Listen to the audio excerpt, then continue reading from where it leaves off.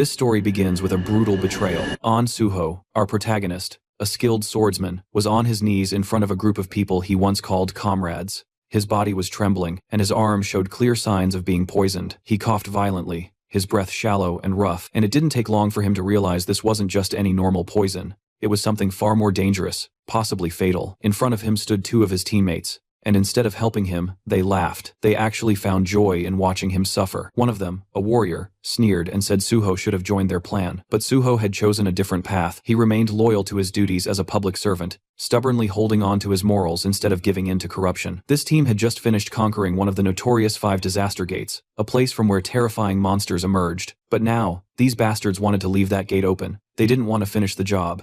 They wanted to make sure the monsters weren't completely wiped out, so they could return again and again, because as long as the danger remained, so did their jobs, their influence, and their status. If the monsters were gone, the spotlight would fade, and so would their power. Suho remembered all the time he had spent with them, fighting side by side in life-threatening battles, trusting them with his life, and now they stood before him, watching him die without a shred of remorse.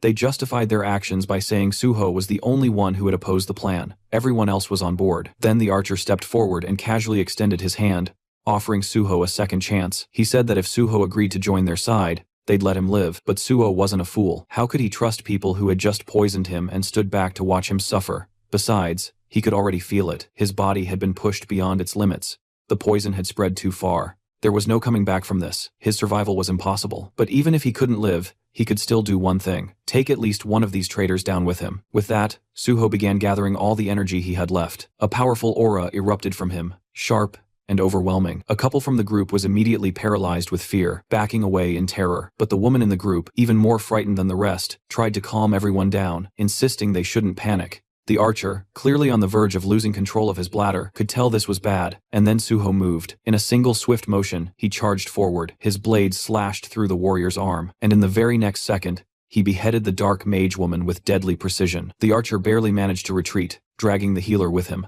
Their smug expressions, once full of arrogance, had completely vanished.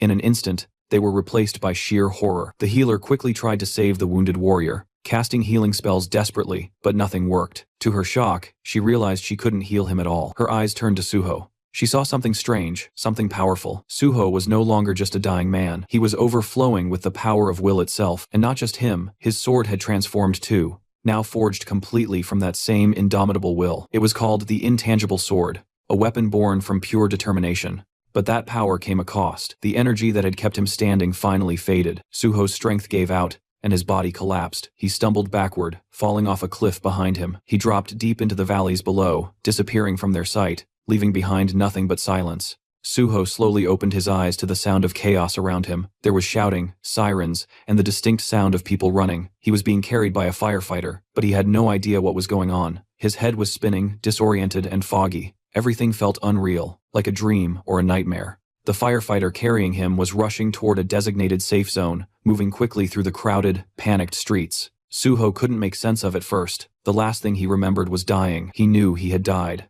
So, how was he here? Alive, confused, and being rescued? Then, something clicked. He noticed what was happening around him. A gate had opened, a presummoning gate. It had caused a dungeon outbreak. Monsters were swarming the area, more specifically, goblins. Dozens of them were running through the city, attacking anything in sight. As Suho looked around, he saw a familiar sign lying on the ground nearby. Sindorim Station. That's when it all made sense. His memories were correct. This was the exact station that had once been contaminated during a sudden gate outbreak. He had seen this happen before. Suddenly, out of nowhere, an arrow came flying through the air and struck the firefighter carrying him. The man let out a cry as he collapsed, and both he and Suho fell to the ground. The goblins were getting closer. Despite the pain, the injured firefighter looked at Suho and told him to run. But Suho didn't move. Instead of escaping, his eyes focused on the axe the firefighter had been carrying. Without hesitating, Suho grabbed it, took aim, and hurled it with all his strength at an approaching goblin. The weapon flew through the air and struck the goblin cleanly, taking it down in a single blow. And then, right in that intense moment, something strange appeared in front of Suho. Floating text, just like a digital display. It was a system window. It congratulated him on his awakening. For a second, he just stared at it, stunned. It was exactly like before, exactly as he remembered. The system asked him to choose the class he wanted to pursue. Out of reflex, his finger almost moved to select warrior. It was instinct, but then he paused. No, this time he decided to delay his selection. Suho turned his attention toward the goblins, who were now cackling wildly. their screeches echoing across the battlefield. They looked completely unbothered, laughing like lunatics, as if victory was already theirs. But Suho wasn't amused. Without wasting another second, he launched himself straight into the horde. His movements were sharp and effortless, weaving through incoming attacks like they were nothing more than a breeze. One goblin, eager to land a hit, tried to sneak up on him from the side. But the moment its eyes locked on his Suho, it froze in horror, because right in front of it, Suho had just retrieved the same axe he had hurled earlier. The goblin recognized it instantly, its face twisted in pure panic. And honestly, if goblins wore pants, that one probably would have pissed itself right there. But Suho didn't care. He wasn't here for theatrics. Before the creature could even let out a scream, Suho slashed it down in one clean motion, cutting it off before it could make the area even more disgusting than it already was. He didn't stop there. Grabbing one of the goblin's sword from the ground, he kept moving. He knew exactly what he was dealing with. Goblins were dangerous, sure, but only to beginners. To someone like him, a veteran who had seen far worse, cutting down goblins was no challenge at all. For Suho, it was easy as fuck. Suho continued slashing through the goblins, cutting them down one after another with a speed and precision that was even sharper than before. In just a few minutes, the entire wave of goblins had been completely wiped out. Ended so quickly, it almost felt unreal and illegal. As the dust settled, Suho looked down at the sword in his hands. He realized how easily he had gotten carried away. In that moment, he wasn't calm or calculating. He had acted purely on instinct and emotion. And while that raw power was useful, he knew that during times like these, what he really needed was a cool head. But then again, if he wasn't mistaken, he had been brought back to the past for a reason. This was a second chance, a rare opportunity to start everything over from scratch, and he wasn't going to waste it. Suddenly, several system windows popped up in front of him, congratulating him for mastering multiple swordsmanship skills. But just then, something else caught his attention. The firefighter nearby was staring at him, clearly curious. The way Suho had fought didn't go unnoticed, and the man couldn't help but wonder if this guy is a player. Suho simply gave a slight nod in response and turned his focus back to the system. He had made up his mind about his class selection. He would become a healer. With that decision made, Suho walked up the firefighter and politely asked if he could take a look at his injury. The man looked a bit confused. Just moments ago, he had saved Suho, and now Suho was offering to heal him. It didn't quite add up, but Suho didn't hesitate. He activated his magic healing light, and instantly, the warm glow of the spell began to take effect. In almost no time at all, the wound healed completely. The firefighter could hardly believe what he was seeing. How could Suho be a healer, when he had just watched him take down an entire goblin wave like a trained swordsman? Before the man could ask more questions, another system window appeared. It was time for Suho to select a weapon from the arsenal. He didn't even hesitate. He knew exactly what he wanted. He picked out a beginner's sword, the same one he had used before, and began preparing himself to challenge the gate ahead. This sudden determination made the firefighter a little nervous, even panicked. The gate up ahead wasn't something to be taken lightly, but Suho had something important to rely on. He had acquired the swordsmanship talent before selecting a class. This was a key detail. Skills obtained based on innate talent could be used regardless of which class a player chose, and as the player leveled up, those skills and class skills also would continue to evolve and grow stronger. Suho recalled something. Isabella's Holy Spirit had been the top-tier upgrade of healing light. If only he'd possessed that kind of power back then, maybe things could have turned out differently. But this time, he was going to do things right. He had a clear plan. He would walk the path of both a swordsman and a healer. And as he remembered the faces of his former teammates, those scumbags who had betrayed and abandoned him, his resolve grew even stronger. He stepped closer to the gate, the one that had nearly killed him in his past life. Back then, he was weak and unprepared. But now, with the fundamentals of swordsmanship engraved in his very being, he knew he could handle it. Without a trace of hesitation, Suho began walking forward and stepped inside the gate. As Suho stepped through the entrance, he suddenly found himself standing in the middle of a dense, shadowy forest. Almost instantly, the system window appeared in front of him, displaying the name of the area, Green Red. A strange name, but there wasn't much time to think about it. After walking for a short while, Suho stumbled upon the gruesome sight of multiple goblin corpses scattered across the forest floor. Judging by their positions and expressions, it looked like they had been running from something or someone far more terrifying than themselves. Their twisted bodies suggested fear, not just defeat. That's when Suho heard something, a low guttural sound from nearby. He turned his head toward the source, and just like that, he recognized what was behind it. Two towering hobgoblins dragging along the corpse of a creature they had hunted. These weren't the weak, annoying goblins he'd seen before. Hobgoblins were a whole different beast, bigger, meaner, and more dangerous. And when they spotted Suho, their eyes lit up with excitement. To them, human meat was a rare treat. Without hesitation, they tossed their previous prey aside and pointed their jagged weapons at Suho, eager to tear into fresh flesh. But what they didn't know, what they couldn't have guessed, was that the human they were drooling over wasn't some ordinary prey. They were staring at a predator. The first hobgoblin charged forward, blade swinging fast, but it sliced nothing but air. Suho dodged it cleanly. He already knew he was underleveled for these enemies. His weapon wasn't strong enough to cut through their thick skin with ease, but he didn't need to rely on brute strength. He knew exactly where to strike. In one swift motion, he lunged straight at the first hobgoblin, aiming directly for its eye. The attack hit its mark. The creature let out a piercing screech loud enough to rattle the forest trees. Suho, ever the soft-hearted one, ended the pain of the poor monster by killing it. But Suho never intended to kill it so quickly. His attack had been too effective that it was pure habitual mistake. He had hoped to use the creature to gain skills and experience from the fight, but accidentally killed it too soon. Turning toward the remaining hobgoblin, Suho decided to make proper use of this one. The second monster, furious over its fallen comrade, roared and charged forward, swinging its weapon wildly in rage. But Suho was calm. He focused, dodging each attack with careful footwork. The hobgoblins slashed left, then right, swinging like a bitch he is, but none of its blows landed. In this world, repeating the same action over and over could eventually lead to acquiring a skill related to it. Suho knew this, and sure enough, after evading several more attacks, a small grin formed on his face. He had obtained a dodge skill, but he wasn't done yet. Now he aimed for his second skill. Suho began parrying the incoming strikes, deflecting the blows with precise timing. Parrying wasn't just a basic move, it had deep roots in weapon-based combat, and served as a foundation for many other advanced skills. It was essential, and Suho wanted it. After a few more successful parries, the system finally notified him that he gained the parry skill. Unfortunately, by then, the hobgoblin had already grown tired. It staggered, breathing heavily, clearly reaching its limit. And so, just like before, Suho gave it peace, this time by swiftly beheading it. It wasn't out of cruelty, just necessity. Now, with 2 fresh skills in hand, he was ready to fight more. He wanted to face more monsters, not for the thrill of battle, but to earn skills, gather experience points, and grow stronger. Outside the gate, the atmosphere among the waiting hunters was tense and frustrated. They had just found out that someone had entered their assigned gate without permission. The moment the news spread, curses began flying left and right. Most of them were angry and felt disrespected, grumbling about how someone had the nerve to step into their territory. Some were already making plans to teach this mystery intruder a lesson once they came back out. They weren't going to let it slide that easily. Meanwhile, not far from the gate, a firefighter was in the middle of a serious conversation. He was speaking with a few men in suits, people from the Hunter Association. They had come to investigate, and were specifically asking about a hunter named Suho. The firefighter didn't hold back, and told them everything he knew. From what he saw, Suho wasn't just some ordinary hunter. He had wiped out a horde of zombies on his own, and even healed his wounds in the middle of the chaos. One of the officers listening to the report looked visibly surprised. He hadn't arrived late, yet somehow, by the time he got there, the goblins were already completely wiped out.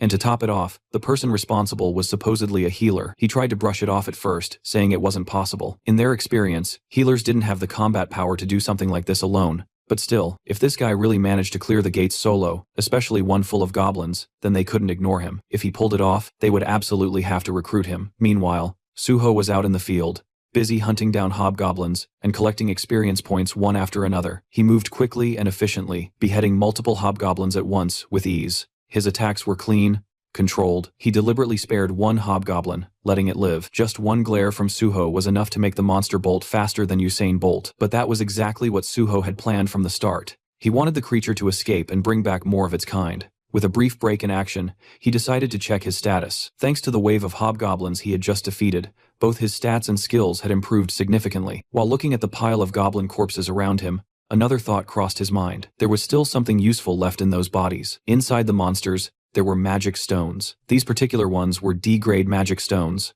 Nothing too rare, but each one could sell for around 50,000 won. That was more than enough reason for Suho to take the time to collect them. Under normal circumstances, he wouldn't bother with this kind of work. He didn't have the luxury to slow down. But right now, his financial situation was closer to a beggar than a hunter, so he wasn't going to let these stones go to waste. He began removing the stones from the fallen monsters one by one, carefully storing them all in his inventory. By the time he was done collecting the loot, he felt genuinely satisfied. This was a decent haul, but just as he was about to take a breath, that calm was interrupted. A sudden wave of pure killing intent hit him like a wall. When he turned to face it, about 30 hobgoblins were already approaching. Leading them was the same monster he had let go earlier, the one that had fled in terror. And now, with the confirmation, the entire group charged towards Suho all at once. But Suho didn't panic. Instead, he leapt into the air like a ninja, moving with the speed and precision of a trained assassin. Within moments, several hobgoblins had already fallen, their heads rolling across the ground. His movements were sharp and effortless, like cutting through butter. Then, as if rewarding his efforts, the system notified him that he had leveled up. New stat points were added to his profile, making him even stronger than before. With that power up in hand and enough experience gained, Suho decided there was no need to drag things out any longer. It was time to end this. He dove straight into the mob of enemies, slashing in every direction, clearing the horde with ruthless efficiency. At one point, a hobgoblin managed to charge him head-on, aiming to strike, but instead of fear, Suho's face lit up with excitement. He wasn't worried. If anything, he looked even more thrilled than before. The boss monster in this gate was a chief hobgoblin, and it was a level 20 enemy. As expected of a boss, it came charging in first, trying to land an attack, but it failed miserably. Right after that, a group of smaller monsters tried to pull a sneak attack from behind, but Suho, without even turning fully, reacted instantly and cut them down like it was nothing. That's when the boss monster switched tactics and used one of its skills, fear. The fear skill was nasty. It paralyzed the target and pushed them into a state of pure terror. The higher the skill level, the stronger its effect. And since this was a boss monster, that alone was enough of an explanation for how it could use such a powerful mental type skill, even inside a low-level gate. The real problem was Suho didn't have any gear or skills that could protect his mind or resist mental attacks. At the moment, he had no way to directly counter it. The boss saw this as a chance to finish the fight and charged in to claim victory. But what it didn't know was that Suho wasn't some rookie. He was a veteran hunter who'd been through situations far worse. He knew exactly how to deal with this. Without hesitation, Suho gripped his blade tighter with his left hand and deliberately cut himself. The sharp pain snapped him out of the fear-induced paralysis. The moment his mind cleared, he parried the boss's incoming strike. Then, instead of focusing on the boss right away, Suho made a quick decision. He turned his attention to the smaller monsters first. Within seconds, he moved through the battlefield, slicing down every last one of them. In just a short burst of action, he wiped out all the hobgoblins inside the gate, leaving no enemies behind except the boss itself. Before going back to face the chief hobgoblin, he took a moment to heal the wound on his left arm. Now, with the distractions gone and his body back in shape, it was just him and the boss. One-on-one, no more interruptions. And from the look on the monster's face, it didn't seem all that confident anymore. The fight between the two had begun, and they exchanged blow after blow. Suho gave it his all, swinging his sword with determination. But because of his relatively low level, none of his attacks seemed to deal any serious damage to the monster. It was becoming clear that a head-on approach wasn't going to work. Realizing this, Suho decided to change tactics. Instead of aiming blindly, he drove his sword straight into the monster's thigh, targeting a weak spot to slow it down. In response, the monster activated its fear skill once again, hoping to paralyze Suho and gain the upper hand. But this time, it didn't work. Once a person overcomes fear, it loses its grip, and Suho had already faced it once and conquered it. Now that he was no longer affected, Suho focused all his attacks on that same spot. He slashed the injured thigh over and over again, relentlessly exploiting the weakness. After a few more precise and forceful hits, the boss monster finally collapsed to the ground, barely alive, clearly on the brink of death. But Suho wasn't finished yet. Instead of going for the final blow, he suddenly used his healing light, a skill meant to restore health, and he used it on the monster. The creature, already confused and half dead, was now completely thrown off. It couldn't understand why the human who had nearly killed it was now trying to heal it. Suho, on the other hand, was delighted. He had just realized he could keep the fight going. By repeatedly attacking and healing the monster, he could extend the battle and use it as training. Some time passed in this strange cycle: attack, injure, heal, repeat. And with every round, Suho grew stronger. His skills steadily improved, and eventually he upgraded several of them to A and B ranks. Meanwhile, the boss monster, once proud and terrifying, was now covered in pure fear. It couldn't even bring itself to look at Suho anymore. Now that Suho had learned everything he could from this place, there was nothing left to gain. The monster's role in this trial was finished. It had served its purpose. With a calm expression, Suho ended it all, beheading the monster without hesitation. Just like that, the gate had been conquered. Suho stood victorious. He was declared the MVP of the gate, gaining bonus experience on top of everything else. His level had now reached 10, a significant milestone for any hunter. Even his healing skill, Healing Light, received an upgrade, advancing to E rank. And along with that, he acquired a brand new skill, Cure. It might not seem like much now, but if his skills continued to develop at this pace, it wouldn't be surprising if one day he could neutralize even 10,000 types of poisons. It was only the beginning, but the path ahead was clearly promising. With everything wrapped up, it was time to move on. Suho turned toward the exit of the gate. Outside, the atmosphere was tense. The gate had started to tremble slightly, causing people to whisper and wonder, had the gate been cleared? Then, before anyone could guess further, Suho stepped out. He walked out calmly and confidently, as if the chaos behind him didn't matter. There wasn't a hint of exhaustion or discomfort on his face, just quiet composure. People around him stared, unable to figure out who he really was, or what exactly he had done, and Suho didn't bother explaining. He simply let their curiosity grow. Soon after, multiple guilds rushed over. They had all come looking for the mysterious man who had conquered the gate alone, but Suho ignored every offer, every scout, every invitation thrown his way. He wasn't interested. Instead, he walked past them and landed right in front of a man in a formal suit. With a calm and confident tone, Suho greeted him. This man was no ordinary official. He was the team leader of the South Korean Hunter Association, Young Chulmin, and judging by the confused look on his face, he clearly wasn't expecting to be greeted by the person behind the gate's conquest. The scene shifts to the South Korean Hunter Association, where team leader Yang and Sujo were sitting across from each other. On the surface, it looked like a standard registration meeting, but Chulman's mind was elsewhere. His thoughts kept drifting back to their earlier encounter. He remembered how they had first met, shaking hands casually, and how Suho had mentioned that he was already on his way to the Hunter Association. Anyway, at first Chulman had assumed it was just for a license renewal, something experienced hunters did all the time.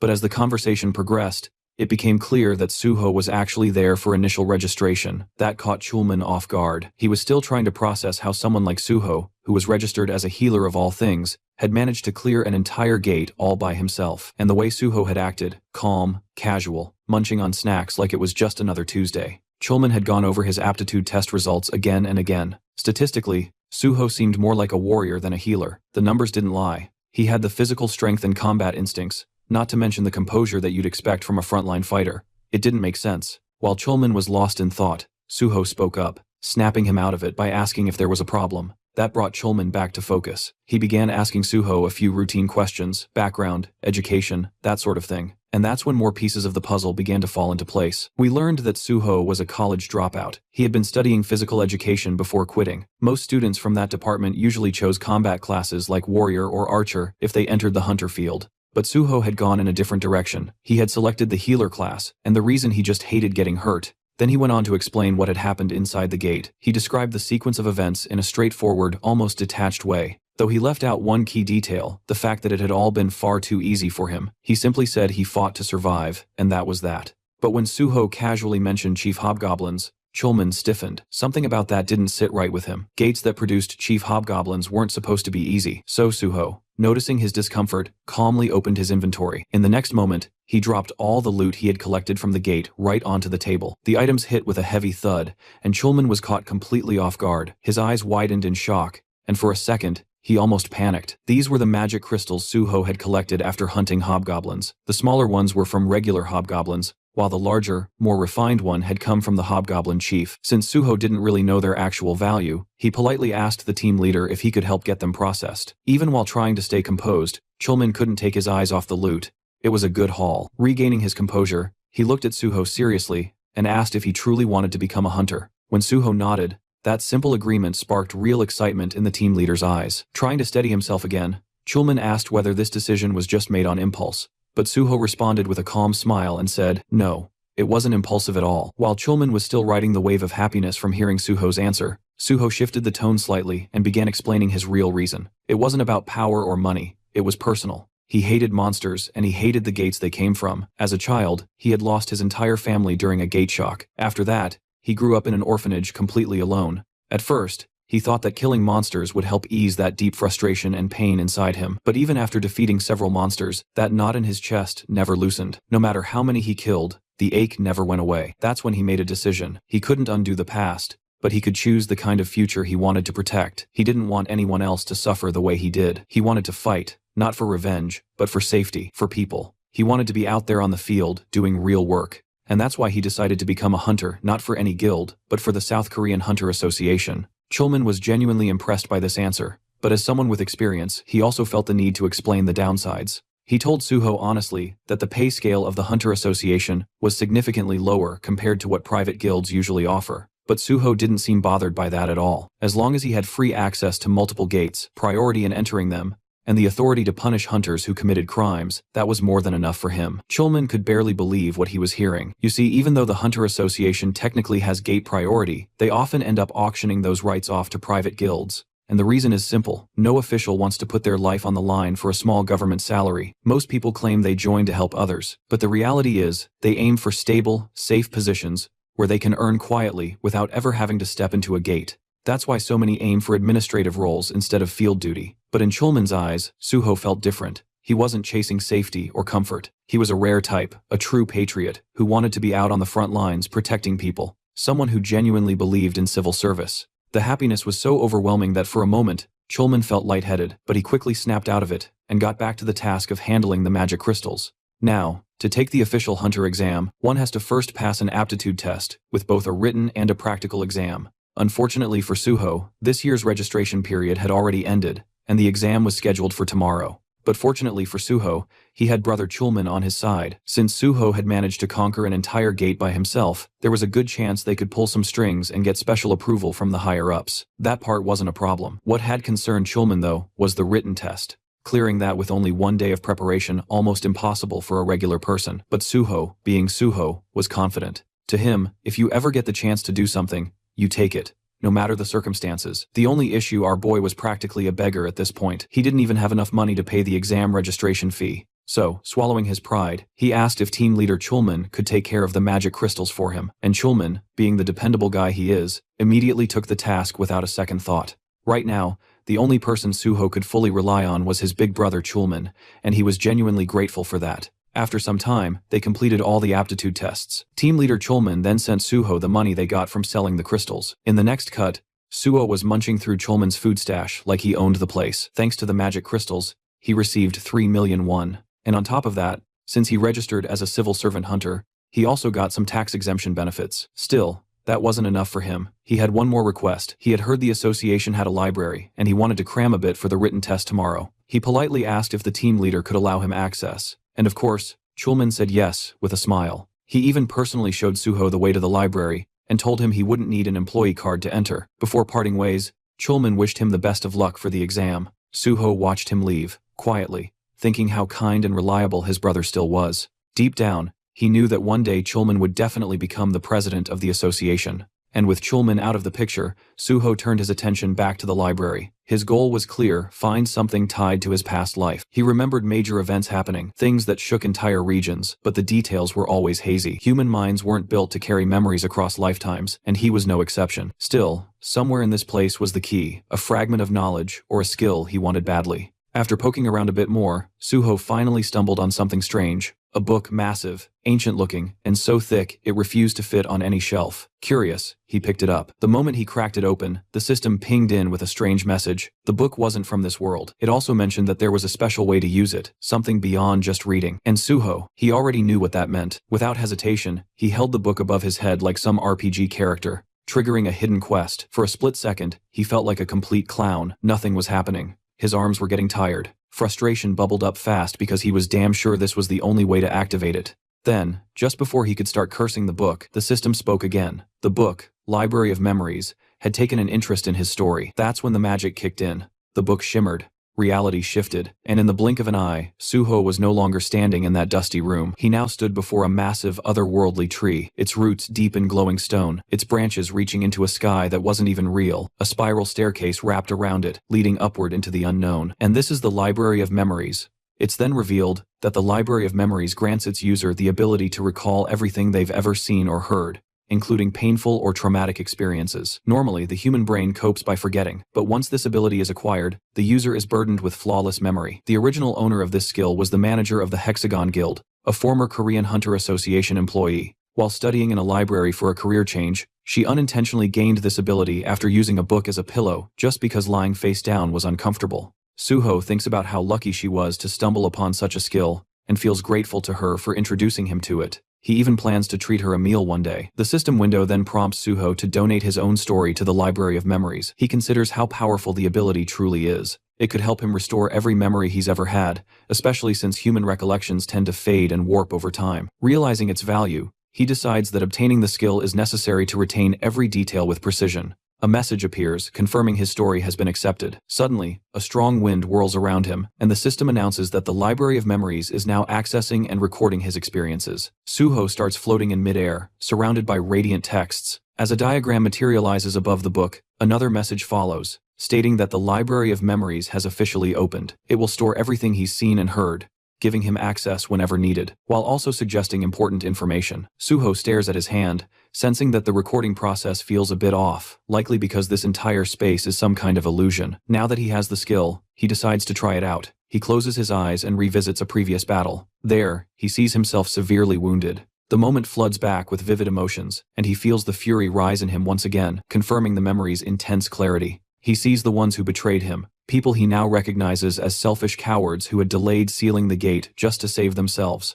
He swears to never forgive or forget them. His consciousness floats among countless system windows. The memory unsettles him, and he wishes he'd chosen to recall something less painful. Then, out of nowhere, one system window shows a shocking notification. He's being given a chance to become stronger. As the first person to reach the realm of the transcendent, the system announces it's rebooting for player On Suho. He's left speechless as the world around him reverts to normal. A thought crosses his mind. Could it be that the system really sent him back in time? He remembers having once reached the state of unity with the divine sword, and obtaining the first SS rank skill. But now, as the first to attain transcendence, he's being given a new opportunity, something no one's ever experienced before. Suho starts to realize that his return to the past might not be just a coincidence. In the next moment, he arrives at a certain place by taxi. As he steps out, he reflects on how meaningful this second chance really is. Now he has an opportunity to prevent the disasters that once struck him, and to handle the unpredictable gates that had caused countless casualties. Determined to tackle these gates faster than before, he reminds himself that every second matters. He soon arrives at a huge building nexus. Standing before it,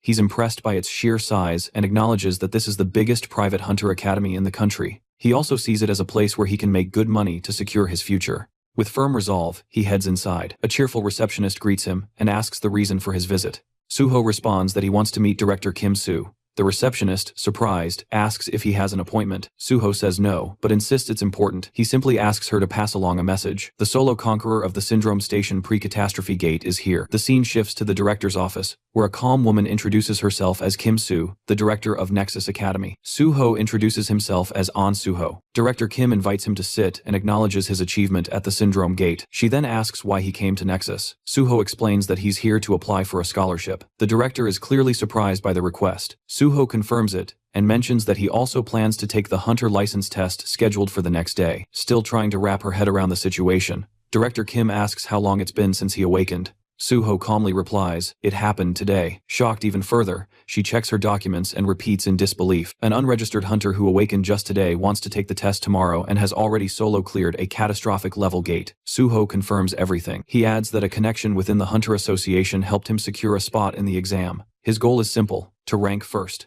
His confident declaration leaves the director even more surprised. Then Suho states his condition. If he ranks first, he wants to be officially granted Nexus Scholarship student status with full financial support. Suho knew full well that for an unknown newcomer, reaching the top wouldn't be easy. But he wasn't some beginner. He was a battle-hardened veteran who had cleared countless gates. Whether anyone else believed him or not didn't matter. That choice was up to them. Director Kim recognized that clearing such a dangerous gate alone was no small feat. Still, she reminded him that the hunter test was a completely different matter. With an average pass rate of less than 20%, Suho made it clear if he didn't get first place, they could ignore him and cancel the scholarship deal entirely. Intrigued, Director Kim asked why he chose Nexus instead of more prestigious academies like Hexagon or Prime. Suho answered bluntly. Despite being the biggest academy, Nexus had hit a rough patch in recent years. It hadn't produced a single top-ranking student, and that had hurt its reputation and admissions. Silently, Director Kim acknowledged the truth. Nexus was in desperate need of success, and no current student had shown any signs of becoming a breakout talent. If Suho really did take first place, Nexus would gain the most from Spotlight. His proposal in that sense was perfectly timed. Still, the director couldn't help but wonder what kind of person makes such a bold offer with that much confidence. Curious, she asked how much money he was expecting from the scholarship. Suho responded by asking about the rewards for becoming the top student. She explained that the prize included a full refund of tuition, and additional bonus of 30 million won, and the opportunity to immediately join the Nexus Guild. Suho nodded. It seemed fitting for the country's largest academy. But then, with a grin, he added that 300 million won would be even better. The number stunned Director Kim, but Suho kept going, saying that considering the advantages that came with being the top student and the scale of the academy, the amount was fair. For Nexus, 300 million wasn't much anyway. Deep down, Director Kim knew he wasn't wrong. Reluctantly, she agreed and told him that if he ranked first, she would pay him the 300 million. Later, Suho wandered around the campus. The more he explored, the more he realized just how enormous it was, bigger than most amusement parks. Once enrolled, he wouldn't be missing anything. The staff members showing him around chuckled proudly, explaining that Nexus was the largest academy in all of South Korea. Suho noticed the guide looked tired, and figured they'd probably been woken up just to give him a tour. Feeling slightly guilty, Suho thanked him for showing him around so late. The guide smiled, saying it was the least he could do for someone so important. Then, Suho spotted someone training alone on the playground. Curious, he asked if that person was a student. The guide nodded, saying that student trained every night at this hour, and was the most hardworking student in the academy. Suho was intrigued, The student's name was Daehan. The guy called out to him, reminding him to take care of his health, to which Daehan replied with a smile, saying he had to push himself harder since he was already in his 3rd year. Suho recognized him instantly. In his past life, he had teamed up with Don for raid missions. Back then, Daehan had been the nation's top tanker, famous for his unmatched endurance and defensive capabilities. It had been unfortunate when pure tankers lost their place in the meta over time, but now seeing Daehan wielding an axe instead of a shield, Suho realized Daehan still hadn't unlocked his real potential. This was a perfect opportunity. He could guide Daehan now and eventually recruit him into the Great Hunter Association. The guide introduced the two of them. After a brief greeting, Suho asked if Daehan intended to use the battle axe as his main weapon. Daehan confirmed it. Suho then asked why he chose that particular weapon. Daehan explained that since he aimed to be a frontline fighter, his instructors had suggested the axe, saying it matched well with his build. The guide chimed in, adding that few weapons could rival the battle axe in sheer destructive force. Suho asked if Daehan had only trained with the axe. Daehan admitted he had. He called himself a slow learner and said trying out multiple weapons felt like a waste of time. It had taken him 2 years just to get somewhat decent with the axe. And even now, he didn't feel particularly skilled with it. Suho silently analyzed the situation and understood the real problem. It wasn't that Daehan lacked effort, but that the axe simply didn't suit him. It wasn't a matter of dedication, it was a case of poor direction. If his progress hadn't improved early on, he should have switched weapons. Suho found it surprising that even the top academy in the country missed something this obvious. He suggested a different mindset. Since players would eventually receive stat adjustments, it made more sense to pick a weapon that felt natural to them. With skill correction effects, proficiency could rise quickly, but true performance in battle relied on knowledge and experience. In Daehan's case, the battle axe was clearly a mismatch. While it delivered heavy hits, the long cooldowns made users vulnerable, and considering Daehan's large frame, it became even harder to protect him effectively. When Daehan heard this, he was taken aback. He'd spent the last 3 years training with an axe. Suho acknowledged his dedication, but pointed out that Daehan's real strength might be in tanking. He advised Daehan to try using a kite shield on his left arm and a one-handed blunt weapon in his right hand. According to Suho, this setup would significantly enhance Daehan's overall combat effectiveness. Daehan hesitated. Switching roles right before the exam felt risky, especially since the test was happening the very next day. Suho then asked him to think about what truly forms the backbone of a raid party. While many believed it was the mage, in reality it was always the tank. The tank's job was to draw the enemy's focus and protect the team. To do that properly, a tank needed both a shield and a secondary weapon for crowd control. Suho's reasoning finally clicked with Daehan. Motivated by the insight, he decided to give it a shot. Suho was glad that Daehan didn't let doubt hold him back, and appreciated how quickly he could think and adapt. Suho wished him luck, and Daehan thanked him before heading off. Right after that, the guide explained that Director Kim had asked him to give Suho a tour, which is why he introduced him as a guest. But now the guide was curious. Was Suho actually an instructor? He seemed to know a lot about combat and contracts. Suho clarified that he was an instructor, though internally he realized it probably looked suspicious for someone without a license to know so much. He explained that he was more like a stakeholder. The guy nodded and mentioned he'd just received a call. The contract was ready, and it was time to return to the director's office. Then came a day of the hunter test. The area in front of the association building was packed with examinees, all armed with swords and ready to earn their hunter licenses. Everyone had been preparing relentlessly for this moment, sharpening their skills and reaching peak performance. Ironically, Suho, the same man who had cleared a gate all by himself, was in his worst condition. After finishing the test, Suho walked out, reflecting on the purpose behind it. It had been organized because of concerns over possible doping, but in his opinion, those measures didn't mean much. Most cheaters didn't use drugs, they used skill buffs. During the test, one woman in particular, and several others, had shown magic levels no one at level 5 should naturally have. The system then notified Suho that his magic sensing ability was far sharper than most. He had fully mastered the skill of magic detection. Thanks to that, Suho found it easier to notice oddities. Although nothing had been officially reported, he could already tell that many were cheating using buffs. He knew it was time to put an end to this. Looking at Chulman, Suho felt grateful to have at least one honest person around. As he walked in the hall where other candidates were discussing their tests, he couldn't help but feel like he'd unintentionally become a cheater himself. Chulman walked up and asked how the test went. Suho replied that he was confident he'd pass, but then asked why Chulman was there. Chulman explained that he was helping out since the association was always short-staffed. He'd also heard that this written test was the hardest one yet, but Suho's confidence was impressive. Suho responded that he believed he had solved it, and asked if he could bring something up. Chulman agreed, as long as it wasn't about the test itself. Suho said it was somewhat related. He pointed out that during the test, there hadn't been any checks for buffs and asked why. Chulman asked what he meant by buff checks. Suho explained that while the association did conduct urine and blood tests to prevent drug use, and confiscated personal items to prevent cheating through gear, They didn't seem a check for skill-based cheating. He suggested that using magic detection could help spot buffed individuals more effectively. Chulman appreciated the input and promised to look into it before the practical exam. Suho said he'd get ready for the next test. Before he left, Chulman stopped him and said he personally hoped Suho would do well and that they'd get to work together. He wished him luck on the practical, and Suho thanked him. 30 minutes later, at the site of the practical test, the announcer informed everyone that the exam had been delayed by 2 hours due to issues with the dive capsules.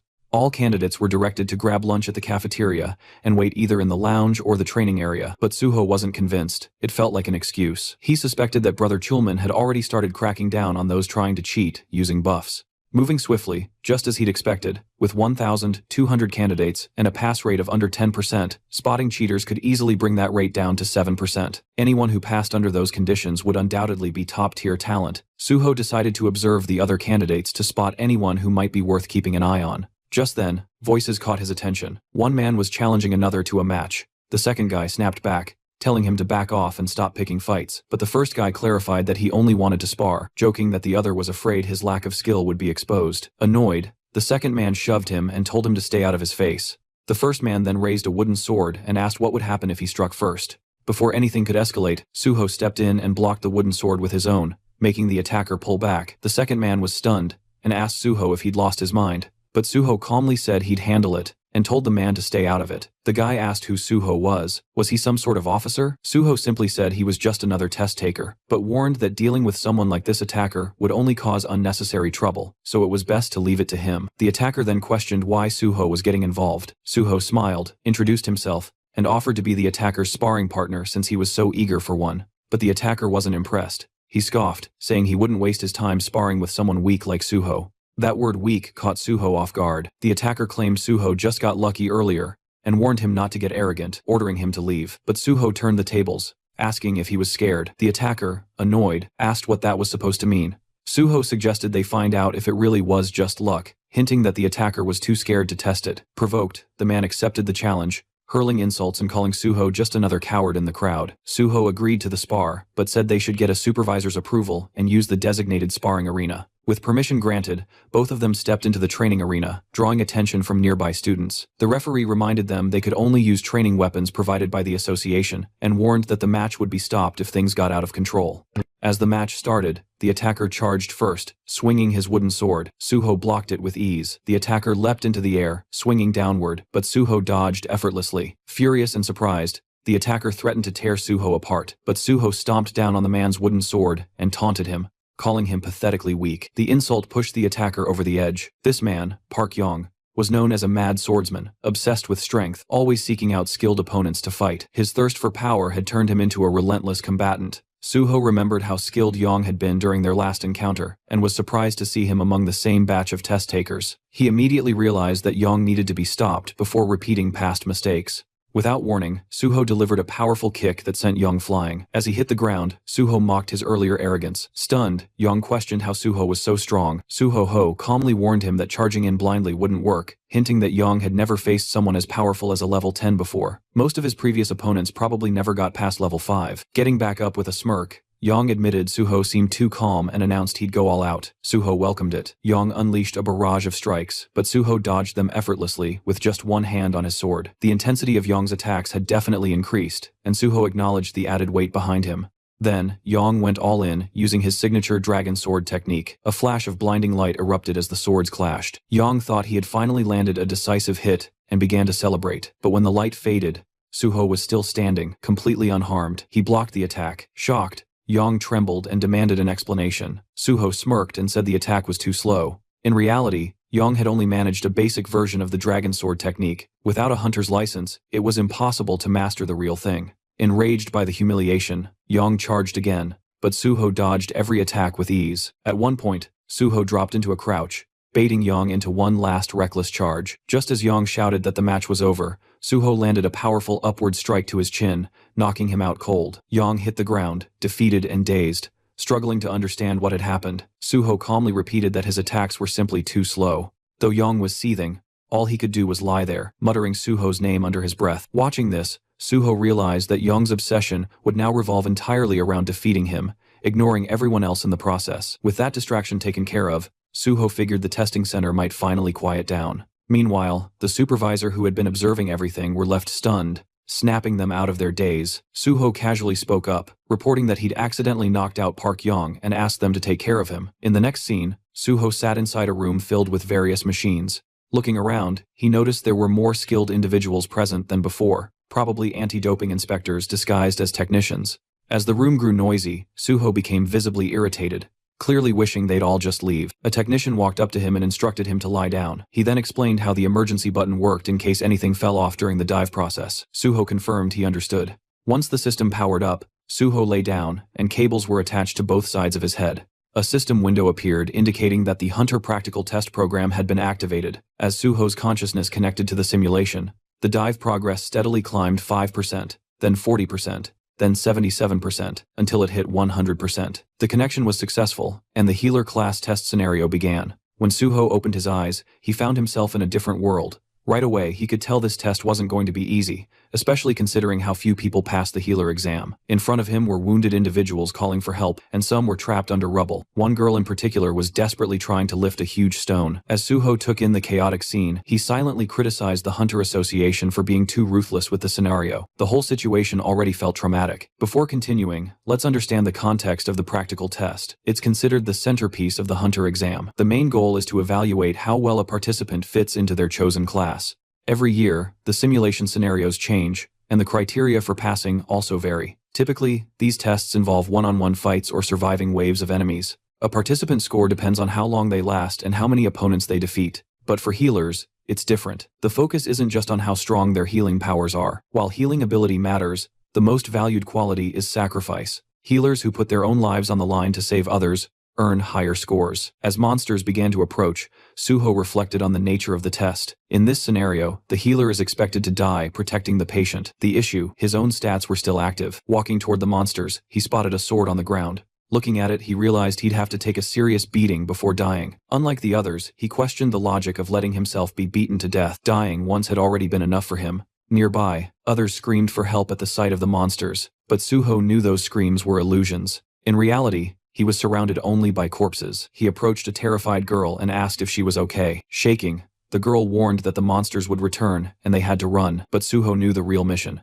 He had to protect her until the end. Reassuring her, he promised that the rescue team would come and that he'd keep her safe until then. With resolve, he stood his ground, ready to fight the oncoming monsters. Back in the observation room, players started exiting the simulation pods one by one. One of them stepped out, thinking he could have done better. A woman thanked him for his efforts and instructed him to gather his belongings and head outside. She then moved to another pod and checked the screen. It displayed the details of a participant, Kang Jin-young, Archer class, with a recorded time of 9 minutes and 4 seconds. She commented that this season's scores were particularly low due to the test difficulty. Curious, she asked Director Shin how long Suho had been inside. Shin replied, 30 minutes. Shocked, she repeated the number, unable to believe it was that long. Rushing over to Suho's machine, she checked the display herself. 30 minutes. Still in disbelief, she asked if Suho was a warrior. Shin corrected her, saying Suho was a healer. Refusing to believe it, she accused him of lying, but Shin pointed to the sword Suho had been holding and urged her to look closely. Together, they reviewed the simulation footage. Watching Suho in action, the woman asked again if he was really a healer. Impressed by his combat ability, she wondered aloud if he might be disqualified for not dying.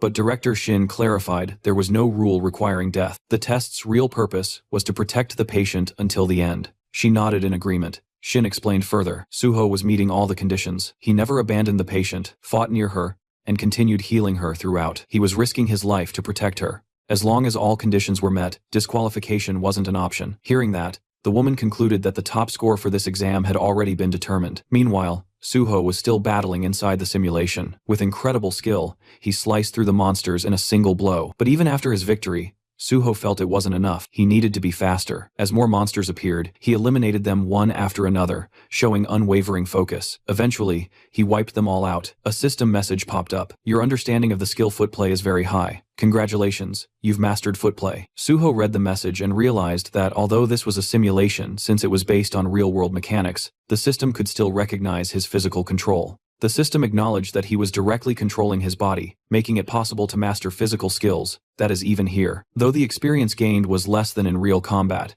it was still a great way to train. In addition to swordsmanship, he had picked up various skills and upgraded all basic sword techniques to a rank. There were no experience points or item rewards, but the results were still satisfying. If he could eventually raise all his sword skills to a rank or higher, he might be able to develop a technique like Park Yong's dragon sword technique. Another message appeared. Great achievement. Your understanding of swordsmanship surpasses everyone else's. The system is impressed by your unique style and wishes to register it. Would you like to create a new swordsmanship skill by combining your basic sword techniques and footplay? Suho smiled, finally ready to create his own style. Guardian sword. A confirmation window appeared, asking if that would be the official name. Suho confirmed. Another message congratulated him for his supreme mastery and recognized the creation of a new unique swordsmanship skill, Guardian Sword S. This new ability boosted the effects of all his sword and footwork skills by 50%. As a reward for this great achievement, the system awarded him 10 bonus stat points and expressed its hope that Suho would continue walking the path of the sword. A final message confirmed he had unlocked Sword Mastery S, a privilege granted only to those with deep understanding of swordsmanship. This lifted all restrictions on learning and using sword techniques, enhanced all sword-related abilities by another 50%, and removed any limitations tied to sword use. Suho quietly thought back to his past life. Back then, it had taken him over 10 years to reach this level of skill. But now, thanks to the knowledge he carried from that life, he had progressed much faster. He recognized how much his value had grown. Turning his focus to the exam, he recalled that the number of monsters was predetermined, and he couldn't help but wonder how much effort had gone into preparing the whole thing. With all his objectives completed, only 2 paths remained: either die at the hands of the monsters, or wipe them all out. Elsewhere, the supervisors watching the live footage were left speechless. They couldn't believe what they had just witnessed. For the first time in the history of practical exams, someone had defeated every single monster. They were in awe, not just of his combat prowess, but also because he had successfully healed the patient. One examiner even joked that they didn't need to bother checking the rankings. The winner was clear. A few days later, the scene shifted to the Hexagon Guild's headquarters. A confident guild member declared that their student, Kian, would surely be this year's top scorer. Another member agreed, proud of the effort they'd poured into his training. But then, someone noticed a congratulatory letter. As it was read aloud, confusion spread. Kian wasn't the top scorer after all. The name on the letter was On Suho. Everyone was stunned. The atmosphere immediately shifted, tense and confused as someone asked where Kian was. At that moment, the guildmaster received a call, and the scene changed again. Suho was now on a call with the team leader. The leader apologized for the late congratulations, explaining he'd been swamped with work, but he made sure to praise Suho for earning the highest score. He admitted he hadn't expected such consistency from him. Suho responded humbly, saying it was all thanks to the team leader, though the leader quickly deflected the credit, saying Suho's achievements were entirely his own doing. He also pointed out that Suho's exceptional performance had helped expose a number of cheaters who were illegally boosting their skills. This would lead to tighter rules in future exams, which he saw as a positive outcome. Then the team leader cautiously brought up a question. Was Suho still interested in joining the Great Hunter Association? Suho replied that although he might stay with the guild a bit longer, his ultimate goal hadn't changed. He still intended to join the association. The team leader appreciated his clear answer and said he'd reach out once the recruitment or testing schedule was ready. Suho agreed with a smile. Before ending the call, the leader reminded Suho to eat properly and look after his health, and Suho returned the same kind words. After the call ended, the team leader glanced down at something in his hand and quietly reminded himself to eat too. Back on Suho's side, he paused for a moment. Something about the leader's tone lingering in his mind. It fell off. He wondered if everything was all right. Just then, his phone rang again. Suho checked the caller ID and seemed to know who it was. He answered and introduced himself. The caller was Kim Soo, who congratulated him on his success and confirmed that payment had already been sent according to their agreement. Suho acknowledged her efficiency, praising how professional her large guild was. Then came her proposal. She invited Suho to join the Nexus Guild, promising benefits better than anything other guilds could offer. Curious, Suho asked how far they were willing to go. Kim Soo assured him that she'd do everything possible to match his expectations. As a top student and scholarship recipient, she said adjusting the contract terms would be no problem. She even suggested meeting in person to finalize the deal. Suho, however, politely declined for now, mentioning he had personal plans that day. He promised to review his schedule and get back to Earth soon. Still, he did hint that considering he was a Nexus scholarship recipient, it would be logical to join Nexus over any other guild. Kim Soo was overjoyed by his response. Her excitement was so intense that even her co-workers nearby noticed. She begged him not to sign anything with another guild in the meantime. Amused by her enthusiasm, Suho chuckled and agreed to meet soon. As the call ended, Suho smiled, still hearing the echo of her thrilled voice. At that moment, the taxi driver let him know they had arrived. Suho thanked him and stepped out. Now standing outside, Suho reflected on everything that had happened. He had cleared the test, secured his license, and received the payment. The next chapter of his journey was right in front of him. With quiet determination, he moved forward, ready to begin farming. At Lighthouse General Market, Suho checked his phone and thought about how he had quickly gathered everything he needed. Now, the only thing left was to buy a weapon. With that goal, he arrived at a small, tucked-away shop, deliberately avoiding the crowded ones since he wasn't sure they'd have what he was looking for. As he stood outside, he wondered if his quiet place might hold the right weapon. Stepping inside, Suho greeted the shopkeeper, who asked what he needed. Suho explained that he had just become a hunter and was looking for a lightweight weapon. The shopkeeper directed him toward a section with cheaper items. When Suho glanced at them, he noticed thick layers of dust and realized most low-grade weapons came without verified data. But that didn't mean every unverified weapon was useless. Some weapons needed to go through a process called liberation before revealing their true potential. These special weapons usually gave off a subtle aura, a kind of signal, though most players in places like this wouldn't recognize it. Suho picked up one of the weapons and activated his magic detection skill. A faint smile appeared on his face. He had found it. After walking out with the weapon, Suho thought to himself that if the owner ever found out the spear's true worth, he'd regret letting it go so cheaply. But for now, it was time to begin. Suho closed his eyes, focused, and began pouring his magical energy into the weapon. The spear absorbed his power at a fast pace, draining his energy quickly. Realizing how much it was taking out of him, Suho stopped and collapsed to the ground, completely exhausted. He understood that if he'd pushed just a bit more, he might have passed out from magic depletion. To awaken the weapon, he needed a magic stat of at least 100. Though he couldn't use it yet, he knew it would become a powerful asset in the future. He promised himself he'd level up fast and unlock its full potential soon. Meanwhile, inside the PBS building, reporter Jinwi received a phone call from Suho. Suho introduced himself and confirmed that he was the top scorer in the recent hunter test. He also revealed that he had personally handled the unprecedented gate incident at Syndrome Station all by himself. Jinwi was shocked by the revelation, taking a moment to silently process the fact that Suho had cleared such a dangerous gate even before officially becoming a licensed hunter. In Jinwi's eyes, Suho was already a monster. When Jinwi asked why Suho had reached out to him directly, Suho explained that he had found Jinwi's blog during a search. He mentioned that while he knew about Jinwi's privileged upbringing, he respected Jinwi's decision to pursue journalism out of genuine interest.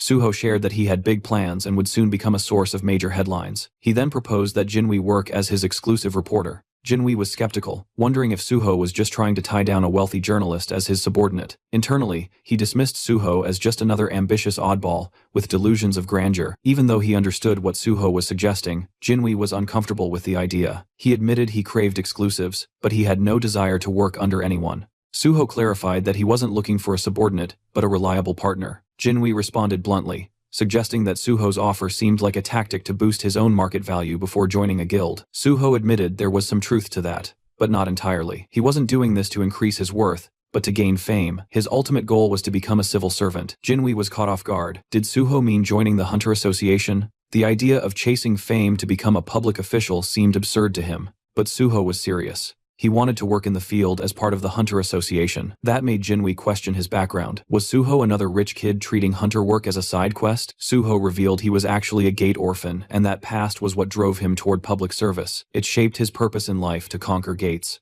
As Jinwi glanced at his laptop, he questioned whether Suho was really being serious. With so many strange people emerging lately, it was getting hard to tell, but in the end, he decided it didn't matter much. He acknowledged Suho's point of view, but declined the offer. He preferred choosing his own stories to cover. Still, Suho didn't give up. He suggested a bet. Curious, Jinwi asked what kind. Suho proposed to earn Jinwi's trust by proving himself as a hunter. He announced he would attempt to clear the Tower of Challenge alone that very day. Jinwi was stunned. That tower was infamous. Clearing it was considered impossible even for a full party. Doing it solo sounded downright insane, but Suho was confident that if he pulled it off, it would be enough to convince Jinwi. If he succeeded, he wanted Jinwi to become his personal and exclusive reporter. Suho remembered the Jinwi from his past life, a top-tier broadcaster from PBS, famous for his pride and elite background. He'd gained popularity as a journalist who never took requests. Yet, in Suho's previous life, they had teamed up many times thanks to Jinwi's sharp reporting and rare influence over public opinion. But that same brilliance made him dangerous to others, like a thorn,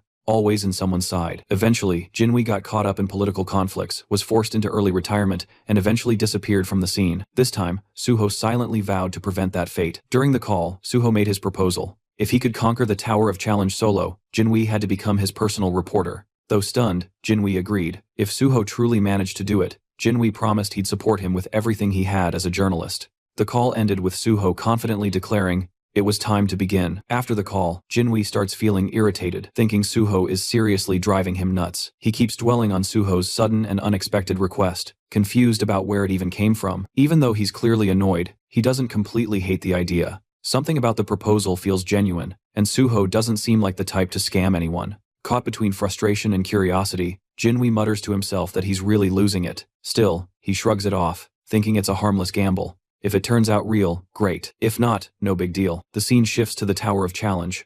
Suho stands at the entrance showing his hunter license to the gatekeeper. The man notices Suho came alone and warns him. Solo entry is allowed, but it's risky. Judging by Suho's license number, he assumes Suho just passed his test. The gatekeeper suggests teaming up since even the lower levels often lead to injuries or worse. But Suho insists on going in alone. Respecting his choice, the man informs him of the 70,001 entry fee and tells him to pay once he gets the invoice. Suho nods and thanks him. As he steps forward, the gatekeeper shouts after him to be careful and retreat if things get too dangerous. Suho simply gives a nod and walks inside. While walking, Suho reflects on the Tower Challenge. It's widely known as a training ground for players below level 20. This public gate is government-maintained and meant to help players grow stronger. Now that his level has been reset, there's no better place to start over. As he pushes the door open and steps in, the system immediately announces his entry. It tells him that he can give up any time, and if he declares withdrawal, he'll be teleported back to the entrance instantly. Suho summons his sword just as the system triggers the beginning of the first floor challenge. A slime monster appears and launches an attack. While fighting, Suho notices the monster's large size and surprising speed, which momentarily catches him off guard.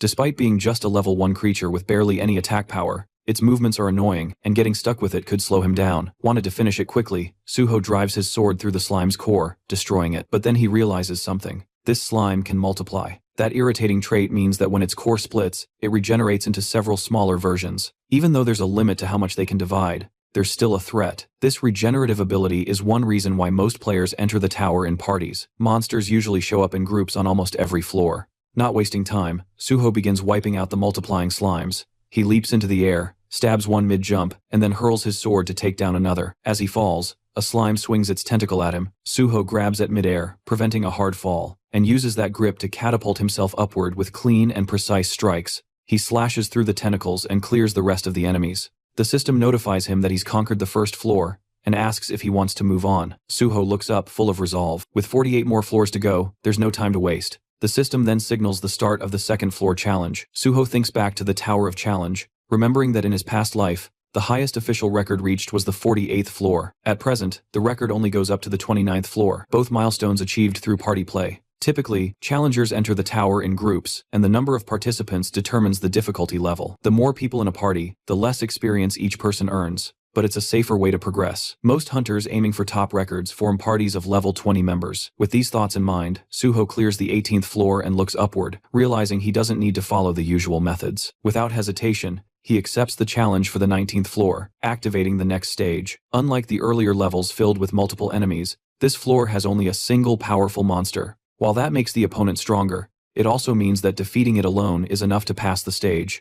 As soon as the monster appears, Suho charges in and defeats it with a single sword strike. The system announces the completion of the 19th floor and gives him the option to proceed to the 20th. Instead, Suho decides to pause the challenge and examines the monster's body. He notices something strange. Unlike other defeated monsters that vanish immediately, this one leaves behind a red gain. It's a clear hint from the tower that there's something more to uncover. Suho retrieves an item from the remains, realizing it has a specific purpose, even though it can't be used on its own. Using his magic detection ability, he finds a hidden space linked to the Red Gate. This hidden area turns out to be the subspace fortress of the Fortress King, Jiang Pyong. This subspace is unique because unlike others created using items, it allows living beings to enter and leave freely. Inside, Suho finds himself in a place that looks like a cave. A glowing object appears, and the system informs him that the fortress's previous owner is dead. Suho is asked if he wants to take ownership. He accepts and grabs the glowing object, which begins to fuse with his body. The system confirms that Suho is now the new master of the subspace fortress, which is no longer just an item. It has become a skill bound to him permanently. The system also explains that the appearance of the fortress will change depending on Suho's magical power. The space begins to shift. What was once a cave transforms into a fully furnished room. Impressed, Suho realizes the space is more sophisticated than he expected. Its size expands with his magical strength, and even adapts to his preferences. He feels relieved that he stopped Jiang Pyong-ho from getting his hands on this power. That man had once used the fortress to store everything from drugs and stolen artifacts to kidnapped people. Remembering the horror of those sleepless nights caused by such crimes fills Suho with disgust. But now, with the fortress in his hands, he knows such darkness won't repeat. By stopping the rise of the Fortress King and gaining a powerful personal base, Suho feels he scored a massive win. With newfound resolve, he gets ready to keep moving forward.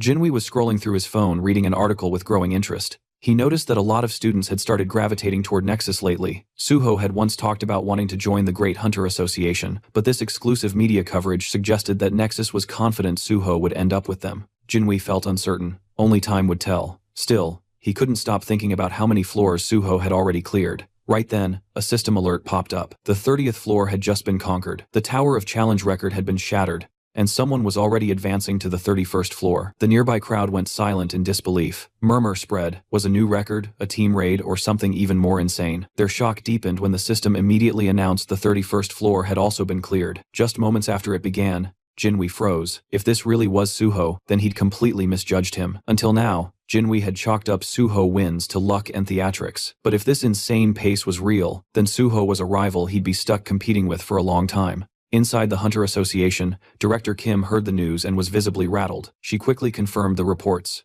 Suho was actually smashing records live. Realizing Suho's value, she decided they had to make an offer, so tempting it couldn't be refused. She ordered her team to alert the president and office manager, then head straight to headquarters. Meanwhile, the system made Chulman rapid rise through the Tower of Challenge was something the world had never seen. If Suho truly wanted to join the association, this was a once-in-a-generation talent. Just then, Chulman's phone rang. It was the vice president of the association. Curious, Chman picked up. The VP asked where he was. Upon hearing that Chulman was near the tower in Pango, he jumped on the opportunity. He told Chulman to bring Suho in. Chulman lit up, thinking he'd been given the chance to recruit Suho, but the VP quickly shut that idea down. He didn't want a recruitment, just a photo of Suho with the association president. Then he hung up, leaving Chulman stunned and bitter. He thought to himself, how these power-hungry executives were exactly why the public saw them as corrupt and incompetent. In his mind, only hunters deserved to be in charge of the association. He stared at the tower, trying to think of a way to convince Suho to come in. Inside the tower, Suho had just cleared the 48th floor, updating the tower record again.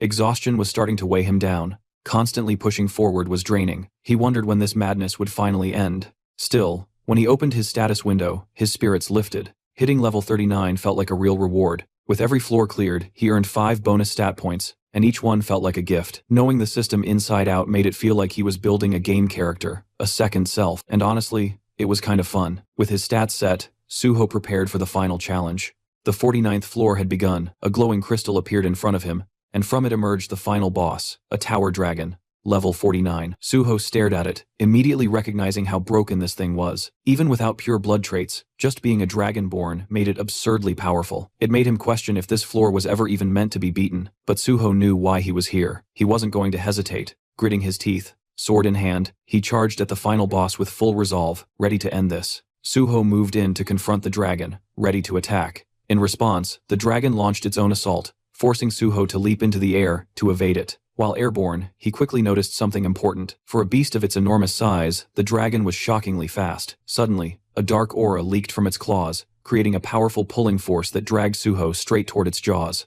Right before he was sucked in, Suho grabbed the dragon's mouth, hoisted himself over its head, and slammed his sword down with all his strength. The dragon roared furiously and tossed its head so violently that Suho was flung away, forcing him to retreat to safety. As he caught his breath, Suho realized something concerning. His strongest strike hadn't even left a scratch. All he had managed to do was annoy the creature. The dragon then smashed the ground with overwhelming power, sending deep cracks tearing through the floor. Suho ducked behind a large rock, silently grateful for his high stats. Without them, the shockwave would have killed him instantly. He quickly understood that although the dragon's level wasn't unbelievably high, its natural traits made its body absurdly durable. Standard attacks were useless. He needed to target its weak point, the reverse scale. Since this dragon wasn't level 100 yet, it likely couldn't completely hide that scale. After scanning its body, Suho spotted the vulnerable point near its tail. Without wasting a second, he charged in and struck the rock-hard scale with all his might. The dragon howled in agony, and a system notification appeared. The tower dragon had entered a rage after its weakness was hit. Suho left his sword lodged deep in the reverse scale, knowing the fight wouldn't end quickly. Dragging this battle out would only make it more dangerous. He channeled even more power, pushing the blade deeper. Enraged, the dragon unleashed its fear-based ability. Suho's body froze as he slipped into a hallucination state.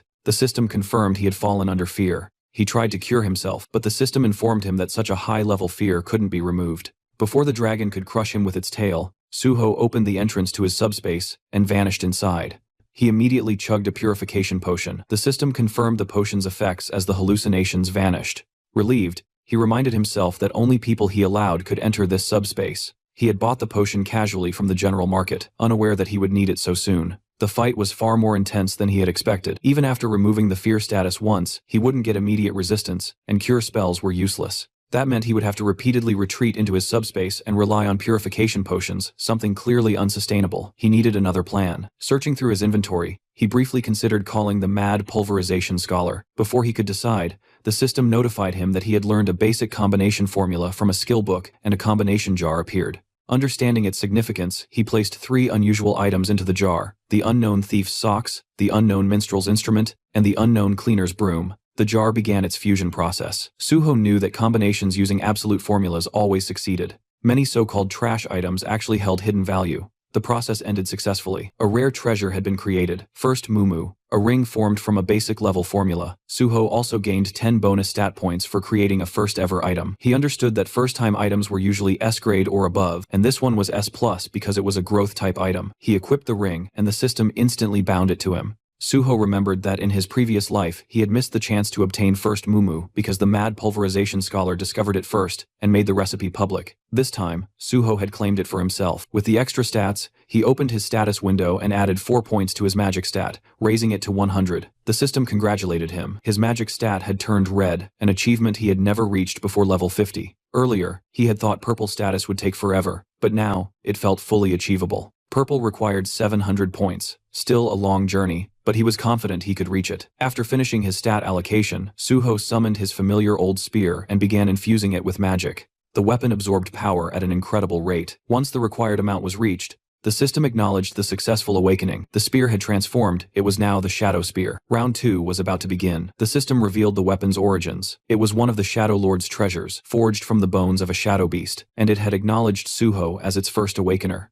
The spear could now be summoned from his shadow, and regenerated using magic and shadow energy. Suho understood the weapon's value immediately. Just as Zhangpyeong had the subspace fortress, the Shadow Lord, a monarch-level being, had wielded this spear. If that entity existed within the gate, Suho was now holding its signature weapon. He felt relieved he had secured it before anyone dangerous could claim it. Time to test it. He summoned the spear again, appreciating its convenience. Since he couldn't attack from within his subspace fortress, he would need to step out and hit the reverse scale while the dragon slept. Suho exited the subspace and climbed to a rocky ledge overlooking the beast. Raising the shadow spear, he hurled it straight into the stone embedded in the dragon's tail. The spear pierced through, and the dragon writhed in pain. Suho jumped down as the system announced the dragon had entered another enraged state. It unleashed dragon fear, but Suho instantly retreated back into subspace, avoiding all status effects. His hit-and-run tactics continued. Suho struck repeatedly, retreating each time. The process took longer than expected, but soon the reverse scale's durability dropped under 10%.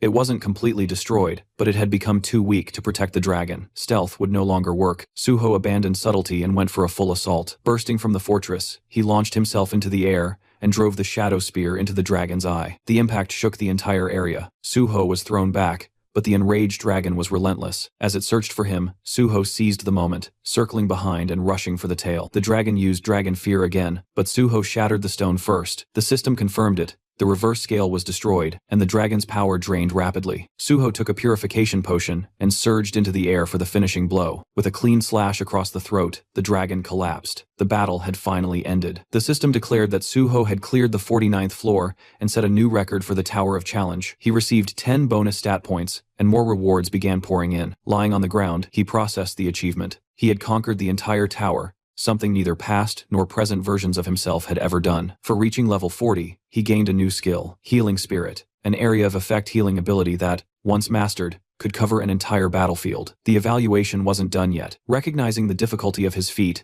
the system rewarded him with dragon blood. Suho was shocked. This was the signature power of Yoma, the monster player. So this was where Yoma had obtained it from the Dragon Mountains. The system explained that inheriting dragon blood granted a dragon's power depending on how far the user pushed themselves. Before Suho could summon the shadow spear again, the system alerted him. The weapon was reacting to the tower dragon's shadow. It absorbed the shadow entirely, undergoing another transformation, Shadow Spear Plus. A hidden function called Shadow Devour, not even listed in the original description, had grown stronger. Part of the weapon's consciousness had awakened. Suho checked the updated stats and was stunned. Shadow Binding and Shadow Regeneration had both risen from A rank to S rank. Shadow Binding could now rip out a target's shadow and immobilize them, while Shadow Fangs tore the shadow apart, causing continuous bleed damage. Growth-type weapons truly exceeded normal equipment. Satisfied, Suho prepared to leave, but something on the ground caught his attention, a massive fang. The system identified it as a mighty dragon's fang capable of inflicting an incurable debuff that nullified all recovery. Suho was stunned again. He had obtained a dragon byproduct, something believed to be almost impossible to secure. It confirmed that the tower dragon had been a pure blood dragon, which naturally dropped materials. This entire battle had been a jackpot. With everything collected, Suho finally turned to go, certain that reporter Jinhui would be waiting for him outside. At that moment, the tower crystal shattered, and the system calmly declared that the trial tower had been conquered. The conqueror was the player named Suho, and every other player was forcefully expelled from the gate. A portal appeared, and several hunters came crashing out of it, rolling across the ground with stunned expressions. One of them fell to his knees, clutching his head in disbelief, muttering that this couldn't be real. Had someone actually entered the trial tower alone? His teammate, still sprawled on the floor, asked who Suho even was. The hunter simply pointed ahead and asked if the guy standing there was the one. His partner turned his head and confirmed quietly that yeah, that was definitely him, because the size of the crowd was insane and there wasn't even space to breathe. Right now, the protagonist was completely surrounded by reporters.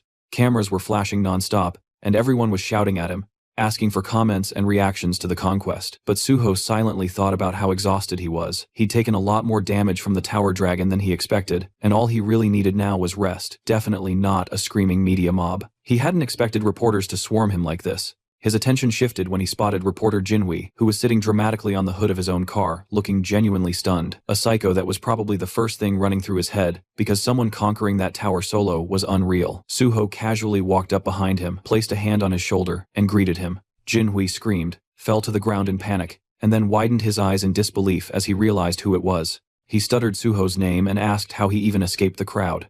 Suho smiled lightly and said he slipped away. He explained it like he'd just executed some secret ultimate stealth technique and vanished without leaving a single footprint. Extending his hand forward, Suho asked why Jinhui still didn't trust him. The reporter slowly reached out, looking at him like he was insane, and asked if he knew he sounded crazy. Suho calmly answered that if Jinhui really didn't trust him, then he should just tell him, and Suho would adjust accordingly. Jinhui got up, dusted himself off, and said that if he didn't trust him, he wouldn't have helped him this far, then hurriedly told him to jump into the car before the press noticed. Inside the moving car, Suho received a call from team leader Chulman. He congratulated him for clearing the trial tower, and admitted he wanted to thank him face to face, but Suho had disappeared too fast for that. Suho thanked him politely, and said he had been hiding because he was tired. Chulman laughed and said Suho always exceeded expectations. He asked if Suho was still in Pangyo and if he wanted to meet up. Suho explained that a friend picked him up, then asked if there was anything specific he wanted to discuss. Chulman admitted there wasn't anything particular unless Suho could stop by the association, if he wasn't too exhausted. Suho paused and repeated the word, "The association?" Chulman confirmed it. He explained this was an unprecedented event. Everyone believed the trial tower was impossible to clear, and it had been functioning as a public gate. Considering the scale, they needed an investigation. Suho responded that he didn't remember investigations being conducted when large guilds cleared difficult gates. If there was information they needed, couldn't they just request it? After a quiet second, Chulman agreed and wished him good rest. Suho thanked him and ended the call. He leaned back and thought to himself, without a doubt, the chairman or the vice chair wanted him there, probably for photos and PR. He respected Chulman, but he had zero interest in doing anything for the higher-ups. If he let them drag him into bureaucracy now, he'd definitely get stuck in trouble. He planned to dodge it until he officially joined the Hunter Association. Jinhui glanced at him while driving and asked if he could ask something. Suho nodded and told him to go ahead. Jinhui said that with Suho's abilities, couldn't he go anywhere, especially government positions? Suho smiled. The government paid well, and no matter how strong private guilds pretended to be, the government had more actual power. Jinhui blinked, reminding him that private guilds had fame and influence. Suho responded calmly. Fame was temporary, nothing but a staged spotlight. Right now, private guilds looked like heroes, but eventually the public wouldn't admire them, they'd fear them. Jinhui nodded slowly and said Suho had a point. Suho sighed and continued. If he wanted to end the gate crisis, he needed support. He couldn't do it alone. That was why he chose the government association. Jinhui smiled, saying Suho would have massive advantage among players because no one had that level of duty and conviction. Suho thanked him while healing his arm with a small healing spell. Then Jinhui asked if he planned to apply through normal general recruitment. He said it would be a waste for someone like Suho to take a level 9 field position. Suho answered that he wasn't applying for that. Jinhui then guessed level 7, but Suho replied he wanted level 5. Jinhui almost shouted, was he serious? Suho told him to stop asking if he was serious every 2 seconds. Jinhui looked at him curiously, and said of course he wanted to know why it was natural. Suho smiled lightly and said he'd explain it, but Jinhui better not write it in the article. And also, he should keep his eyes on the road. After some time telling the story, Reporter Jinhui was stunned by Suho's plan and said it was a great idea, and the protagonist calmly replied that yes, it was, but it must not appear in the article yet, because he wanted to officially announce it through him later, and when that time came, it would naturally shake everything, which meant Jinhui would have exclusive access before anyone else in the company. Jinhui stared at him and asked if Suho was planning to squeeze every drop of benefit out of him, and Suho simply replied that if he's friends with a reporter, he should obviously use that fact to his advantage. Jinhui laughed and said fine. Suho could use him as much as he wanted, then suddenly asked if Suho wanted to go home now, since his personal information was already leaked, and there were probably countless people waiting near his house. The protagonist smiled and casually answered that he would just disappear again the same way he did at the tower. But Jinhui hesitated and asked if maybe Suho should just stay with him for now, explaining that he lived alone in a big house. The guest room was beautifully furnished, and the security was tight enough that nobody could break in. Suho paused for a moment and asked where exactly he lived, and Jinhui answered proudly that his home was in Kaiser Cheongdam, and Suho couldn't help thinking with genuine surprise that those were premium luxury apartments worth hundreds of billions. Once they arrived, Suho stepped inside and froze for a second, not because he was impressed, but because the place looked like the final boss of rich kid housing, the kind of luxury that doesn't brag, it just exists and expects you to stare. Jinhui welcomed him like it was nothing, and told him to treat the place like it was his own house, and Suho just nodded, mentally noting that this was exactly what life looked like when someone was born with premium DLC enabled at birth. Jinhui pointed toward a device sitting neatly on the table, a convenience function pad. Through the community app installed on it, Suho could order food, shop, call support, and even summon an emergency healer if needed. Jinhui added that Suho looked way better now compared to when he first got in the car. Suho replied simply that he was a healer. Jinhui blinked and asked again, and Suho repeated it, a little annoyed, because yes, he was really a healer. The journalist apologized, admitting that even though he had read it everywhere, his brain still refused to believe it. After all, healers normally entered a guild first, then leveled safely. They didn't just casually solo clear the Tower of Challenges. Picking up his bag, the rich guy said he had to return to the office for work and reminded Suho of the password. Suho told him not to worry and wished him a safe trip. After the door closed behind him, Suho finally opened his system window and checked his status. He decided it was time to distribute the stat points he earned from clearing the tower. He balanced stamina with the other attributes and poured the remaining points into sensitivity. At this level, it wasn't just an elite route anymore, it was the path of a successor, and even he had to admit his stats were looking insane now. Once that was handled, Suho switched to a different task. He'd been a master at detecting surveillance equipment in the past, and with his newly improved sensitivity, he could probably detect anything. And even if he trusted Jinhui, he wasn't stupid enough to blindly assume a conglomerate kid's place was completely clean. Better paranoid than dead. After checking every detail for a while, Suho finally dropped onto the sofa, feeling drained. The house was huge, way bigger than most subspace-grade houses he'd seen before. Honestly, finding hidden cameras felt harder than slaying that dragon earlier. With no devices detected, he finally let himself relax, but his phone wouldn't stop buzzing. Notification after notification kept flooding in. When he checked, Suho realized his personal information had been leaked. Someone had exposed his number and the messages just wouldn't stop. Accepting the situation, he decided he needed a new phone and a new number. Remembering the community app Jinhui mentioned, Suho tried using it, and to his surprise, it was extremely efficient. He transferred important things to the new device and designated it for private use. Even though the messages kept flooding his old phone, he planned to switch numbers soon.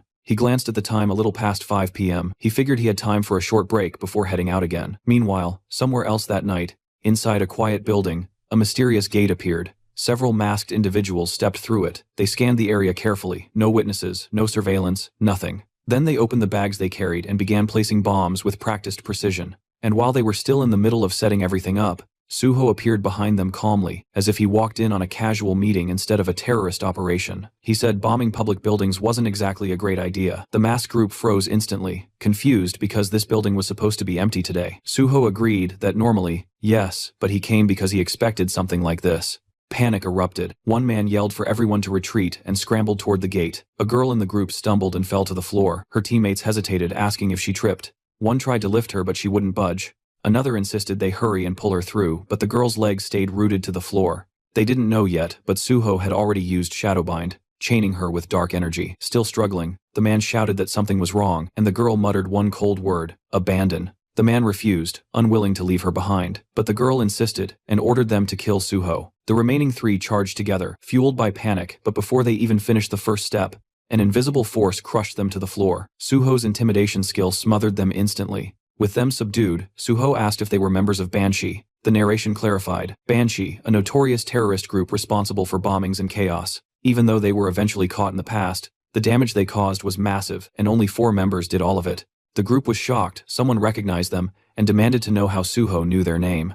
Suho calmly stepped toward the man closest to him and removed his cap. He identified him as Kwak Do-ho, the muscle, who worked day labor, jobs, and handled heavy tasks. Then Suho pointed to another Seo Kyawan, the bomb maker who worked as a middle school science teacher. Next, Kim Hyunmin, the transporter, an everyday delivery driver using a movement skill to vanish after attacks. Lastly, Suho turned to the girl Koo Yeonhwa, a university student and the true leader of Banshee. Her EMP ability erased electronics and magic supports with ease. Stunned, Yeonhwa demanded how Suho knew everything. Suho smiled and said anything could be uncovered if someone tried hard enough, and she already knew that. Still refusing to believe him, she demanded again to know who he was. Suho acknowledged her quickness and reminded her she already knew the answer, and said out loud that if she still didn't trust him, he could prove it by handing her over to the authorities right now. Realizing he wasn't bluffing, she finally asked what he wanted. Suho said she should have agreed earlier and also pointed out this wasn't a great place to talk. He told her to retrieve the bomb and said they'd talk at their hideout instead. She stared at him, wondering just how much information he knew, but finally agreed. Suho turned to Hyunmin and asked if he could move now and told him to open the door, because they obviously weren't going to take a taxi. Once inside their hideout, Suho told everyone to relax, take off their masks if they wanted.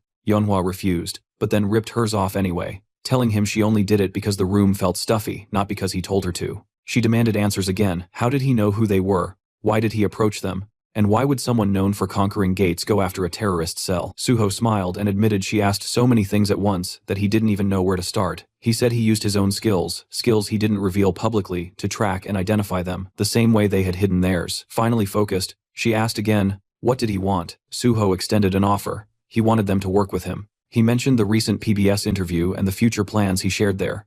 Yeonhwa assumed he meant joining the Hunter Association. Suho confirmed, and before she spiraled, he clarified he wasn't handing them over for forced recruitment. He explained he would take the level 5 exam, then move through 1 or 2 positions, and eventually join the Special Forces Division. Yeonhwa looked stunned, and Suho told her not to make that face. He knew they hated the Special Forces, which was why their bombings targeted related sites. He understood because he had the same reason. Suho revealed the truth. He was a gate orphan. He used to think it was coincidence until he later learned the disaster had been manufactured on purpose. After every cleared gate, that land became premium real estate. The government knew a gate shock was coming and let it happen anyway for profit. There were development projects behind it, and Suho already knew who was responsible. So his goal was simple: become the head of the Special Forces and make those responsible pay. He explained the Special Forces held the highest authority in the association, influenced other government offices, and could prosecute hunters. He offered revenge, but in a strategic and lawful path, not reckless terrorism. But Yeonhwa still pointed out there was no guarantee Suho would pass the level 5 test.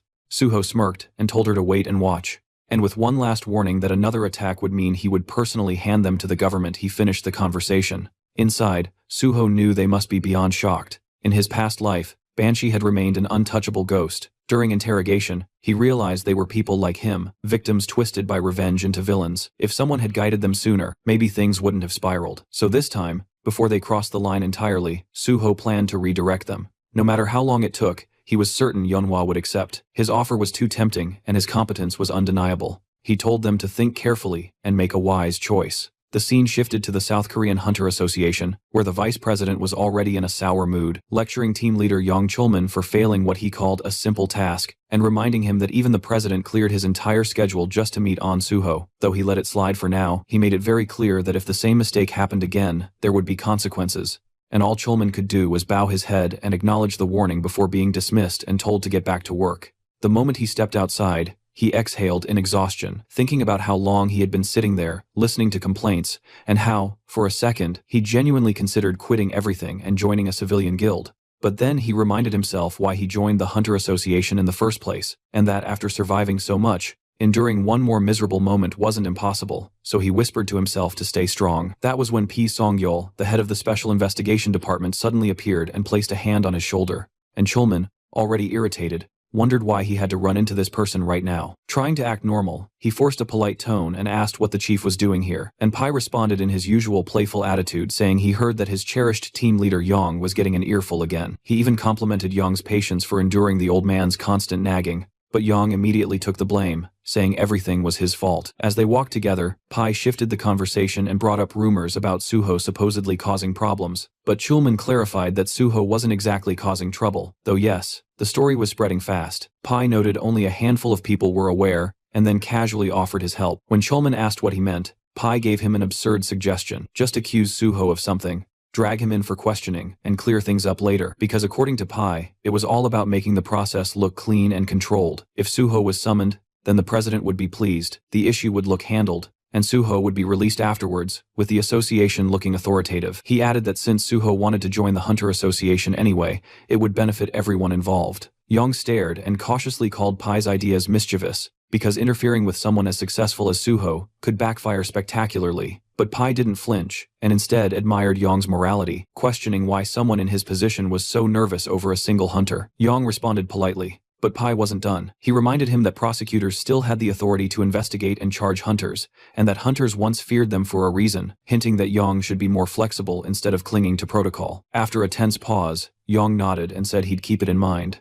Pai left after offering support and reminding him that there were always alternative ways besides following rules strictly. Once alone, Yang replayed everything quietly, thinking about how he used to respect Pai as one of the few hunters inside the association who felt grounded compared to the disconnected elites at the top, but now he wasn't so sure. Knowledge changes people, and Pai knew too much, which made him dangerous. Feeling uneasy, Yang went outside, found a quiet spot, and sat down, lost in thought. His mind went back to Suho, how the guy initially supported the association, but suddenly distanced himself. It wasn't shocking though, since major guilds offered ridiculous benefits that could sway anyone, yet Yang wondered what Suho was really thinking. Meanwhile, Suho stepped out of a taxi elsewhere, and activated the ring on his finger called First Mumu, thinking about how reckless he had been when he activated it the first time, but now, after conquering the Tower of Challenge, he had mastered its usage. It was time to move. He walked toward the Seoul Central Blood Center building and activated his magic detection skill, scanning the surroundings until he found it, a faint trail of magical energy. Gates naturally emitted magic, so even hidden ones leaked traces. Following the signal, Suho found a faint gate hidden like mist, one that required specific conditions to open. Without hesitation, he pulled out a knife, sliced his palm,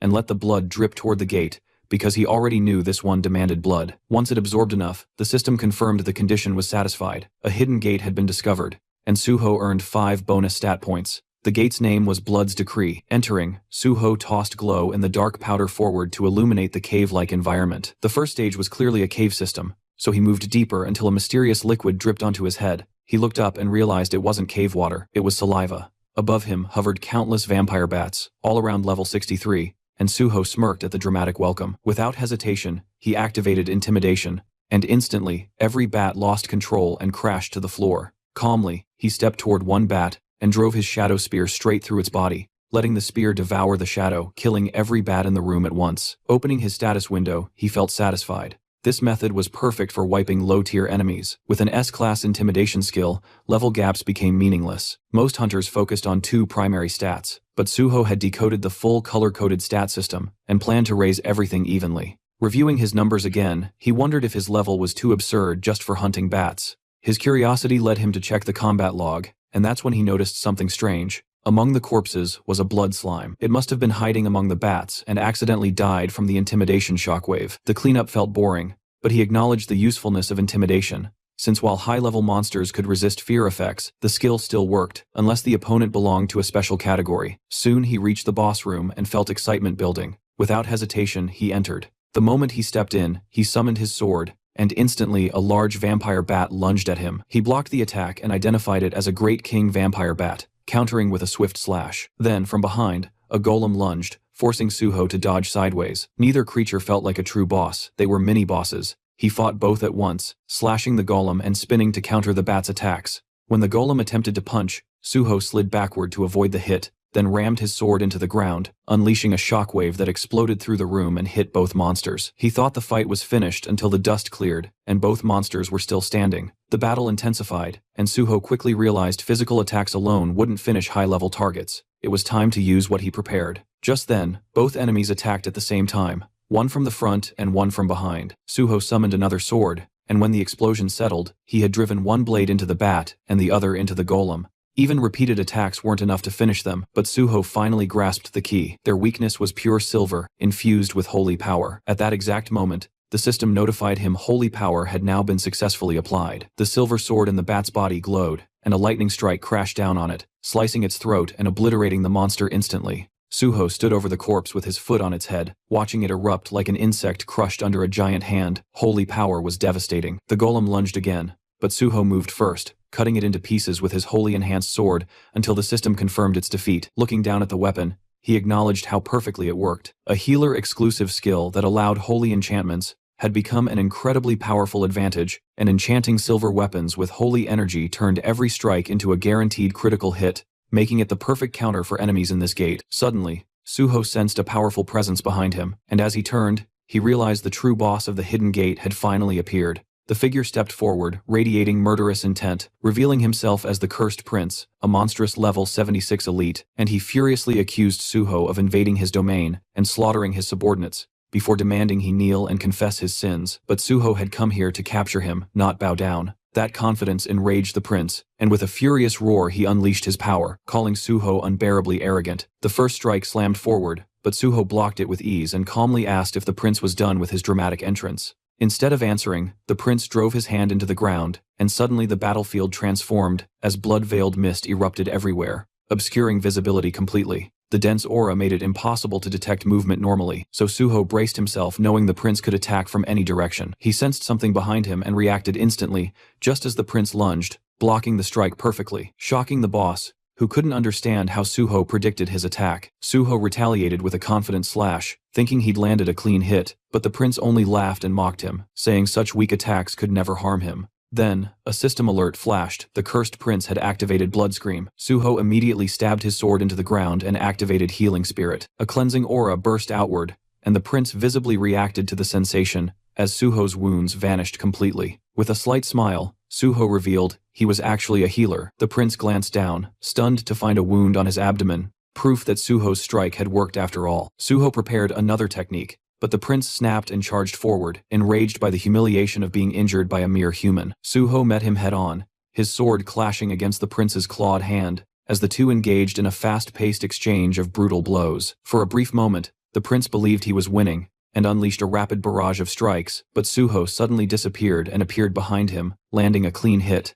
Blood poured from the prince's mouth as he stumbled backward, and Suho immediately rushed in to continue the assault. Refusing to retreat, the prince activated more power and charged directly back, and the two collided with massive force, sending shockwaves across the battlefield. When they landed, the scene changed instantly. The Cursed Prince's head separated from his body and rolled across the ground. Suho approached casually and crouched next to the severed head, mocking how easy the win was until the head suddenly lunged forward and bit his hand. The still-living prince cursed Suho inside his mind, demanding his blood, and promising to enslave him. With pure disgust, Suho ripped the head off and threw it aside, thinking the prince was basically a mosquito biting without warning. Then the system announced the start of kin conversion. Suho collapsed to the ground as blood rapidly drained from his body, dizziness and a pounding headache overwhelming him, while a violent thirst clawed at his throat. Inside his mind, the prince declared it was already too late, but Suho told him to shut up, refusing to listen. As the conversion continued, Suho reminded himself that to gain the vampire trait, synchronization had to reach a certain threshold, and once it did, he needed to purify the infection instantly with holy water. When kin conversion hit 50%, Suho believed he was close to acquiring the trait, and reached for the bottle only for it to suddenly shatter. The prince laughed, saying this was his domain and nothing Suho did would matter now. Suho realized the prince had been far more cautious than expected. The corridor that had been destroyed was now restored, and even the prince's body was missing. Everything had been reset for the next phase. Still refusing to give in, Suho tried to plan another move, but the system warned his blood was now beginning to corrupt. The prince, confident, declared there was no escape, but Suho revealed he still had one final card. The system immediately responded. All conditions to unlock the second power of Dragon Blood had been fulfilled. He had reached level 50, and survived a mentally and physically life-threatening situation. A new notification appeared. Dragon armor available. Suho smirked, realizing he had triggered it just in time. Kin conversion stopped on the spot, and the system confirmed again that all conditions for unlocking the second stage of Dragon Blood had been met. Dragon armor activated. He now possessed Dragon's Endowment and Dragon Skin, granted through the armor. The moment the Dragon's Endowment effect activated, further assimilation was blocked, and purification began. The corrupted blood inside him converted into pure blood and was absorbed into his system, while the remaining corruption was destroyed entirely thanks to the Dragon Blood effect. Suho successfully mastered the unknown power hidden within the corrupted vampire blood and felt his body become lighter. He remembered planning to unlock the second dragon blood power using a custom gate at level 50, but instead it happened here unexpectedly. Checking his newly unlocked skill, he saw Dragon's Endowment, an innate trait exclusive to descendants of dragon blood representing nobility and superiority. While active, it granted immunity to infection, corruption, and allowed automatic absorption of corrupted sources to purify, heal, and evolve. The system had never shown the second awakening condition, but Suho had learned it from Yongma. Since kin conversion was life-threatening, the system recognized it as the trigger. Although the endowment purified the blood, it also preserved the vampire power inside it. He checked another skill, one tied to vampirism sealed for now, proof that he had nearly become a vampire, and he wondered whether he technically acquired it or not. His original goal was to obtain vampire traits, but dragon and vampire blood clearly couldn't coexist fully still. The skills he gained were strong enough, so he accepted it. Another new skill appeared, Blood Weapon, a rare ability only usable by noble-level vampires or higher, but requiring huge quantities of blood.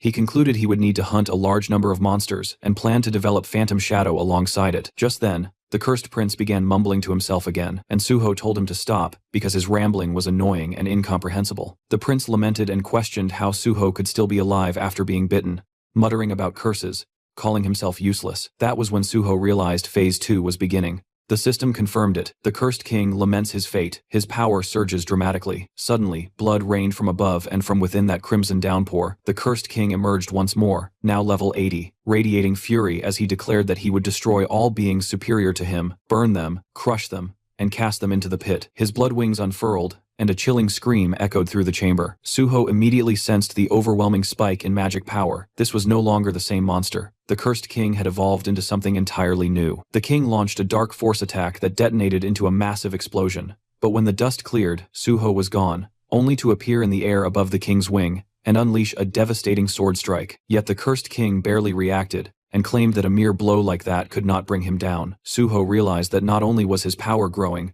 but his intelligence as well. The king swung his wing like a weapon, smacking Suho away with brute strength. Suho steadied himself and immediately recognized the danger. The king rushed in with another attack, and Suho blocked the incoming strikes head-on with his sword, activating his holy power, and declaring that holiness would surpass all the strength the king possessed. But in the next instant, the cursed king shattered Suho's weapon, and scoffed that holy power meant nothing to him now. Suho quickly retreated, analyzing the situation. A wholly enhanced weapon had broken like glass, meaning normal weapons would not work anymore. With no hesitation, he summoned his bloody sword. Seeing it, the cursed king erupted with rage and demanded Suho hand it over while launching another brutal assault. But Suho infused the bloody sword with holy power and sliced through the strike, shocking the king who couldn't comprehend what just happened. Suho finally understood. Blood weapons scaled in power and durability based on his stats, and at his current level the sword had already reached red rank, more than enough to end this fight.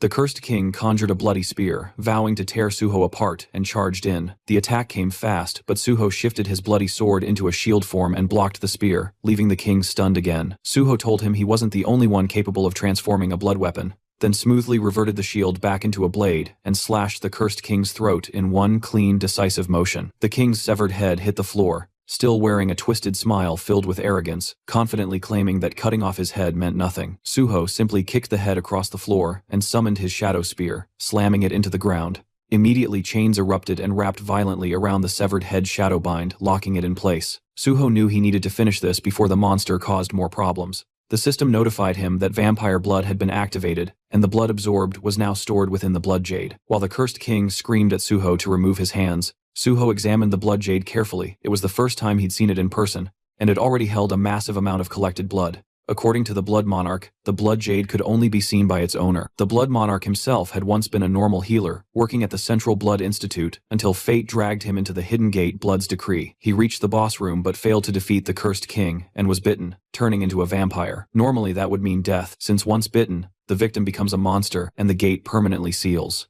But the Blood Monarch resisted the curse using his healing abilities, and neutralized the kin conversion. At that moment, new vampire skills awakened, and reshaped his entire stat system. With newfound power, he defeated the cursed king, conquered the gate, and became known as the Blood Monarch, a global villain feared worldwide. Eventually, Suho caught him, and extracted all the critical information about kin conversion, blood weapons, and vampire blood. But even now, the cursed king raged, promising revenge and refusing to accept humiliation. Suho welcomed it, daring him to try. Then the system activated. The phantom shadow resonated with the cursed king's shadow and absorbed it fully until not even a trace remained. With that, Suho acknowledged that Blood's decree had finally been cleared. The system confirmed the Hidden Gate's conquest and declared Suho the MVP. An exit gate formed before him. As he prepared to leave, Suho reflected on everything. Once again, he was reminded of the overwhelming reality of dragon power. No matter how terrifying kin conversion seemed, it was insignificant next to dragon blood. Still, he was annoyed that the vampire managed to escape. Then the system announced a special reward. After analyzing Suho's talents, it granted him a skill perfectly suited for him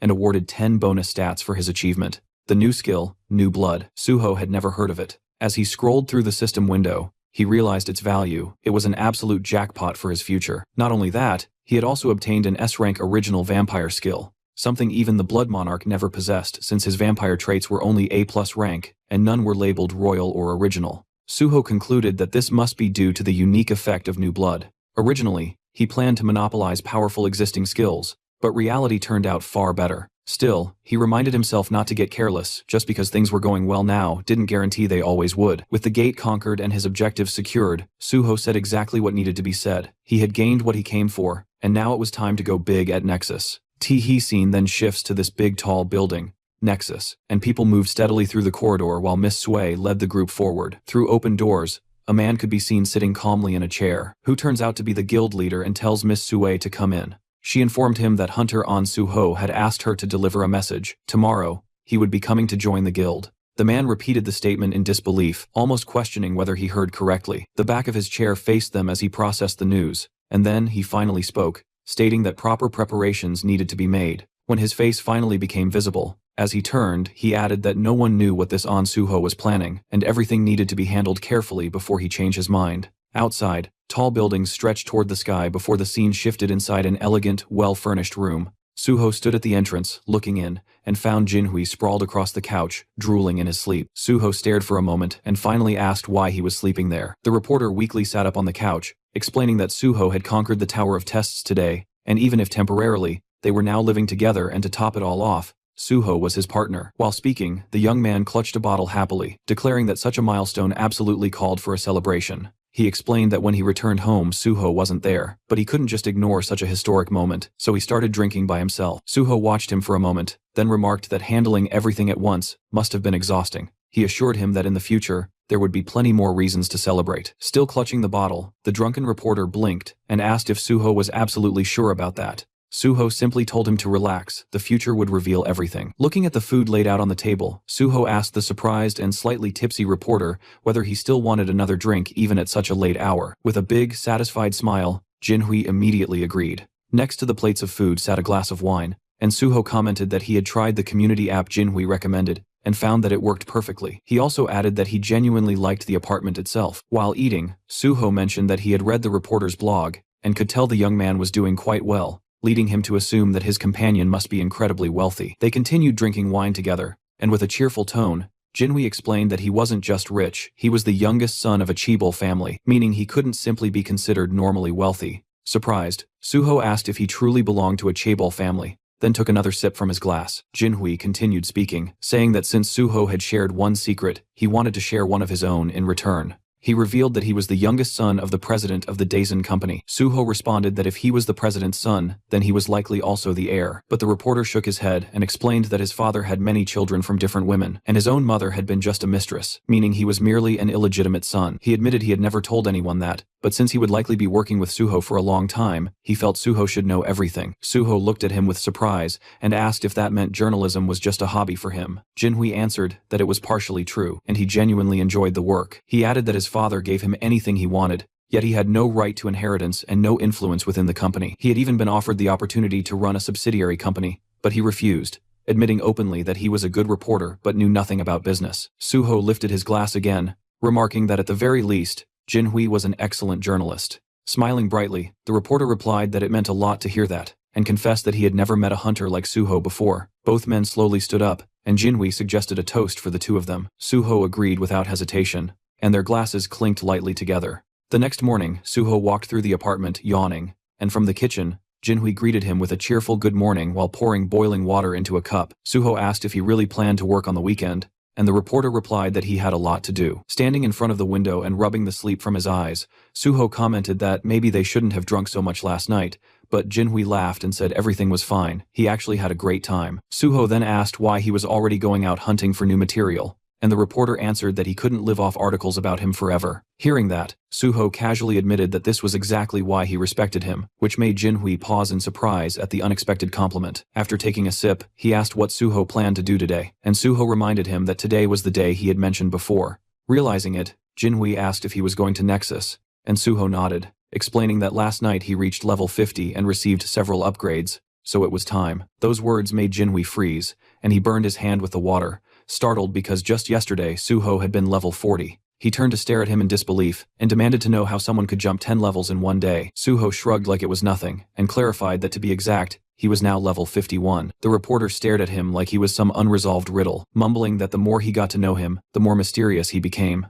Suho commented that the way he said that sounded strangely suggestive, and as Jinhui scratched his head, Suho asked why he was looking at him like that. Without warning, the reporter pushed him toward the hallway, saying that if he was going to walk into such a serious organization, he needed to look like he belonged there. Suho protested, saying he didn't need anything fancy, and was fine with casual clothes, but the reporter insisted, saying he'd gladly lend him proper clothes and a watch. When Suho continued resisting, the reporter declared that appearances mattered at places like Nexus, and reminded him that he could also pick any of his cars. If he walked in using public transportation or showed up in a taxi, everyone would stare. A quiet upscale district came into view as a sleek red car rolled to a stop, immediately drawing attention from the people waiting outside. The door lifted upward, and Suho stepped out, dressed in a sharp, elegant suit that fit him perfectly. For a second, he cleared his throat, and thought that everything had turned out surprisingly well. A suited man approached, politely offering a business card while introducing himself as Bai Dongyuk, the head of Nexus. Suho accepted it with a polite smile,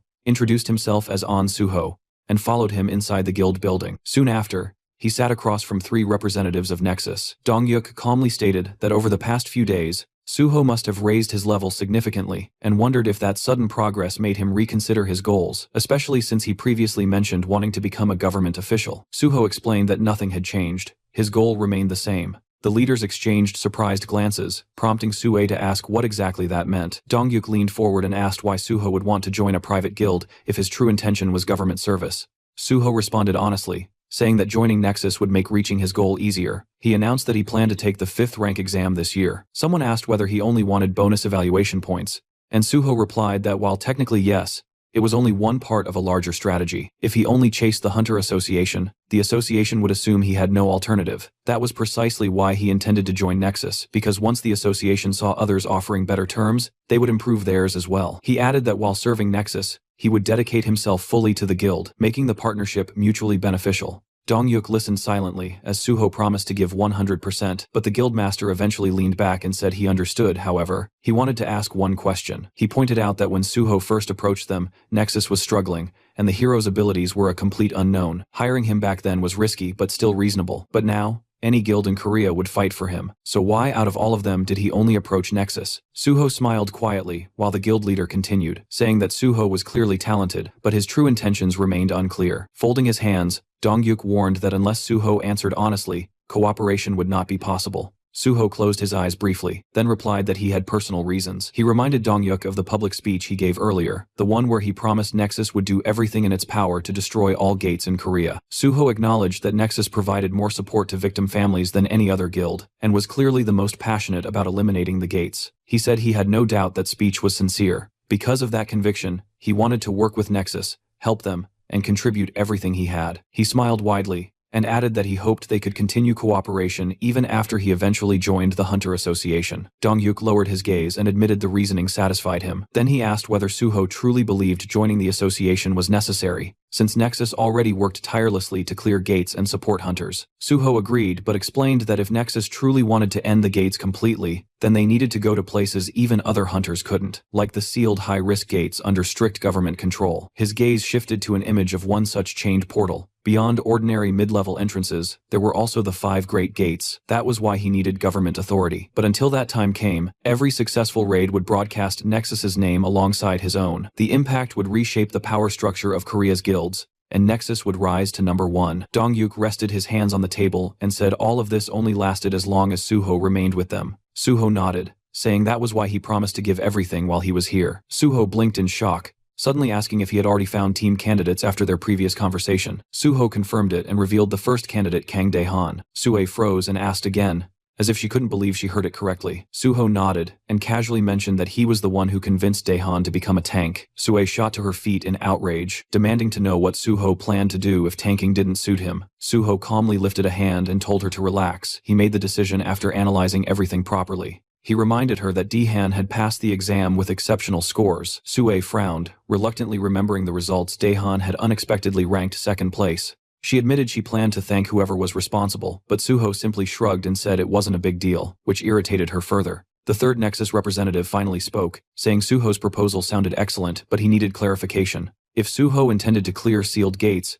he should know those locations were protected by the government, and private guilds had zero access because civilian safety was the highest priority. He asked how Suho planned to get inside. Suho calmly asked whether he was doubting his abilities, and then stated that they would finalize the contract once he brought them the pass, proving he could be trusted. He paused, reconsidered, and changed the offer. Instead of bringing a pass, he would clear one sealed gate first, and after that they would sign. The secretary sweated at the scale of the terms and muttered that Suho was offering conditions worthy of royalty. Suho insisted that the terms were fair. The secretary noted that despite Suho being incredibly promising, he was still seen as just a new hunter with no official standing, but Suho declared that was exactly why he would clear a sealed gate immediately and prove himself. Dongyuk observed him carefully, then agreed. Suho would undoubtedly prove his worth. With a satisfied smile, the guildmaster said he liked today's outcome and that they would finalize details later after the gate was cleared. Later, Suho left the building and drove away. Dongyuk and his secretary stood by the window watching the red car disappear. The guildmaster quietly ordered preparations, assemble a special support team, and prepare all necessary documents for On Suho. The secretary hesitated and asked whether they should wait until Suho made good on his promise. Donghyuk replied with a confident smile that Suho would absolutely follow through, and supporting him early would only strengthen their alliance. Closing his eyes, he said he believed Suho would keep his word. The secretary, slightly overwhelmed, asked what made the guildmaster so certain. Donghyuk answered that it wasn't a guess, and the secretary already knew it. The man finally nodded, remembering Suho's determined gaze and the certainty in his voice. The scene shifted to the massive building of the Great Hunter Association of South Korea, where inside one of the offices, Yong Chulman sat slumped in front of a computer, clutching his head in frustration. He was desperately trying to figure out how to get Suho into the organization when the man showed absolutely no intention of coming willingly. Chulman considered offering him a reward for clearing the test tower, but immediately dismissed the idea, knowing full well that upper management would never approve it. They didn't want a picture of Suho receiving thanks, they wanted a picture where Suho stood, smiling beside the association president, making it look like they were already close. While Chulman hated the idea of using force or pressure, Chief Pai's earlier suggestion echoed in his head, a suggestion that basically amounted to dragging Suho in by force if necessary. Chulman groaned, dropped his head onto the desk, and wondered why he ever chose to work in this stressful place. As he cursed his life choices, his phone vibrated. The caller ID was an unknown number.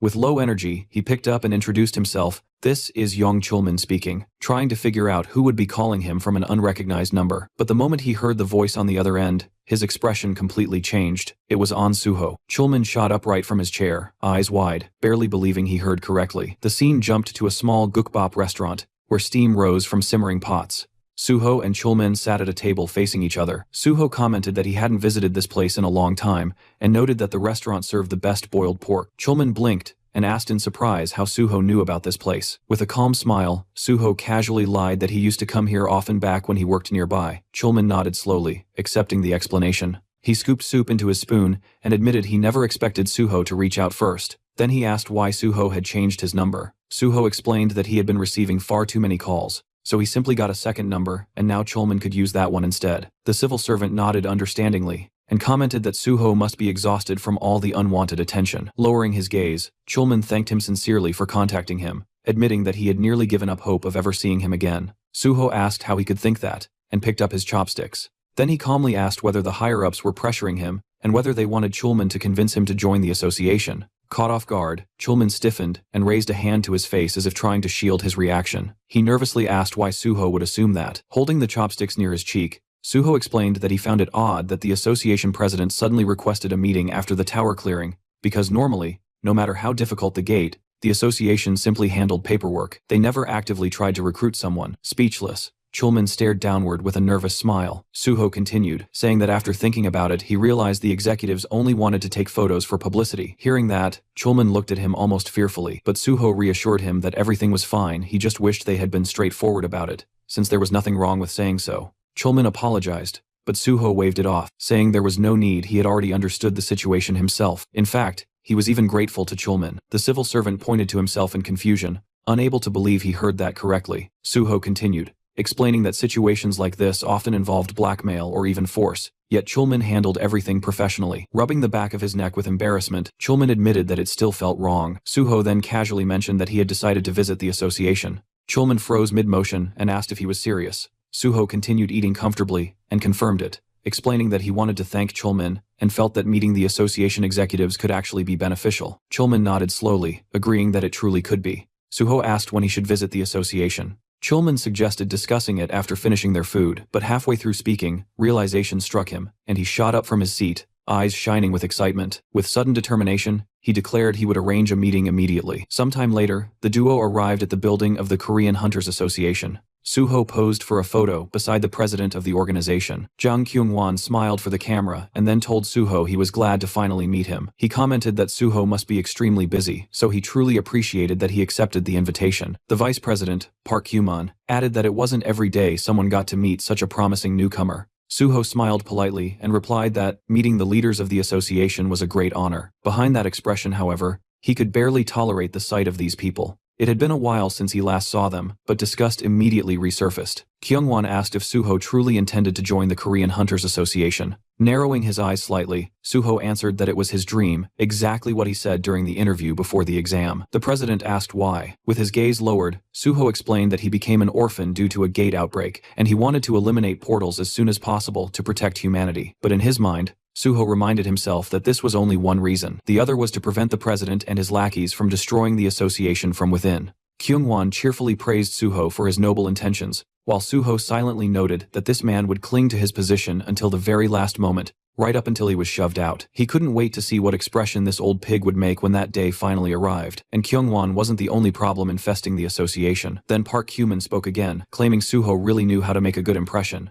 Arms folded across his chest, he said that Suho didn't care about material gain and only wanted to protect the general public, which was worthy of respect. The vice president pressed his fingertips together and solemnly added that Suho had grown into a strong and noble man his parents would be proud. Suho thanked him politely, while thinking that Kyumon was most likely the one who proposed this recruitment stunt. In his mind, Suho labeled him a pathetic bootlicker who existed solely to polish Kyunghwan's shoes. Because of fools like these, most gates hadn't been cleared in his previous life, and he intended to take away their chance to ruin things again. Then Kyumon happily asked which department Suho wanted to join. Suho rubbed his chin thoughtfully and replied that he had considered several options but ultimately chose the gate department. Chulman froze in shock, while the vice president asked why. Suho calmly explained that unlike private guilds, the association had direct access to gates, handled the initial inspections, and could participate in raids.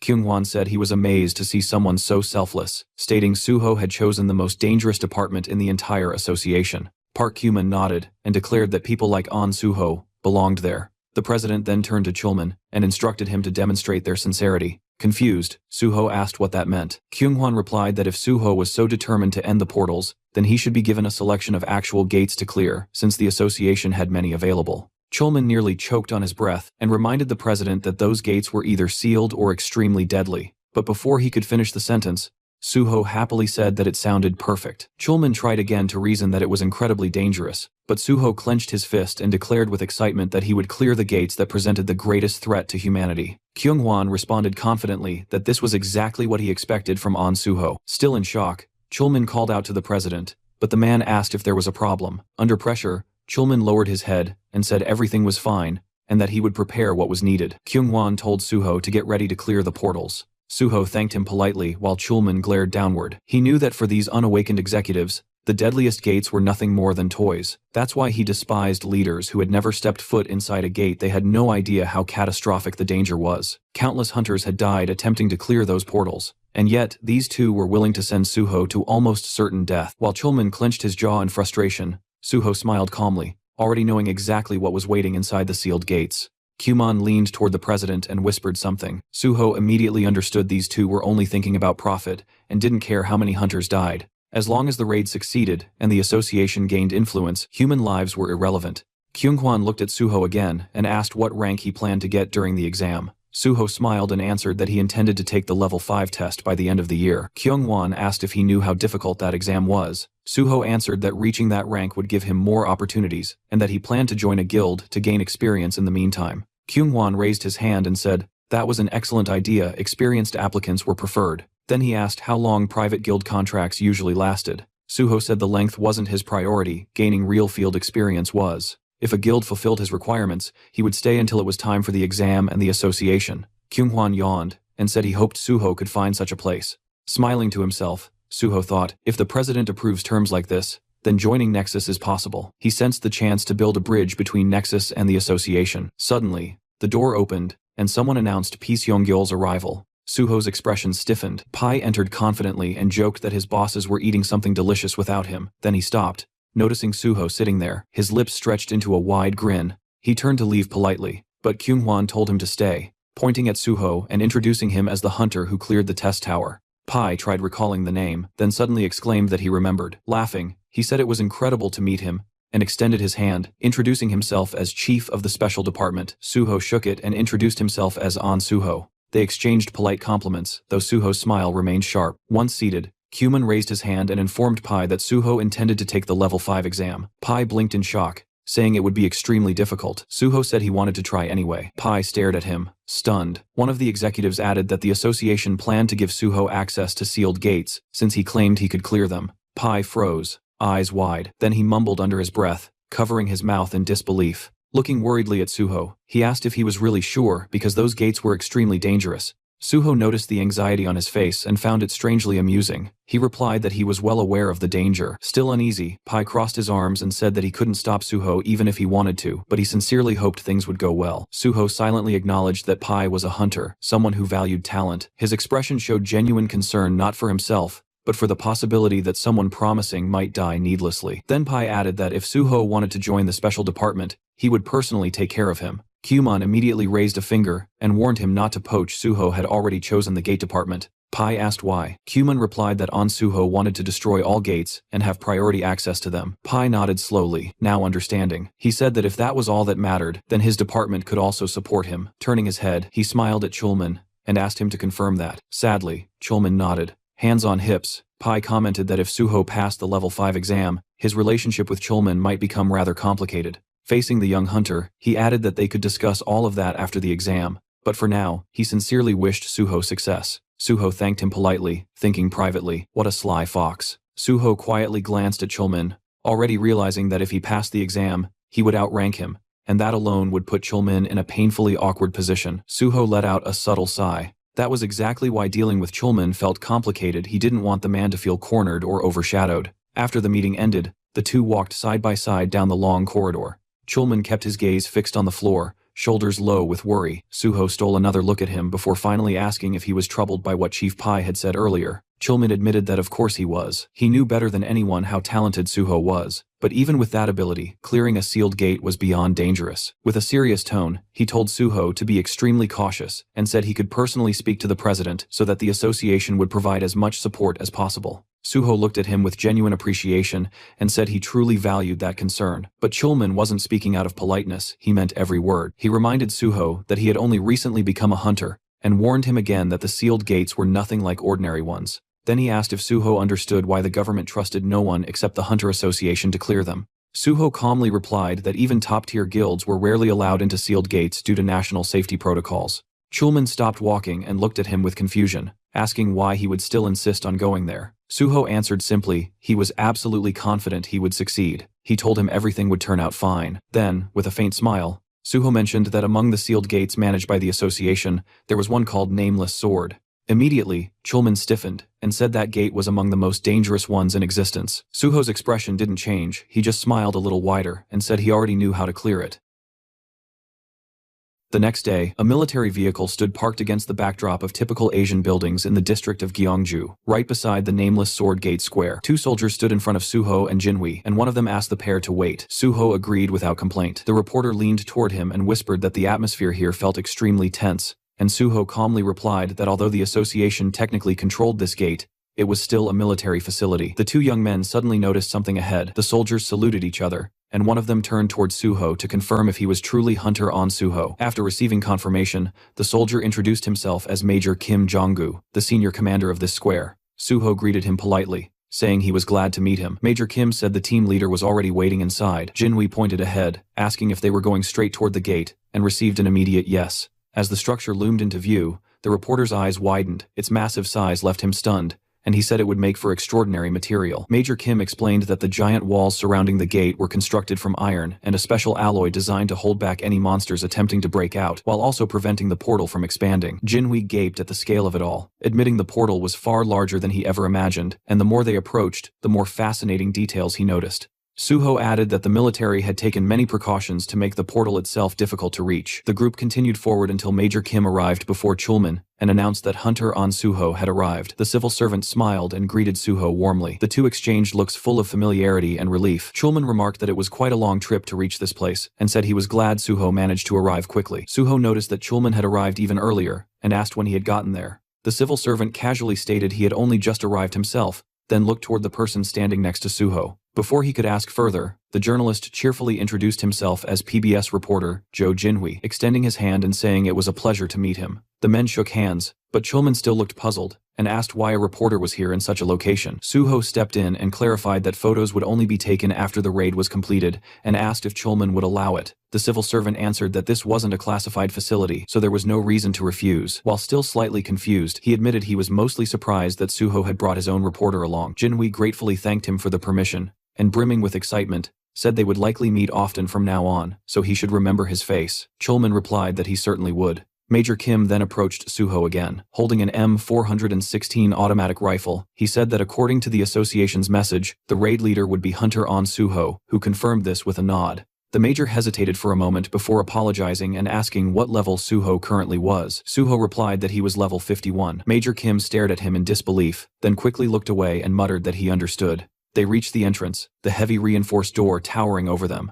Major Kim said that the inner perimeter of the portal had already been prepared, and Suho could enter immediately. He firmly warned that as soon as Suho stepped inside, the door would be sealed. Suho thanked him with a calm smile. At that moment, someone called out his name. Chulman hurried toward him, and asked if he had any strategy in mind. Suho answered that he did. Major Kim watched the interaction, clearly confused by their casual conversation in such a dangerous setting. Suho said that describing his strategy in words would be difficult, but he would clear this gate the same way he cleared the Tower of Challenge. He added that if he succeeded, then Chulman should remember his promise to help him clear the remaining portals as well. The door unlocked and slowly opened. Chulman wished him to return safely. Suho reassured him not to worry, saying that 1 hour would be enough. Chulman's eyes widened, and he repeated in shock, 1 hour? Suho glanced back with a confident smile, and said they would meet again very soon. The door closed behind him. Jinhui exhaled, and said that Suho had officially gone inside. Closing his eyes, Chulman replied that now all they could do was wait. Major Kim asked quietly if everything would really be okay, because a place like this could never be cleared alone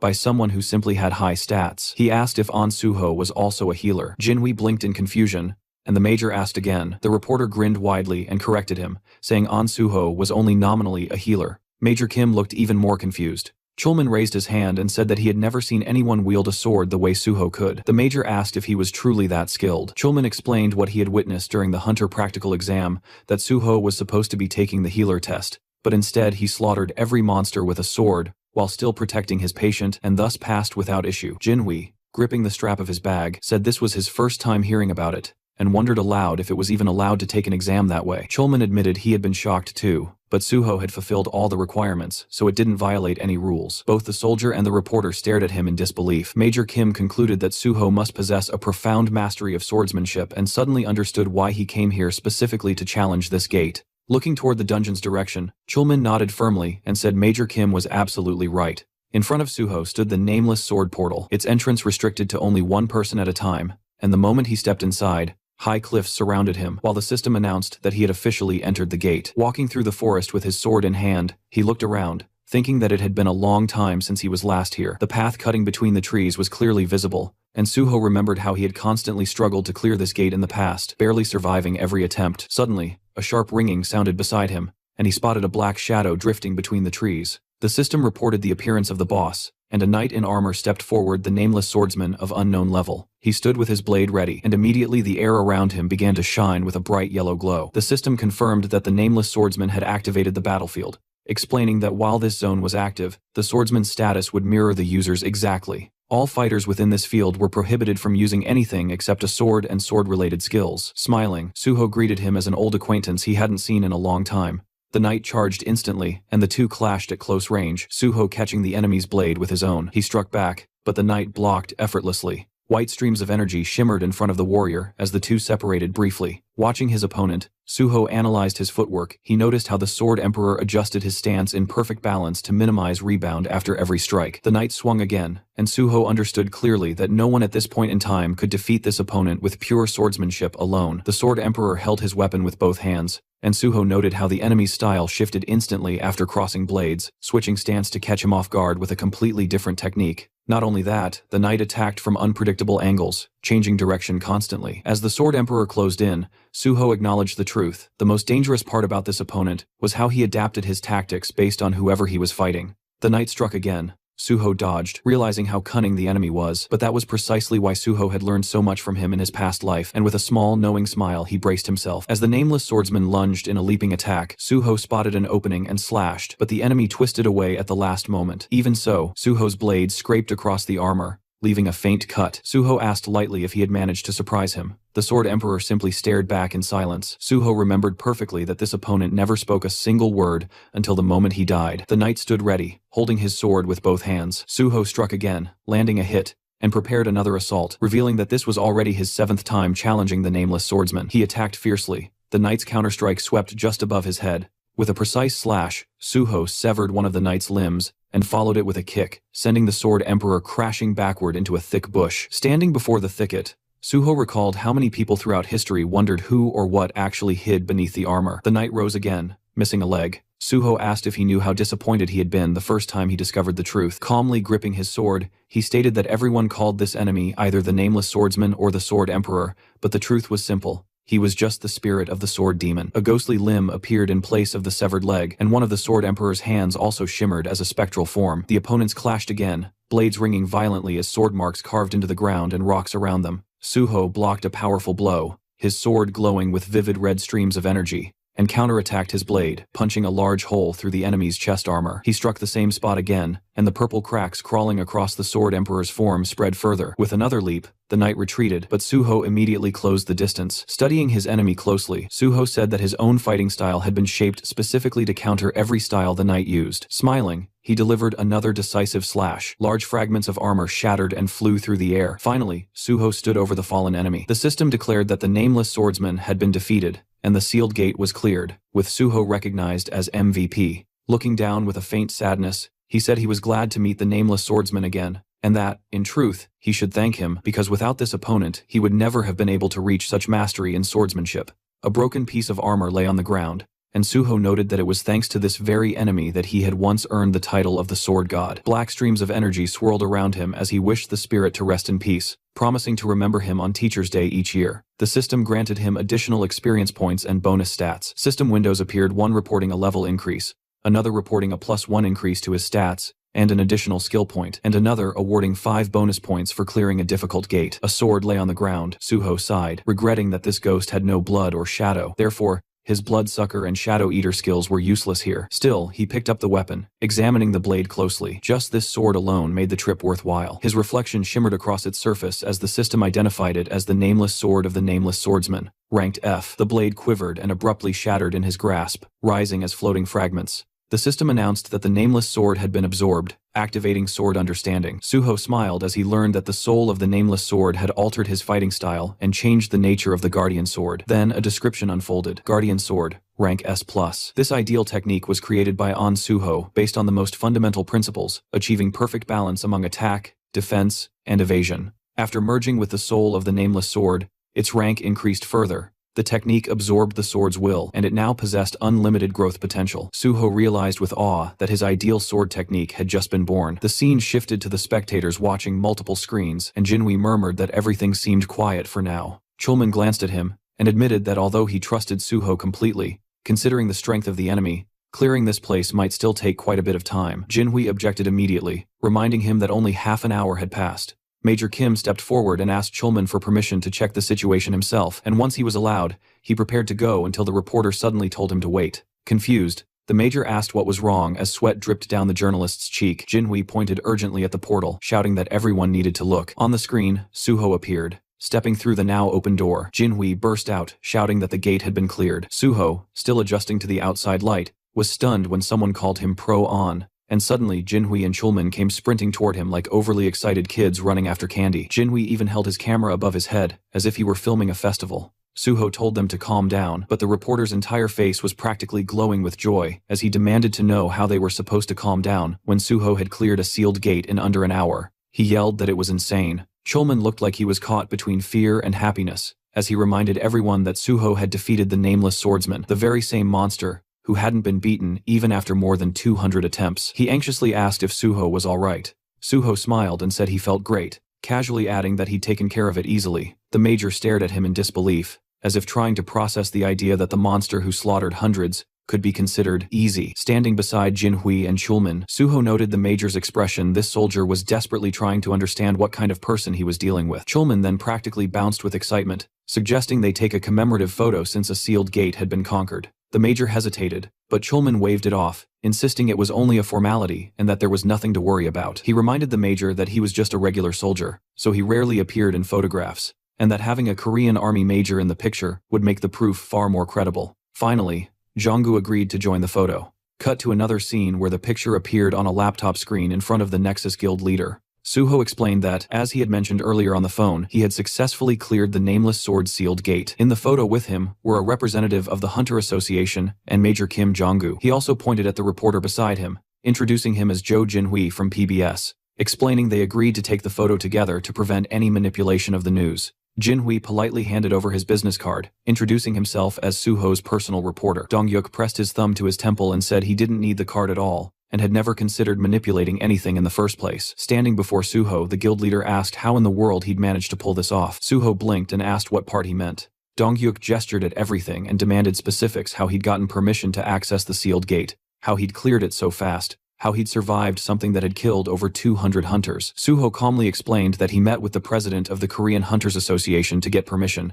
then simply went in and killed the monster. Dongyuk stared at him in utter confusion, running a hand through his hair as he tried to make sense of it. Suho then asked if, now that he had proven his skill level, they could finalize the contract. Holding up 2 fingers, he said that the guild leader could choose the salary amount himself, but he had 2 conditions. As long as he was in Nexus, he needed full support, and if he passed the Hunter Association exam, his exclusive contract must be terminated immediately. He added that he had already informed the association president about clearing the gate and that several guilds had contacted him, but he'd told all of them he would only accept an offer from the one willing to fully support him. Dongyuk eyed him with distrust at first, a strange expression flickering across his face, then suddenly burst out laughing and said the deal was accepted. He called for the secretary to bring the paperwork. The man returned Suho's confidence with renewed excitement, saying the hero had proven himself right after he doubted him. Suho extended his hand, and they shook firmly. The guild leader warned that there would be a lot of work ahead, and Suho replied he was ready. Later, on the road filled with evening traffic, Suho smiled and mentioned that since his friend brought him there, he'd be happy to drive him back.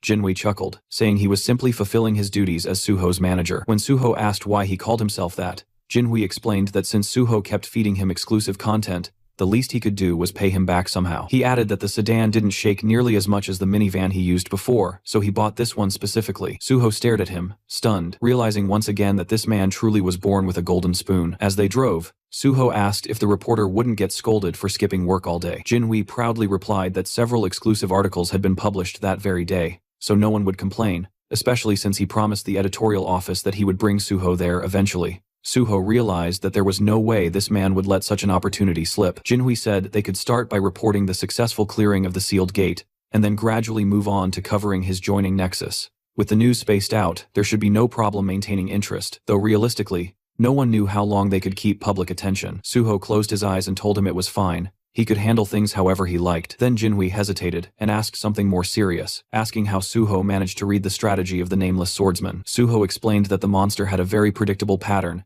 and that he was already familiar with the Sword Emperor's reputation, knowing that the fight had to be done solely with cold weapons. He admitted it might sound arrogant, but he was certain he was better with a sword than the monster. Jinhui stared, bewildered, gripping the steering wheel as Suho continued, saying experience played a huge role in the battle and that his own swordsmanship was strong. The reporter reminded him that the monster had killed over 200 warriors, including the country's greatest swordsman, and asked if Suho understood that. Suho calmly explained that the nameless swordsman copied the opponent's status and adapted his combat style accordingly. Inside that gate, only sword skill mattered. No items, no external abilities, nothing else could influence the fight. Driving, Jinhui finally asked if Suho even had a swordsmanship skill. Suho replied that he did, and that it was rank S, but that it didn't show in his status window. The car swerved as Jinhui slammed his forehead onto the steering wheel. Completely stunned, he demanded to know how Suho had acquired a rank S swordsmanship skill, and when it happened, flames practically burst behind him in excitement, and Suho told him to calm down because he was boiling over. He warned that information should be delivered gradually, not dumped all at once. Jinhui exhaled heavily and said that if Suho wanted to know anything about him, he could ask any time and get instant answers.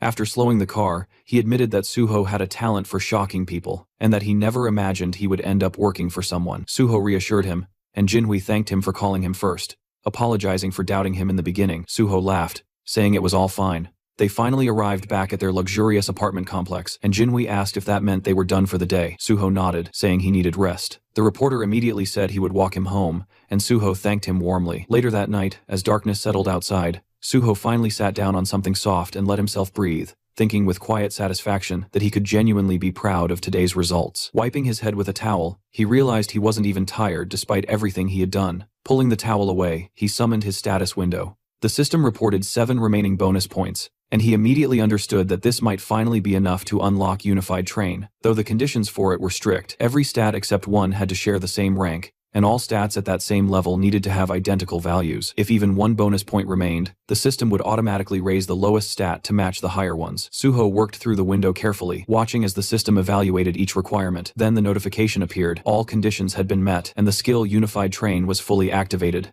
He blinked in surprise and watched as the remaining bonus points were distributed to equalize every stat. His personal card refreshed, showing that all of his characteristics now stood at the same values: red level, rank 14 across the board. Joy rising in him, Suho clenched his fists and thought that he had finally done it. In his past life he never imagined this was even possible, so he'd never tried. Now, staring at the window, he broke into a bright, satisfied smile and let himself fall back onto the bed, thinking that he needed to keep pushing forward exactly like this. His phone rang beside him. The caller ID displayed a name he hadn't seen in a while: Gu Yunhua. Still lying down, Suho said it had been some time since he heard her voice, and she had called at a great moment since he was in an excellent mood. She immediately remarked that he must have a lot of free time. Confused, he asked what she meant, and told her not to speak so formally. Yunhua said she had read the article. Smiling, Suho pressed the phone closer, surprised the piece came out so quickly. He said he hadn't checked the comments yet and asked her to tell him how everyone reacted, but she called him sir again and insisted they meet first. Suho repeated that he just wanted her answer. She reminded him sharply that they still hadn't accepted his offer. Suho told her that if she or the others weren't satisfied with anything, he wouldn't force them. That shocked her, and Suho asked again for an answer.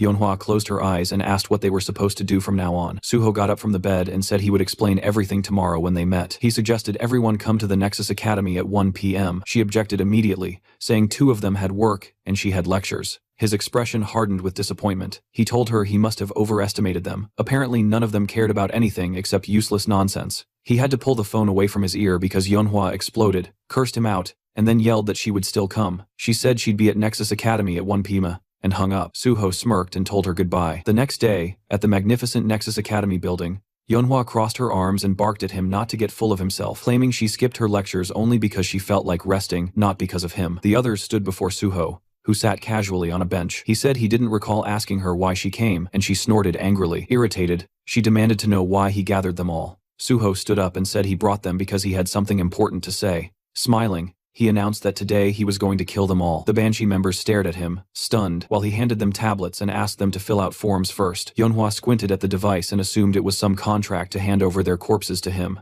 But reading the text, she realized it was simply a skill survey. She asked if he wanted their personal information. Raising his hand, Suho told them that once he joined the special department, he would need freelance agents, and he'd already said he needed real shadows. He reminded them he wouldn't use just anyone for that purpose. Turning away, he explained that their training would be brutal until exhaustion, and they'd learn everything from basic combat techniques to maximizing their own skills. Only they would see their personal information, so they needed to be honest. Their relationship had to be built on trust. Since he already shared his secrets, it was their turn now. The group exchanged uneasy glances. Later, inside the Nexus Academy's training hall, Suho held a black keycard and smiled as he said it was time to begin. He remembered how he received it. Miss Sue had explained that this card granted unrestricted access to any area of the academy, including the S-rank only training hall, ensuring he avoided unwanted attention. She also gave him guest cards as he requested. Examining the card, Suho realized he had been so focused on everything else that he had forgotten about Daehan, whom he promised to meet here. He would arrange that soon. Nearby, the Banshee members lay inside training capsules. Suho thought he would deal with challenges as they came. Suddenly the landscape shifted. Towering cliffs appeared before them. They had entered the Kunlun Mountains. Suho stood before the Banshee squad and welcomed them, telling them that they would be training there whenever they had free time. He looked them over, thinking that since they were all below level 50, he could train them however he wished. Yeonhwa demanded to know what exactly they would be doing. Suho answered that they would begin with fundamentals and combat technique refinement, because with their current level of skill, the special department would catch them eventually. He asked if they really believed cheap tricks could fool the special department forever. Yeonhwa snapped that their plan was excellent, and no one would ever catch them. Suho smiled with his arms crossed, reminding her that he had already caught them himself and that perfect crimes didn't exist, especially in a world full of superpowered individuals. He told them that, for that reason alone, they needed to learn to protect themselves and, ideally, each other. With a snap of his fingers, countless weapons appeared around them. He told them to pick one, because developing fundamentals and overcoming fear was their priority now. Yeonhwa picked up a weapon and asked if there was anything else. Suho asked if she remembered what he had been called recently. She muttered that people called him the Sword God. His right hand glowed as he confirmed that was indeed his nickname. Leaning on his sword, he told them they were standing before a true master of swordsmanship, and it would be foolish to expect him to teach anything else. To maximize swordsmanship in this realm, they shouldn't use any of their other skills. He couldn't forbid it, but those skills would only hinder them later. The group frowned. Suho told them to try to kill him, swinging his sword as he announced the training had begun. In an instant, he rushed them. Heads flew. He asked the stunned survivors why they still had time to be surprised. Then he finished off the remaining two. The squad respawned again, and Suho said that since they had died once already, they shouldn't freeze like idiots. They quickly took defensive stances. Suho praised that and said they would restart. Looking upward, the group realized his next attack was coming from above. Suho slammed into them again, scattering bodies. He mocked them mid-combat. He told one that his grandmother moved faster. He elbowed another in the chest, asking how someone who worked in delivery could be this slow, wondering jokingly if he was fired because customers starved waiting for their orders. The boy crashed into another teammate. Turning to the third, Suho asked how a teacher could be so slow that he couldn't even parry such a simple strike, wondering what he could possibly teach kids if they could already outpace him. The young man insisted he didn't dodge on purpose. Suho said his excuse was worse than a schoolboy's. Their hands trembled as they held their swords. One cursed loudly, asking when the bastard would finally shut up. They attacked together. Suho thought their growing self-control would help them avoid panic when they eventually entered real gates. A blast tore through the terrain. Suho told them they would become his shadows, not errand runners, but real warriors who would help clear gates. Stepping on their swords, he told them sternly that there was no easy path to becoming strong. You became strong only when you believed there was no retreat left. The bloody training continued relentlessly. After a long time, the exhausted Banshee members struggled to get up again. Raising his hand, Suho said he was satisfied with their effort, but he had other things to do. The group stared at him in shock as he told them that the simulation would automatically end at the right time, and they must continue training until then. Yeonhwa asked in disbelief if he was really just leaving. A digital clone of Suho appeared behind him. Suho told her not to worry. The clone had all the same abilities as him. The copy lifted its sword and insulted them, calling them pigs and trash and demanding they prepare to fight. Furious, the Banshee members, enraged, cursed Suho as a complete bastard. Suho stepped out of the capsule and glanced back at the four others still training. That was enough for them for now. He answered a call. Miss Sue's voice came through. She said an article had gone up about his recruitment into the Nexus Guild, and she called to confirm it. Suho asked if the author was Jo Jinwi. She confirmed it was his exclusive report, and the PR team wanted to publish additional info. Looking out the window, Suho said that was perfect, and in fact, another article should be prepared. Sue hesitated, saying it might be too soon. Suho explained that public reaction would likely be harsh, since he had previously stated he dreamed of joining the government, and then abruptly joined a private guild. There would be negativity. Sue assured him that following his plan would settle public opinion soon enough. Suho thought about the fact that he still hadn't publicly announced he was taking the Rank 5 exam at the end of the year, though it wouldn't remain secret for long. He told her he'd explain everything later and needed to make another call. He phoned Jinwi, who greeted him happily while working at his laptop. Jinwi asked what he needed. Suho said he heard the article about Nexus had been published and that public opinion was heated. He said he had an idea. He wanted another article. This time it would cover his next challenge, the clearing of another sealed gate. Smiling, Suho announced he was planning to take on the Swamp of Despair next. A new article spreads across the internet, announcing that Suho has successfully cleared the sealed gate of the Nameless Sword. People online explode with shock. How could he have just cleared the Tower of Trials, yet already moved on to conquering a sealed gate? One person wonders aloud if Suho is now the newest Sword King. Another corrects him instantly and says the guy should be called the Sword God. A second article follows, reporting that Suho has joined the Nexus Academy. Immediately, users start reminding everyone that he previously said he wanted to work for the Hunters Association. Others accuse him of being corrupt and throw insults without restraint. Then a third headline drops. Nexus Guild Hunter Suho intends to clear another sealed gate, the Swamp of Despair. Someone calls him a complete psycho. Another mocks the people who said Suho joined Nexus for money,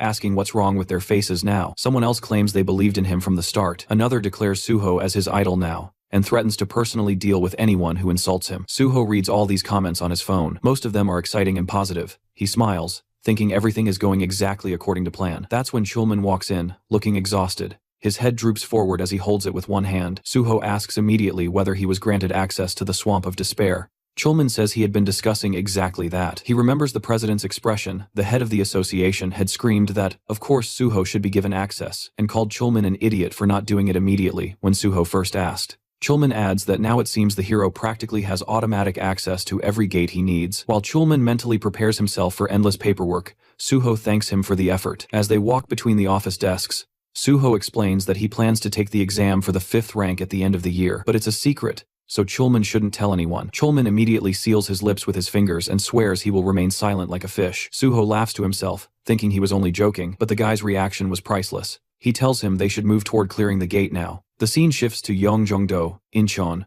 where the sealed S-rank gate known as the Swamp of Despair looms. Suho stands before the massive portal, while several cameramen record the moment. People whisper that no hunter has returned alive from this gate before. Even though Suho is incredibly unique, some doubt whether he can truly overcome this place. Inside the security room, Jinhui watches the screen nervously. He tells a worried man beside him to relax and even suggests making a bet. Grinning, Jinhui says he'll bet 1,000,000 won that Suho will clear the gate. The other man, still anxious, agrees reluctantly, saying he hopes Suho comes out alive but is convinced it's impossible to clear this place. Meanwhile, Chulman stands frozen, horrified. He shouts that the gate is disappearing. Everyone stares at the screens in disbelief. Jinhui asks if Suho actually cleared it already. The other man yells that it's impossible. In panic, Jinhui elbows Chulman right in the face, demanding to know how many minutes Suho was inside. 10, 20. Chulman shakes his head and says it wasn't even 10. It's been less than 5 minutes. The moment Suho stepped inside, the truth becomes clear. The system informed him that the Swamp of Despair had no entry requirements, and any number of players could enter. Now Suho stands at the base of a colossal staircase, stretching upward into an eerie sky. He remembers well that this gate caused even more casualties than the Nameless Sword, and no one had ever returned from it. Outsiders never understood what actually happened inside. Suho knows, monsters don't appear here. To clear the gate, one must simply climb the stairs. But every step is a psychological nightmare, packed with terrifying mental traps. That's why horrific monsters surround the staircase victims turned into statues. Suho understands the real strategy for clearing this place. You need an item or skill granting S-rank mental protection. Otherwise, the endless despair kills you, and your corpse becomes another statue on the stairs. This gate is called the Swamp of Despair. For that very reason, no one has ever made it back. Smiling faintly, Suho steps onto the first stair. He thinks that none of this matters right now. Immediately, a crushing wave of despair slams into him. His legs barely stay steady. Purple streams swirl behind his head, but he smiles. The system announces that Dragon Blood has activated mental damage immunity. With Dragon Blood flowing inside him, the entire gate turns into nothing but an easy stroll. Suho climbs to the next step, terrible monsters lurking all around him. He keeps walking calmly. He notices fewer and fewer statues the higher he goes. Only a handful ever made it even halfway. Twisted faces look at him from the sides, forever trapped. He knows he cannot save them. In his past life, the hunter who cleared this gate spent hundreds of days strengthening his mind. That man attempted to save the victims, but when he touched the statues, they all turned to dust. In the end, he was left alone, unable to save anyone. Finally, Suho reaches the top. He looks at the lifeless forms below and says he knows how much they suffered. Pressing his palms together, he promises to free them. He knows he can only release their trapped souls. A white portal awaits him. The system declares him MVP and awards additional experience points and a skill point. It also announces he is the first person ever to clear this portal, awarding 5 more skill points. Then a level increase notification appears, more stats boosted, and another skill point added. Smiling, Suho says it's time for the final reward. The system grants him the Ring of Emotions. This ring lets him see emotions as colored auras, absorb white or black emotional energy, and reshape it at will. The duration is unknown. Suho remembers that in his previous life, the only person who ever obtained this ring was the same player who cleared this gate. That man used it to heal emotional wounds, but it was later stolen by enemies. Suho lifts his hand, thinking that this time things will be different. He slips the ring onto his finger. Standing at the top of the stairs, the ring instantly begins absorbing the black emotional energy lingering in the corpses. Thanks to dragon blood, Suho takes no mental damage. He touches the ground, and the system reports that the ring reacts to strong emotions. Its color is black, and absorption begins. Black energy swirls. Suho raises his right hand. The ring has absorbed the maximum amount it can. It isn't enough to purify the entire staircase, but he has no other option now that he faces the exit portal. Turning toward the gateway, Suho says quietly that it's time to leave. The moment Suho stepped outside, reporters instantly surrounded him, their cameras flashing non-stop. He lifted a hand to cover his face as journalists urged him to look into their lenses. Before he could steady himself, Chulman and Jinhui rushed toward him, both overflowing with excitement. Chulman, practically punching the air, demanded to know how Suho had managed to clear the portal in exactly 4 minutes and 17 seconds, when this gate was said to be even more dangerous than the nameless sword. Jinhui shouted that he needed to write an article immediately. Suho told them to calm down, but with a smile, he invited them for a photo, and the two happily agreed. As news of the cleared gate exploded online, people questioned whether Suho had truly conquered the Swamp of Despair, a gate no one had ever returned from. The answer was yes, he really had. Dongyuk stared at his tablet in disbelief, overwhelmed that the completion time was under 5 minutes. He covered his face with his hands, unable to believe what he was reading. Just then, the landline rang. When he picked up, the caller introduced himself as Jang Kyung-hwan, the president of the Korean Hunters Association, who politely asked if Dongyuk had a moment to discuss something. Dongyuk immediately assumed this was about An Suho. When asked if he could come to the association, Dongyuk offered lunch instead, and the president agreed. After hanging up, a man entered the office to speak with him, but Dongyuk simply called his secretary, Kim Igang, and instructed him to arrange a meeting with Hunter An Suho. Later, a white car pulled up, and Jinhui told Suho they had arrived. As they got out, Suho asked if he was heading to the broadcasting station. Jinhui explained that the Swamp of Despair article was already prepared, and only needed minor edits before release. He also suggested they go on a restaurant tour next time, since he enjoyed writing food reviews, and Suho promised to join him. As the car left, Suho looked happily at his ring, saying that Jinhui's passion had filled it with plenty of positive energy.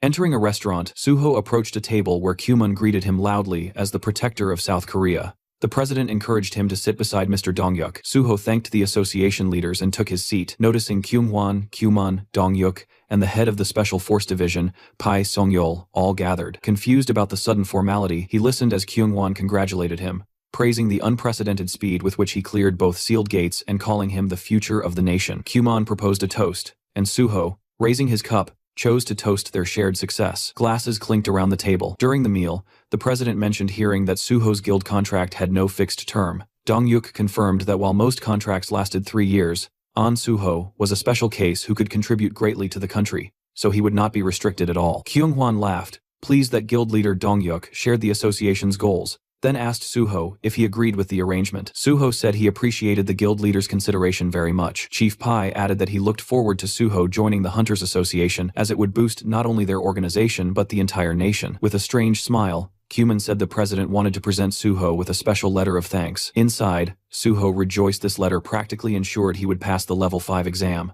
Out loud, he said he was deeply honored. Kyung-hwan explained that they had originally gathered to celebrate the nameless swordsman victory, but Suho cleared another gate so quickly that even they couldn't keep up. Suho humbly replied that it was only possible because the president granted him the access he needed. The leaders loved his answer. Chief Pai, still holding his cup, asked how Suho managed to clear the Swamp of Despair, since no one had ever returned, and information was minimal. Suho recognized Pai's talent for extracting secrets, something he remembered from his past life, so he maintained his guard. Smiling, he explained casually that inside the gate there were no monsters, only a single staircase, and after stepping on it once, he felt the danger and used his tools while continuing to climb until he succeeded. The association representatives stared with their mouths open as Chief Pai stroked his beard, impressed that Suho avoided mental overload, where others relied solely on stability. Kyumun then asked his current level, saying he'd heard Suho wasn't even level 100. Suho replied that he was only level 53. Chief Pai nearly choked and asked what ability he gained. When the ring on Suho's finger emitted white light,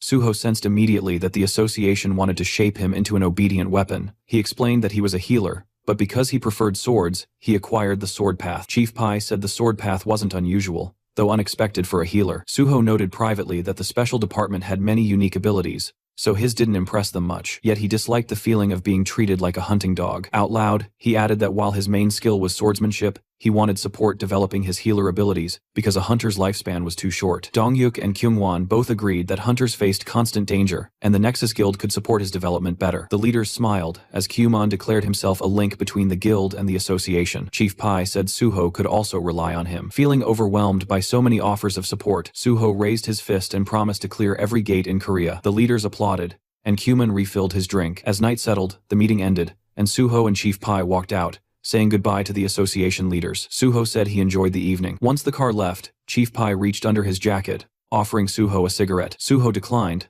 but the chief lit one anyway, saying he always smoked after a good party. He handed Suho his business card, saying he usually ignored calls, but would answer his. He then asked where Suho lived, and Suho explained that his old place was too crowded with fans, so he was staying in a hotel. Chief Pai frowned, saying this was a national problem. Popular hunters immediately became surrounded by obsessed crowds. Suho dismissed it as normal affection, which instantly darkened Pai's aura. Suho realized his comment sounded naive to someone who viewed unawakened civilians as pawns, a mindset shared by the president and vice president. Chief Pai said that although the exam would be held at the end of the year, Suho had practically already passed. Suho acknowledged this. The chief said he once thought Suho was modest, but now saw he wasn't simple at all. He then linked arms with Suho and suggested they rehearse a superior subordinate dynamic since Suho would be under him once joining the association. Suho agreed, making Pai laugh. Then he asked if Suho wanted to quit clearing gates altogether and join the special force unit immediately. Suho tensed, realizing Pai was baiting him. As Pai flicked his cigarette,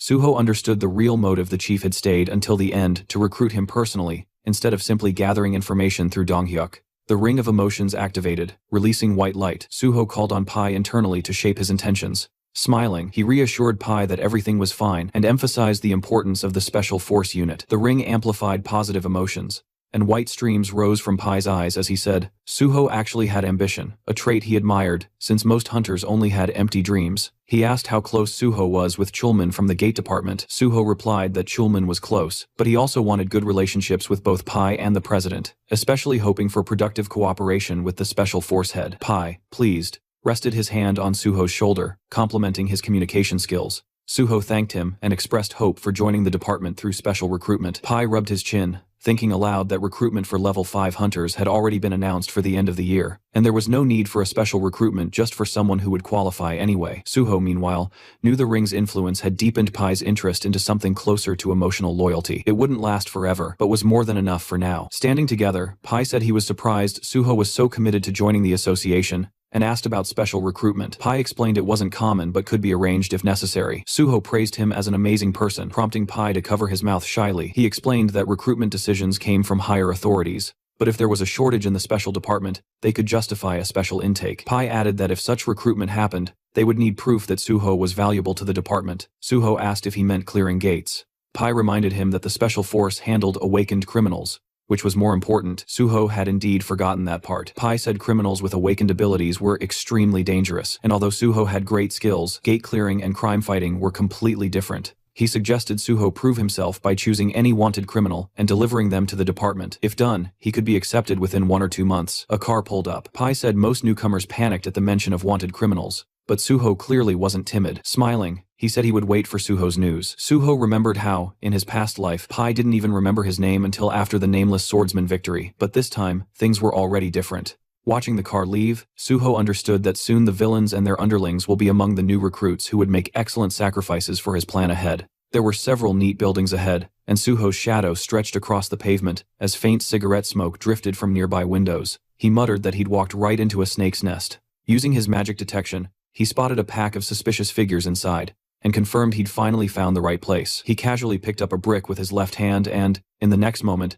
smashed it straight through the window of the room where the criminals were gathered. Shocked, one thug stammered, asking what was happening, while another yelled that some punk was messing with them. In a hurry, the criminals rushed outside to confront whoever dared. They stopped in front of Suho, demanding to know what he wanted. The blonde among them stared at him nervously, asking if he was drunk or crazy. Suho smiled calmly and assured them he was completely sober. He asked if they were the same scumbags stealing cryptocurrency wallets through their complicated scams, and fear immediately flickered across the thugs' faces. Suho then asked if they were holding a man named Seo Ji-won hostage. The criminals traded anxious glances, unable to understand who this stranger was or how he knew everything. Someone guessed he might be a cop. Another said they had to get rid of him anyway. A third hesitated, asking if this could get them into trouble. But the reply came quickly. This bastard already knew too much, so nothing worse could happen if they didn't deal with him. Suho gave them a tired smile, thinking that these opponents were pathetic and mentally encouraging them to try catching him. If they could, they might even prove useful. He summoned the shadow spear and fired a shot near one thug, releasing chains that wrapped tightly around him. Purple energy swirled over the man's trapped body as his bald friend shouted his name in panic.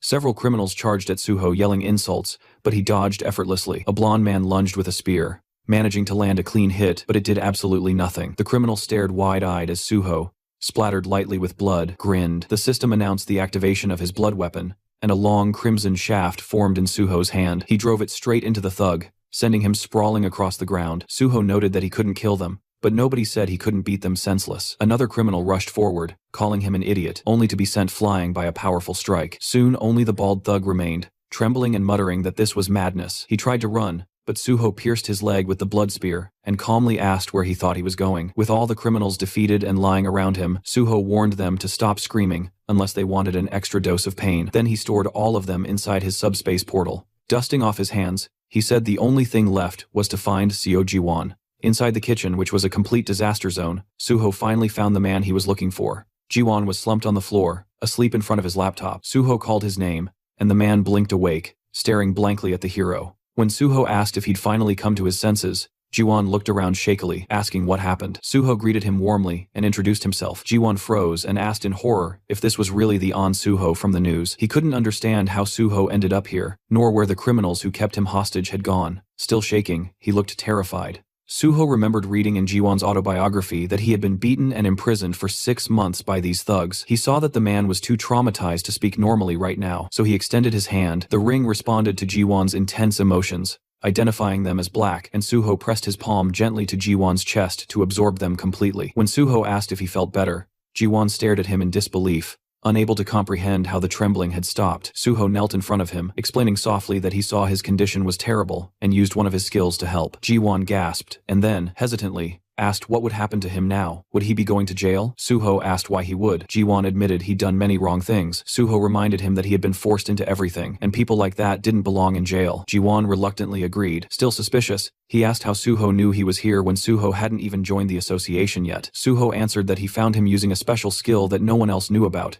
and that he shared the information because he truly needed him. Jiwon held his left hand anxiously and claimed he was useless. Suho disagreed firmly. Jiwon was the only person in Korea with the cyber-type trait. Jiwon stared in shock as Suho said that. Among countless traits worldwide, cyber-type was one of the rarest, allowing the user's consciousness to enter the digital world. Only 2 people had ever awakened it. One was Seo Jiwon, and the second was known as Overload, who discovered the terrifying potential of digitization and tried to take control of the entire internet, becoming a near unstoppable threat even after the system arrived. And the one person who managed to defeat him had been Seo Jiwon himself. A year after escaping from the criminals, Jiwon disappeared and sacrificed himself to destroy Overload. He was later honored with the nickname Meteor. Everything about his tragic life had been recorded in his autobiography. Thinking of that, Suho vowed that this time he wouldn't allow Overload to appear, nor would he allow Jiwon to die. Suho told Jiwon that this was exactly why he needed him. The world would one day be destroyed by the gates and the system, and Suho couldn't stop that nightmare alone. He asked if Jiwon would help him. Trembling again, Jiwon looked at him in awe.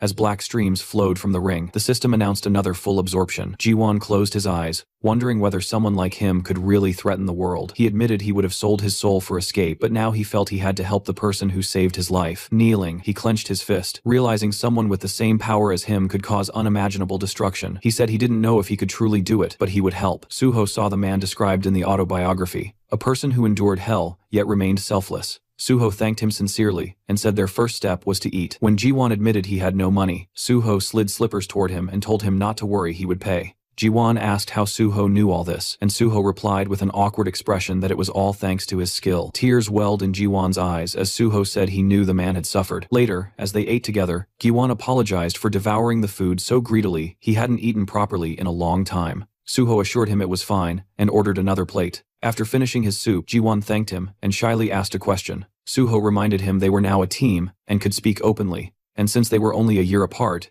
Jiwon could just call him by his name. Jiwon, having another bowl taken away, agreed and told Suho he could also treat him as an old acquaintance. He asked why Suho chose the Hunter Association instead of joining or founding a powerful guild, because government work came with countless restrictions. Suho closed his eyes and said that no matter how strong a guild was, its power was limited. He wanted to stop the destruction of the world with minimal casualties, and the association was the only place that could help with that. Ji-won nodded, finally understanding. Suho put down his spoon and said he wanted to make a promise. Once he joined the association, no one would ever dare do something like this to Ji-won again. Ji-won smiled gratefully and said he would trust him. Suho stood and offered to sort out the man's past. Ji-won, confused again, followed as Suho put on his jacket and asked if the thugs who kidnapped him really grew up in the same orphanage as him. It was time to pay them a not-so-friendly visit. The moment Ji-won saw those thugs again, rage took over. He beat them mercilessly as they begged him to stop, calling him brother, insisting he'd kill them at this rate. His fists dripped with blood as he screamed at them to shut up. Even the blonde thug lay unconscious by the wall. When Ji-won asked to heal the villain again, Suho looked at the man and asked how many times they'd done this. Ji-won cheerfully answered 7 times. Suho warned him that the special forces would arrive soon,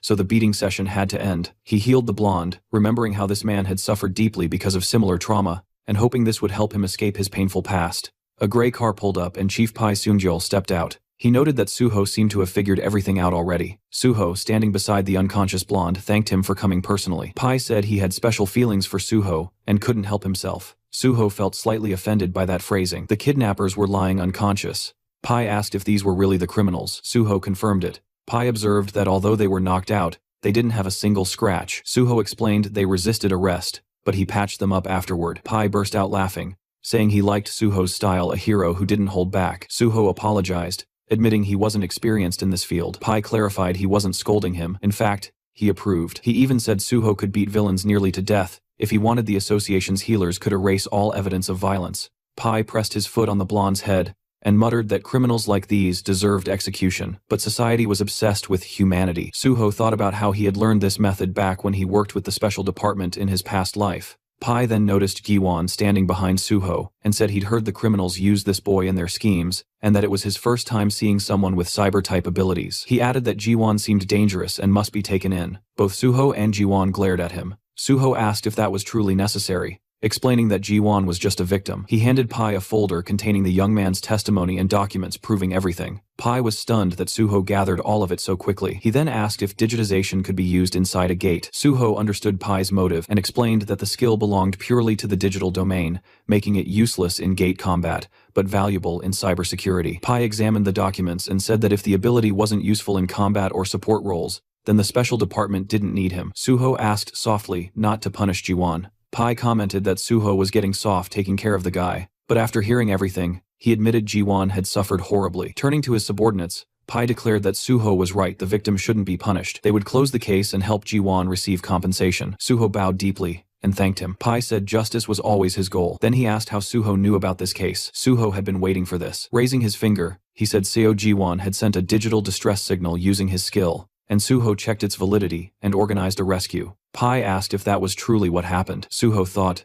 of course not, but said nothing. Pai handed the folder to his subordinate, praising Suho for always finding a perfect solution. Suho said it was just luck. Pai replied that luck favored the capable. With a hand on Suho's shoulder, he promised to arrange the special recruitment as agreed. Ji-won finally stepped closer, asking what he should do now. Suho pointed behind him and said that he would be coming with him. Ji-won looked around the apartment in shock, while Suho grabbed a drink from the fridge. The place was luxurious, almost too perfect, and Ji-won couldn't help saying it out loud. Suho casually replied that it wasn't his home, this belonged to Jo Jinwi, the PBS reporter. As he poured the drink into a glass, he mentioned that the owner was currently away on a business trip, so the two of them had the whole place to themselves. Ji-won accepted the glass, nervously asking if the owner wouldn't be angry about bringing someone over without permission. Suho brushed it off, saying it wasn't a big deal, but warned Ji-won not to talk too much. Ji-won slapped his own chest dramatically and promised to stay silent like a fish, then quickly asked what Suho wanted him to do next. Suho lifted the glass to his mouth and clarified. Ji-won had been kidnapped right after hitting level 50 and awakening his ability, right? Ji-won confirmed it. Suho said that meant he would soon have to face overload, and for that, he needed to grow stronger, fast, strong enough to reach a level close to Suho's own, if they wanted to prevent the end of the world together. Shocked, Ji-won asked if that meant he had to clear gates with him, but Suho shook his head while typing on the laptop. They wouldn't level him up the traditional gate-clearing way. Instead, Ji-won needed to learn how to use his cyber-type ability with maximum efficiency. Turning the laptop toward him, Suho asked how he felt about going online together. Ji-won hesitated. Was that even possible? Suho told him to read his own skill description, but pointed out something the system didn't mention openly. Although Ji-won transferred his own consciousness into the network, nothing said he couldn't pull someone else inside with him. Ji-won stared at him in disbelief, but agreed to try. He placed his hand over the laptop and activated digitization. A glowing digital circle formed above his palm as the system notified Suho that player So Jiwon was attempting to transfer his consciousness into the digital world and requesting permission. Suho approved. The system then announced the transition process, and Suho's expression tightened in surprise. A moment later, he found himself standing in the middle of a massive vineyard under a bright sky. Realizing he had literally entered the laptop's home screen, the Windows wallpaper he'd always seen but never imagined he'd experience firsthand, Jiwon,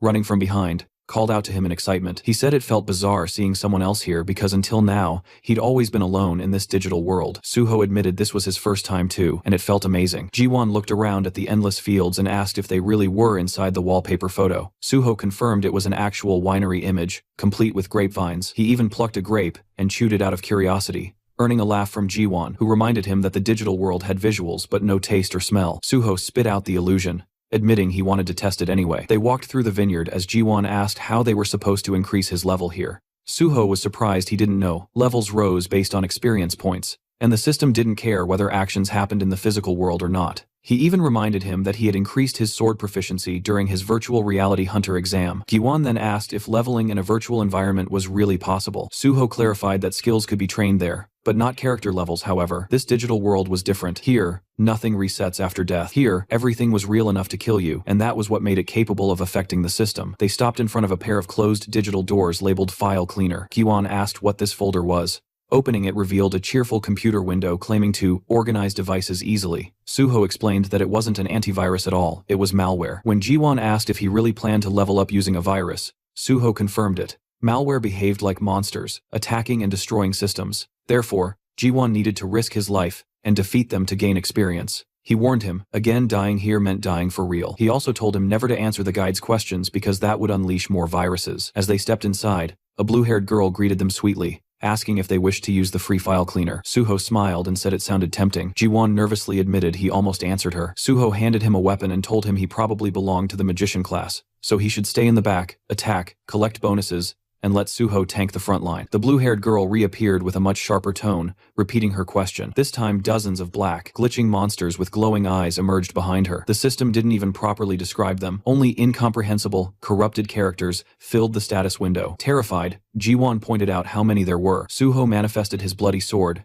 and reassured him that although they were stuck inside, the monsters could not escape through the door. If Jiwon couldn't escape either, he'd die, so he needed to use his magic well. A massive black skull monster lunged forward, but Suho decapitated it instantly. He reminded Jiwon to prepare his spell. A digital circle lit up around Jiwon's hand as he confirmed readiness, and Suho charged into the horde, cutting down wave after wave of corrupted entities. Eventually, after a tense battle, the monsters scattered into pixels as Suho finished them off. Jiwon collapsed onto one knee, exhausted and shaking, admitting he thought he was going to die. Suho told him he was still alive and now level 59. He asked how Jiwon was doing. Jiwon said he had reached level 55. Suho realized the guy was far more talented than expected. With the right guidance, he could work well alongside the Banshee group. He helped Jiwon stand and suggested they log out and rest. Jiwon agreed eagerly. Back in the real world, Suho chugged a Coke on the couch, relieved that there was a safe way to level up without entering actual gates. He then checked the public reaction to the news article about him clearing the swamp of despair. The internet was flooded with admiration, people asking the government to give him a medal, fans wanting souvenirs, and endless praise.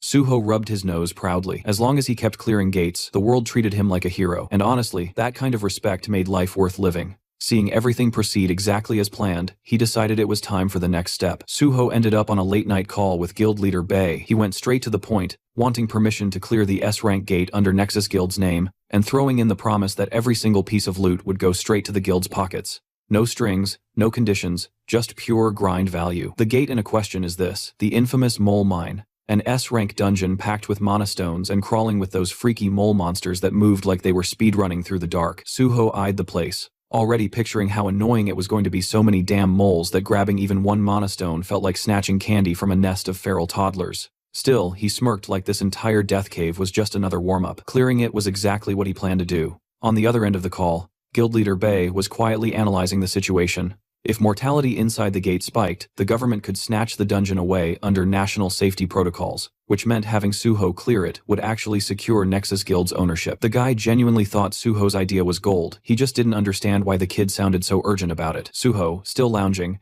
explained that he might join the Korean Hunters Association earlier than expected, which meant he wouldn't be able to finish out his contract properly. So before dipping, He wanted to at least do something worthwhile for the guild. It was his version of paying rent before leaving the apartment. Bei understood, even though a hint of disappointment slipped through. At least Suho told him straight instead of doing some dramatic last-minute announcement, like half the hunters who ditch for the association without warning. Suho added that he'd personally put together a team to fight the moles, so the guild would only need to arrange miners and none of this had to be rushed.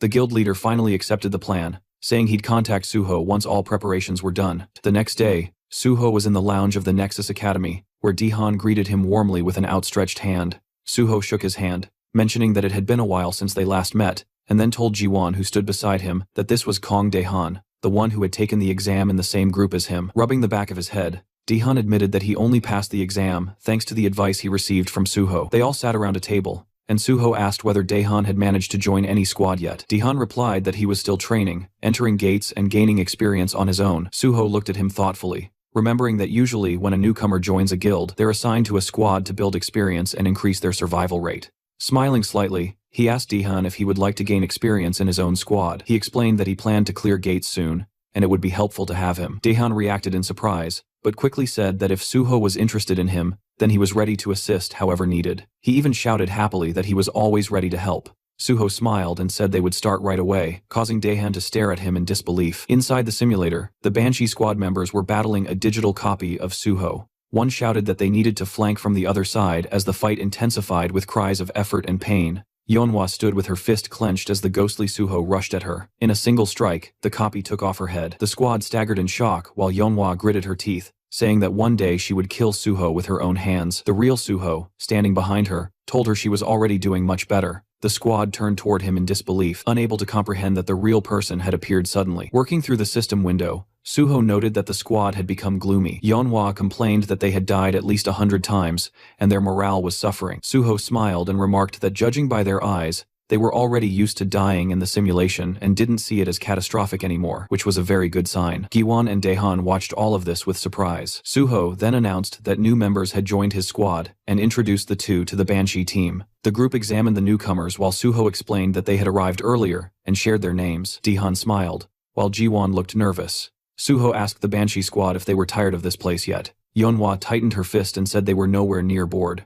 Burning with fury, she warned that she wouldn't rest until she managed to take Suho's head off, and the entire Banshee group was fueled with killing intent. Suho smiled and said that he liked that attitude, advising the newcomers to develop the same instinct. Giwon asked why that was necessary, and Suho replied gently that it was essential if they wanted to survive inside real gates. He declared that from today onward, they would all train to clear gates together. Yeonhwa stepped closer, and Suho told her that one of the newcomers was a mage and the other a tank, so they didn't need sword training. She would need to organize the squad properly, use the clones well, and train everyone hard. Yeonhwa agreed, but asked him to at least explain more about the gate. Suho adjusted the system window and said that he would have to change the clones' settings, but soon they would understand everything themselves, so they should be ready. When she asked him again about the type of gate, Suho simply said that it would be a very ordinary one. He added that it would be inconvenient to call each other with meaningless shouts in real combat, so they needed proper forms of address. Yeonhwa said she didn't know what to call him, but she would rather die than call him Appa. Suho, still working through the window, said that since they were one team now, she could call him team leader. She accepted that. Suho then said he needed to leave for other matters, and asked them to notify him once preparations were complete.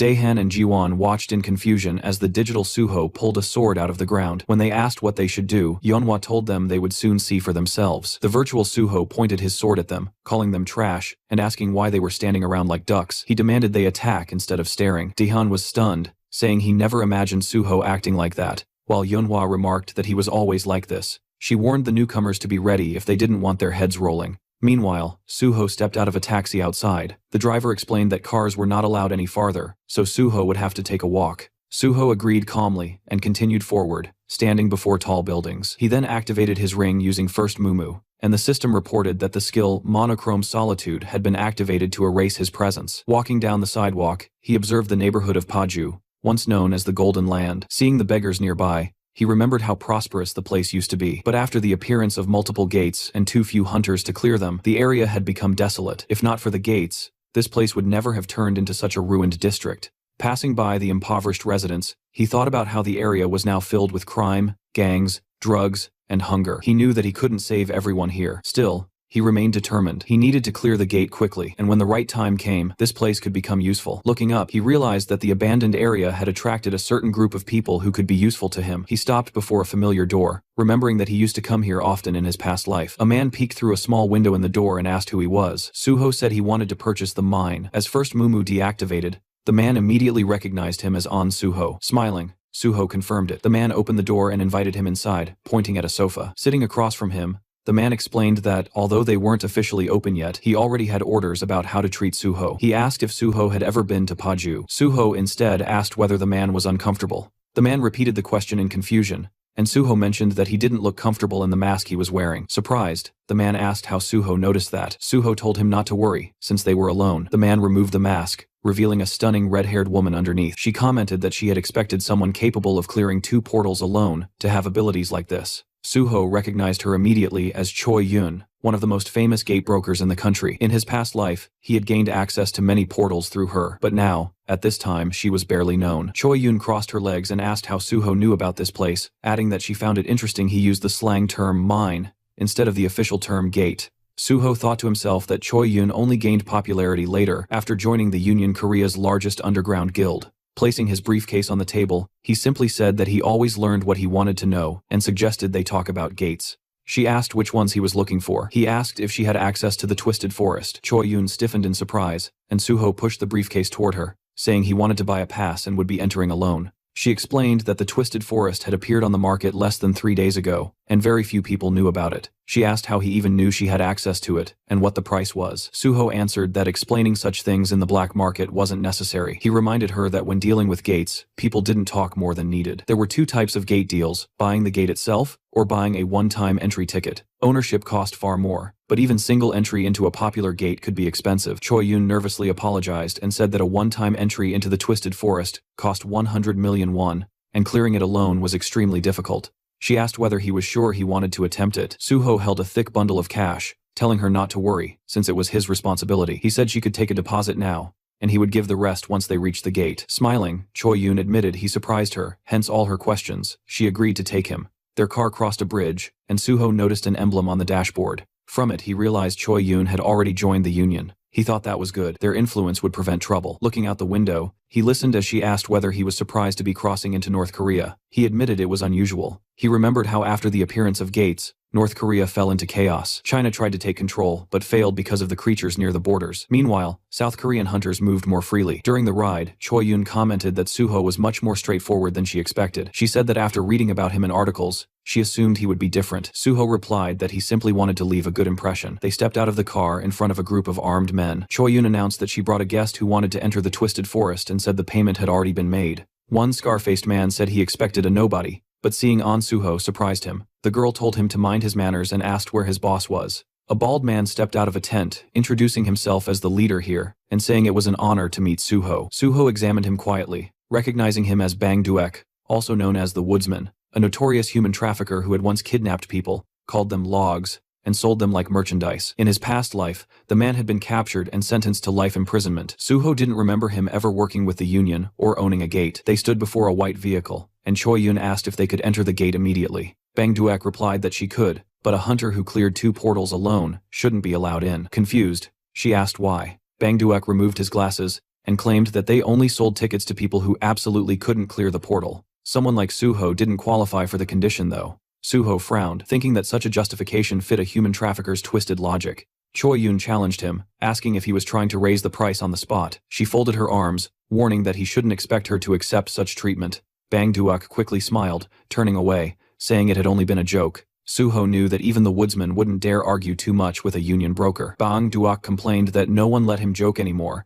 then told them to follow him. Choi Yun gestured politely for Suho to go ahead, telling him she would ensure his safety. Meanwhile, several unpleasant-looking men stared at Suho with hostility. Suho knew that if he managed to clear the gate successfully, there could be an ambush waiting for him on the way out. That was why brokers were responsible for keeping clients safe, and why so few existed. When the shutter lifted, the glowing portal appeared. Bang Duek asked Suho whether he truly intended to enter alone and whether he thought he was invincible. Suho simply ignored him and stepped into the gate, Twisted Forest. A blue portal shimmered before him, and the system reported that entry had begun. It also stated the rules. Only hunters level 99 or below were allowed, and the maximum squad size permitted inside was 8. Suho stepped into the forest, lifting his gaze as he took in the twisted landscape. He hadn't expected to end up in this place. In his previous life, he had never entered this gate either, but he had heard enough about it to know what awaited inside. Calling forth his shadow spear, he decided to first search for anything useful. Closing his eyes, he activated magic detection, and purple streams rose upward. A massive yellow eye glared back at him as he realized that the trees themselves were monsters. The system identified them as twisted ents.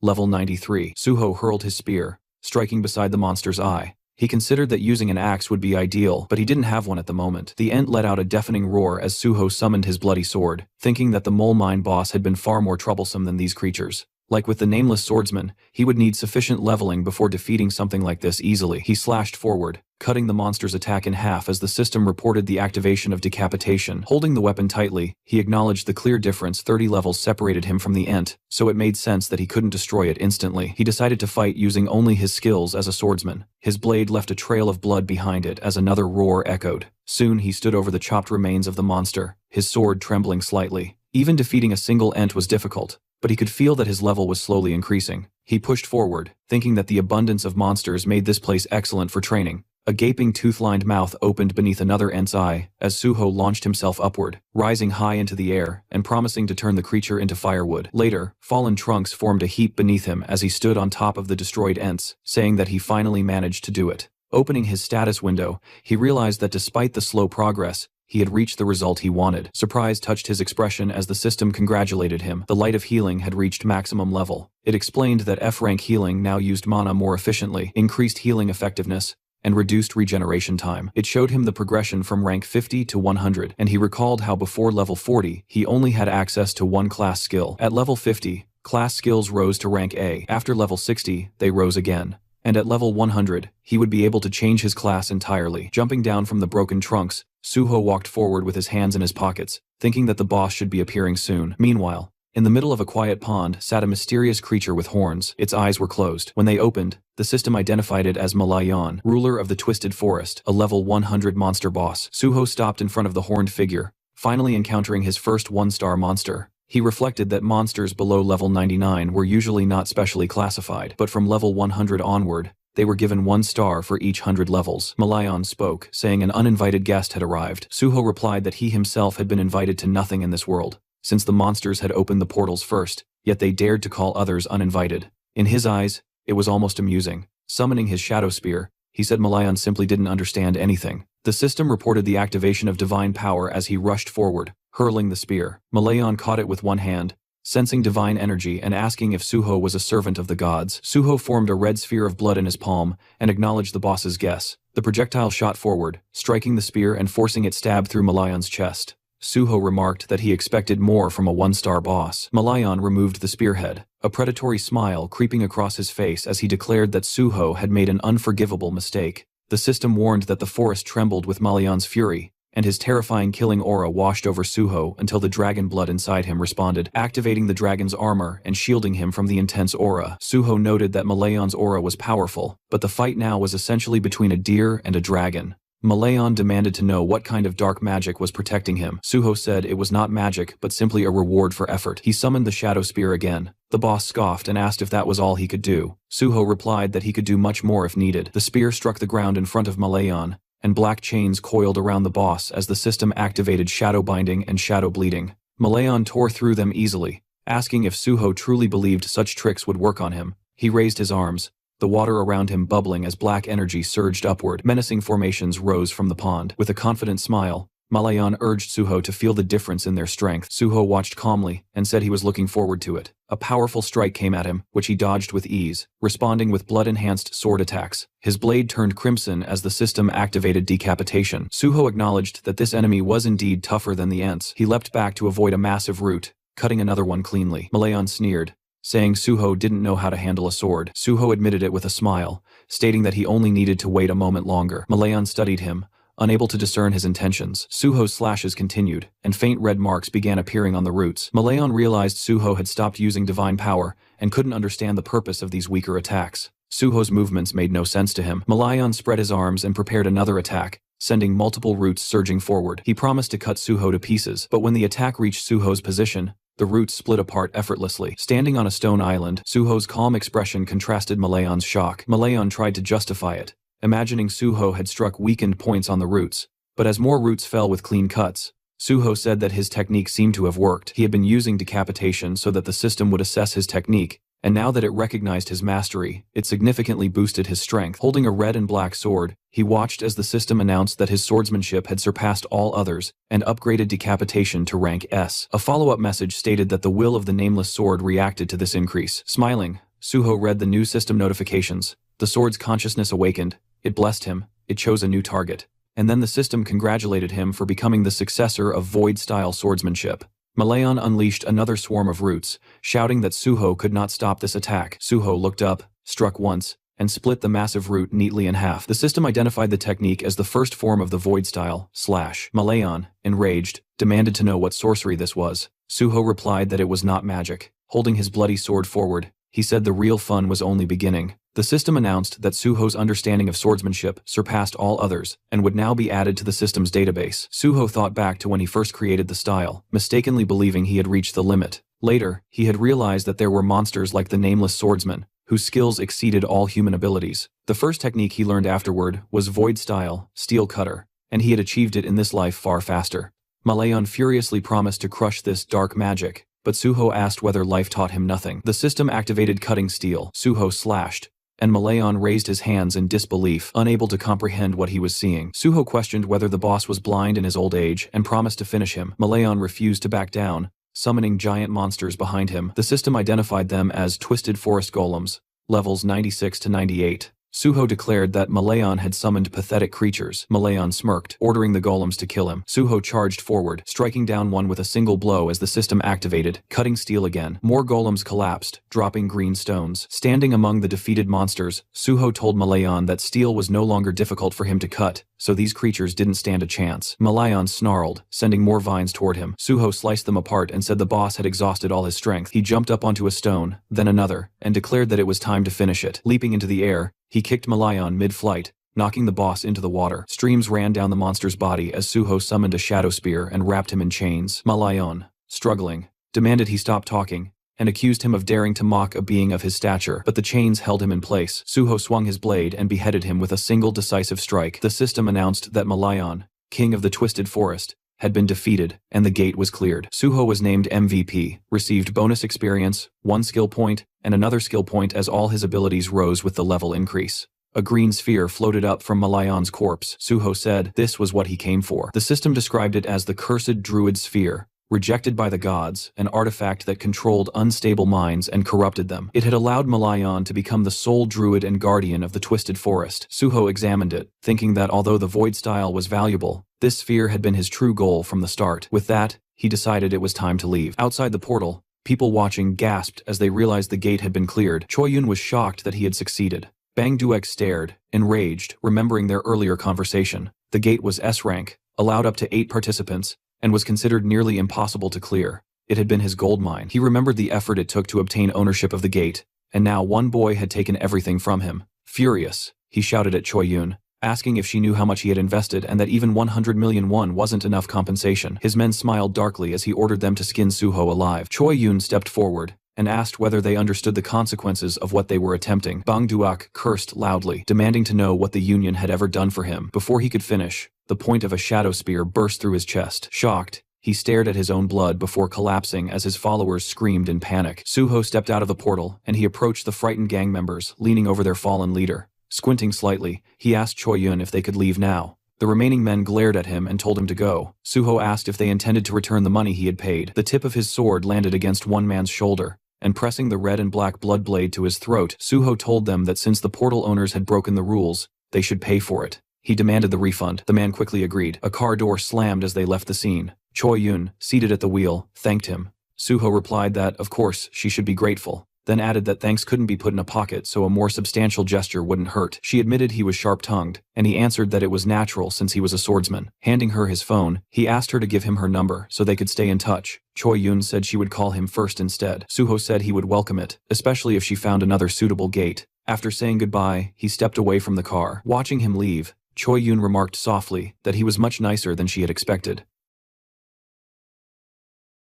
The scene shifted to the Nexus Academy at 9 a.m. Many feet moved across the pavement as someone asked where they were going. Suho, holding the trunk lid, said he would explain everything once they arrived. Closing the trunk, he added that they shouldn't keep the boss waiting. Leading his squad forward, he told them they were going to the miner's quarry, which made his comrades visibly excited. The group gathered before the protective frame surrounding the portal, just as a car pulled up. Bae Dongyuk approached and thanked Suho for coming, and Suho replied that he was fortunate to arrive without any trouble. Before them stood the walls of an iron barrier, and Suho asked if the landkeeper's mine was inside. Dongyuk explained that a safety zone had been built to contain the gate's energy, and behind him stood a team of workers wearing yellow helmets. He confirmed that he arranged the mining team exactly as Suho had requested. Suho thanked him, then suggested they begin the briefing. Dongyuk agreed that it was time. Inside the meeting room, Suho held a tablet. He explained that inside the mine lived creatures known as landkeeper kobolds. If they managed to eliminate them, they would be able to gather a large number of mana stones. Their strategy, he said, was straightforward.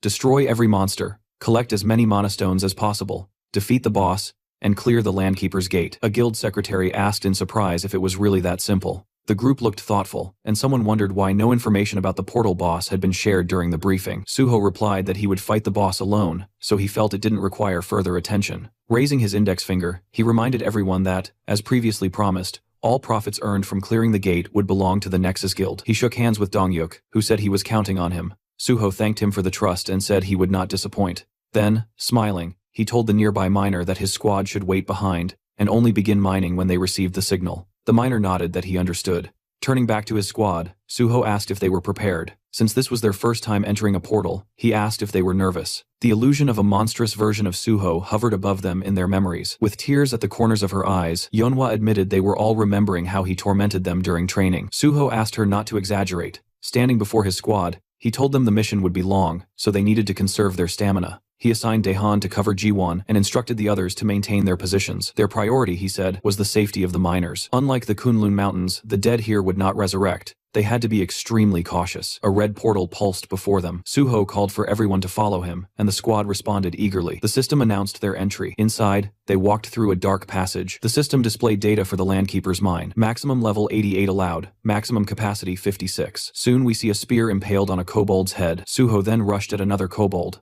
oddly wielding a blood-coated shaft, and eliminated it as well. Blue blood flowed from the monster's mouth as a blood jade refilled itself with the spilled liquid. Suho thought it was impressive how few kobolds were present, giving him enough time to gather their blood. One of the miners was astonished, saying that Suho had destroyed all the enemies with a single blow. A Banshee squad member beside him agreed wholeheartedly, and when the miner asked if the boy had never seen Suho fight, Kaowon admitted that it was true, since their leader typically only talked. Yeonhwa urged them to keep up. The squad pushed forward and joined the battle. They received orders to eliminate the kobolds and protect the miners. Jiwon raised his hands, forming a magical circle, promising cover. Daehan decapitated another kobold creature nearby, and Yeonhwa told everyone to maintain formation and avoid rushing. Suho looked over his shoulder with a small smile, satisfied that they were following his instructions and that nothing had gone wrong yet. Yeonhwa told the miners to begin their work. Once the hunters pushed forward a bit, the miners started digging. Massive crystals glimmered around them as one miner announced they had nearly finished gathering the stones, and requested they be taken to the surface. He also told his teammates to double-check for valuables, and to remove any monster corpses blocking the area. A miner suddenly noticed something to his left. His companion asked what he was staring at, and the young man said he couldn't believe what he was witnessing. As monsters spat blue blood around them, Suho delivered another precise strike, then pierced a goblin to his left. Clenching his fist, he activated his bloody weapon. His eyes turned white as defeated enemies piled beneath him. Resting the blood sword on his shoulder, he stood amid the fallen creatures. The miners and his squad stared at him in stunned admiration. Several workers raised their arms joyfully, shouting that working with Suho was an honor. Suho suddenly sensed something, and ordered everyone to gather. Yeonhwa responded immediately. In a section of the mine, he pointed out a branching passage. The squad confirmed they saw it. Suho said the Nexus Guild had abandoned attempts to clear this gate because endless hordes of kobolds overwhelmed them. Someone asked if they needed to split up. Summoning his bloody sword, Suho said he would go alone. They asked again in shock, but he raised his weapon and declared that there was a boss inside. With one strike, stones exploded outward as cutting steel skill activated. Daehan was amazed that Suho can cut through solid rock with a single blow, and Yeonhwa wondered aloud how such strength was even possible. Standing before the narrow passage he created, Suho explained that he purposely made it tight so that monsters couldn't swarm out all at once. He ordered them to remain here and guard the right side while he went left. When someone asked if they should simply kill any goblins emerging from the cut passageway, Suho confirmed they should, adding that originally he intended to block the entire entrance, but then realized they wouldn't gain experience that way. Turning away from his squad, he told them not to look for him under any circumstances. If he didn't return within 12 hours, they were to leave the mine entirely. Manhwa agreed. Suho thought to himself that he would need all 12 hours to finish what he planned. Turning his head once more, he told them they would meet again soon. Duho muttered that Suho had blocked the entrance, and questioned whether the man was sane. Hyunmin said that even though Suho was their leader, going alone would be extremely difficult, and he feared Suho might not manage. Jiwon countered that Suho would be fine, reminding them all that their leader had cleared 2 sealed gates and multiple dangerous portals single-handedly. Manhwa smiled, saying they all remembered that, so they simply needed to believe in him and do their part. One of the fighters agreed and said they needed to make sure Suho would be shocked at how much they had improved by the time he returned. The group clenched their fists with determination, ready to demonstrate everything they had learned in training. Large stones lay scattered before him, and Suho said that now nothing was holding him back. Ahead stretched a countless army of kobolds, and he declared that it was finally time to begin. Smiling slightly, he noted that there were indeed an overwhelming number of monsters waiting for him, yet he also remarked that their numbers meant nothing to him. The Landkeeper kobolds snarled as the system identified them as level 72 to 74. And Suho rushed forward to attack. The monsters lunged at him with growls, and he delivered rapid strikes. A smaller kobold suddenly dropped from above, but Suho noticed it immediately and raised his weapon, blocking the blow. With an amused expression, he admitted that these creatures actually knew how to use their heads, though all it really did was add unnecessary trouble. The system confirmed the defeat of the Landkeeper kobolds. Outside, Daehan delivered a finishing strike to an enemy and, smiling, turned to one of his comrades to announce that they had dealt with all the monsters. A Banshee squad member agreed, saying that as long as they remained alert, everything would be fine. A miner suggested they take a break and cook something to eat. The miners sat down tiredly beside the crystals, relieved that it was finally time for lunch. One of them was surprised that half the workday had already passed. A miner approached the squad, asking if the young hunters were tired, and praising them for doing an excellent job. Jiwon admitted that there had been difficult moments, but now everything was calm. Manhwa stood behind him, listening as the miner praised Jiwon for defeating an entire horde of kobolds. Jiwon explained that this was only possible because Suho had created a narrow exit tunnel. If the monsters had swarmed at them all at once, they wouldn't have lasted even an hour. Manhwa studied the fallen kobolds thoughtfully, feeling that Suho must have been here before. She hoped he was alright. Remembering her first encounter with him, she thought about how badly that meeting had gone, and how she had assumed he was simply insane. But with time, she realized she had begun to worry about him. Smiling faintly, she accepted that she could not help him right now, and admitted to herself that it was unclear who should be worrying about whom. Deep inside the mine, Suho sat on a stone with his bloody sword in hand, biting into a chocolate bar. He complained that the kobolds were not attacking him even though he was openly eating in front of them. Standing up tiredly, he noticed the monsters glaring at him, but still not moving, and he wondered aloud if they had finally grown afraid of him. Then he added that it hardly mattered anymore, since they no longer interested him. Standing atop a tall cliff, he thought that he only wanted one thing: to find the boss of the portal. It was too dark to see clearly, so he pulled out a flare gun. The system explained that it would illuminate the area for quite a long time. Suho fired it, and the cave lit up with bright, scattered lights. In the illuminated cavern, a strange creature with an elephant-like head appeared. The system identified it as Bulgasari, level 99. Suho considered that Bulgasari was known to be nearly impossible to kill, feeding on ore and having a body stronger than most monsters. Approaching it carefully, he recalled that Bulgasari was one of the 3 most dangerous non-star monsters. Summoning his shadow spear, Suho declared that it was time to begin. He threw his spear, hitting Bulgasari's head,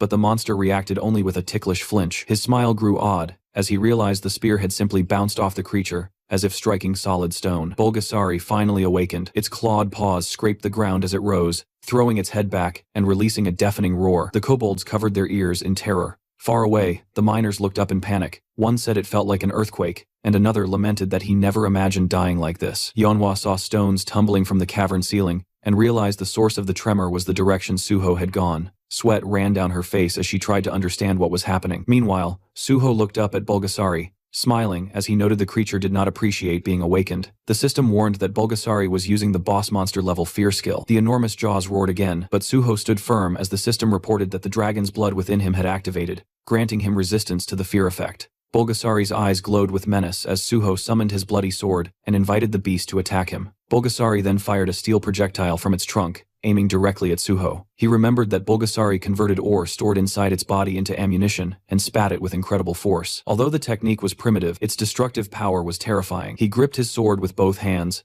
thinking that steel was one of the strongest materials, and few things could match it. With a clean slice, he cut the projectile. Steel Slash had activated. Smiling, Suho announced that it was time to tame the monster. He felt relieved that he had collected so much blood earlier. Bulgasari roared furiously and charged. White energy burst from its body, and its massive paws thundered across the ground. The creature opened its mouth wide, moving shockingly fast. Suho admitted that such speed seemed almost unfair. The monster smashed into the cavern wall with full force as Suho leapt aside just in time. Though shaken, he knew he could not waste a single moment. The cave could collapse at any time. Jumping from a rock, he summoned his bloody sword. Holding it firmly, he focused on using every drop of blood he had gathered for the strongest attack he could muster. With a decisive strike, he sliced off one of Bulgasari's trunks, using the skill, Steel Slash. The monster roared in agony as the severed trunk fell to the ground. Landing on one knee, Suho studied the creature closely, thinking that the Steel Slash attack's effectiveness did not depend on depth of the cut. No matter how thick the armor was, the sword would still deliver maximum damage. Seeing the fallen trunk, he felt a surge of confidence.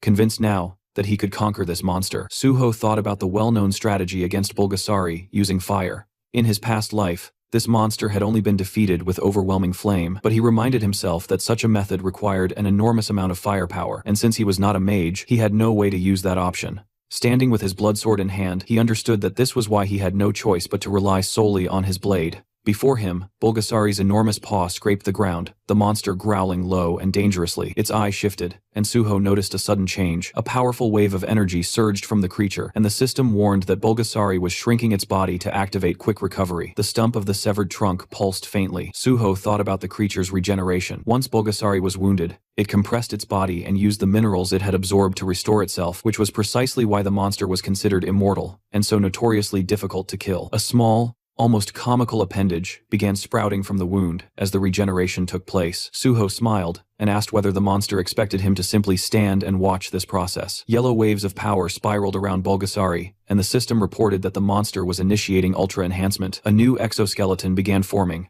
as the absorbed minerals hardened along its body, giving the beast an even more threatening form. The two opponents faced each other. Suho realized Bulgasari was using every skill it had, unleashing its full strength in an attempt to defeat him. Clearly, the monster believed it needed all its power for this single confrontation. Suho, still smiling, accepted the challenge. The monster launched itself forward, the system stating that it was using the skill, Ultra Rotation. Holding his bloody sword, Suho braced himself. He had always wondered what Bulgasari, known as one of the strongest monsters, was truly capable of, and he was equally curious to see whether his blade would be able to break through such formidable power. The two clashed. His sword met the monster's rotating body with a violent impact. Bulgasari's eyes gleamed, yet Suho remained calm as he slashed at its form. The creature's limbs suddenly sprawled outward in a helpless motion. Bulgasari growled weakly, looking upward as if trying to understand what had happened. Suho tried to make sense of whether he had already defeated the beast. Raising his sword high, the system announced the activation of Steel Slash. Suho struck with full force, slicing the monster cleanly in half with a single decisive blow. A deafening roar echoed, the monster's remaining eye glowing as Suho pointed a green sphere toward it, declaring that Bulgasari now belonged to him.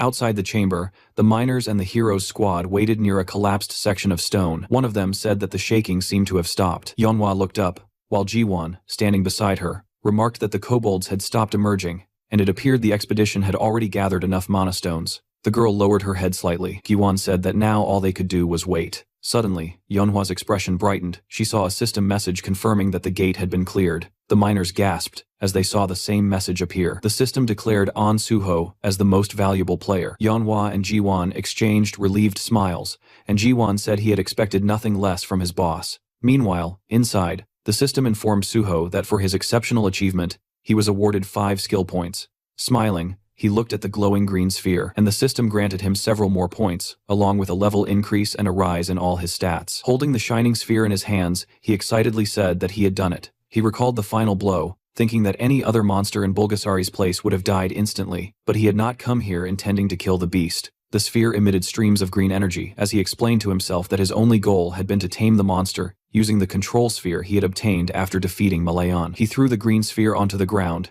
It cracked open, and a tiny elephant-like creature appeared. The system identified it as Bulgasari, level 99, with multiple high-level skills. Suho noted that having traits like Phantom Beast and Species Domination alone would be enough to classify the monster as S-rank, yet this creature possessed both. He knelt before the miniature elephant as the system activated healing. His hand hovered over the creature, whose eyes were closed. Suho gently greeted it, and the little monster responded with an odd sound. Rising to its feet, Bulgasari faced him attentively. Suho told it to listen carefully. Surrounded by enormous crystals, he explained that although the creature's enthusiasm was admirable, they could not return here again, so they needed to gather all the ore in the area. The tiny Bulgasari, ears flapping, looked cheerful. Suho asked if they could begin, and the creature made another series of unusual sounds. Meanwhile, his squad waited at the other end of the mine, confused and increasingly anxious, wondering why their leader was taking so long. Suho now stood inside his impossibly luxurious subspace house, the kind of hidden dimension only very few individuals in the world could ever possess. Surrounded by its vast, quiet expanse, he found himself thinking again about his past life and everything he had learned by living through the world twice.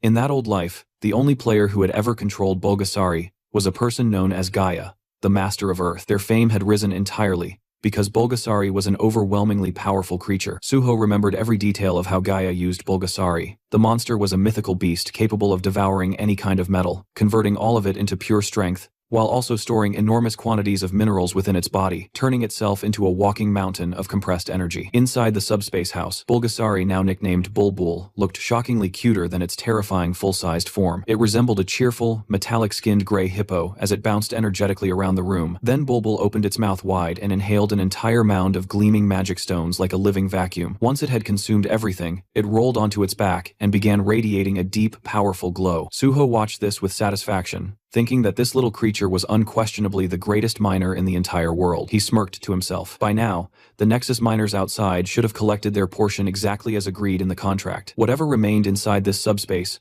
belonged solely to him, and he had ensured that. Outside the mine, Daehan, Yeonhwa, Jiwon, and the rest of the team continued to wait near the sealed tunnel. Daehan grew increasingly restless, convinced that Suho had been gone far too long. The miners whispered to each other, assuming that Suho must have defeated the boss, but perhaps suffered injuries during the fight. A few even considered going deeper to check, but Jiwon held firm, insisting that they follow Suho's strict orders. Yeonhwa agreed, even though worry tugged quietly at her thoughts. She reminded everyone that a team without trust in its leader would collapse, and Suho had clearly told them not to enter for at least 12 hours. None of them wanted to break that trust. Suddenly, the stone wall exploded outward in a burst of purple energy. Suho walked out through the smoke, appearing completely calm, as if he had finished a short training session, rather than a life-threatening battle. His squad rushed toward him immediately, demanding to know why he had taken so long. Giwon, especially dramatic, practically jumped in front of him. Suho teased that if they were that worried, they should have come looking for him. The group quickly reminded him that he was the one who forbade them from doing so. Suho's teasing expression softened when he placed a hand on Jiwon's shoulder, acknowledging that the boy had followed his orders loyally. Yeonhwa admitted she was relieved that their trust had not been misplaced, though she still disliked being treated like a child. Suho simply said that they had lived entirely different lives, and that was the undeniable truth. Their darker pasts had shifted completely, and he felt a quiet pride at having changed their future paths. Afterward, Suho thanked the miners and said that it was finally time to leave the cave for good. The group cheered enthusiastically, more than ready to return to the surface. Meanwhile, in his office, guild leader Bae Dongyuk waited anxiously. The longer the silence stretched, the more tightly he clenched his hands. If anything happened to Suho, all responsibility would fall on him, and the Nexus Guild would drown in trouble. Suddenly, someone burst through the door with news announcing An Suho and his entire team had returned safely. Dongyuk hurried out to greet them in relief. Suho confirmed the gate was cleared and requested that the result be officially registered. Later, they gathered in the office to review the collected materials and recorded data. Dongyuk was stunned. Despite Suho's unusually short contract period, the profits were massive. They estimated more than 7.2 billion won in resources, possibly exceeding 10 billion after processing. Suho quietly remembered the raw stones he had claimed for himself in advance and nearly laughed. His personal haul was worth a fortune. To be fair, Dongyuk offered Suho's squad 10% of the gate's entire profit as a bonus. Suho pretended to be surprised, even though inwardly he thought it was too generous. He had already taken enormous amounts home, so demanding anything more would feel greedy. After a polite exchange, they eventually agreed on a balanced reward that satisfied both sides. Once the matter was settled, Suho mentioned something else. He wanted to form a secret raid unit within the Nexus Guild. Since he would soon join the Hunter Association as a government hunter, he would be unable to lead his team officially. He asked Dongyuk to support them quietly and register them within the guild, so they could continue serving as a hidden force behind the scenes. Dongyuk loved the idea and agreed immediately. Suho reflected that only because he had regressed could he build a foundation this solid, avoid the betrayals of his past life, and test each person until they proved to be trustworthy allies. This time, he wanted real companions walking beside him, not opportunists. Later, Suho entered the locker room where his squad was gathered, still buzzing with excitement about the previous mission. Ji-won immediately leaped toward him with his usual overly enthusiastic greeting. Suho gathered them around and shared the news starting today. They were all officially members of Nexus. The team was stunned. Several Banshee members had given up their previous jobs just to follow him, and now they would receive proper pay, clear advancement paths, and official B-rank status with potential for A-rank promotions. Daehan and the others were ecstatic, celebrating like they had just won a grand prize. Right then, Suho's phone rang. It was Chief Pai, calling with even more good news. Suho's special recruitment for the Hunter Association had been approved. Soon, he would formally join, receive a commendation, and begin his government contract. Chief Pai joked that Suho was becoming far too impressive, and Suho responded that he fully intended to keep surprising everyone from here on out. The next day, inside the Nexus lounge room, the entire Banshee squad was deep inside the digital space created through Ji-won's digitization skill. The bright white environment looked futuristic from outside, but inside the environment was filled with glitch-covered monsters, their red eyes flickering as they crawled out of broken streams of corrupted data. The creatures let out distorted screams as they swarmed the team. Everyone held their positions while Daehan barked commands, keeping the formation from collapsing under the chaos. Yeonhwa glanced toward Ji-won, who was catching his breath while leaning heavily on his staff. She asked if he was all right. Gi-won insisted he was fine, though he was clearly pushing himself too hard, determined not to look weak and wanting to prove he truly belonged in the Banshee squad. One of the older members gave Ji-won a playful smack on the back, nearly knocking him off balance, teasing that their youngest member was really fired up today. Another stepped in to steady him, placing a hand on his shoulder and telling everyone to quiet down. Yeonhwa reached out to help Ji-won stand straight, and warned him not to let any weakness show. If they wanted to reach level 100, if they wanted to keep up with their leader's reputation, they still had a long road ahead of them. The others agreed. If Ji-won wanted proper recognition, he had to keep fighting. Their determination collectively surged. The entire team shouted together that, no matter how hard the climb became, they would give everything they had. A short distance away, Suho watched them while surrounded by the digital remains of corrupted monsters he had already taken down. Their enthusiasm amused him. He thought the team had grown almost too energetic. He had told Ji-won to set the program to hard mode, but even he hadn't expected things to escalate this intensely. He even joked internally that if a virus like this ever spread online, the entire internet would probably collapse. Soon, Suho walked up to Ji-won and asked whether he was holding up. Ji-won tried to appear unfazed, saying he was just taking a break before returning to battle. Suho simply told him they were done for the day and that it was time to log out. Ji-won froze, unable to believe Suho had finished clearing the stage already. The rest of the team, exhausted but irritated, felt like their leader had played a different game entirely. They insisted they were only getting started. Suho quietly smiled. He knew now that they were pushing themselves harder for his sake. He exited the virtual space. Later, in the real world, Suho sat alone inside Angel in Earth Coffee, a calm cafe near the edge of Seoul. He checked his phone and organized his next steps. Since he had just entered the special recruitment program, his free time would shrink quickly. He needed to move fast. His next priority was locating a certain individual. Soon a white car pulled up outside. Choi-yoon stepped out casually and walked inside as if she owned the place. She ordered a strawberry frappe. Suho reminded her that she wasn't really in the position to demand drinks, since he had called her here to repay the favor she owed him. But before she could react, the waiter placed the drink in front of her. Suho had already ordered it. She blinked in disbelief, wondering how he knew the exact drink she would ask for, and even the timing. Suho brushed it off, saying it was simple intuition. In truth, the library of memories he carried from his previous life contained even small details like her favorite snacks. Switching topics, he asked if she had found the person he requested. She handed him a document folder, still confused about why he wanted information on what she thought was a junkie. Suho corrected her immediately. The man he sought was a highly skilled craftsman. In Suho's memory, that junkie would become one of the greatest blacksmiths in the world, Nam Hae-won. He thought to himself that finding information on someone like Hae-won wasn't easy, yet Choi-yoon had still managed it. She was undeniably good at her work. Suho then said the next step involved using a safe house in Cheongdam, one that belonged to the Union. The girl froze. She knew these safe houses existed, but only the highest ranks had authority over the Cheongdam location. Even brokers rarely stepped inside. Her nerves rose. She pointed out that even knowing about the place was unusual. Suho simply reminded her that she owed him a favor. She tried to negotiate, but he pressed her harder, even teasing that if her entire life's worth amounted to mere paperwork, maybe he shouldn't have helped her at all. Cornered, sweating, she started making out childish excuses. Finally defeated, she said she would make the call. She stepped outside. Suho waited calmly. Knowing the Union would eventually choose the most logical outcome, they would approve his request. When she returned, she looked defeated and asked whether it truly had to be Cheongdam. Suho's twisted expression made the answer obvious. She regretted asking. He chose the location simply because it was closest. She told him he could use it, but only under one condition. She explained that if he met that condition, he could access the Cheongdam safe house at half price. Even so, half the price was still expensive. She pulled out her phone, ready to accept the Union's terms, but Suho told her to wait. He wanted to know the full catch first. She thought he was being extremely strict for someone asking favors, but Suho replied with a shrug, saying he had to be, after all, he was joining the Hunter Association. Finally, Choi Yoon told him the condition. He had to help clear a newly discovered gate the Union had found, one they didn't want exposed, because it appeared in an extremely public area, Namhansan. Suho asked about the monsters inside. She explained the gate was known as Sky Mountain and filled with wyverns, massive, fast, sky-blue dragons that were difficult even for trained hunters. Only those under level 110 could enter. She added that it wasn't supposed to be a solo operation. Suho only needed to join the raid team and assist.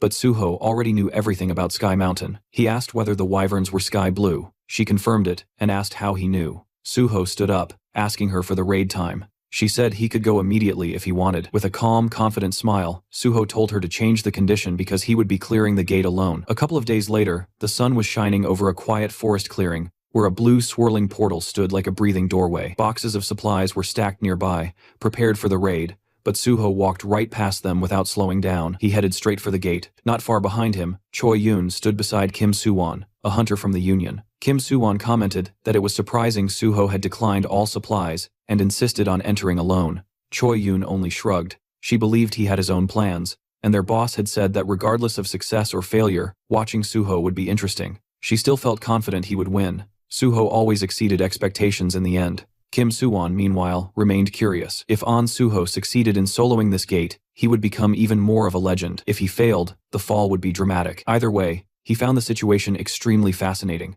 Inside the gate, the system loaded a new environment, Celestial Mountain. The surroundings were rocky, bright, and high above the clouds, with strong winds swirling through the mountain peaks. The system stated that only hunters under level 110 could enter, and the maximum party limit was 31. Yet Suho stood there alone, planning to clear everything by himself. He remembered reading association reports about this place. Officially, it was not classified as extremely dangerous, but the reality was different. Many hunters had failed here, and several had died. With wyverns dominating the sky, the association usually sent mages and archers. Warriors were advised to stay away, since aerial combat was too difficult for them. But Suho felt that these rules did not apply to him. He gathered blood in his hand and activated his blood weapon skill. A bloody sword formed in his grip. Looking up the winding mountain path, he decided to skip it entirely. Using leap, he soared upward through the sharp winds, as if they were nothing more than a gentle breeze. He ignored the twisting trails, and ran straight up the mountain. Soon, he reached a plateau where sky wyverns had gathered. All of them were over level 100. The leader, a sky wyvern at level 109, stood among them.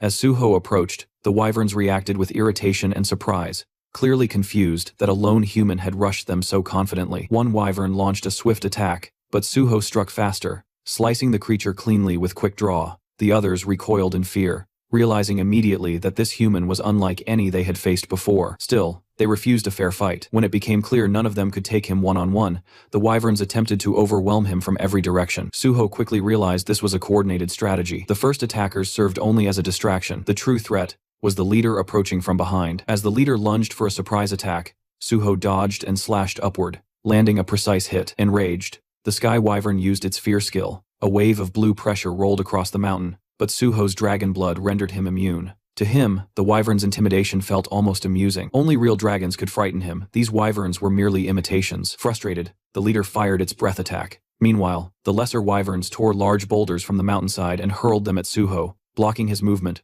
while the leader prepared another strike. It was a surprisingly well-coordinated tactic. As the rocks crashed down, the leader charged in for the kill. Suho activated Leap again, soaring above the crowded attack. From the air, he used Airstyle's first form Sever and prepared Cutting Steel. He descended like a blade from the sky and cut the leader from head to tail with one clean strike. With the leader defeated, Suho observed its remains and felt that he was finally starting to adapt to his newer techniques. Still, he sensed room for improvement. He continued climbing higher, heading toward the true boss of this gate. But suddenly, the air darkened. A massive monster stepped into view larger than the others, with dark blue scales and a crown of jagged horns. When it roared, the entire mountain trembled. Far above, the Sky Wyvern King announced its presence. Suho assumed the king must have sensed the death of its minions. Now, he stood in the king's domain. Everything before this had merely been a warm-up. As Suho reached the mountain's summit, the sky dimmed as if reacting to the king itself. The giant wyvern landed, blocking the sun. The system reported its level 113. It released a massive roar, accompanied by a wave of dark energy. Once again, Suho resisted effortlessly, thanks to his dragon blood. Although the Wyvern King was intimidating, resembling a true dragon,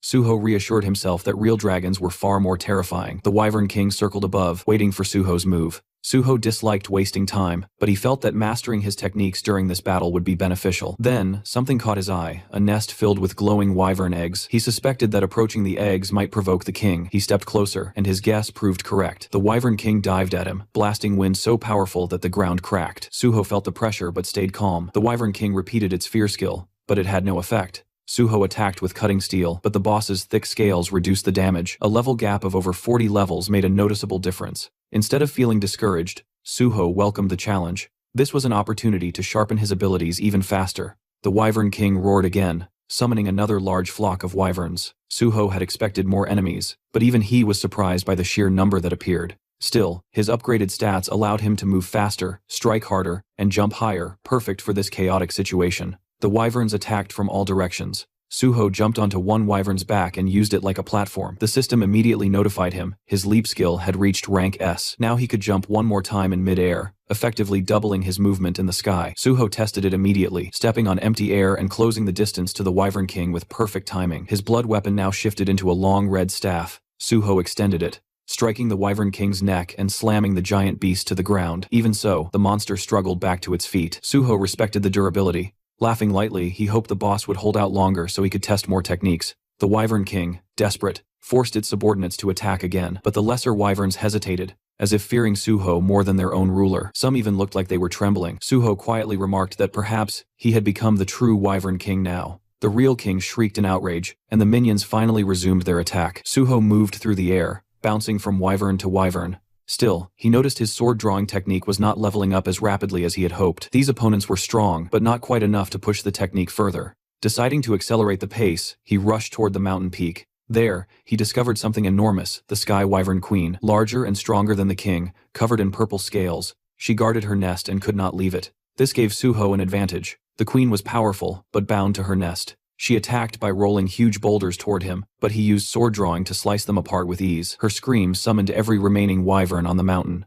Suho remained calm. He understood that she would rely on her minions rather than attack directly. At that moment, the Wyvern King swooped down in a full-force assault. Suho decided it was time to finish this battle. He chose not to use his strongest skill immediately. Instead, he wanted to reach a higher level of sword drawing. The best swordsmen relied solely on their blade, and Suho wanted to honor that principle. He focused on perfect timing and precision, repeating sword drawing over and over. The system reacted to his mastery, recognizing that his understanding had surpassed all others. System alerts flooded his vision. His sword drawing evolved to a supreme level. The guardian sword within him responded, granting a new form, Cloud Cutter rank S+.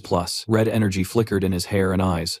Suho unleashed Cloud Cutter with a powerful swing, sending a massive vortex of bloody energy crushing through the Wyvern King. The boss collapsed and died with a final cry. The remaining wyverns shrieked in fear and grief, but Suho was not done. He activated Cloud Cutter again. In one sweeping strike, he destroyed all remaining wyverns, including the queen. The system announced his triumph. Suho stood on the mountaintop with his sword resting on his shoulder. The gate conquered.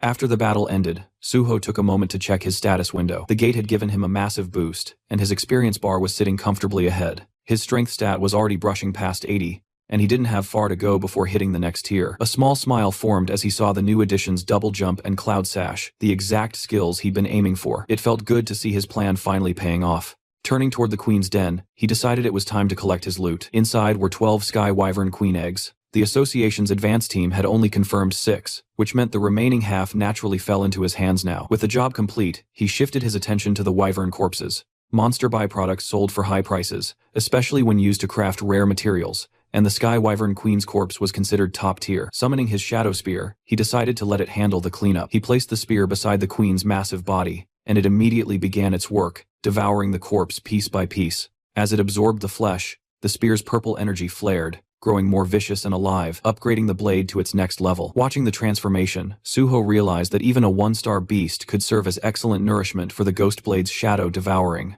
Judging by the spear's state, one more powerful meal should push it further. With that in mind, he directed the spear toward the king's corpse next, letting it feast again. Outside the gate, chaos had already broken out. Someone shouted that the gate reading had been completely deceptive, and people around him stared in disbelief. They finally realized the guy inside wasn't just some healer, he was actually a sword master. Among the crowd, a black-haired man wiped sweat from his forehead, overwhelmed. He knew better than anyone that even with a full raid party, clearing that gate wasn't guaranteed, yet somehow this man had done it solo, and not as a combat class, but officially as a healer. Choi Yoon brushed it off casually, reminding him that she'd already said he would clear it easily. He agreed, but couldn't understand why she looked so excited. She just told him it must be his imagination. Their conversation paused as Suho walked out of the gate. They congratulated him for conquering it solo, the girl cheering first, and the guy echoing her. Suho thanked them and then reached into his inventory. Pulling out the wyvern eggs, he placed all 10 sky wyvern queen eggs before them, saying he'd found that many inside. Kim Suwon stared, stunned by the sheer quantity. Suho calmly insisted he had retrieved every single egg, while keeping quiet about the extra ones he kept for himself. As for the Sky Wyvern King and Queen corpses, he explained that both bodies had fallen to the base of Sky Mountain during the fight, making it impossible to recover them. Of course, hiding the fact that Ghostblade had already devoured them cleanly, leaving no trace. Lowering his voice, Suwon asked if he could pose a question. Suho told him to go ahead. Suwon hesitated, then asked how someone officially registered as a healer was able to wield a sword like that. Did he really fight those wyvern using nothing but swordsmanship and healing abilities? Even with good sword skills, taking down flying monsters with only a blade shouldn't be that simple. Suwon thought Suho, being both swordsman and healer, would have brought arrows, throwing spears, or at least long-range spell scrolls. As a fellow hunter, he was dying to know how the hell Suho managed it. Suho simply smiled, and told him one sword was enough. Suwon stared at him like an amazed fanboy, asking if he really meant he took down all those flying wyverns, including the king and queen, with only that one sword. Suho confirmed it. Suwon practically lit up, thrilled and glowing with admiration, while Choi Yoon nudged him, asking if this wasn't the same guy who had been whining earlier. Changing the topic, Suho asked Choi Yoon if he had fulfilled all the conditions. Choi Yoon happily said he had more than fulfilled them. He'd solo cleared the gate and recovered all 10 eggs, as promised. She guaranteed him free use of the largest unit in the Cheongdam residence, adding that her boss never went back on their word. She then asked when he wanted to start using it. Suho told her he wanted to start today, and also requested access to future reports on items and magic stones. He asked if that was possible. Smiling, she said it absolutely was. He could contact her for anything, from item disposal to money laundering, and she'd provide top-tier service. Suho suddenly pushed a small diary toward her, saying he had one more favor. She told him to go ahead. Inside was a photo of a green-haired man. Suho asked about a patient named Nam Hae-won at the Yeongdong Post Dan Yak Center, and said he needed information on him. Flipping through the diary, Choi Yoon realized it was the exact file she had retrieved earlier. Confused, she asked what this Hae-won person actually did. Didn't Suho mention he was some kind of technician? Suho opened his car door and asked if he really needed to explain the whole backstory every time he requested a favor. She quickly apologized, saying she slipped again. As he settled into the driver's seat, she complained from outside the car that she felt hurt after everything they did together. Shouldn't they be able to talk more freely by now? Suho calmly replied that she could ask how he was doing, but nothing beyond that. Clasping her hands dramatically, she muttered that he was cold. Then she informed him the Cheongdam residence would be ready in 2 hours, and she'd send the address once everything was set. He told her to also send him Hae-won's information. Checking her phone, she said he was indeed a patient at the Dan Yak Center, and that digging into Junkie's records would take only a few dozen minutes. She scrolled through her contacts and told him she'd get back to him shortly. After some time while driving, Suho received a call from Choi Yoon. She told him the Cheongdam residence was ready for immediate use, and she had already gathered all the information on Nam Hae-won and sent it directly to his phone. Suho thanked her for the work, but Choyo still pushed, asking why he was digging into a person who is a drug addict. Suho simply ended the call, refusing to entertain the question any further. He opened the map location she sent. Looking at the screen, he muttered the name Yeongdong-po, realizing this was where the man and deciding he would go recruit him now. Soon after, he arrived in front of a cluster of old, worn-down buildings that looked more like a slum than anything else. Standing before one of the structures, he noted that this must be the house where Nam Hae-won stayed, another semi-basement. He glanced through one of the small windows and noticed the curtains pulled shut from the inside. He pressed the doorbell, only to realize it was broken, so he began pounding on the door, calling out for Nam Hae-won. After a moment with no response, he assumed the guy wasn't home and said he would have to return later. What he didn't know was that inside the room, 3 men were standing over a collapsed Nam Hae-won. The brown-haired thug crouched beside him, asking if Hae-won really had visitors coming by, deciding they should finish the job before anyone saw him. Before he could act, a heavy thud shook the entire door. All 3 thugs froze instantly, startled by the sudden impact. The one responsible, of course, was Suho. As he stepped inside, the tattooed thug demanded to know who he was, but Suho shut the bitch down coldly, saying his identity was none of their business. The tattooed thug tried to swear at him, but before he could get the full insult out, Suho's hand struck across his cheek with a sharp, rapid slap. It was so fast that the other 2 didn't even register what happened, until the man staggered back. Suho glared at the remaining thugs, his voice heavy as he ordered them to come here, every single one of them. Outside the room, Suho had already confirmed 4 presences inside using his magic detection. Now 2 of them were shouting in front of him, demanding his identity and yelling who the hell he was.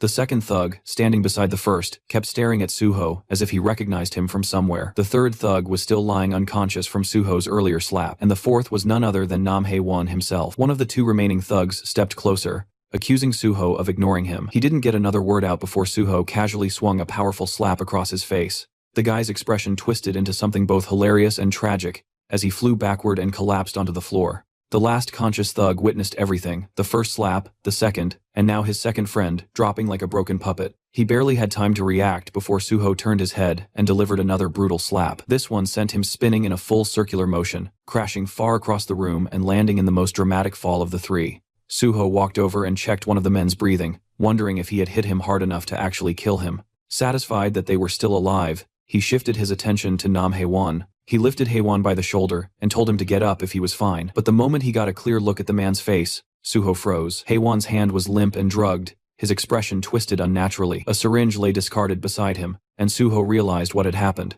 Those thugs had injected him with something and tormented him afterward. Judging by how stiff his body felt, almost petrified, the injection had been done a while ago. Checking his breathing and physical state, Suho understood quickly that the poison symptoms were serious. He needed to act fast. He activated his recovery skill, the evolved form of Cure. He had upgraded Cure into Recovery, specifically for scenarios like this: real illnesses, real poisonings, real damage unrelated to the system. Originally, the skill only affected the area his hands touched, but Isabella had once told him that pouring magic into it allowed him to forcibly expand the range. A slow grin spread across his face as he channeled magic into his hands. He thought about how he was now using information gained from someone who once tried to kill him to save someone else. The world truly worked in wild ways. After some time under Suho's treatment, Hae-won slowly opened his eyes. His vision was still blurry, and the first thing he saw was a blurry figure asking if he was awake. He stood up fast. Suho calmly told him that this was his home. When Hae-won finally focused, he noticed the beaten thugs sprawled across the room and looked terrified, asking why they were in that state,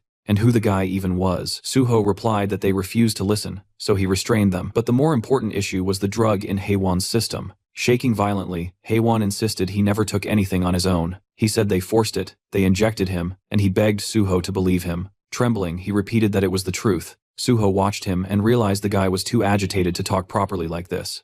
In his past life, Suho remembered an interview from when Hae-won later became a famous blacksmith. In that interview, he admitted the Changsik gang had forcibly injected him with drugs, and he suffered long-term after-effects of addiction because of it. With that memory in mind, Suho decided to treat him properly. He placed his hand close to Nam Hae-won, and the system responded. The ring of emotions reacted to the strongest emotions in the target. The color being absorbed was black. Suddenly, Hae-won clutched his chest, overwhelmed by the pain. Then, as the ring drew out his dark emotions, the tension eased, and he felt relief wash over him. Once the process ended, Suho asked if he was feeling better, and the green-haired boy nodded. Suho stood and told him he believed him. He addressed him properly as Mr. Nam Hae-won, confirming that the people who injected him belonged to the Changsik gang, and that the thugs on the floor were from the same group. The Changsik gang's original name has been Gold Made Hand, but the intention behind the naming was so ridiculous that the association simply renamed them as Changsik Gang. Suho asked Hae-won if he was attending a rehab center. Still shaking, Hae-won said yes, then asked how Suho knew. Suho answered lightly, saying he found out while digging into the Changsik gang. He reassured him he no longer needed to worry. Forcing drugs on someone already in rehab was a serious crime, and Suho said he would personally take responsibility and resolve the case. Hae-won's expression brightened,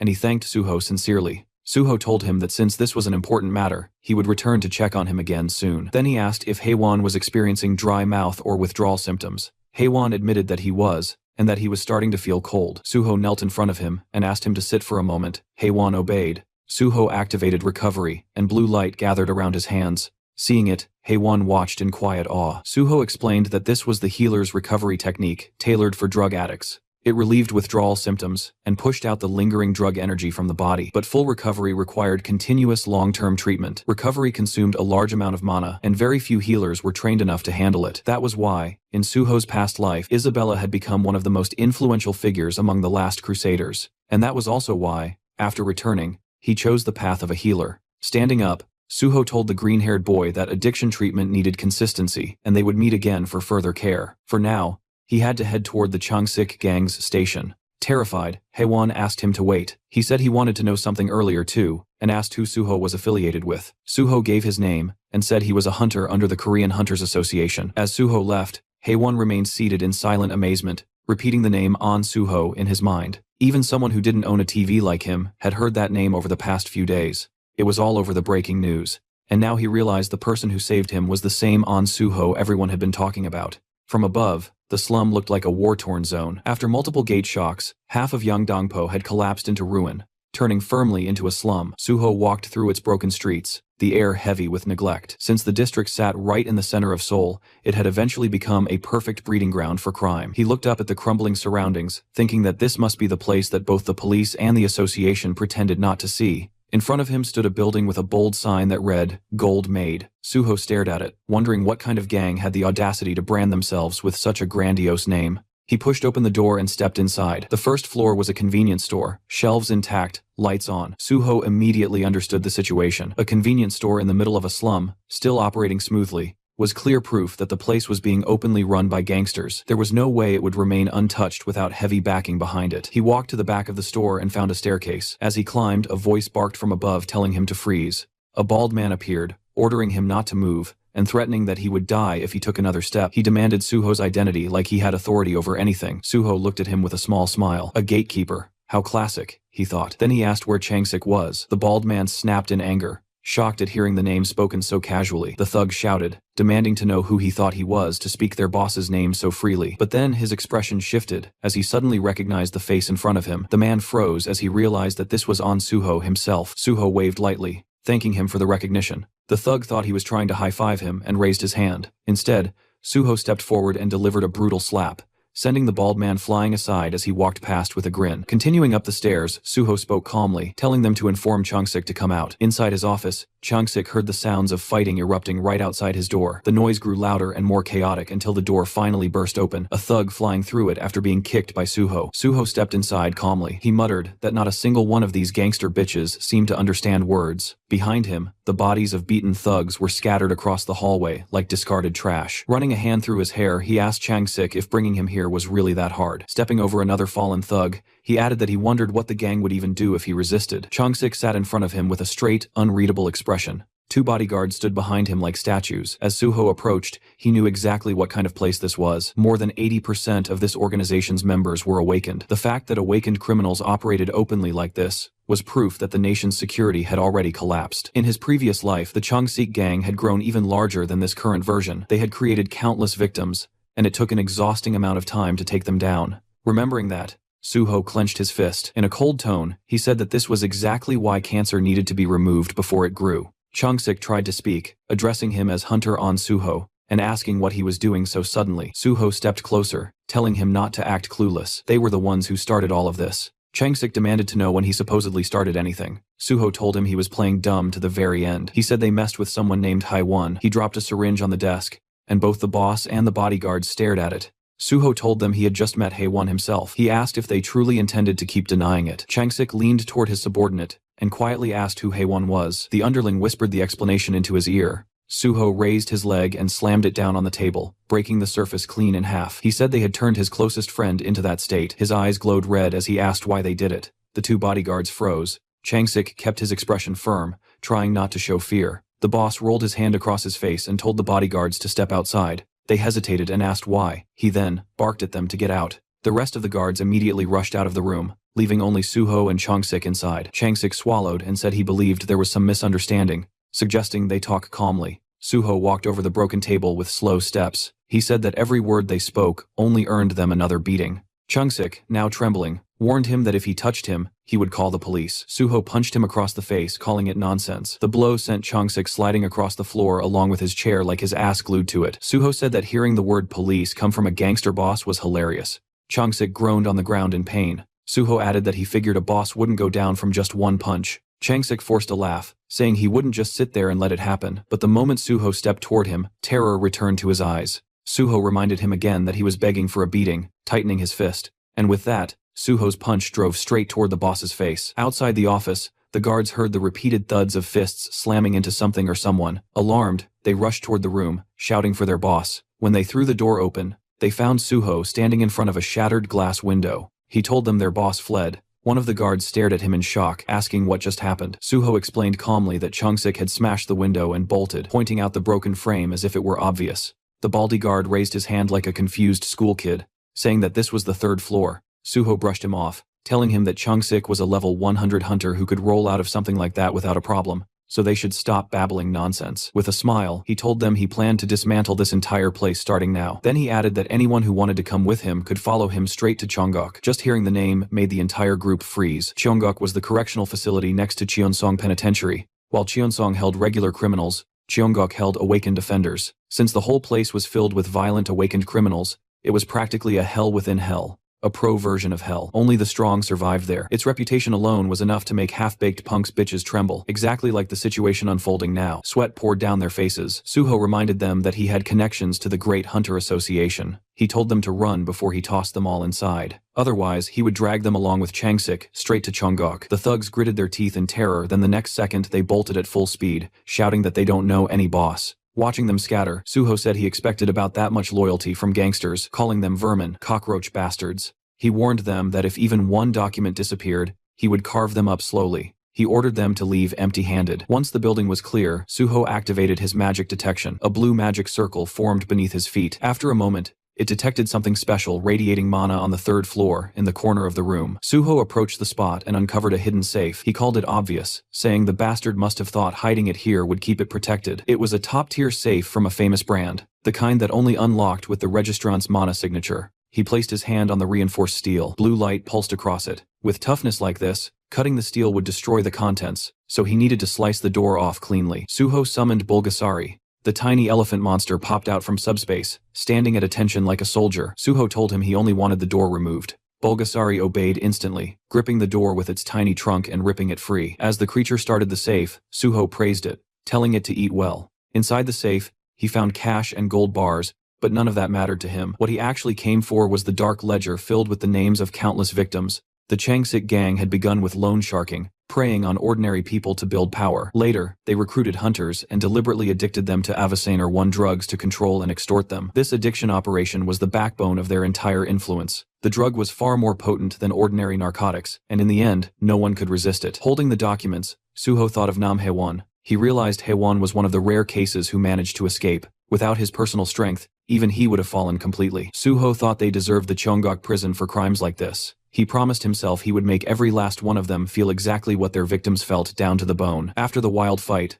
Suho brought Nam Haewon back to his small apartment and finished healing him. Haewon kept thanking him over and over, finally able to breathe normally again. Suho told him he would still need time before a full recovery, but at least for now, he was out of danger. Then Suho handed him a folder. Haewon asked what it was, and Suho explained that these were bond documents from the Changsik gang, proof that he had taken down the entire criminal group. Haewon could barely believe what he was hearing. The gold-made hand gang, with all their terrifying influence, was really gone. Suho went on to explain the gang's real method. They kept people trapped in debt with outrageous interest rates, turning their victims into insects caught inside an anthill. Even though Haewon had done everything right and never missed a payment, they forced drugs onto him to ensure he could never escape. Still trembling, Haewon said he had survived only because of his special ability. He explained how he tried to fight addiction, made his own antidotes, and begged for help, but no one, not the police, not the association, cared about what happened to people in these slums. He said everyone on the outside felt like another version of the enemy. Suho understood him. He told Haewon that the reason he joined the Great Hunter Association was not for prestige, but to fix the broken system for people like him. Suho placed a reassuring hand on his shoulder and praised his courage. Overwhelmed, Haewon broke down and thanked him again and again. Then Suho shifted the conversation to something important. It was time for a new proposal and potentially a new ally. He asked if Haewon was ready, and Haewon said he was. Suho explained that he had learned about Haewon's special power, synthesis. With synthesis, Haewon could combine any materials and create a brand new result. The outcome always matched what he intended. That was the core of his extremely overpowered ability. Suho said that while reading the gang's files, he discovered how huge the number of drug victims really was. There were far too many for him to treat alone, but Haewon had already made secret antidotes before, so Suho offered him a real job to create a proper neutralizer to help even more people. He promised top pay, a luxury safe house, and full medical support for Haewon's own addiction recovery. Haewon looked stunned. He thought being healed was already far more than he ever deserved. Now he was being given a chance to help others, live safely, and get paid for it. To him, this felt like something a hero would do. He thought that if a godlike hero existed, Suho must be that person. Haewon said he would do it. He said he needed no extra payment, and he would work as hard as he could out of gratitude alone. But Suho, firm as always, said he would pay him properly, so everything stayed official and fair. After that, they went to Suho's new base, the building he was granted earlier. It was a 3-story place in Cheongdam, with friendly staff, a full lab on the top floor, and everything Haewon would need. Even the Banshee team showed up, curious to see the fancy place, but they left immediately after their workaholic boss dumped another assignment on them. Meanwhile, Haewon was in awe. Suho told him to pick a room, get settled, and start working on antidotes as soon as he was ready. Suho said he had to leave for Nexus HQ, but Haewon could contact him anytime. Later, Suho got on a call with reporter Jinhui. He gave him the full scoop on the hidden crimes in the slums. Jinhui, being the genius reporter he was, said he could expand the story tenfold. He would frame Suho as the hunter who stormed into a dangerous slum, crushed a criminal organization, saved the victims, and sparked a new era of hope for the people living there. He said he wanted to create a major feature article with all the details so the world could not ignore it. Suho believed him completely. Public influence was exactly that reporter's specialty. Afterward, Suho met with guild leader Bai Dongyuk at Nexus Guild and laid out the plan. Nexus would buy every neutralizer Haewon produced, helping victims all across Korea. The uplifting story would shift Nexus's reputation, turning them into a guild with a genuine hero presence, the kind the world would finally take seriously. Dongyuk was thrilled. He shook Suho's hand and promised to look after Haewon from now on. With everything lining up, Suho felt good. The win-win plan was in motion: heal the people, spread the truth, make the criminals pay, and show the world that real change was finally possible. The scene cuts to Chung-sik, the once feared boss who made slums, Neil now reduced to a shaking wreck inside a trashed luxury room. He was on his knees, trembling. Suho's name kept echoing inside his mind like a curse he could not escape. No one had to spell out what happened. The syringe and the half-empty bottle beside him made everything clear. He had taken some kind of drug, the kind that burned strength into the body while tearing holes through the mind. Those substances twisted people from the inside, and his scattered expression showed exactly that. He muttered Suho's name, obsessively, like it was the only thought left in his fractured skull. The moment Suho stepped through the glowing blue portal, he entered his secret subspace that had once been a fancy private domain of polished marble and luxurious furniture. Now, the place looked like a disaster zone, as if a tornado had torn straight through it. He scanned the area, noting the cracked marble floor and the expensive furniture knocked over and scattered across the ground. To him, it was clear that someone had completely wrecked the place. On the floor, Chung-sik lay twitching, his skin pale and his body reacting in strange spasms. Suho observed him and figured that the drug must have done something unbelievably intense to the guy. It became obvious that this gangster had not run away, but had been dragged into Suho's subspace instead, effectively kidnapped by the chaos of the situation. Suho walked over, knelt beside him, and placed a hand on his body. His blue healing energy flowed instantly, and the system announced that recovery had begun. Chung-sik, still dazed, looked like someone who had just escaped a bizarre nightmare. Suho demanded that he pull himself together, offering no calm or gentleness in his tone. Suddenly, Chung-sik snapped into anger and panic. He grew wild, yelling incoherently as he lunged forward to attack Suho.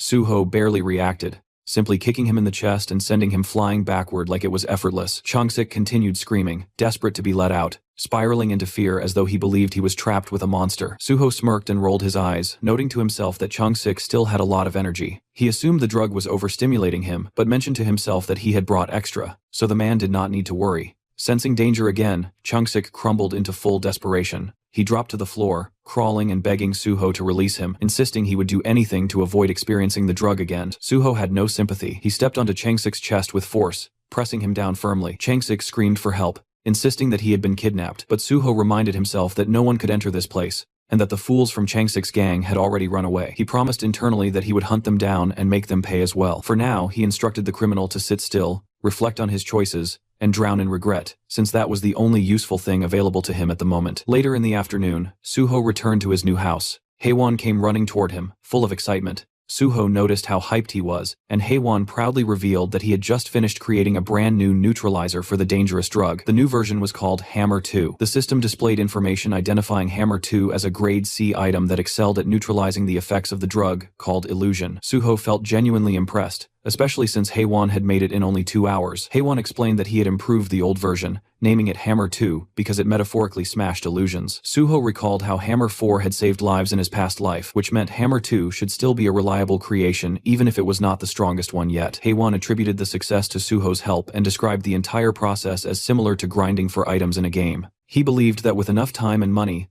luck would eventually follow. Suho thought Haewon was always humble and wondered how much stronger he would become when he leveled up further. Suho then asked if Hammer 2 could be produced in bulk, and Haewon agreed enthusiastically. He had already completed the formula, meaning they could make large quantities as long as they gathered the necessary ingredients. Suho found that reassuring, and then checked Haewon's current level. Haewon had just reached level 51, thanks to creating the new drug. Because of this, Suho concluded that he would not need to call Gi-won for now. Hae-won was already functioning as a high-level hunter. With that decided, Suho shifted his focus toward helping all the victims from the slums, ready to use what they had gained to fix the damage that had been done. The next day, several news stories appeared online, claiming that the police and the Hunter Association were ignoring the suffering in the Yeongdeungpo slums. Unfortunately, only around 500 people viewed the article throughout the entire day. The hype simply was not there. Suho realized that Jinhui had been right. There were too many terrible places in the world, so unless something was explosively dramatic, people rarely paid attention. Still, this was only the beginning. Suho then got busy. He distributed large boxes filled with food, water, and magical neutralizer potions to the grateful residents of the slums. Soon after, a truck arrived, loaded with even more supplies. People helped unload everything, and quickly delivered food and potions to everyone. Suho thought Nexus had truly come through with support. His phone rang. Chief Pai was on the other end, speaking to him with the energy of a relaxed uncle. As they discussed tomorrow's appreciation plaque ceremony, they agreed to keep it short and simple. Suho felt secretly thrilled, because receiving a plaque meant the possibility of special recruitment. After some light conversation, Suho called Jinhui to talk about the ceremony and the news. While the slum article did not get many views, he believed it had probably caused trouble for the reporter with the Hunter Association. But Jinhui remained calm, mentioning that only popular stories went viral, and that he had broken no laws. He added that he planned to upload part 2 soon, and that the PBS news group would likely report on the ceremony as well. He then asked if Suho had an Instagram account. Suho did not. This annoyed the reporter, who said many fans were waiting to follow him. Then the conversation took a strange turn. There was an entire fan cafe for Suho, called Anshin Temple, where fans referred to him as the Guardian Priest. Suho realized that the moderator running the cafe was actually Jinhui himself. The reporter admitted to managing it so that Suho's reputation would stay clean,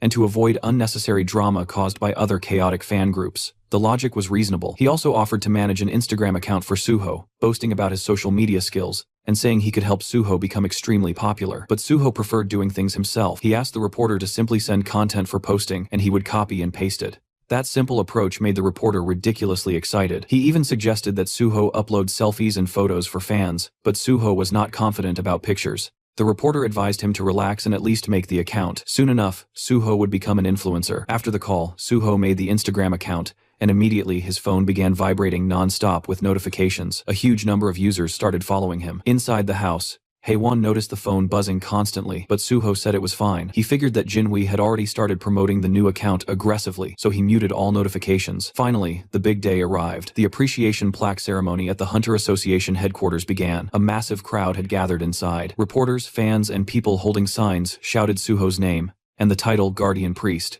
Suho had expected a simple ceremony, but the screaming fans and swarming reporters told a very different story. The number of people was overwhelming, forming a sea of excitement. Security guards struggled to control the crowd, begging them to stop pushing and asking them to wait outside. 2 association workers stared in shock, completely stunned by the turnout. They checked and confirmed that all these people had come for only one person, Hunter An Suho. They found it unbelievable, especially because the event had never been posted online. It was the first time in the association's history that such a scenario had occurred for an unofficial event. Suho's fame had reached another level entirely. Inside the auditorium, the chaos continued. Fans filled the entire space, holding signs for An Suho and Sword God, buzzing with anticipation. One girl even mentioned that she had skipped school just to attend. Others discussed how the fan club president, Golden Horse, was absent, so they planned to take plenty of photos for her. In the press section, reporter Jo Jinhui was busy texting. He informed Suho that a massive crowd had shown up for him and asked where the MC was. Suho had actually arrived early, and had been observing everything while using his monochrome solitude skill, which made him invisible to others unless he chose to be seen. A fan sat directly in front of him, with no idea that the sword god was right behind her. Suho soon received a message from Chief Pai, asking him to meet in the hallway, next to the waiting room. He slipped out silently to meet his senior. Chief Pai was astonished by the number of fans, and jokingly called Suho a superstar, which made Suho laugh. Chief Pai then mentioned that the recent article about the Yeongdeungpo slums had stirred public sentiment toward the Hunter Association. Suho already knew the article would make the association look bad, but Chief Pai seemed unconcerned about reporters, which explained how easily the journalist had entered today. Chief Pai congratulated Suho for the award, and rushed off for something urgent, maintaining his typical cool and distant style. Then an announcer called everyone to take their seats. The ceremony was about to begin. Suho walked toward the stage as the crowd erupted in excitement. Cameras flashed everywhere. Fans screamed about his appearance, some claiming they finally understood why people fell for him, and others joked that they would let the sword god cut them. Suho stepped forward and received his appreciation plaque from Association President Young Kyung-won. They posed for photos,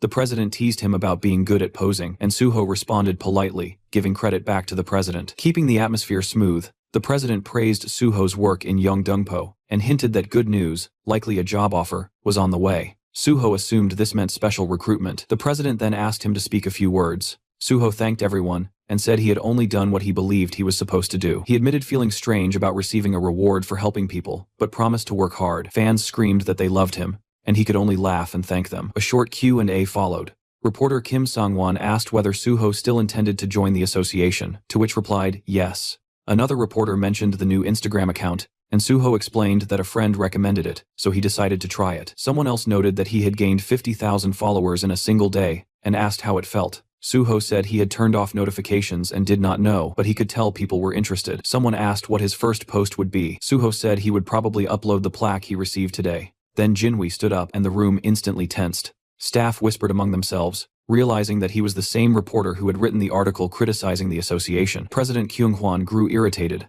believing his staff had made a mistake by letting him in, but the reporter ignored their reactions. He was there to ask real questions. He asked if Suho had seen his article on the Yeongdongpo slums. Suho had. The reporter then mentioned the criticism that the police and the association were ignoring people who needed help, and asked if Suho was aware of the issue. Suho calmly stated that he was fully aware of it. It was a risky moment, because the room was filled with powerful association members, but the reporter pressed on. He asked if Suho's joining the association would help improve things. The president nearly jumped out of his seat, barely held back by his aides. Suho, with a slight smirk, stated that if he joined, he would do everything in his power to eliminate corruption so that no one would ever have a reason to doubt the association again. The reporter thanked him, and the public portion of the ceremony ended. Later, Suho and Jinwi left together in a car. Suho praised him for his work. The reporter joked that the angry stares from the staff had made him extremely nervous, but Suho noted that he had acted brave the entire time. The reporter then apologized if his questioning was too harsh, explaining that his job required him to act while public attention was still focused. He wanted to maintain the momentum, and that was why he planned to release another article soon.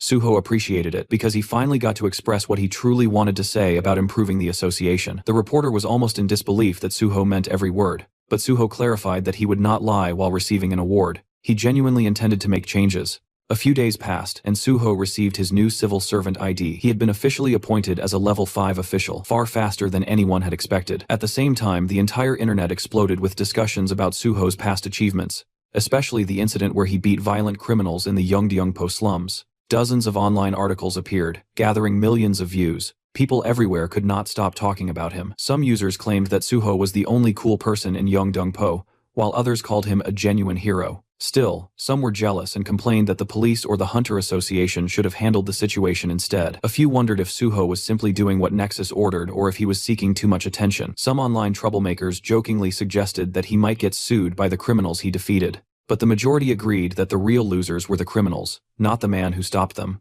People argued a lot, but everyone agreed that something massive was happening. Then major headlines appeared everywhere. The news declared that An Suho was joining the Great Hunter Association. Broadcasts repeated it constantly, referring to him as the hero of Yeongdongpo, and announcing that Swordmaster An Suho had earned a special grade 5 position. Crowds of fans and reporters waited at the entrance of the association building, screaming his name like he was a celebrity attending a concert rather than a civil servant arriving for work. The shouting did not stop. People wondered what would happen to Nexus now that Suho had moved to the association. Questions came up online about whether he still had a contract with them, and whether Nexus would be upset. Inside the Nexus office, the boss, Bae Dong-yuk, remained calm. He mentioned that everyone was talking about them now, and that it was time to release an official statement. Nexus sent out multiple news articles wishing An Suho good luck, clarifying that there was no contract issue, and explaining that they had never paid Suho any signing bonus. The message was clear. Nexus wanted everyone to know they supported Suho's decision. Elsewhere, two men watched the news and read newspapers. They seemed like hunters. They commented that Nexus was the best guild, while others like Hexagon and Prime cared only about money. They brought up how Hexagon had done terrible things, such as letting a weak hunter die because he did not receive a potion in time, and forcing mages to work until they collapsed. A TV report showed Nexus's guild leader Bae Dong-yuk in an interview. The reporter asked whether Nexus had kicked Suho out due to public pressure, and Bae Dong-yuk denied it. He explained that Suho wanted real field experience before taking his civil service exam, and that joining Nexus had simply been a step along the way. He admitted he was sad to see Suho leave, but said Suho belonged in a role where he could save people, not in a private company. Suho and Nexus were clearly reinforcing each other's public image. Back at the Hunter Association, Suho tried not to sweat under all the attention. The crowd continued screaming while cameras flashed non-stop. He thought about the weight of being watched by so many people. He remembered the advice from Jinhui, who told him to show his face to the fans because they would be disappointed otherwise. Suho admitted to himself that the advice made sense, even though he wanted to maintain a cool, mysterious vibe. This time he wanted control of his own story, instead of letting others direct it. Suho walked into the Hunter Association lobby. Inside, President Kyungwon and Vice President Kyumon were waiting for him. Cameras flashed everywhere, as the president welcomed him with extreme friendliness, calling the day historic, and congratulating him before inviting him inside. They entered the elevator. As soon as the doors closed, the president dropped the formal tone and became more casual. He asked if Suho was doing well and if he knew his schedule. Suho said he was fine but had not been informed of the details yet. The president said that the vice president would explain everything. When the elevator reached the correct floor, the president left, and Suho remained with Vice President Kyumon. Suho found it slightly unusual that the vice president himself would be giving the briefing, but Kyumon simply led him through the hallway to an office where Chief Pai waited alongside Chulman. Kyumon explained that these two would guide him and wished him luck. Chief Pai greeted Suho with a big smile, telling him to sit down. He acted extremely friendly and even asked Chulman to get Suho a drink. Suho found it amusing that two people from different departments would both be training him. Chief Pai told Suho to call him senior in private and only use the title chief in official situations. Suho nodded, recognizing how significant that request was, because Chief Pai was known for being strict about titles and reputation. Then, Chief Pai began testing Suho's knowledge about his new job. Suho explained that he knew about the probation period. Normally, a grade 5 officer would train at the HR center before being assigned to a branch office, but because the Hunter Association was unique, Suho would rotate through all departments for 2 or 3 months each. Every department was eager to take in a superstar like him. Chief Pai assured him that after the training, Suho could join the Special Forces Division. Suho remembered the true promise, which was that he would go to the Special Forces instead of the Gate Management Department. He also understood that with so many eyes on him, he had to follow the official process. Chief Pai then introduced Chulman as Suho's overall supervisor. Each department had its own boss, but Chulman would oversee the bigger picture and answer Suho's questions. After Chief Pai left, Suho realized that the man had only come to issue a silent warning to Chulman, not to steal Suho for his own department. Suho found it a bit petty, but let it go. Chulman then explained the training plan. There were 5 departments: Special Forces, Administration, Awakening, Gate, and Resources. Suho already knew and recited what each department handled. Chulman was impressed but believed Suho had probably memorized it from a document. He informed Suho that his first rotation would be in the Awakening department. As they walked toward the department, Suho noted that this meant he would meet Director Lee Wanek, a member of the president's faction, and someone Suho planned to remove later.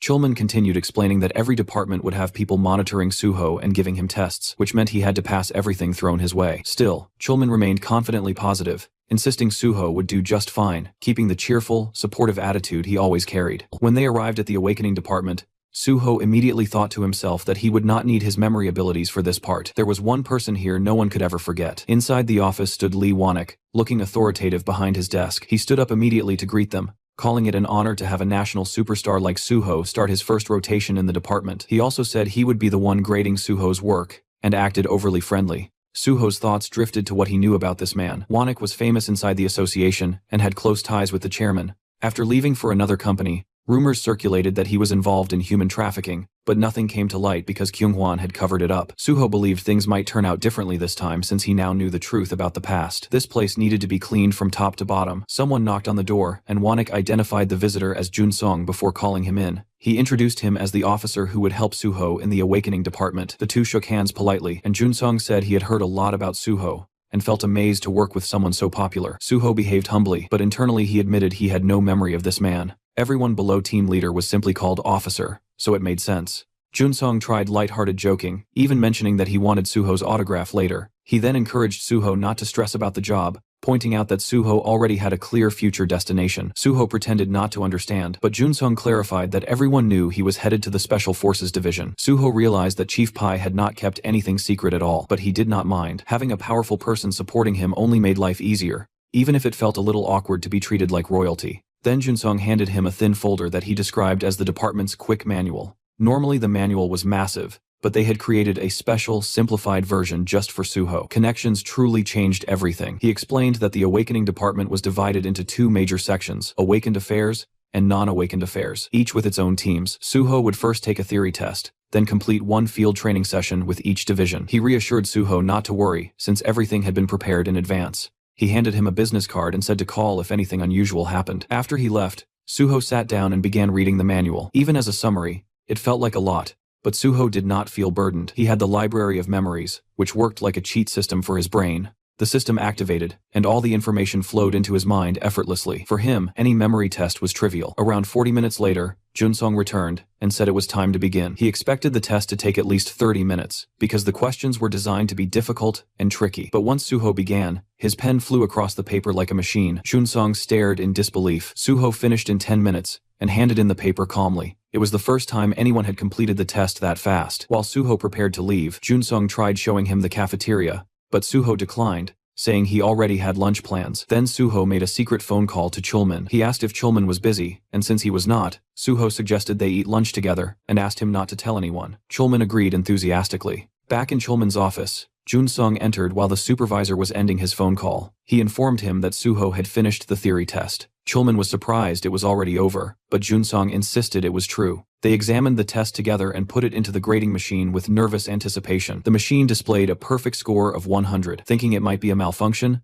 they checked it by hand, but after multiple reviews, the result remained the same. A flawless, perfect score. Junsong nearly lost his mind, saying no one had ever achieved this, especially on their first day. He finally understood why Chief Pai wanted Suho so badly. Chulman could only laugh. He admitted internally that he had hoped to work with Suho first, but Chief Pai's influence was overwhelming. It was hard to compete when Suho performed at that level. Meanwhile, Suho was just yawning casually in the hallway, completely unfazed. None of this meant anything to him. After meeting for lunch, Suho and Chulman sat on a bench beside a vending machine. Suho said that since Chulman treated him to lunch, he wanted to buy the coffee. Then Chulman asked why Suho had suddenly wanted to eat together. Suho explained that he did not know many people in the association yet, and did not want to eat alone. Chulman was the only person he knew well. Chulman joked that if Chief Pai heard that, he would feel a bit hurt, but Suho said he simply wanted a comfortable place to eat, so it could not be helped. After a quiet, comfortable pause, Chulman congratulated him on his perfect score from the morning. He explained that he had graded it immediately, because Junsong kept pestering him. He joked that Suho was insane. He could fight. He entered the association as a special grade 5, and now he turned out to be extremely smart as well. To him, Suho felt like the main character of a story. Suho said it was thanks to the people around him and that he had seen similar tests before. Chulman teased him that too much modesty annoyed others, so Suho laughed and admitted openly that he was amazing. For the first time in a long while, he smiled sincerely. It felt refreshing. Since restarting his life, it felt like he was constantly doing homework, but sitting here drinking coffee with someone he used to be close to brought back memories of simpler days. He remembered when he had almost died from poisoning and thought it was over. But now he promised himself never to fall like that again. He intended to overcome every disaster and reclaim a peaceful life. Suho then asked if Chulman had any tips about working in both the awakening and non-awakening divisions. Chulman began explaining. He asked if Suho knew what the awakening division did. Suho said yes. They managed both awakened and non-awakened individuals. Chulman agreed but emphasized that the biggest task was keeping information updated. No one could see an awakened person's status window except the person themselves. They had to personally come in and update their information. If they ignored the deadline, they received fines and eventually jail time after repeated warnings. There was even a specific term for these cases: malignant non-updaters. Managing those troublemakers was their primary job. He continued, explaining that awakened individuals were like superheroes. Some were so durable that bullets could not harm them. Others could disappear as if they had never existed. Every country needed their data updated regularly. It might sound like the association treated them as potential walking disasters, but there was currently no better method. Suho then asked about the non-awakening side. Chulman said it worked similarly. Sometimes people awakened as players and hid it instead of registering. The department had to track down and arrest those unregistered players. Suho already knew all of this, but pretended to be new. After the break, Suho returned to the building, walking beside Junsong. The officer asked if Suho enjoyed his meal, and said they would begin work in the awakening department. He congratulated him again for his perfect score, noting that even the director would be pleased. They arrived at an office where a man was waiting. This was Lee Moonho, chief of the awakening section. He greeted them warmly, and said he had already heard about Suho's perfect score. He handed him a folder and said he could begin his field training immediately. He wished him luck, and Suho acknowledged it. Walking down the hallway, Shunsong explained that Suho's first mission involved malignant non-updaters. His task would be to find those troublesome individuals and force them to update their information. He handed Suho a folder labeled Non-Updater List. Suho asked if this was truly the list of people he had to handle, and Junsong confirmed it, stating that the list was not very long, so the work should be manageable. But when Suho looked at the list, his expression hardened. He thought the entire thing was ridiculous. Every name belonged to someone notoriously dangerous, individuals known for giving even the awakening section a difficult time. He wondered if this was another hidden test from Chief Pai. who loved testing his subordinates endlessly. Still, Suho decided he was ready for whatever came next. He would take down every person on the list either way. Since Junsong worked at a desk and not in the field, he introduced Suho to a new mentor, Han Ho-song, a grade 7 field officer, who Junsong introduced as a veteran at catching non-updaters. Then Junsong slipped out of the room, leaving the two alone. Suho introduced himself while Ho-song leaned back casually against a desk, looking relaxed. He suggested that they check the list first. When he saw the names, he let out a deep sigh. The association had told him to treat Suho like a VIP, yet they handed him this insane list. It was filled with legendary troublemakers who had vanished or were considered impossible to catch. Ho-song guessed that the association wanted Suho to look like a hero because everyone was watching. He asked if Suho already knew how to use the stat scanner and the necessary tools. Suho did, so Ho-song said no extra training was needed. Then he asked if Suho planned to choose his first target. Suho said he did and pointed at a photo of a man with long dark hair. Ho-song asked if Suho even knew who the man was. He was a malignant non-updater who had fled overseas and evaded capture, but that did not stop Suho. He said that if the man was still on the list, then he had to be pursued. Suho pressed his hand firmly onto the list, covering the photo of his chosen target. With a confident smile, he prepared himself to track down every one of those legendary troublemakers. The page displayed a photo of a dark-haired man named Kim Gungwon, an illegal pharmacist whose real occupation was designing doping substances. He provided doping drugs to both ordinary and professional athletes. The issue was that the drugs he distributed did not rely on chemical doping effects but on skill-based doping, something far more dangerous and far harder to trace. Suho scanned through the information and noted that Kim Gungwon denied all charges, yet multiple reports had already been filed that confirmed the accusations. An update to his status window had been requested years ago, but he had continuously fled, avoiding every attempt to track him. His current location was presumed to be overseas. Normally, when an unregistered hunter goes untraceable for a long time, they are declared missing, but the fact that his name remained on the active list meant one thing: he was still operating. Suho realized that even the Awakening Division recognized the ongoing threat he posed. Despite this being an obvious hunter-related criminal case, it fell under the jurisdiction of the Awakening Division instead of the Special Forces Division. The Special Forces Division never moved without solid evidence, no matter how suspicious the situation was. As Suho closed the file in his hands, he reflected that the Special Forces Division also struggled with chronic manpower shortages. But the bigger issue was that Chief Pai simply avoided anything he considered unprofitable or bothersome. Han Ho-song scratched his neck and expressed his concern that the suspicion was understandable, but catching someone presumed to be overseas seemed impossible. Suho stared at him and questioned whether he truly believed the man was overseas. Ho-song reacted with shock. Suho explained that Kim Gungwon was absolutely still in Korea. The reports mentioned that domestic athletes were still using his substances, and the fact that his drugs were easily accessible meant his base had to be inside the country. Suho pointed out that drug smuggling procedures were extremely strict, making it nearly impossible to maintain such a smooth supply line from abroad. Ho-song, taking a seat, admitted that the reasoning was convincing, but a report remained only a report. They still did not know for sure if those individuals were actually using doping drugs. Suho looked him in the eye and decided they would verify it themselves. Ho-song responded that skill-based doping left no physical traces in the body, unlike chemical doping, which created a major challenge. Suho declared that he would handle the verification personally, which only confused Ho-song further. The officer pointed out that this wasn't even an official request for acquisition, but only an anonymous tip, meaning Suho would not receive a warrant. He wondered how Suho intended to manage anything without one. Suho remained firm. He stated that he had a separate plan and wanted to handle this case alone. It was technically a field evaluation, so he wanted the chance to attempt his own method first. If it failed, they could revert to Ho-seong's approach afterward. Ho-seong, still confused but not wanting to press the issue, brushed it aside and told him to proceed however he wished. Suho bowed slightly, thanking him for trusting him. Ho-song added that he could contact him anytime if he needed help. With that, Suho left the office, ready to execute his plan. Ho-song, leaning on his chair, thought to himself that he had no idea what kind of plan Suho was relying on, but he assumed Suho would learn the hard way. Tracking a fugitive unregistered hunter was nothing like what Suho had done before, and the reality of it would hit him soon enough. As Suho stepped outside, he pulled out his phone and contacted Nexus Academy. He informed them that he was heading there immediately, and that he needed something done. After some time, Ji-won appeared, laughing and commenting that the request seemed easy enough. Inside the Nexus Academy lounge, Suho and Ji-won sat together while Ji-won confirmed that all he had to do was locate Kim Gungwon. Suho verified it. Ji-won studied the file and concluded that if they followed the numbers listed in the reports, they would eventually trace Kim Gungwon's phone. Once they found the phone, they would have his location, and Suho could take him down from there. Suho watched him and felt certain he had made the right decision by coming to him.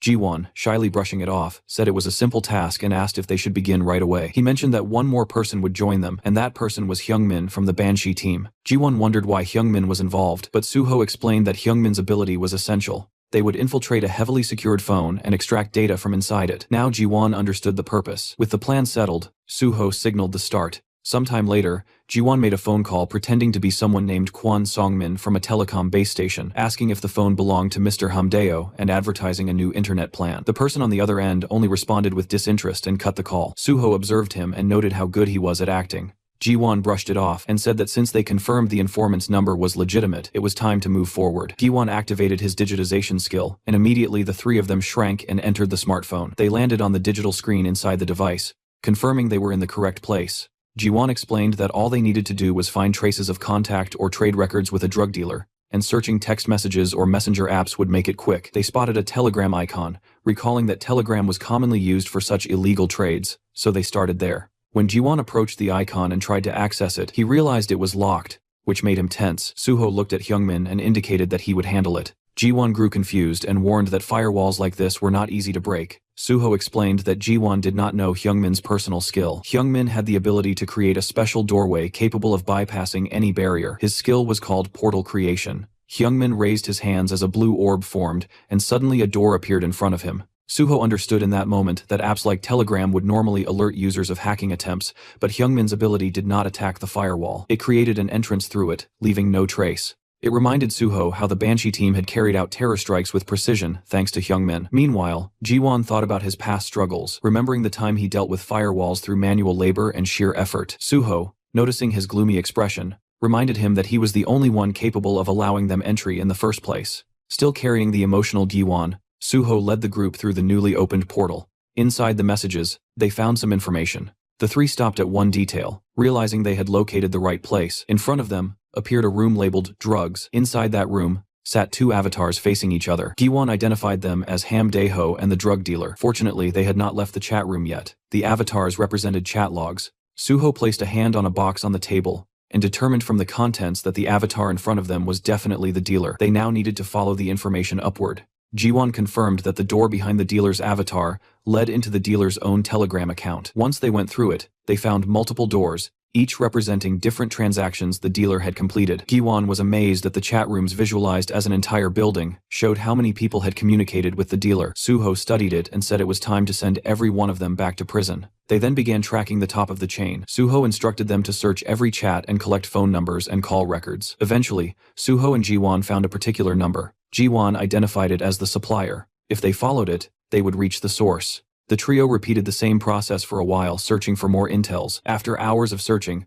they walked out of another digital doorway, feeling exhausted. Suho wondered aloud how many layers of subcontracting existed. Hyungmin, drained, guessed they were being extra cautious given the nature of their business. Suho believed that after tracing so many layers, it was time they finally found something concrete. At that moment, Hyungmin opened another door and discovered Kim Gungwon's phone. Inside the digital room, photographs of the man were plastered on every wall, ceiling, and corner. Top, bottom, everywhere. Hyungmin was shocked at the overwhelming number of images. Ji-won stared at the photos in confusion, wondering why the man's ego had inflated so dramatically and why he had so many selfies. Suho explained that these were likely arbitrary self-photographs used for verification or identity tracking. He then said that since the GPS remained active, they could retrieve the location and head back. Soon enough, Ji-won compared the data and pinpointed Kim Gungwon's home. Suho asked where it was, and Ji-won explained that the location was in Gangnam, Seoul, at Acro Tower. Inside one of the tower rooms, a bulky man with a nasty scar across his face lounged back with the kind of smugness only dirty money could buy,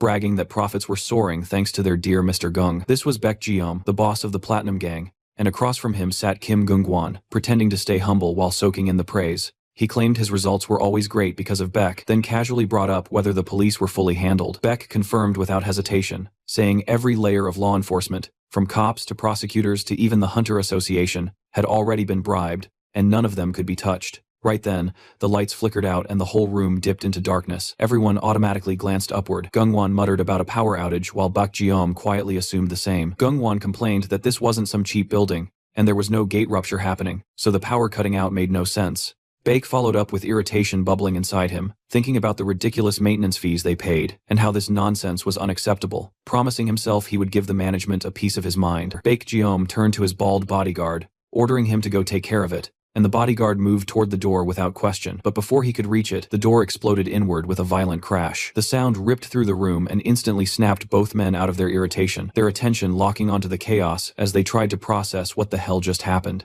The answer walked in on its own. Suho stepped through the broken entrance, gripping the bald bodyguard's head like a piece of trash, slammed it into the floor so hard the skull cracked. With a cold smirk aimed straight at Gungwon, letting the bastard know he had been found, Gungwon froze when he saw Suho, demanding to know who he was, while Baek stood beside him casually puffing on a cigar, commenting that Suho looked familiar. Suho rose to his feet and introduced himself, holding up his ID. He identified himself as An Suho, record updater of the Awakening Department of the Korean Hunter Association, and stated that Kim Gungan had intentionally refused record updates for years. That alone was enough reason for an on-site arrest. Kim Gungwon, terrified and shocked, recognized him as the sword god An Suho. Suho confirmed that identity, scratched his neck, and told him to cooperate obediently. Instead, the men took their fighting stances. Suho looked at their audacity and warned that, if they did not want to die, they should submit. Moments later, the two criminals knelt on the ground with beaten expressions while Suho stood tall in front of them, thanking them for their cooperation. In their minds, the criminals thought he had beaten them one-sidedly, and wondered how that counted as cooperation. Suho then turned to Yeonhwa and thanked her for her EMP ability, which allowed them to enter easily. Yeonhwa blushed and played with her hair, admitting the job had felt so easy and anticlimactic that it seemed like a waste of training time. Hyungmin, standing nearby, revealed that she had skipped training and rushed over excitedly, but before he finished, Yeonhwa elbowed him sharply, and reminded him that when the team leader called, she always needed to come running happily. Meanwhile, Suho sat in a chair in front of the criminals and suggested they continue their conversation. He first looked at Kim Gungwon. Taking out the stat measuring device, he remarked equals on its impressive capability. System rules prevented people from seeing each other's status windows directly, but the association could check stats through reaction results based on input values. Officially, the innovation had an accuracy above 70%, but in practice, Suho had extracted 100% accuracy. Kim Gungwon, panicked, thought to himself that Suho had beaten him until the results reached 100%. Suho smiled at him, and reminded him that he had even healed him, so there was no reason to look so upset. He repeated that if the measured stats later failed to match what they recorded now, he would die. Faced with that statement, Kim Gungwon desperately agreed. Then Suho focused on Baek Jeom, who had recently risen as a big shot in Gangnam thanks to Kim Gungwon.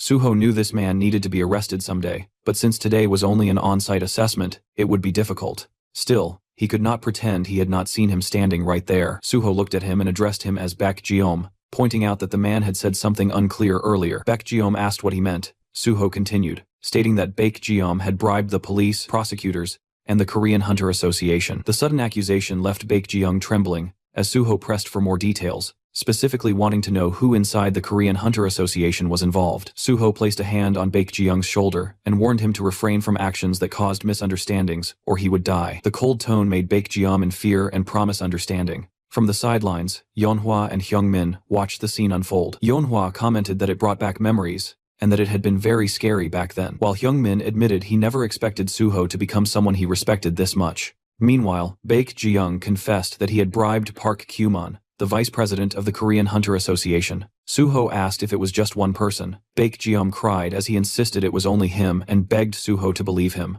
Suho looked at him and sensed he was not lying. He then wondered whether Park Kyuman knew nothing about the awakening and non-awakening assessments. If Park Kyuman had known, he would have removed anyone connected to him from the list or given special instructions to protect them. This meant someone had targeted Park Kyuman. It would not have been Section Chief Lee Munho, the one who had provided the list. But the mere fact that Lee Munho assigned the evaluation task meant someone higher had pressured him, someone above Park Kyuman or on equal footing. The possible candidates narrowed down to Chairman Jang Kyungwon and Special Unit Chief Pai Sung-yeol. To Chairman Jang Kyungwon, Park Kyuman was like a tongue in his own mouth, so he had no reason to harm him. Pai Sung-yeol's official rank was lower than Park Kyuman's, but most people said his internal power was far greater. Suho concluded that the most likely suspect was Pai Sung-yeol. According to his memories, he didn't remember that the vice president and Chief P were on bad terms, and he decided he would have to watch carefully. If Kim Gungwon were captured, either Pai Sung-yeol or Park Kyuman would react. Suho grabbed Kim Gungwon by the collar and told him he would come with him, while telling Baek Jeom that he would be seeing him again and intentionally refraining from arresting him at that moment. That statement confused Baek Jeom. Suho warned him to take care because he would return. With that, Suho and the Banshee team left the luxurious room, leaving the busted-up Baek Jeom in complete confusion.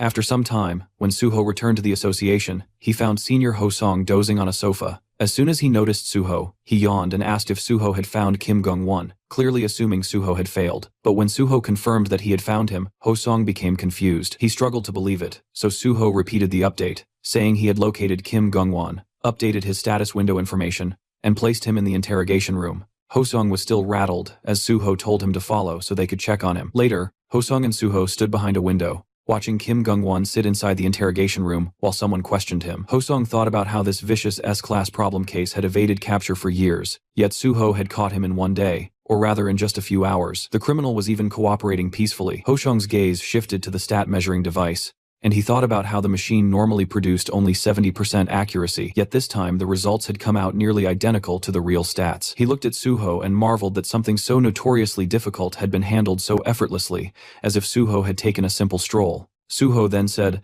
the charges were proven and that they could hand Kim Gong-won over to the Special Forces Department immediately. Ho-sung nodded. Still confused, he asked how Suho managed to catch him. Suho, wearing a straight expression and not even looking at him, said he simply asked around here and there and got lucky. He then asked if he could bring in the remaining non-updaters too. Ho-sung agreed and suggested they go together, but Suho suddenly turned, saying he wanted to catch all of them himself and earn the highest evaluation. The sudden declaration caught Ho-sung off guard. Suho bowed slightly and said he would ask for help if needed, but asked Ho-sung to focus on transferring Kim Gong-won to the Special Forces Department. As Suho walked away, the sloppy 7th grade officer remained standing alone and simply responded with an okay in confusion. A few days later, chatter filled the office. Someone mentioned intern On Suho and said stories about him catching all the vicious non-updaters were spreading everywhere. People wondered how he managed to complete in 2 days what even pro-awakeners could not. They said the real sword god was also the real squad god, and the work class difference was overwhelming. But they also wondered if the awakening department would now receive all the blame. Someone said the department might start hating intern On Suho for this. Inside the awakening department, everyone cheered Suho's name loudly, calling him sword god over and over. These workers had been scolded endlessly because of those S-class problem cases, but hearing praise even once felt 1,000 times better than constant criticism. They shouted their love for Suho. A woman in the office asked him not to leave and begged him to work there forever. She admitted she never said things like this, but had never seen talent like his. A senior employee with shining eyes declared he had even joined Suho's fan club, and told others to call him Suho Priest, all while holding a poster with Suho's face on it. As Suho is leaving with documents in his hands, his colleagues cried out for him not to go. Suho thanked them, but reminded them he needed to finish his work with the awakening department first.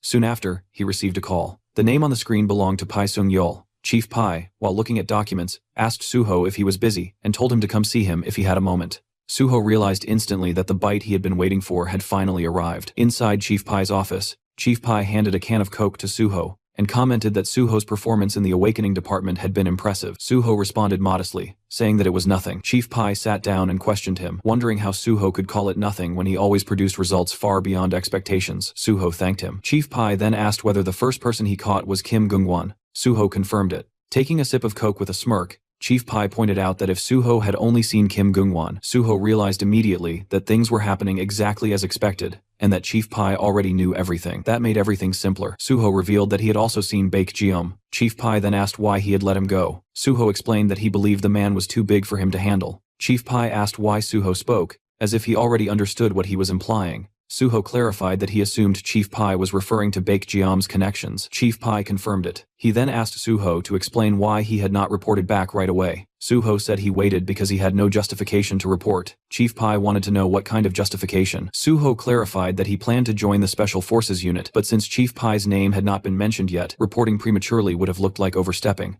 Suho assumed that if he waited, either Chief Pai or the vice president of the association would call for him. Chief Pai approved of his decision and told him to report everything directly to him from now on. He said he would, in return, tell Suho everything he wanted to know. Suho agreed. Chief Pai asked if Suho was not curious why he had to report to him. Suho answered that there was no need to be curious since Chief Pai surely had his reasons. Laughing, Chief Pai called him a crazy kid. Then he pulled out a credit card and handed it to Suho, telling him he did a good job and should eat something expensive with his friends after work. He insisted that Suho not settle for cheap food like pork belly, but enjoy anything he wanted. Suho tried to decline, but Chief Pai reminded him that when an adult gave something, he should accept it with thanks. Suho left the office and walked down the hall, thinking that he had just walked past the vice president earlier without saying anything. It became clear that something existed between the vice president and Chief Pai. Pulling out his phone, Suho called Giwon. He told him he would send a few numbers and instructed him to gather all possible information. Giwon agreed without asking any questions. Suho asked why he did not question him about the details,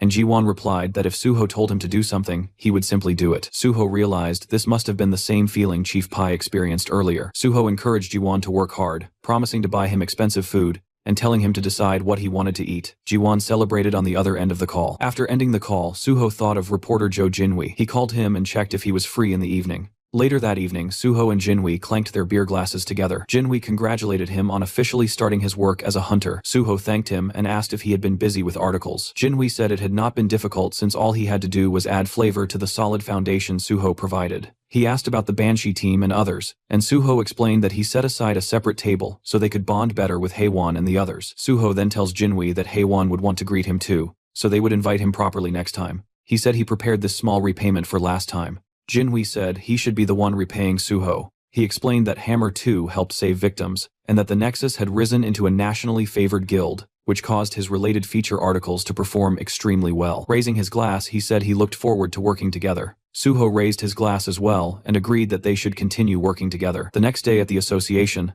the manager of the non-awakening division, Lee Se-hyun, greeted Suho with cheerful energy. She told him she had heard about his impressive achievements and was happy to welcome him to the non-awakening division. Seeing his modest expression, she reminded him not to be too modest because it did not look good. She asked if he knew what the division handled. Suho replied that they searched for unregistered hunters. She confirmed it and told him that it would be as difficult as finding a needle in the desert. She said he should not aim for more or less, but just find exactly one person to complete his field evaluation. Suho said he would find one quickly. She handed him a blue file labeled unregistered and said she liked his confidence. She informed him that Officer Eom would guide him through the details. She told him to do his best. After some time, as Suho went through the reports she had given him, he decided to review the documents he received earlier from Eom Jun-sung. He found them to be only scattered reports. He thought about the fact that there was no way to identify an unregistered hunter unless the person confessed. Unless their level had increased noticeably, they were indistinguishable from normal people. Hunter registration existed to prevent unexpected incidents, but some people avoided it because they disliked having awakened,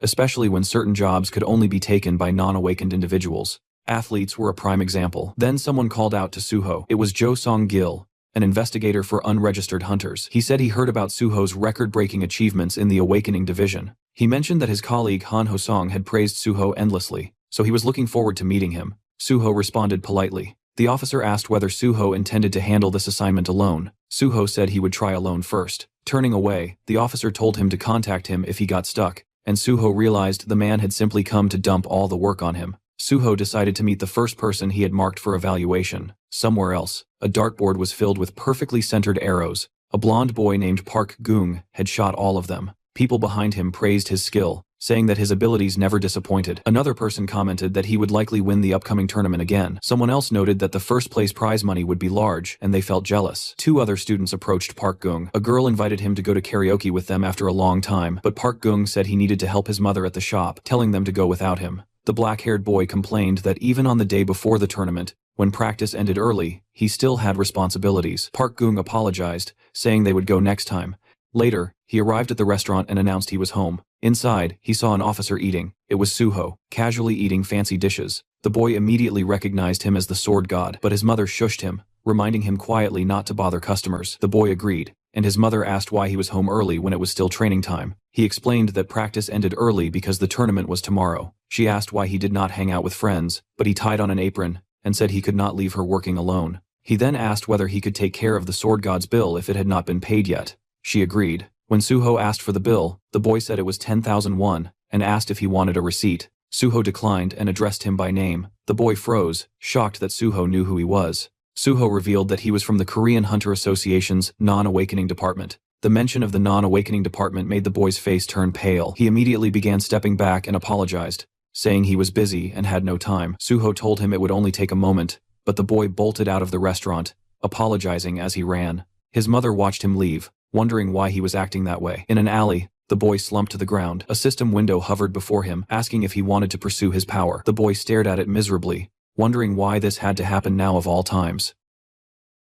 Still shaken, Gung remained crouched on the ground. He had told no one about the status window that had appeared days ago, yet somehow Association already seemed to know. If people discovered he was an awakener, even at level 1, it would be over for his archery career. An awakener was still an awakener, and revealing it now was not an option. He forced himself to stay low, convincing himself to endure a little longer. His phone suddenly rang. As he answered, he slowly stood up, steadying himself, and told her he was nearby. She mentioned that Hunter on Suho had already left, and Gung immediately pressed for more, wanting to know if he really left without saying anything. His mother explained that she had only spoken briefly with the sword god, and that nothing else had happened. Hearing this, Gung felt his tension ease for the first time. He told her he was fine, that he would return to the dorm to rest for the tournament the next day, and that she should eat dinner without worrying about him. She agreed, though she cautiously checked if everything was really alright. The question snapped something inside him, and he raised his voice, insisting that nothing was going on. The call ended shortly after. Gung exhaled slowly. His mother had not sounded anxious or suspicious, and that alone brought him relief. It seemed the sword god had chosen not to tell her anything. The reason behind that decision bothered him. Clutching his phone tighter, he wondered if that man intended to expose him later, though clearly not yet. No matter what was coming, he could not abandon tomorrow. This tournament mattered more than anything else. It was the biggest high school archery competition in the country, and the first place prize was 50 million won. That money was his grandmother's chance at surgery. He had lived his entire life for this single moment. Once the tournament was over, he would report everything properly. All he needed was just one more day. The next day, the scene shifted to the training center, where Park Gung sat alone in the waiting area. He looked unsettled, his thoughts heavy, as he wondered if Sword God hadn't come all the way to school properly before. The tension sat clearly on his face. From behind, his dark-haired friend suddenly greeted him, startling him slightly. Gung reacted instinctively, brushing it off by saying he was feeling a bit sick. His friend noticed the reaction and pointed out that Gung seemed nervous, though the blonde boy immediately denied it. Park Gung was reminded that even if he was not in perfect condition, first place would still naturally be his. His friend added that no one could deny it, smiling as he mentioned that Gung had never lost first place since joining the school. He had outranked all the upperclassmen and secured the top spot every time, which was exactly what real talent looked like. Hearing this only made Gung more uneasy, as he pointed out that his friend beat upperclassmen every day as well. The response came with a shrug, admitting that despite that, he was still stuck as the eternal second place. In the end, the world only remembered whoever stood first. With a smirk, his friend added that considering how much money his family spent on him, failing to even secure second place would mean serious trouble at home, especially with the kind of father he had. His friend clenched his fist lightly and brushed it aside, telling Gung that regardless, he had a reason to win, and needed to make sure he did. He promised to watch until the very end. Gung thanked him, admitting that the encouragement helped him relax a little. Just then, Gung's attention was pulled away by the coach calling for him. Meanwhile, Won-seok watching him from background with dark smile. As soon Gung entered an office, he noticed the coach speaking with a man dressed in black. One look was enough for him to recognize who it was. The man standing there was none other than An Suho himself. Gung immediately wondered why he was here. Fear crept in fast, sweat forming as he realized the officer might have come to take him away. The coach excused himself, saying he would leave so the two could speak comfortably. Once alone, Suho addressed Park Gung and brought up where he had gone the previous day. The question made Gung stumble over himself, unable to respond properly. Suho then asked the boy if he is awakened, and the words hit Gung like a hammer. His fear intensified, his thoughts spiraling as he wondered whether he should tell the truth or lie. The tournament was right around the corner, and even just participating meant victory for him. He needed the prize money for his grandmother's surgery. There was no other way he could earn such a large amount outside of archery. Just this once, he wanted to hold on. Suho placed a firm hand on Boy's shoulder, emphasizing the seriousness of the matter and asking for honesty. Still trembling, Gung finally admitted the truth and confessed that he was awakened. Suho's expression softened into a smile as he thanked him for being honest. Then, without hesitation, he stated that they would report the awakening immediately and that Gung would have to withdraw from the tournament. He assured him that he could make sure the coach and others would not hear about it. The words left Gung completely stunned. Desperation overtook him as he pleaded, telling how he had not even chosen a class yet and was still only level 1. However, Suho's response was cold and firm. He acknowledged Gung's situation and understood what he wanted to say, but the law was absolute. Even if Gung entered the tournament and reported afterward, any results within a 2-month window would be nullified. The realization shocked Gung even further. Suho explained that reporting now was the better option and told him to come with him to the association. With no real choice left, Gung reluctantly agreed. Suho led him toward his car, watching as the boy followed quietly without resistance. Seeing this, Suho felt a sense of relief. In his previous life, Park Gung had won this tournament, but later lost the title in disgrace after his so-called best friend Hong Won-seok reported him. That incident twisted him deeply, eventually pushing him into villainy and turning him into the notorious criminal known as Gang Gui. It was a painful decision, but with Suho's interference, the boy is saved by his hellish fate. Meanwhile, as they drove along, Suho casually brought up why the boy was acting like some kind of criminal, even though nothing about him really fit that label. The boy shifted uncomfortably and admitted it was because he had hidden the fact that he had awakened. Suho immediately shut that idea down, saying that he hadn't actually done anything wrong. At that moment, the boy snapped his neck to look at Suho so fast it was almost reflexive,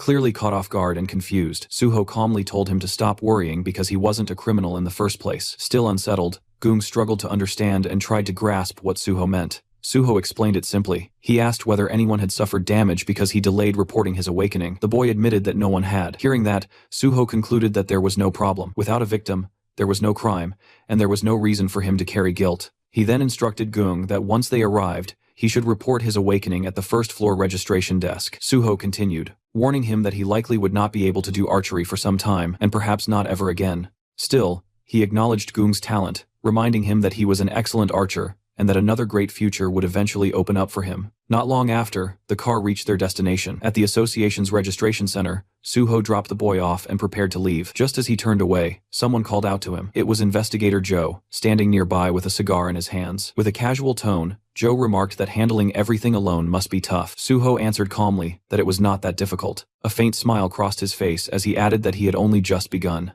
Joe echoed the words, noting that if Suho was only beginning, then there was no need for his help. Suho responded with a polite bow, assuring him that he was fine, and then took his leave. As Suho walked away, he made a call to Jinhui and asked if he had some time to talk. Behind him, Investigator Joe let out a quiet sigh. Watching Suho's back, he muttered that the man was clearly having a hard time, though his pride kept it well hidden. Soon after, the boy reached the reception desk. The woman there informed him that his player registration card was ready, and he thanked her as he accepted it. Staring down at the card in his hand, a heavy thought settled in. He realized he could never return to being an ordinary person again. Closing his eyes, he reflected on the past few days and felt an unexpected sense of relief, despite having lied during that time. He decided that the first thing he needed to do was tell his mother the truth. He tried calling her repeatedly, but even after 8 attempts, there was no answer. Worry crept in fast, and the fear that something might have happened to her. He rushed toward their small restaurant, his heart pounding, only to be met by a large crowd gathered outside. As he stepped inside, he saw people packed into nearly every corner. In awe, he wondered what on earth was going on. A dark-haired girl noticed him and complained that her group had been first in line. Another man looked at him closely and asked if he was Park Gung. The moment the crowd realized who he was, excitement erupted.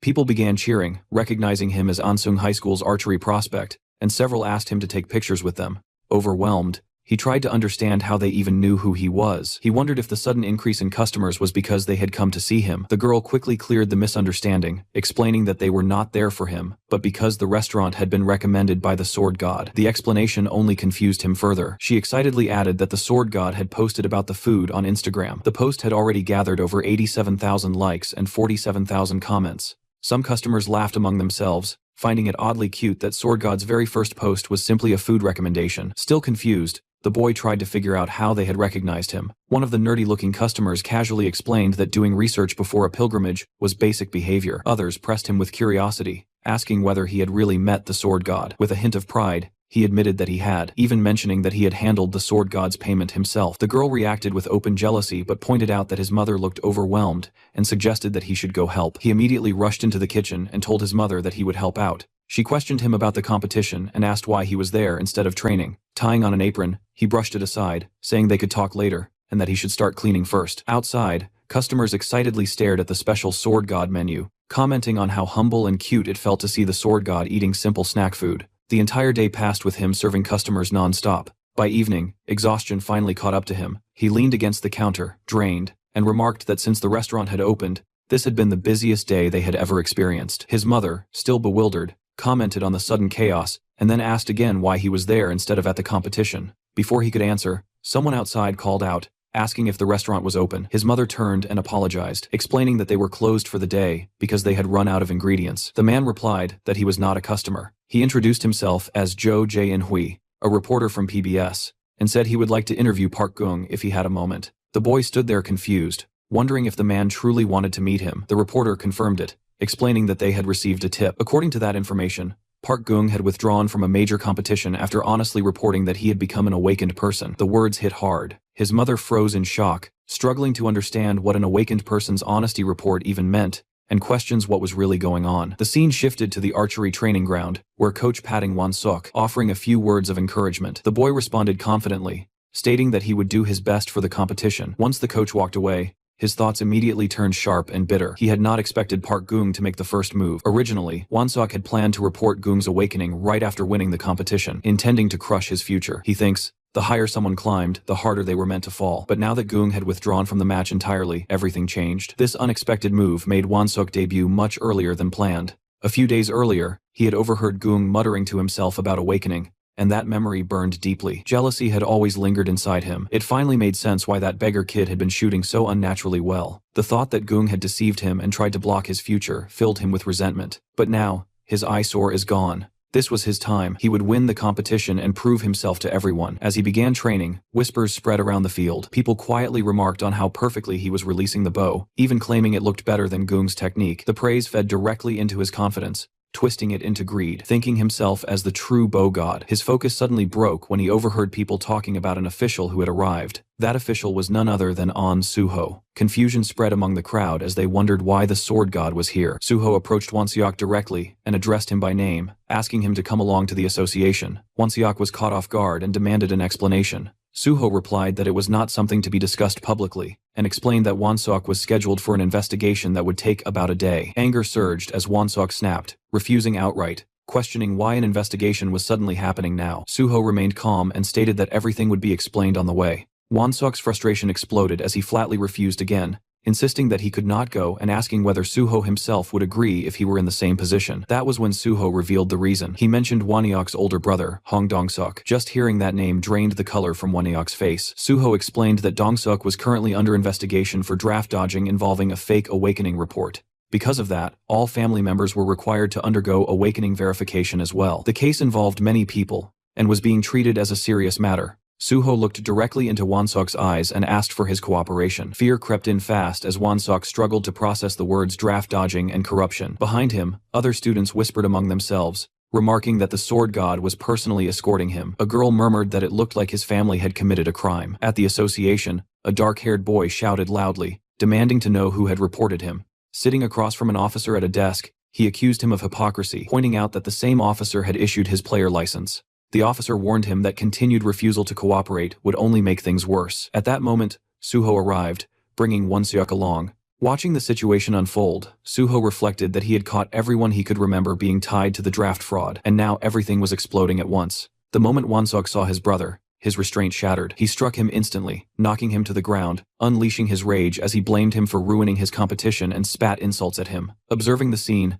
Suho thought about how distorted they all seemed. Investigator Joe rushed over to Suho, asking for help. Suho replied calmly that interns were not allowed to perform official duties, and that he was currently busy in undergoing field evaluation. Joe protested, but was suddenly called away by his superior and had to leave. Watching him go, Suho thought that he had already spoon-fed them more than enough, and wondered how much more they expected from him. Not long after, he arrived at a PC cafe. Looking around, he noted how old it felt. The place still allowed indoor smoking, had no customers, and carried an atmosphere frozen in time. After the cataclysm and the rise of virtual reality, the online gaming industry had collapsed rapidly. PC games that relied only on monitors had no chance against VR games. It surprised Suho that this place was still operating at all. His attention shifted to a gray-haired man seated nearby. Instantly, Suho realized he had finally found him. He took the seat beside him and opened the game OPS. The gray-haired man noticed and commented on seeing someone play OPS after such a long time. Suho admitted that returning to the game after so long was not easy. The man found it amusing, and remarked that Ops was practically a dead game, so having even one more player felt nice. He suggested playing together, and asked Suho to add him as a friend under the name Railgun. Suho recognized the name immediately, and realized he was sitting next to the #1 ranked OPS player. The man confirmed it casually. Suho expressed his respect and appreciation. Feeling generous, the man stood up and offered to buy Suho something to eat,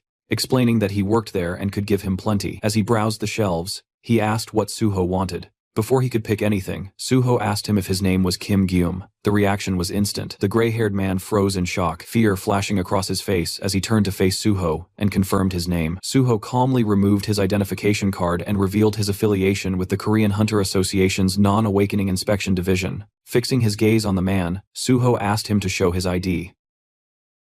The gray-haired boy trembled as he stepped backward, finally confirming that he was Kim Gwon, his fear obvious the moment his identity was exposed.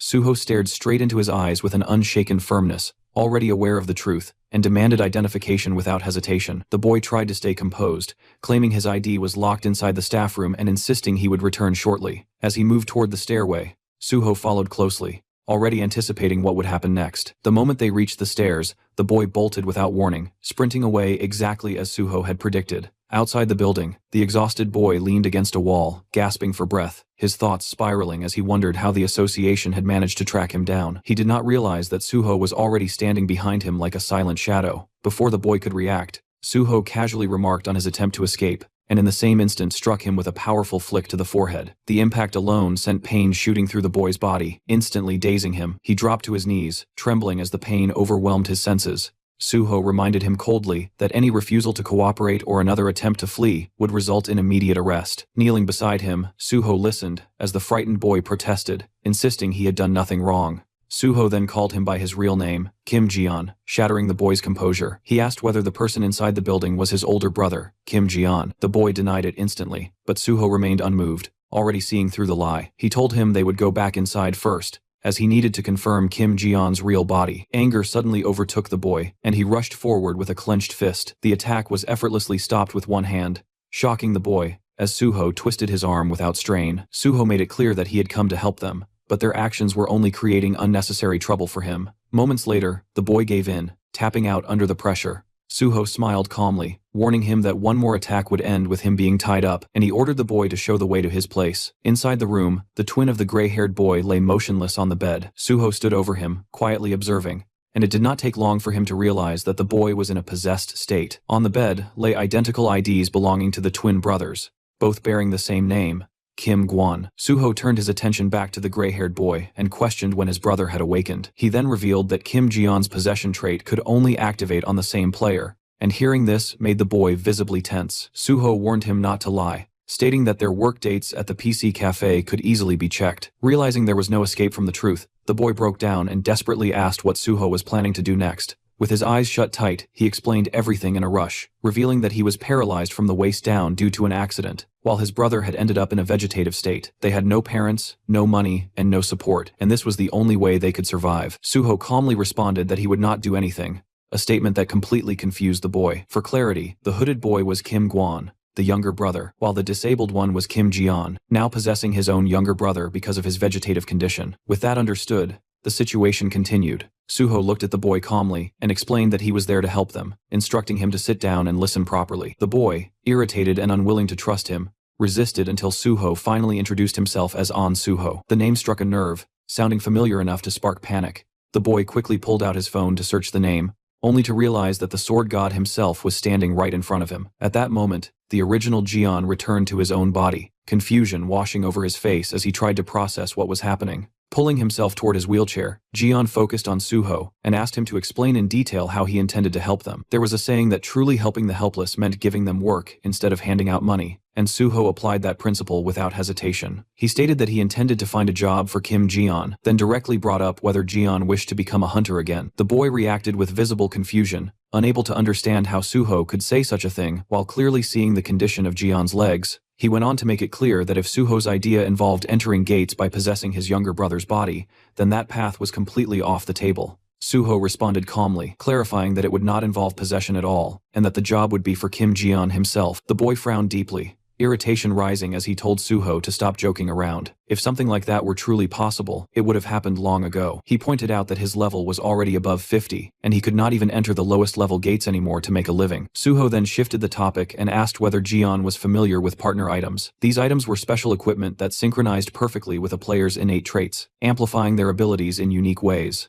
Jian was aware of them, but he also knew how unrealistic they were to obtain. Partner items were comparable to winning a lottery, with only a handful of players across the entire world ever finding one that truly matched them. Suho acknowledged that difficulty, knowing better than anyone that finding an item perfectly suited to a person was nearly impossible. Still, he knew that in his previous life, Kim Jian had become infamous because of a specific partner item. Suho assured the boy that he knew exactly which item resonated with Jian's possession trait, and through that item, he intended to give both brothers a completely new life. Hearing this, the boy clenched his fists tightly, his emotions boiling over. He demanded to know why Suho was doing all of this after they had been ignored by everyone for so long. He questioned whether there was something Suho wanted from them in return. All this time, Kim Jian had knocked on the doors of welfare centers, district offices, and countless organizations, yet not a single hand ever reached back to him. He had fallen from being a successful hunter to someone society quietly labeled as weak and disposable, and that slow abandonment carved deep scars into him. Because of that neglect, Kim Ji-yeon eventually ended up walking the path of a villain. In the present, Suho stated that Ji-yeon had never been abandoned, but the boy clearly did not believe those words. What followed left him completely shaken. Suho stepped forward and knelt in front of him, lowering himself without hesitation, and apologized for arriving late. He admitted that he should have come to help much earlier. From deep inside, Suho genuinely wanted to help Kim Ji-yeon, even though he had not created the system and was not the state itself. Still, he understood his responsibility as a public servant and intended to fulfill that duty sincerely, without excuses. With a calm smile, Suho explained that his delay was not due to neglect or indifference, but because he had not found a viable solution before. This time was different, and this time, he promised to help. Kim Ji-yeon stared at him in silence for a long moment, before finally apologizing in return. He admitted that he had never experienced anyone truly trying to help them, which had made them overly sensitive and defensive. Suho stood back up and told him that he would have reacted the same way in that position. He then assured him that his brother's awakening report would not interfere with their disability pension, making it clear that he had already considered those consequences. Suho even went as far as stating that he would personally deal with the PC cafe owner if Ji-yeon was not paid properly, though the man was spared when Ji-yeon explained that the owner had treated him kindly. Shifting the focus forward, Suho stated that he would soon introduce Ji-yeon to a guild for hunter-related activities. The boy wondered how any guild would accept someone like him, but Suho dismissed that concern entirely. All Ji-yeon needed to do was wait patiently until Suho returned with the partner item that would change everything for them. After some time, Suho returned to the Hunter Association. As he stepped out of his car, his thoughts lingered on why Chief Pai and the vice president had contacted him so suddenly. Before he could reflect any further, his attention was pulled away by Park Gung running straight toward him. Suho asked why the boy was here, and Park Gung quickly explained that his mother had packed food for him. This was because of Suho's Instagram post and the recent news coverage, both of which had been receiving a great response. The boy expressed his gratitude openly, clearly excited by how things were going. Suho brushed it off calmly, stating that he had not done anything special. He mentioned that he only posted the food because it genuinely tasted good, and regarding the news coverage, he casually denied having reported anything himself. Gung awkwardly agreed. Suho then asked whether the boy had changed his class. Gung immediately brightened and explained that he had chosen the archer class. He was still serious about becoming a hunter, and went on to ask whether Suho had any guild recommendations for him. Just as we all can predict now, Suho brought his new sidekicks to the Nexus Guild. The guild leader, upon seeing an applicant personally recommended by Suho, approved him instantly with a broad smile. Sometime later, Suho was seen knocking outside the vice president's office, calmly announcing his arrival. From inside, he was told to come in. As he stepped through the doorway, Suho bowed respectfully and asked whether he had been summoned. The vice president confirmed it, saying he wanted to check on how Suho had been doing lately. After Suho took his seat, the vice president smiled and mentioned that he had heard Suho's recent achievements were quite impressive. Suho brushed it off casually, attributing everything to simple good luck. Vice President Kumon responded with a wide smile, pointing out how modest Suho was, especially considering he had been dealing with nothing but difficult assignments in the Awakening Department. He even mentioned that Suho had handled a military service corruption case that wasn't technically part of his evaluation. While looking straight at Suho, the vice president asked where he had managed to obtain that kind of information. At that moment, Suho clearly understood what was happening. The vice president was probing for his sources. Judging by how quickly the vice president reacted to issues tied to the Awakening Department, Suho's suspicion deepened. There was a strong chance that Director Lee Wanek and the vice president were connected to the corruption case. Realizing this, Suho decided to toss out some bait. Closing his eyes briefly, Suho explained that he had conducted field inquiries based on tips. The vice president immediately countered,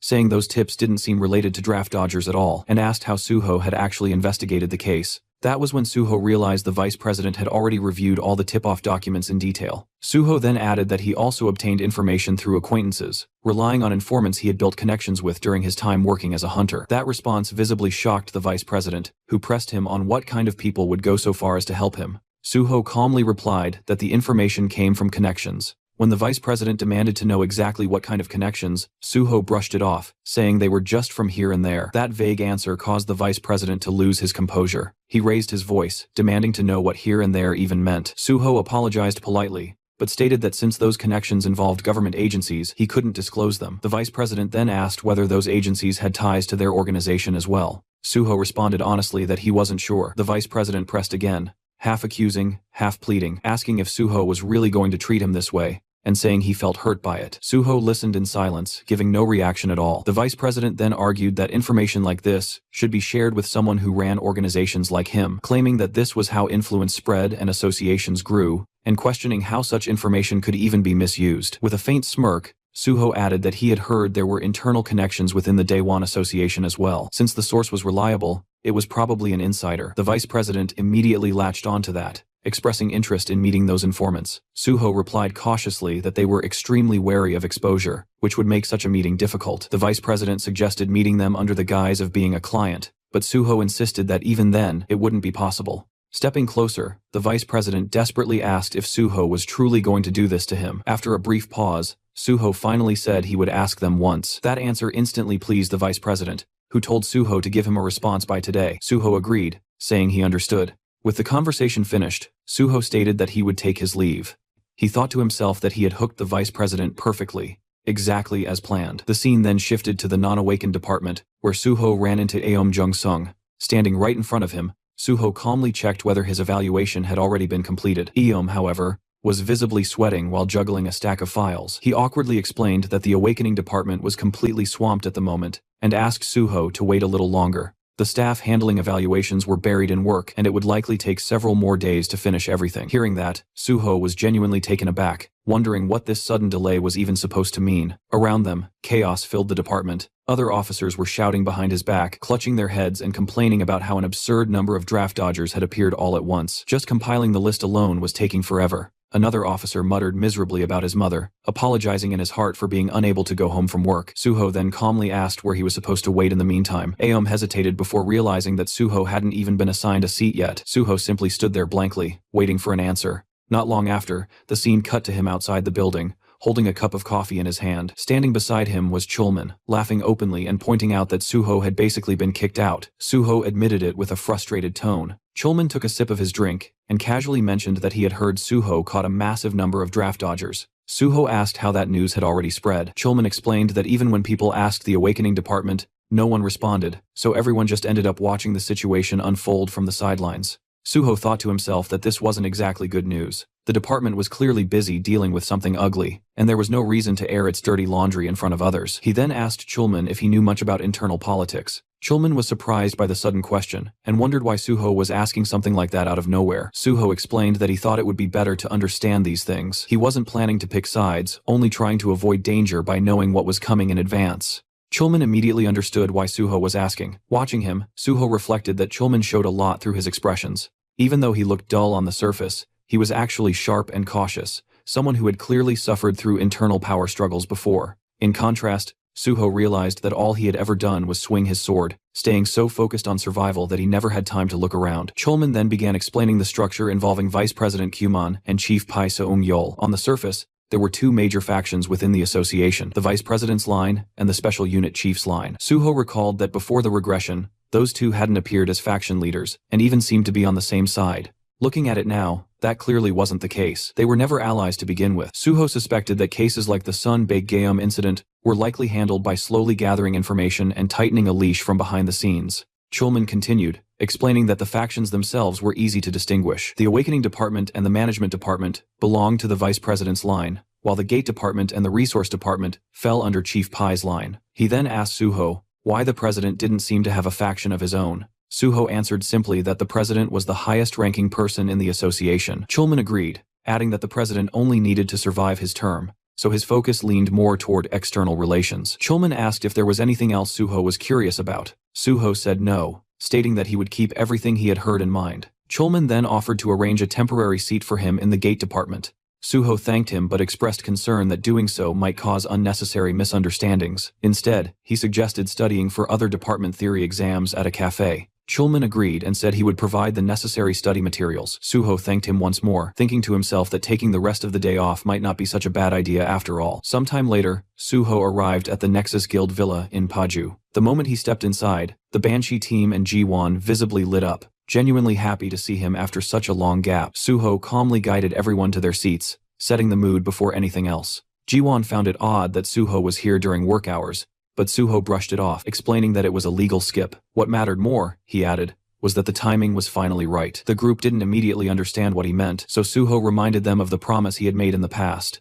In the past, he acknowledged that the Banshee team all carried a deep grudge against the special unit. The revenge they wanted was something he intended to help them achieve in a concrete and irreversible way, and for that, preparation was necessary. That was the real reason he had gathered them before. because he needed people who could move in secret, acting as his hands and feet without drawing attention. Manhwa pointed out that they were still officially in a training period, and reminded him that he had once said the revenge would come after he entered the Special Forces unit. Suho admitted that had been the original plan. However, he had recently come across something interesting. If things went smoothly, they could stir chaos inside the organization even before he officially joined the Special Forces unit. He explained that the plan revolved around exploiting internal faction conflicts. With a faint, confident smile, Suho revealed the target they would take down first is Vice President Park Kyumon. As promised earlier, Suho brought the Vice President to a certain location that evening. After stepping out of the car, the Vice President glanced around and clearly found the meeting place unimpressive, even shabby. Suho calmly explained that the people involved were extremely sensitive about security and asked for his understanding. As the Vice President opened the door, he assumed they must have private rooms inside, reasoning that choosing such a place meant the informants were cautious and scheming. Inside the building, the Banshee members stood waiting, white masks covering their faces. The Vice President began sweating, his mind racing as he noticed no other signs of life. He wondered if something had gone wrong, or if someone had overheard them. Still, he reassured himself that Sword God Suho was right there, meaning nothing serious could possibly happen. Suho then turned slightly away from him and stated that this was indeed the right place. The Vice President grew uneasy, sensing something off about Suho's tone. Suho continued, saying that the timing was perfect for getting things done. In that instant, the Banshee members surged forward with overwhelming speed, subduing the Vice President before he could react. They pinned him to the ground in one smooth motion, completely cutting off any chance of resistance. Standing tall over him now, Suho coldly stated the reality of the situation. The Vice President had been kidnapped, and Suho had no intention of explaining every detail. At his signal, Guak Duho stepped in and delivered a precise blow to the back of the Vice President's neck. The man's body went limp instantly as he fell unconscious, marking the true beginning of Suho's plan in motion. Somewhere else, the Vice President slowly woke up from his unconscious state. The moment awareness returned, he shot to his feet and began slamming his fists against the door, shouting at the top of his lungs, demanding to know where he was and whether anyone was there. Before any answer came, a strange, wet gurgling sound echoed behind him. The noise caught him completely off guard. Fear instantly froze his body in place as his thoughts spiraled, wondering what kind of sound that was, whether it was some kind of monster.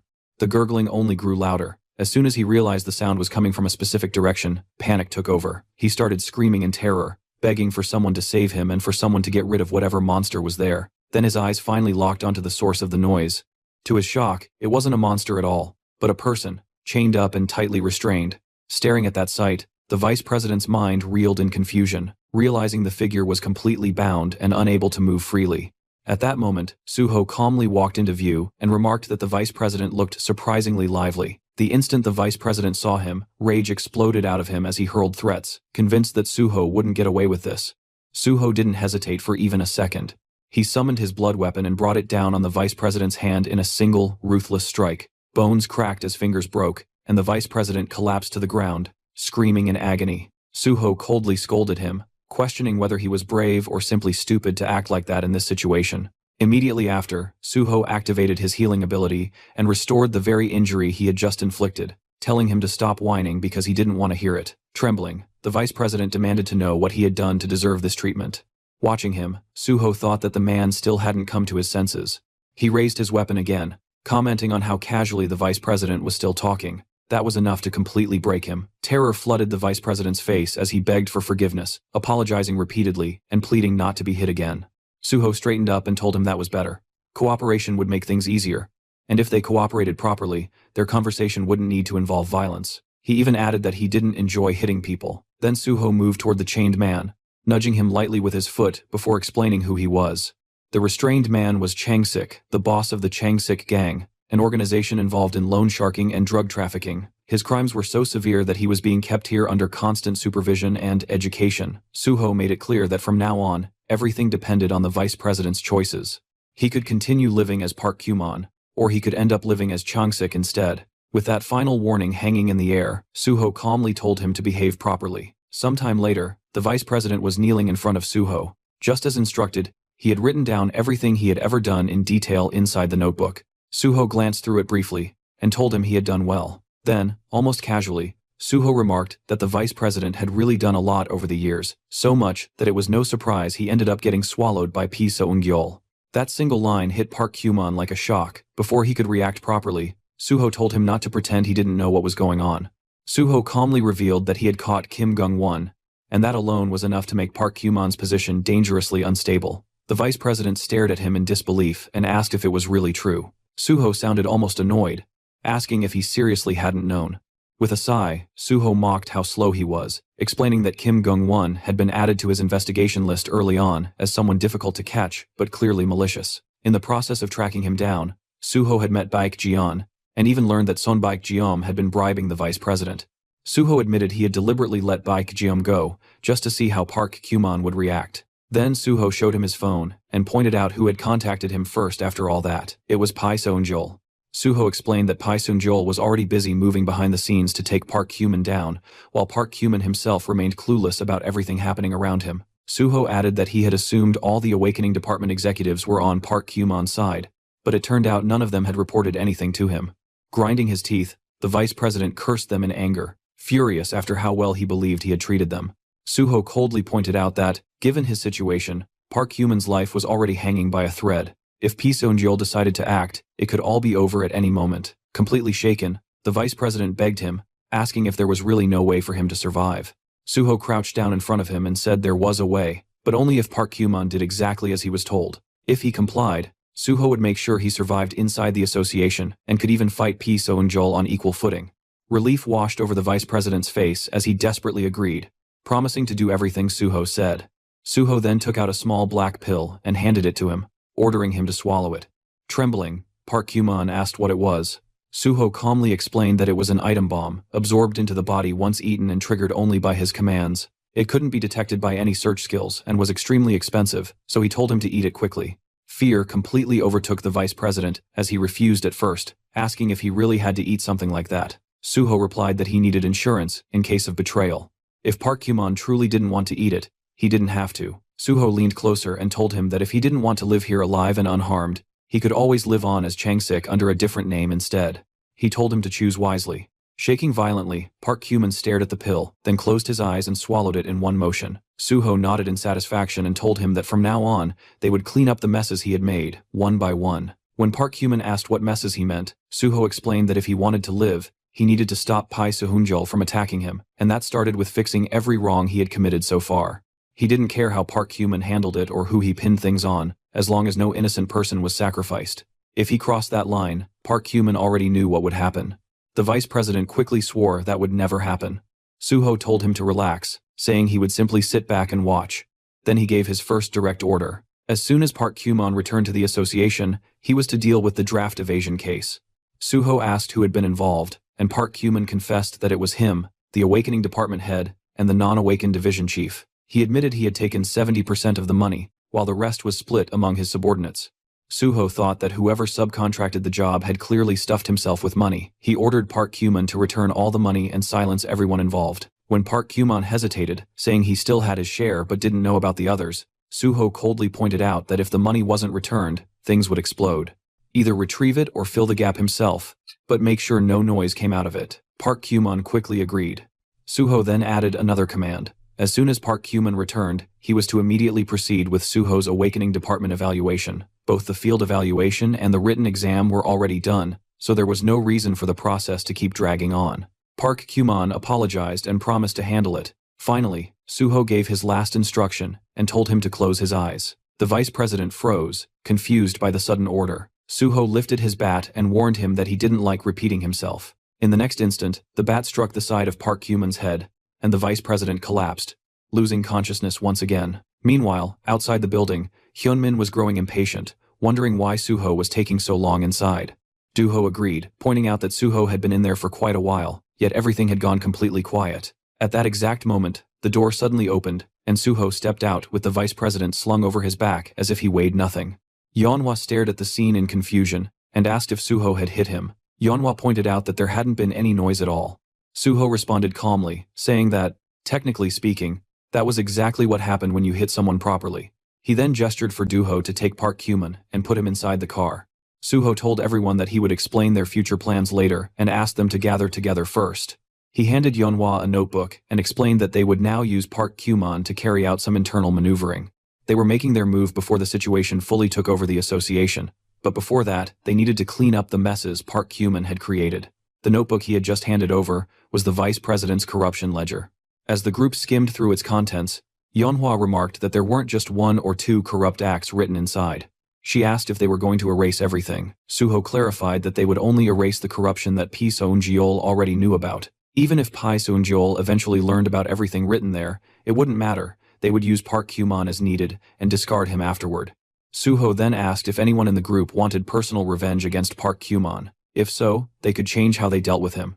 After looking through the notebook and reflecting among themselves, the group confirmed that none of them had any personal business with Park Kyuman.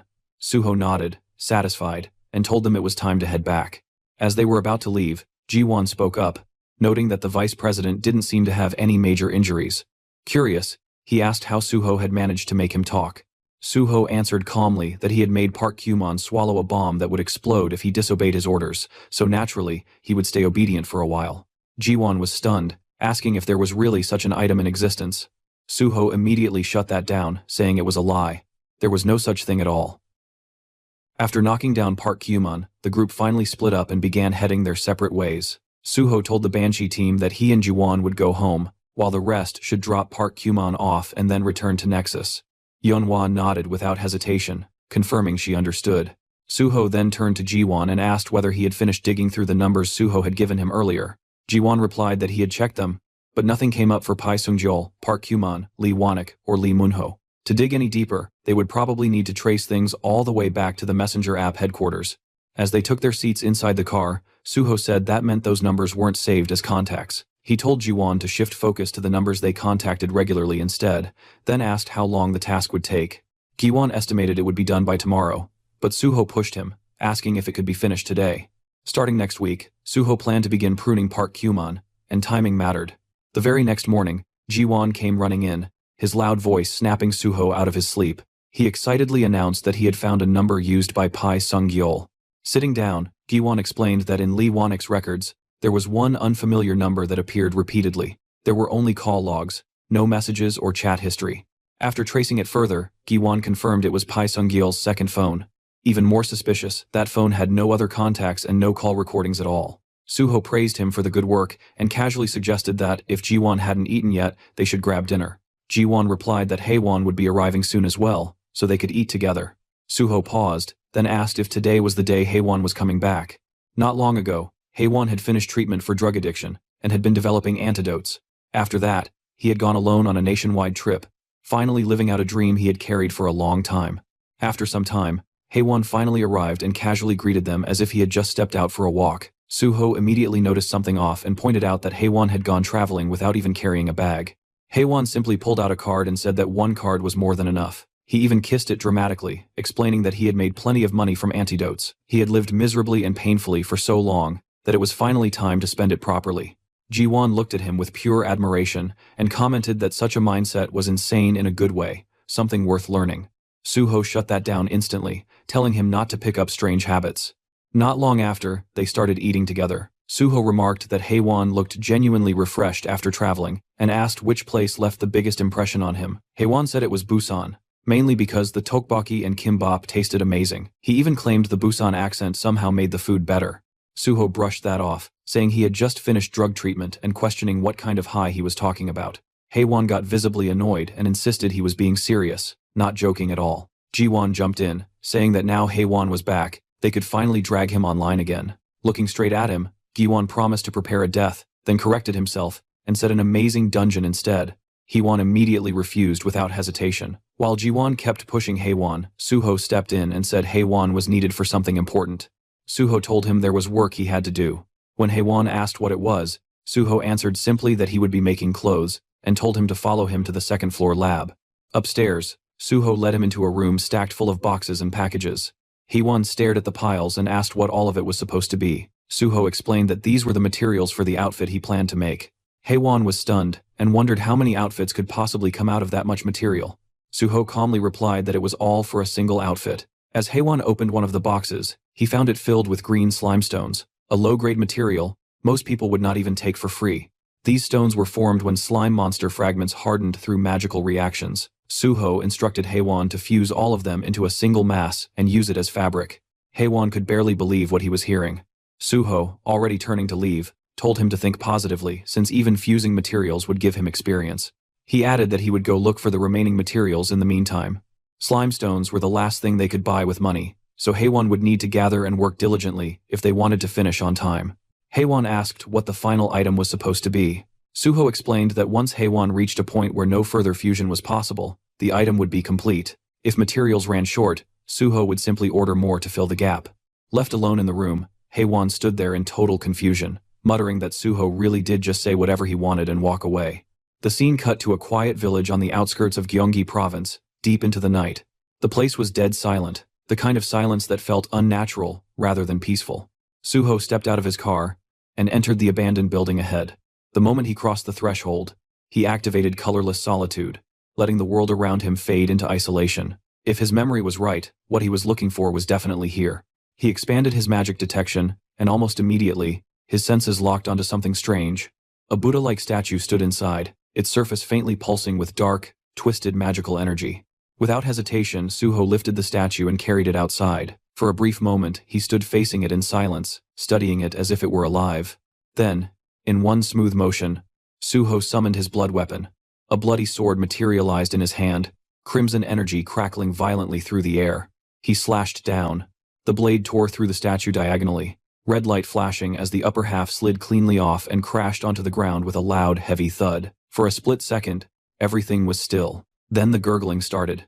The fallen statue twitched, red eyes snapped open from within the stone, glowing with malice. Thick black energy poured out, wrapping around both halves. In the next instant, the broken piece lifted itself and fused back together perfectly, restoring the statue as if it had never been cut at all. Suho stared at it calmly and muttered that it had come to the right place. This wasn't just a cursed item, it was a soul shield, a parasitic being embedded inside the artifact, designed to trap souls within a soul prison.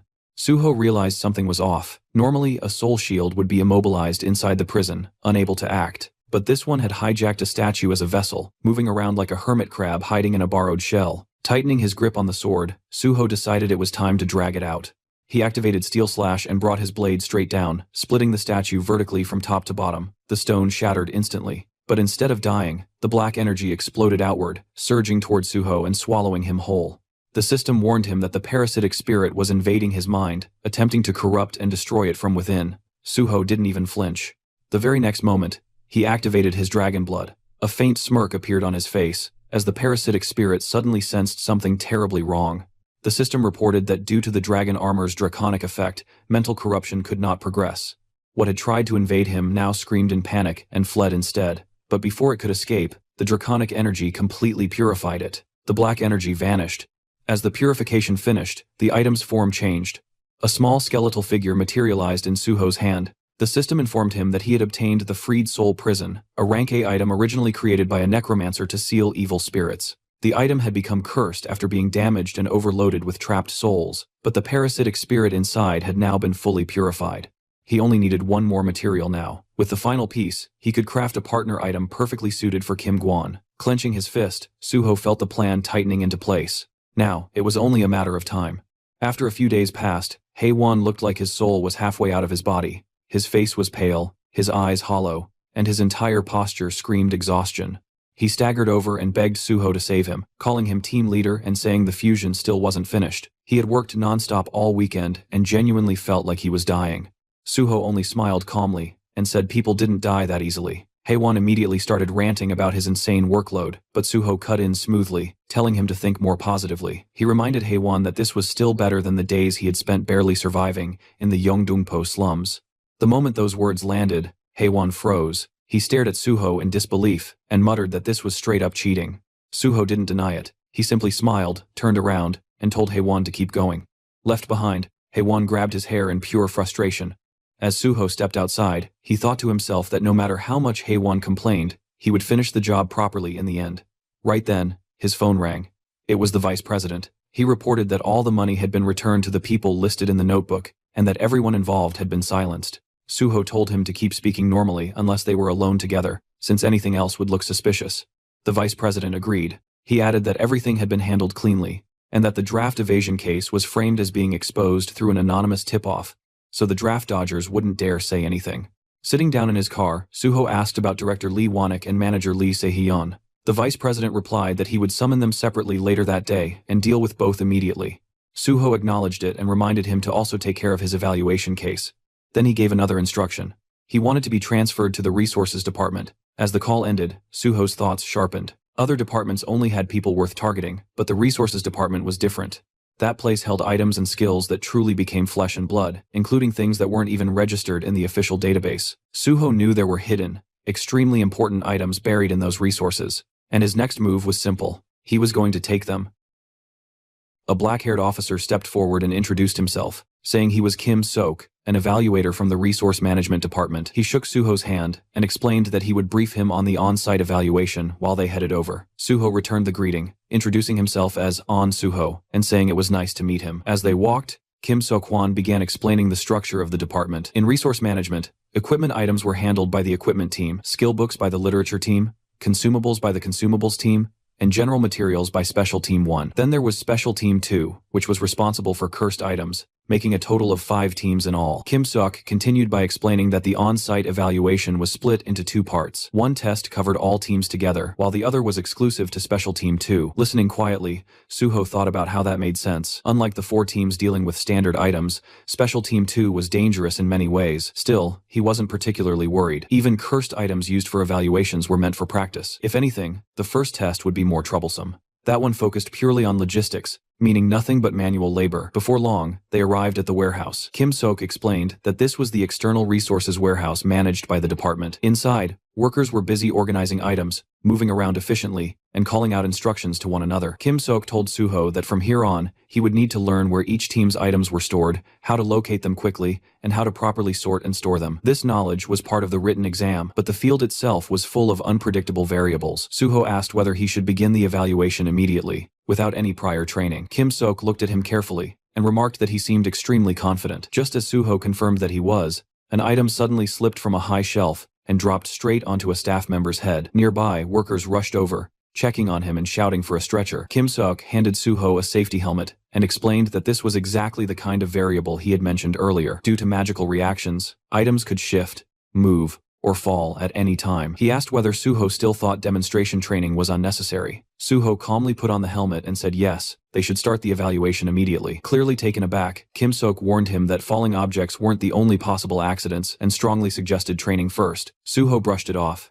thanked him for the concern, and said he was fine. With that, he said he would be on his way. Left standing there, Kim Sok could only respond with a stunned, okay, thinking to himself that Suho was truly fearless. As Suho strolled through the warehouse, he muttered that it had been a long time. Back when he had rotated through the resource management department, he had done this kind of work to the point where it built physical endurance. Those days had been genuinely rough. Compared to jumping straight to the top floors and dealing with real threats, simple sorting work like this felt laughably easy. Thinking that the item he was looking for should be nearby, he stopped in front of one of the racks. Reaching inside, he found an apple. The system identified it as a stone apple. An apple made entirely of stone, noting that it looked crude and worthless. Suho glanced around casually, checking whether anyone was watching. Once he confirmed no one was paying attention, he touched the apple. Instantly, its surface shifted into a vivid red color. Suho smirked. To anyone else, it looked like useless junk that had been forgotten in storage, but when infused with red-grade mana, this item revealed its true value. The resource department simply didn't have anyone skilled enough to notice that. Thanks to that lack of talent, the hidden option of this item now belonged to him. At that moment, a black snake suddenly emerged above the stone apple. Suho recognized it instantly as the poison-eating snake. The snake opened its jaws and lunged straight at him. Instead of dodging,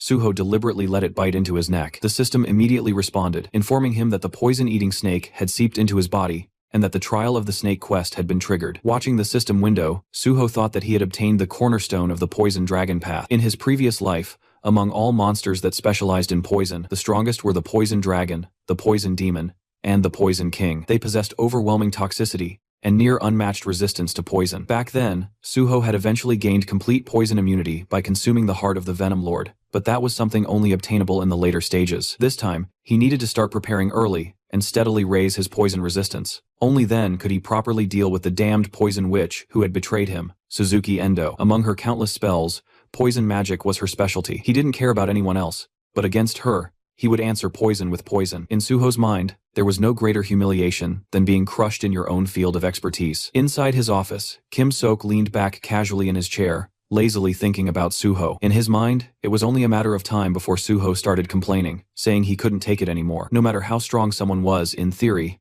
practice was a completely different beast. That was exactly why the warehouse had earned the nickname the Labyrinth. Right at that moment, Suho walked in and calmly announced that he had brought all the items listed in the evaluation. Kim Sok, still half lost in his own assumptions, reminded him that he had clearly told him to undergo training first. Then his eyes shifted to the boxes Suho was carrying. He froze, blinking in disbelief, and asked what Suho had just said. Suho repeated himself, stating plainly that he had brought everything written on the list, and asked him to check. Kim Sok immediately broke into a sweat as he scanned the list he had personally handed over earlier. This was insane. He had intentionally mixed in items with confusing names, obscure codes, and misleading color classifications, and yet every single one of them was there. Still, he told himself it wasn't over. Suho still had to complete the sorting task. A short while later, Suho finished sorting everything from the first section to the third, flawlessly, without a single mistake. Watching this, Kim Sok felt his thoughts unravel. He had always believed combat talent and administrative work were completely different domains, yet here stood someone who excelled at both. A truly well-rounded genius actually existed. Unable to hide his shock, he admitted that it was amazing. Suho brushed it off casually, saying it wasn't anything special. Kim Sok shook his head and explained that this wasn't just departmental pride. Objectively speaking,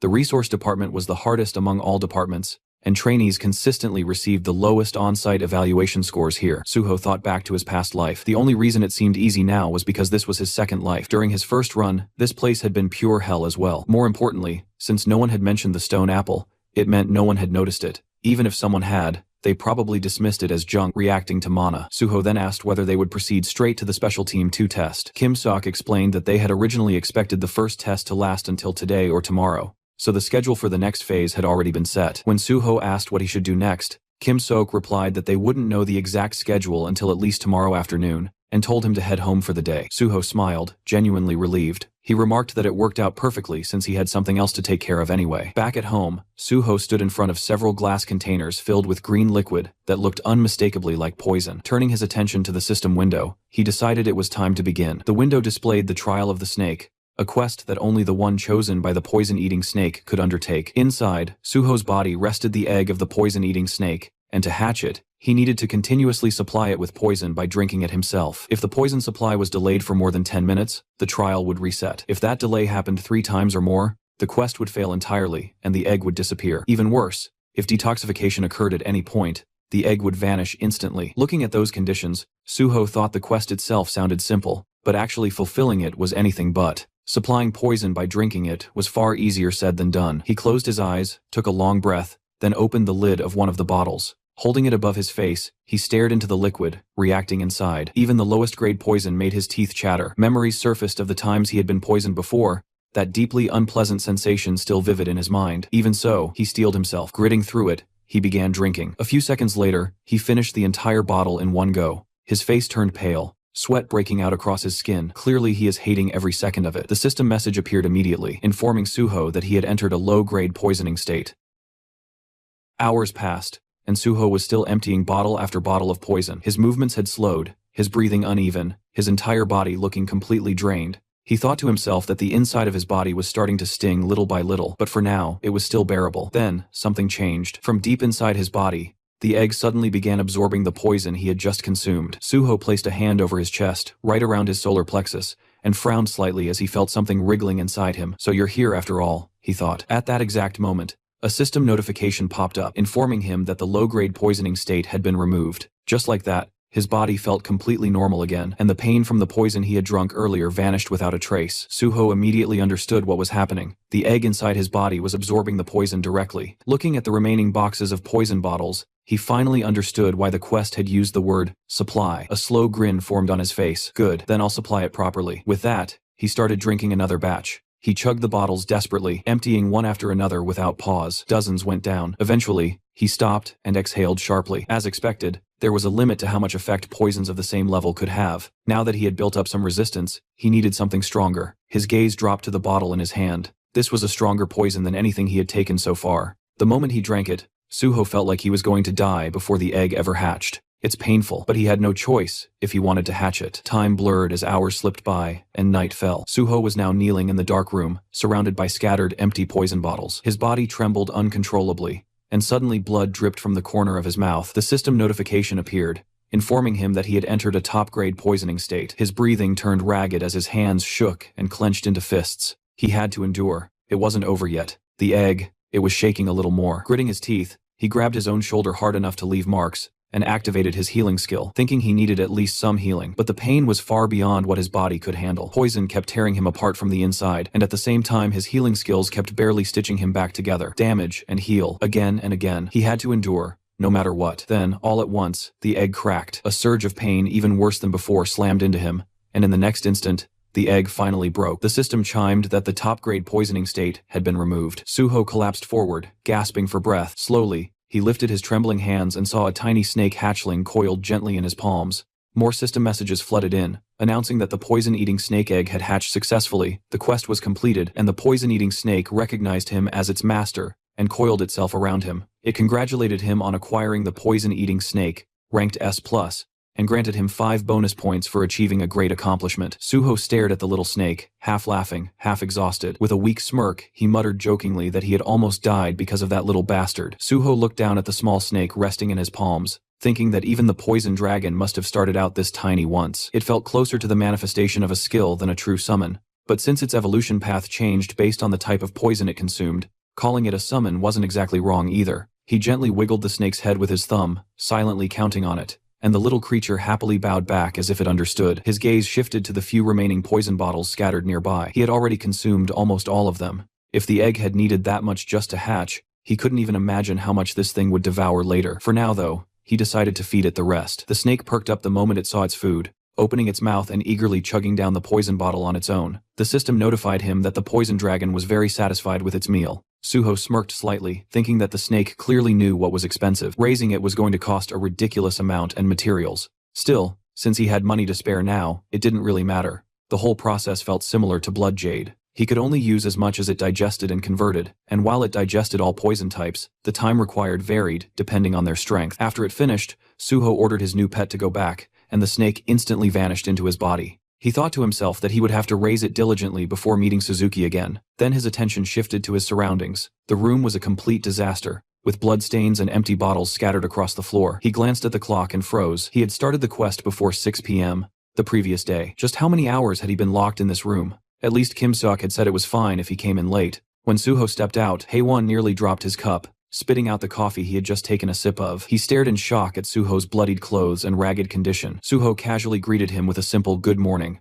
Haewon, trembling slightly, asked why he looked like that. Suho glanced at his own hand and brushed it off, saying he had just been doing something. Haewon's face went pale, as another thought hit him. He nervously asked if there had been someone else in the room with him, something not human anymore, maybe even a monster. Suho explained that he ended up like this because he was clearing a quest. Then, just as casually, he changed the topic, and asked why Haewon still hadn't reported on the task he had been given, saying it was taking longer than he expected. Haewon immediately snapped back, insisting he wasn't slacking at all. Except for eating, sleeping, and going to poop, he had been doing nothing but non-stop synthesis. He even questioned whether the work had an actual end. Suho, completely unfazed, told him he was still far from done, waved at him, and told him to work a bit harder. Left behind, Haewon could only scream internally in despair, crushed once again under his never-ending workload. Sometime later, the scene shifted back to the Hunter Association, where Kim Seok guided Suho toward his second test, just as planned earlier. He explained that the second test would take place in the special warehouse. Suho asked if it was called the special warehouse because it only stored cursed items. Kim Seok confirmed that was correct,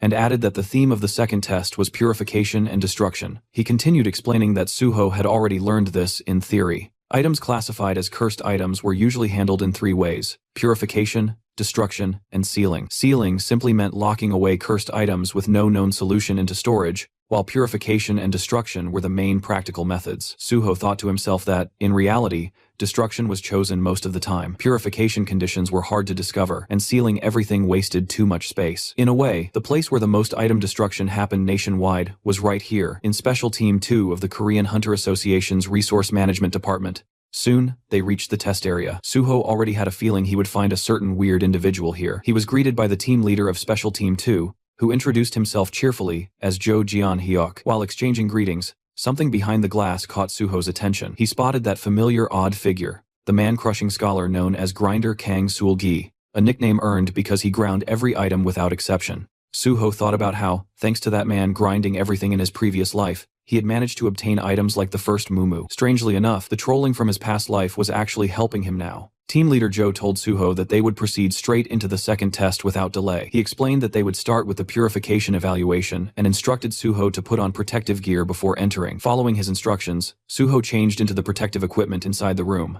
The team leader then placed a box in front of him, and Suho silently hoped that the test subject would be something familiar. Inside the test room, Suho stared down at his assigned test subject. From outside, over the microphone, team leader Joe announced that from this point on, Suho would perform purification using the tools placed in front of him. The time limit was 2 hours, and there were 21 types of purification tools provided. Suho thought that the known purification methods were easy. If he applied an undisclosed purification formula instead, he could use that as an excuse to approach Kang Sul-gi later. His test subject turned out to be a small red-colored fruit called the hamu fruit, harvested from a hamu tree. Suho considered it carefully. Revealing its true purification method right now might cause a big reaction, but in the end, it didn't really matter. What mattered was sticking to his schedule. Outside, Kim Sok checked the documents and explained that the hamu fruit came from a demonic tree. When it received a strong impact, the poison spores inside it would spread, creating something like a poisonous mist. Team leader Joe added that the purification method was simple. It just needed to be burned with a mana torch, and it was safe as long as it wasn't thrown. But while they were busy taking in themselves, Suho had already picked up the fruit in his hand,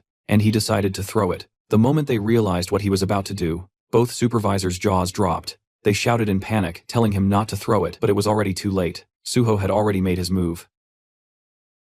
Suho hurled the fruit with all his strength. The moment it struck the ground, a deafening crash echoed through the test room. The fruit smashed into the floor with a heavy impact, fragments scattering outward, yet strangely, not a single speck of dust rose into the air. Outside the room, everyone froze in shock. Because there was no dust cloud, Suho's movements were clearly visible through the glass, along with the fruit embedded firmly into the floor. For a brief moment, the entire area fell into stunned silence. Then team leader Joe snapped out of it, grabbing the microphone and shouting in anger, demanding to know what Suho thought he was doing. His reaction was more than justified. The special warehouse was one of the most secure facilities in the association, rivaling research labs and construction sites in strictness. Suho, however, remained completely unfazed. He calmly picked up the fruit from the floor and stated that it had already been purified. The words made no sense to those listening, and confusion spread instantly. When questioned further, Suho simply offered to show proof. He held the fruit out with a bright, almost innocent smile, his expression so clean and devoid of malice that it left everyone watching completely dumbfounded. Jo Jeon-hyuk was the first to react properly. The moment he checked the updated item description, his eyes widened in disbelief. The fruit's curse had vanished.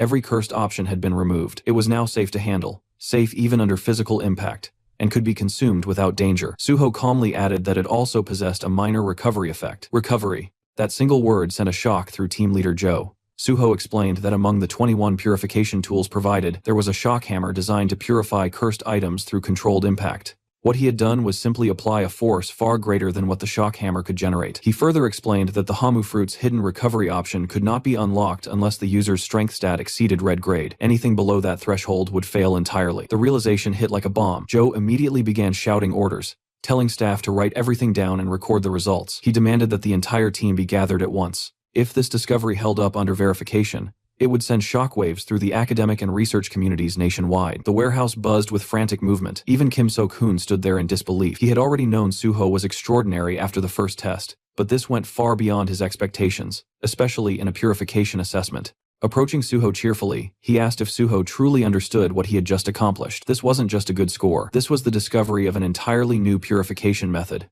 the 20-second method recognized globally, one that the entire world would soon adopt. Suho, however, only responded casually, asking whether this meant his score was safe, or if he was at risk of failing for not using the standard methods. Kim immediately dismissed the concern, assuring him that as long as he was in charge, Suho would receive full marks without question. As they left the testing room, Kim Seok casually asked how Suho had learned a purification method like that. Suho answered without hesitation, calmly lying that he had discovered it by chance inside a sealed gate. At the time, he hadn't even known purification formulas existed, and if it weren't for the level 5 special recruitment course, he wouldn't have realized there were already 21 recognized methods. Kim Sok burst out laughing, saying that people destined to succeed always found a way no matter what. Suho brushed it off modestly, insisting it wasn't anything special. Kim Sok then gave Suho a firm thumbs up, flashing a satisfied grin as he told him he had passed the second test outright. He said he would personally take responsibility and award full marks, making it clear Suho had nothing to worry about. Suho thanked him, and as Kim Sok walked off,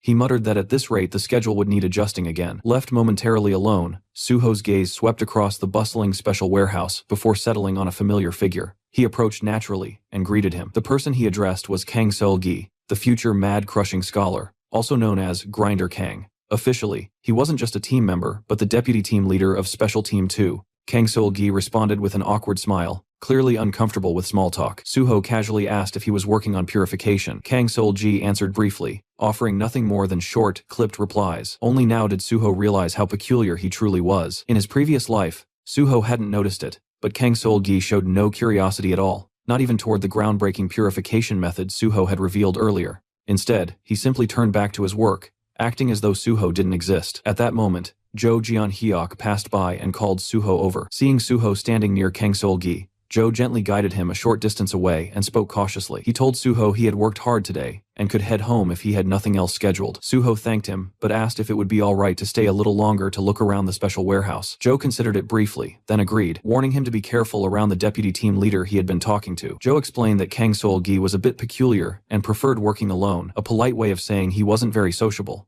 Normally, that warning would have discouraged most people, but Suho needed an opening. He said it was a shame, mentioning that one of the items Kang Seol-gi was working on looked familiar, something he thought he had seen in a sealed gate before. The mention of a sealed gate immediately caught Jo Jeon-hyuk's interest. When Suho added that he couldn't quite recall the details, Jo insisted they talk to the deputy team leader right away, saying purification work made it a matter of duty. Despite Suho's polite hesitation, Jo confidently approached Kang Seol-gi and told him he was counting on him. Kang Seol-gi responded curtly, agreeing without enthusiasm. Once the arrangement was made, Kang Seol-gi returned to his work in silence. Suho stood nearby, observing quietly. The atmosphere between them remained heavy and wordless. Kang Seol-gi methodically processed cursed items one after another, purifying what he could and discarding the rest into the destruction bin. His movements were precise, efficient, and almost mechanical. Then Suho spoke. He calmly pointed out that Kang Seol-gi had missed a step in the purification process. Kang Seol-gi paused, stared at the item, then nodded in acknowledgement and thanked him. Suho simply smiled and continued watching. From that point on, Suho's presence clearly began to bother Kang Seol-gi, though he said nothing and kept working. Before long, Suho pointed out another skipped step, then another, and then another. Each time, Kang Seol-gi corrected himself in silence. After a while, Suho spoke again, suggesting they take a break and grab some coffee. Kang Seol-gi immediately declined, saying he didn't like coffee. Suho replied that was fine and asked him to just listen for a moment. Then Suho casually asked whether Kang Seol-gi had been stealing items like this all along. For the first time, Kang Seol-gi's composure shattered. His eyes widened, his heart pounding violently in his chest. He stammered, asking what Suho was talking about. Suho stepped closer, his tone calm but sharp, saying he knew Kang Seol-gi had been deliberately throwing usable items into the destruction bin to smuggle them out later. He added that if this continued, he would expose everything Kang Seol-gi had been hiding, including what was inside his stomach. Kang Seol-gi froze. The accusation of item theft was one thing, but the mention of his stomach struck far deeper. Cold sweat ran down his back as he swallowed hard, unable to respond. Suho leaned in slightly, his smile never fading, and addressed him again as deputy team leader. Then, in the same calm tone, Suho suggested they grab that coffee after all. In the backyard, Suho led Kang Seol-gi to a quiet corner he often used with Jung Chol-min. After taking a few sips of coffee, Suho finally broke the silence, addressing him as the deputy team leader. Kang Seol-gi answered stiffly, clearly on edge. Suho asked when it had started, and when Kang Seol-gi tried to deflect, Suho clarified that he was talking about the thing embedded in his stomach. Kang Seol-gi froze instantly. His eyes widened, his lips pressing together so tightly they nearly trembled. This was supposed to be a secret, only he knew. After a long, suffocating silence, his voice finally came out, shaky, asking how Suho had found out. Suho didn't bother answering directly. He said what mattered wasn't how he knew, but the thing lodged inside Kang Seol-gi's body. He asked to see it. Kang Seol-gi hesitated, then slowly untucked his shirt and began unbuttoning it. Halfway down, a faint mechanical sound leaked out, a grinding noise that clearly didn't belong in a human body. When the armor covering his abdomen was fully removed, two interlocking shredders were revealed, spinning quietly where flesh should have been. Suho observed it calmly,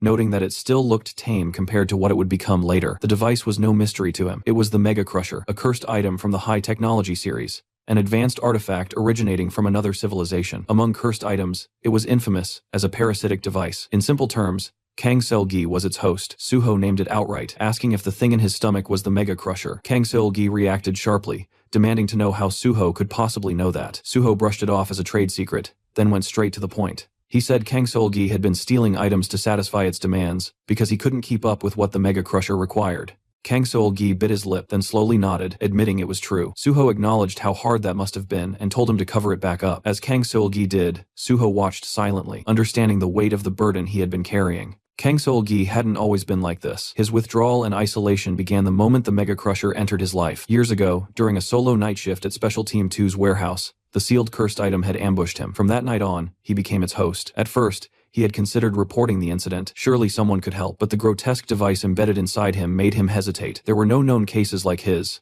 not even internationally. What if reporting it meant being sealed away just like the item itself? The Mega Crusher was classified as a cursed item that could neither be purified nor destroyed. That was why it had been sealed in the first place. Kang Sol-gi feared that revealing the truth would only lead to the same fate for him. Unable to trust anyone, he kept the secret and deliberately distanced himself from others. He didn't quit his job, because only here could he access the items needed to keep the Mega Crusher satisfied. It was a choice made purely to survive. Despite everything, the Mega Crusher's existence would eventually be exposed. Years later, after Kang Sol-gi rose to the position of team leader, the cursed device would drive him to shred every artifact stored in the special warehouse. It wasn't just dangerous. Though it appeared dormant now, it would grow increasingly demanding, consuming more items and steadily eroding its host's sanity until madness took over. That was why, in the future, Kang Sol-gi would be known as the Mad Crushing Scholar. Breaking the heavy silence, Suho spoke again, addressing him once more as deputy team leader. Suho then asked the question that truly mattered. He asked whether Kang Sol-gi wanted to get rid of the Mega Crusher.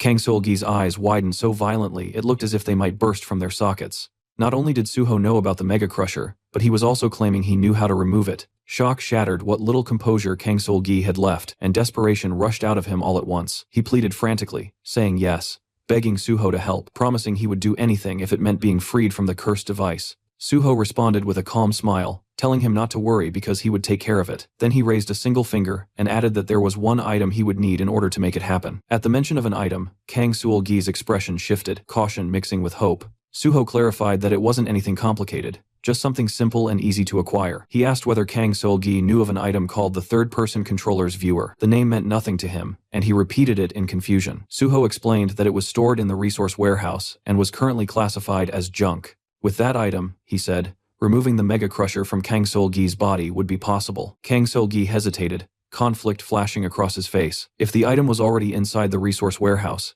taking it out wouldn't be easy. It could easily become a serious problem. Suho agreed that under normal circumstances it would be difficult, but now they had a way around that obstacle. When Kang Sol-gi asked what he meant, Suho reminded him that he had just introduced the 20-second purification method. That alone meant the resource division would be forced to re-examine every item in their inventory. There was no telling what hidden options might surface once the new method was applied. The logic was airtight. With a breakthrough like that, a full reinspection was inevitable. A sharp mind like Kang Sol-gi's immediately grasped the opportunity hidden within those words. Suho asked if he thought he could manage it. Kang Sol-gi didn't hesitate this time. He said he would find a way to make it happen, then corrected himself, insisting he would absolutely make it happen. With that, the matter of the third-person controller's viewer was essentially settled. Suho handed over his personal contact information and told him to reach out the moment he secured the item. The next day, team leader Jung Chulman came to meet Suho, greeting him with clear excitement as he mentioned hearing that the resource department had already approved another case for him. Suho brushed it off with a light laugh, saying that was simply how things turned out. Chulman shook his head in admiration, remarking that, as expected, Suho truly was the best. He then explained that upper management had wasted no time arranging Suho's next step. For his evaluation, Suho would immediately begin training at the gate department. Orders moving this quickly were rare, and Chulman couldn't hide his amazement. Inwardly, Suho thought about Park Kyu-man and how he had pressured him to speed up the process. It seemed that repeatedly nagging the vice president over the phone had paid off. As they headed toward the gate department, Chulman explained that he would be in charge of the training there as well. Just like before, the written test would be followed immediately by 2 on-site evaluations, protection and management. Everything had already been prepared, so Suho could jump straight into the field assessment without delay. Once inside the department, Chulman greeted the director. The man standing before them was Go Sung-rok, director of the gate department. He welcomed Suho warmly and introduced himself. The moment Suho saw him, recognition flashed through his mind. Go Sung-rok belonged to Pi Seung-jeol's faction and was known as one of the key figures behind the infamous gate shock incident, even being among those who had proposed the redevelopment gate. Director Go let out a hearty laugh and said he had heard plenty about Suho, mentioning the impressive contributions he had made across multiple departments. Studying him carefully, Go admitted he had high expectations and wondered aloud what kind of incident Suho might cause in the gate department. Suho simply smiled. Thinking about the incident sounds good. They shook hands, and Suho replied lightly that he would be sure to live up to those expectations. But behind that polite smile, a thought settled firmly in his mind. When it happened, the incident would be far bigger than anyone imagined. Sometime later, Chulman confirmed Suho's written test results, unable to hide his admiration as he announced that Suho had scored a perfect mark on the gate department's written exam. He called it truly impressive. As they rose from their chairs, Chulman added with visible excitement that if Suho managed another perfect score in the Special Division exam, he would become the first perfect scorer in the history of the Korean Hunter Association. Suho replied calmly that such a record would be an honor, then asked if they would move straight to the field evaluation. Chulman confirmed it immediately. For reference, he explained that he was the management team leader, meaning he would personally evaluate Suho this time. He then asked whether Suho knew which teams operated under the management department. Suho answered without hesitation. There was the management team, responsible for handling normal gates, the trade team, which negotiated and sold gate rights to the private sector, and the sealing team, tasked exclusively with managing sealed gates. Hearing that, Chulman gave him an approving nod and remarked that, as expected, Suho knew his stuff well. He then clarified that today's evaluation would focus specifically on managing a normal gate. As they walked down the corridor, Chulman casually asked if there was a particular gate Suho wanted to visit. Suho responded by asking whether anywhere was possible. The moment those words left his mouth, Chulman sensed something unusual. It sounded less like a question and more like confirmation. Narrowing his eyes slightly, he remarked that it seemed Suho already had a specific gate in mind. Then Chulman asked the question that suddenly mattered a lot more than it should have. It wasn't a sealed gate, right? Suho only let out an awkward laugh in response. That was enough. The realization hit Chulman instantly, and sweat began to form on his brow. Sometime later, the scene shifts to the Gangwon province. Suho and Chulman arrived at the gate Suho had personally requested. The enormous sealed gate stood quietly against the vast landscape. As they stepped out of the car, Suho thanked Chulman for allowing the visit, but Chulman dismissed it casually, saying that if it was Suho asking, there was no reason to refuse. Chulman then greeted the stationed officer, introducing himself and recalling the officer he is the person who called him before, and the officer welcomed them politely, and soon the two stood directly before the towering structure. Chulman explained that the internal checks had already been completed, but since it was still a sealed gate, they needed to remain cautious. He instructed Suho to conduct the evaluation quickly, and return without unnecessary risk, before signaling their entry on his tablet. The moment Suho stepped through the gate, the familiar sensation washed over him. The system quietly processed the environment, identifying its name, Valley of Iron, with an entry restriction for individuals below level 99, and a maximum capacity of 40 people. As Suho looked around, recognition settled in. Everything was exactly as it had been in his previous life. Standing beside him, Chulman asked if he was satisfied. Suho let out a small laugh and admitted that thanks to him, he had finally been able to return to this place. Without wasting time, they decided to begin the field evaluation. Sometime later, Chulman completed Suho's field evaluation, his eyes moving steadily across the tablet as he reviewed each result. He announced that the external management method had been passed, followed by the square check method, and finally confirmed that Suho had cleared the internal inspection as well. Lowering the tablet, Chulman let out a quiet sigh, one filled more with amazement than exhaustion. He remarked that it was exactly what he had expected from Suho, yet it still didn't make sense. This was supposed to be Suho's first time on site, so how was he performing at a level that even seasoned personnel struggled to reach? Suho answered calmly, without a hint of pride, saying he had simply followed the theory book exactly as it was written. Amused, Chulman pulled a thermos from his inventory and poured cold coffee into the cup, joking that Suho reminded him of the top student who relied solely on textbooks. Curious, Suho asked about the thermos, and Chulman, offering him a cold coffee, explained he had brought coffee for fun. Suho accepted the cup, and soon the two sat together on the grass, quietly taking in the scenery. The view stretched endlessly, untouched by the crowded chaos of the outside world. Chulman remarked that gates often revealed sights no city could offer, which was why Chulman preferred the management division among all departments. When Suho asked whether that was still true despite the demanding work, Chulman smiled awkwardly and admitted every department believed theirs was the hardest. Still, as he gazed up at the sky with bright eyes, he said this place simply suited him. Suho immediately recognized the tone. It was the classic line Chulman used to lure rookies into the management division, a romantic pitch that happened to be Chulman's specialty. As Suho quietly sipped his coffee, he suddenly spoke up, addressing Chulman in a calm voice. He said he wanted to join the gate division. For a moment, Chulman thought he had misheard. His eyes widened as confusion washed over him. The statement had come completely out of nowhere, yet Suho continued as if it were the most natural thing in the world. He explained that he was fully aware of the rumors surrounding him, that he was some kind of prodigy being groomed by the special division, practically treated like royalty. Even Deputy Director P. Seung-yeol had been spreading that narrative. But the truth, Suho admitted, was that he wanted to work in the gate division far more than in the special division. He added that Chulman had been the first person he met after joining the association, and maybe that was exactly why the gate division felt more appealing. As he finished speaking, Suho gave an awkward, almost shy smile. Seeing that expression made Chulman's heart sink. Suho was openly expressing a sincere desire, yet there was nothing Chulman could realistically do to grant it. A bitter taste crept into his mouth. For a fleeting second, an absurdly dramatic thought crossed his mind. Was this what Romeo and Juliet must have felt like? After a long pause, Chulman resolved that if nothing else, he could at least offer a few comforting words, so the disappointment wouldn't cut as deeply. But before he could speak, Suho called out to him again, and asked whether, if there were a way for him to enter the gate department instead of the special division, Chulman would help. Chulman's eyes widened even further. What was Suho planning now? The seriousness in Suho's gaze made it clear this wasn't a joke. In the long run, he knew joining the special division might be the correct move, but right now the gate department offered far more opportunities. If he went straight into the special division, he would likely spend his days chasing people rather than gaining the kind of growth he sought. After a heavy silence, Chulman asked if he truly meant it. Suho answered immediately, saying he wasn't in a position to joke about something like this. Chulman exhaled slowly and admitted that no matter how he looked at it, he couldn't yet see how he could help, but he asked Suho to explain his plan first. Suho agreed and said the idea was actually quite simple. Director Pai Seong-yeol was already making his intentions public, ensuring everyone knew he planned to bring Suho into the special division the moment training ended. Chulman had noticed it too. After all, they had witnessed it together. Chulman couldn't deny that. With years of public service behind him, he was more than capable of reading such signals. Suho continued, saying that if Director Pai had the authority to appoint personnel however he wished, then the answer was obvious: they would counter him with someone who held even greater authority. Chulman frowned, thinking it through. Officially, only 2 people in the association outranked a director. Slowly, a possibility formed in his mind, and he cautiously asked if Suho meant the vice president. Suho crushed his empty coffee cup in his hand, a sharp smile spreading across his face as he shook his head. Not the vice president. He was thinking of the big dog of the association, the president.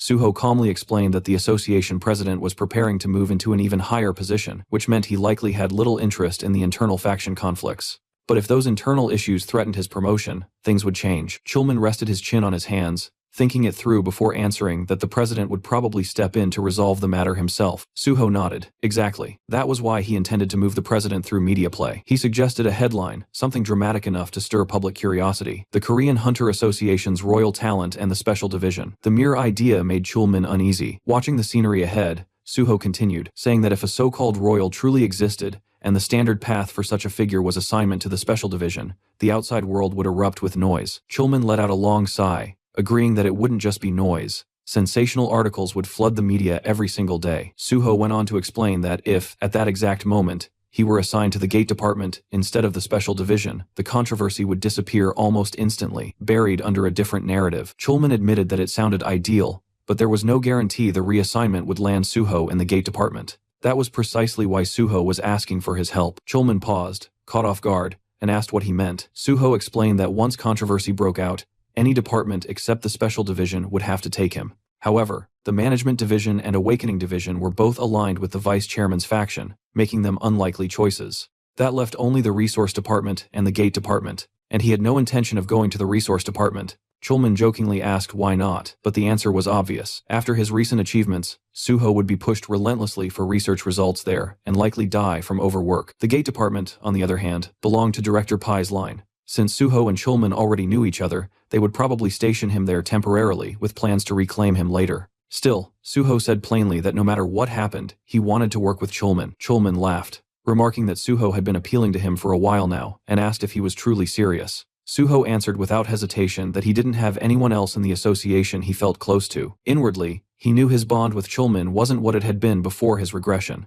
If he wanted that trust again, he needed to join the gate department and rebuild it quickly. Trying to lighten the mood, Chulman pointed out that everyone liked Suho and even reminded him that he had a fan club. Suho brushed it off, saying being liked and being close were completely different things. The attention only made him uncomfortable. Besides, his ultimate goal was to end the gates themselves. If he worked in the gate department, he could access them faster than anyone else, making it the most efficient path toward that objective. Chulman studied him for a moment before letting out a small laugh. He agreed to help as much as he could, but warned that he couldn't guarantee anything. The title of team leader sounded impressive, but it carried far less authority than people imagined. Suho simply laughed and said he trusted him anyway. Scratching his head, Chulman muttered that he wasn't anyone special, and told Suho not to place too much faith in him. But Suho only laughed again, repeating that he would trust him. Just then, Chulman pulled a cigar from his pocket and said he was going to smoke one. As he raised it to his lips, Suho casually added that aside from the gate department's usual romance strategy, choosing this place had been entirely his own decision. The comment startled Chulman, who quickly asked where Suho had heard about that. Suho replied that people had warned him not to fall for the scenery and sweet lines during the gate department exam.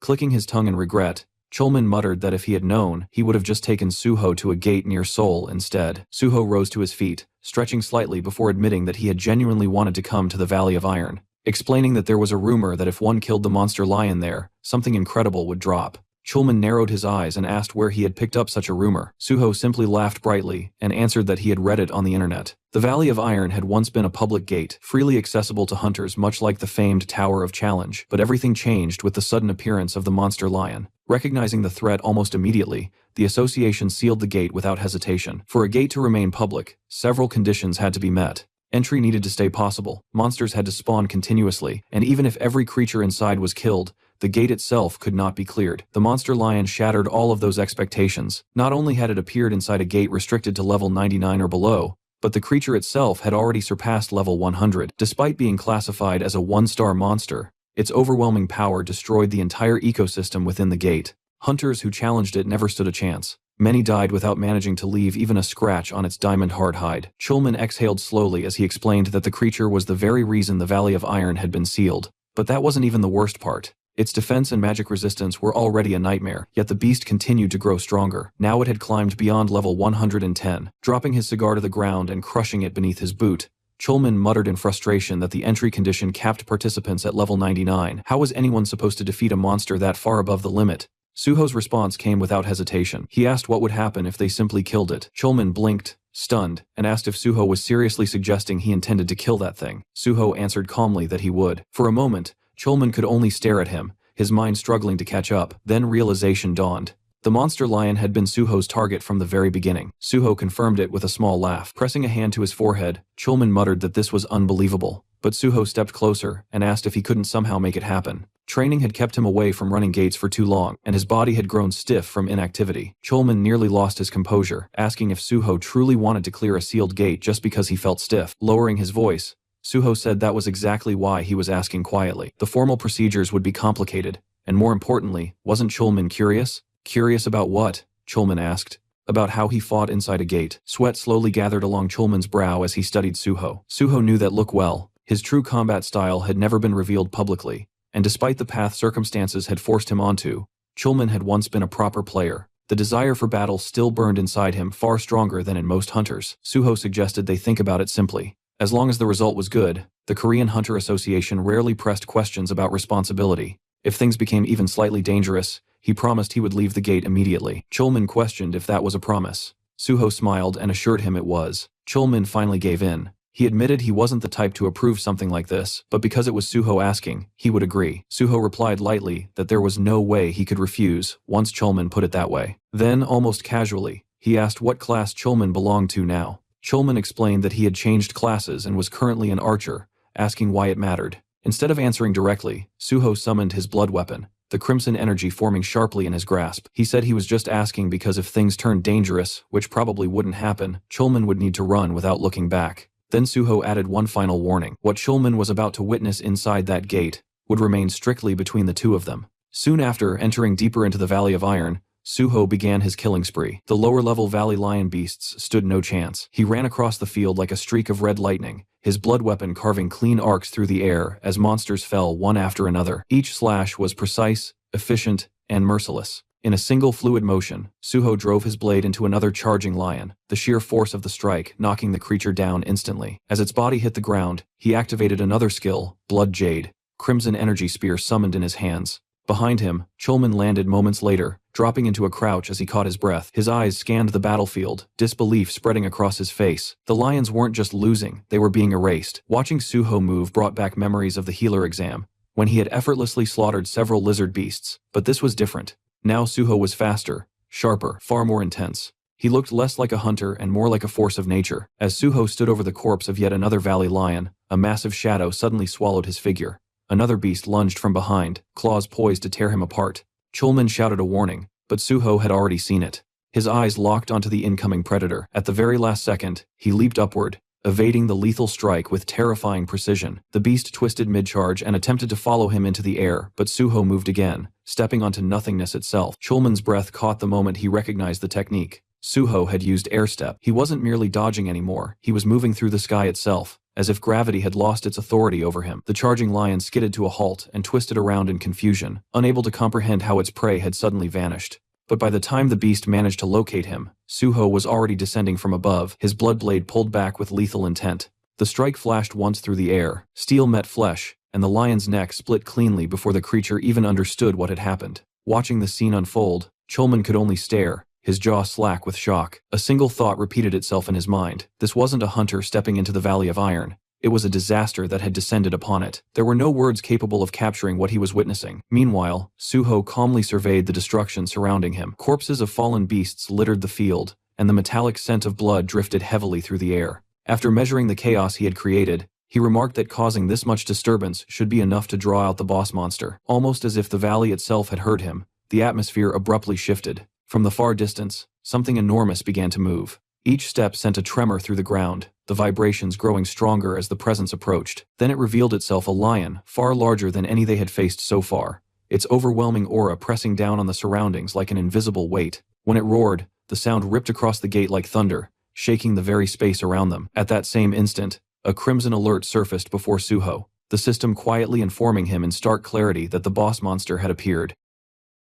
The monster lion stood high upon the rocky ridge, its massive frame silhouetted against the sky, while Suho waited below with his bloodied sword gripped firmly in his hand. The beast roared, its eyes blazing with fury, and at that moment the system quietly revealed its true strength level, 113. Seeing the number, Chulman froze, shocked to see the level the monster had risen again. His mind raced as he stared at Suho, wondering how someone still in double-digit levels could possibly defeat something like that. It didn't make sense. The gap was monstrous. Yet a faint smile appeared on Suho's face. He calmly judged the difference, thinking that a 40-level gap was still manageable. Then he shouted toward Chulman, telling him to keep his distance so he wouldn't get caught in the boss monster's attack range. From that point on, Suho warned he wouldn't be able to watch over him. To Suho's surprise, Chulman had already moved several kilometers back, shouting that he understood and telling Suho not to worry about him. For a moment, Suho blinked in confusion, wondering when Chulman had gotten that far away. Then it clicked. As expected of someone nicknamed Spinwheel, his judgment was quick and precise. From behind Suho, the monstrous lion continued to watch him, its throat emitting a low, guttural gurgle. Suddenly, it snapped,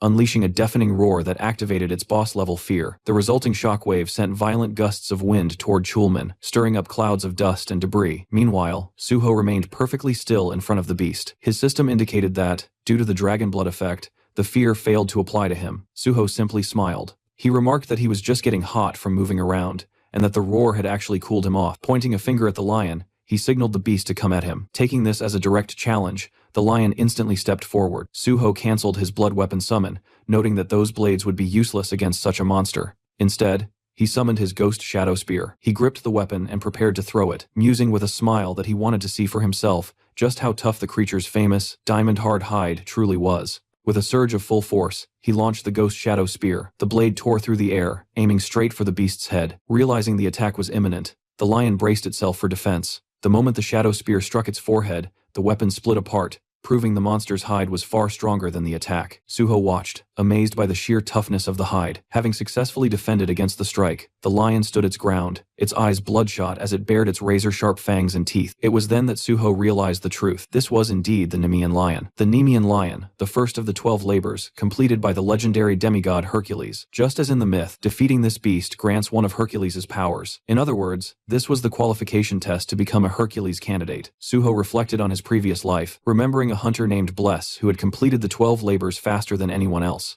Bless was a man of justice and action, a good friend who had taught Suho much about the nature of Hercules' power. Sorry, Bless, Suho thought, but this time, I'm not leaving it to someone else. I'm taking Hercules' power for myself. He activated his blood skill, clenching his fists as blood swirled and solidified around his arms. The system announced the summon, blood weapon, blood gauntlets. The crimson armor encased him from shoulder to fist, just as the lion charged with blinding speed and murderous intent. From the background, Chulman shouted a desperate warning, reminding Suho that close combat was suicide against a beast that possessed the ultimate spear and shield in its claws and hide. Chulman's desperate pleas for Suho to avoid a frontal assault went unheeded. As the lion closed the distance and reared up to deliver a crushing blow with its massive claws, Suho stood his ground. Instead of retreating, he reached out and caught both of the beast's paws in mid-air. The lion's eyes widened in sheer shock. It began to tremble, as it realized it could not overpower Suho's grip. Suho observed that while the claws were undeniably powerful, they were ultimately useless if they couldn't even graze his skin. As the beast continued to strain against him, Suho let out a smirk and decided to test if his own strikes would prove more effective. With a surge of immense strength, he shoved the lion back using his blood gauntlets, forcing an opening. He stepped forward, anchoring his weight for a decisive assault. The monster attempted a frantic counterattack, swinging wildly, but Suho vanished from its field of vision with a sudden leap.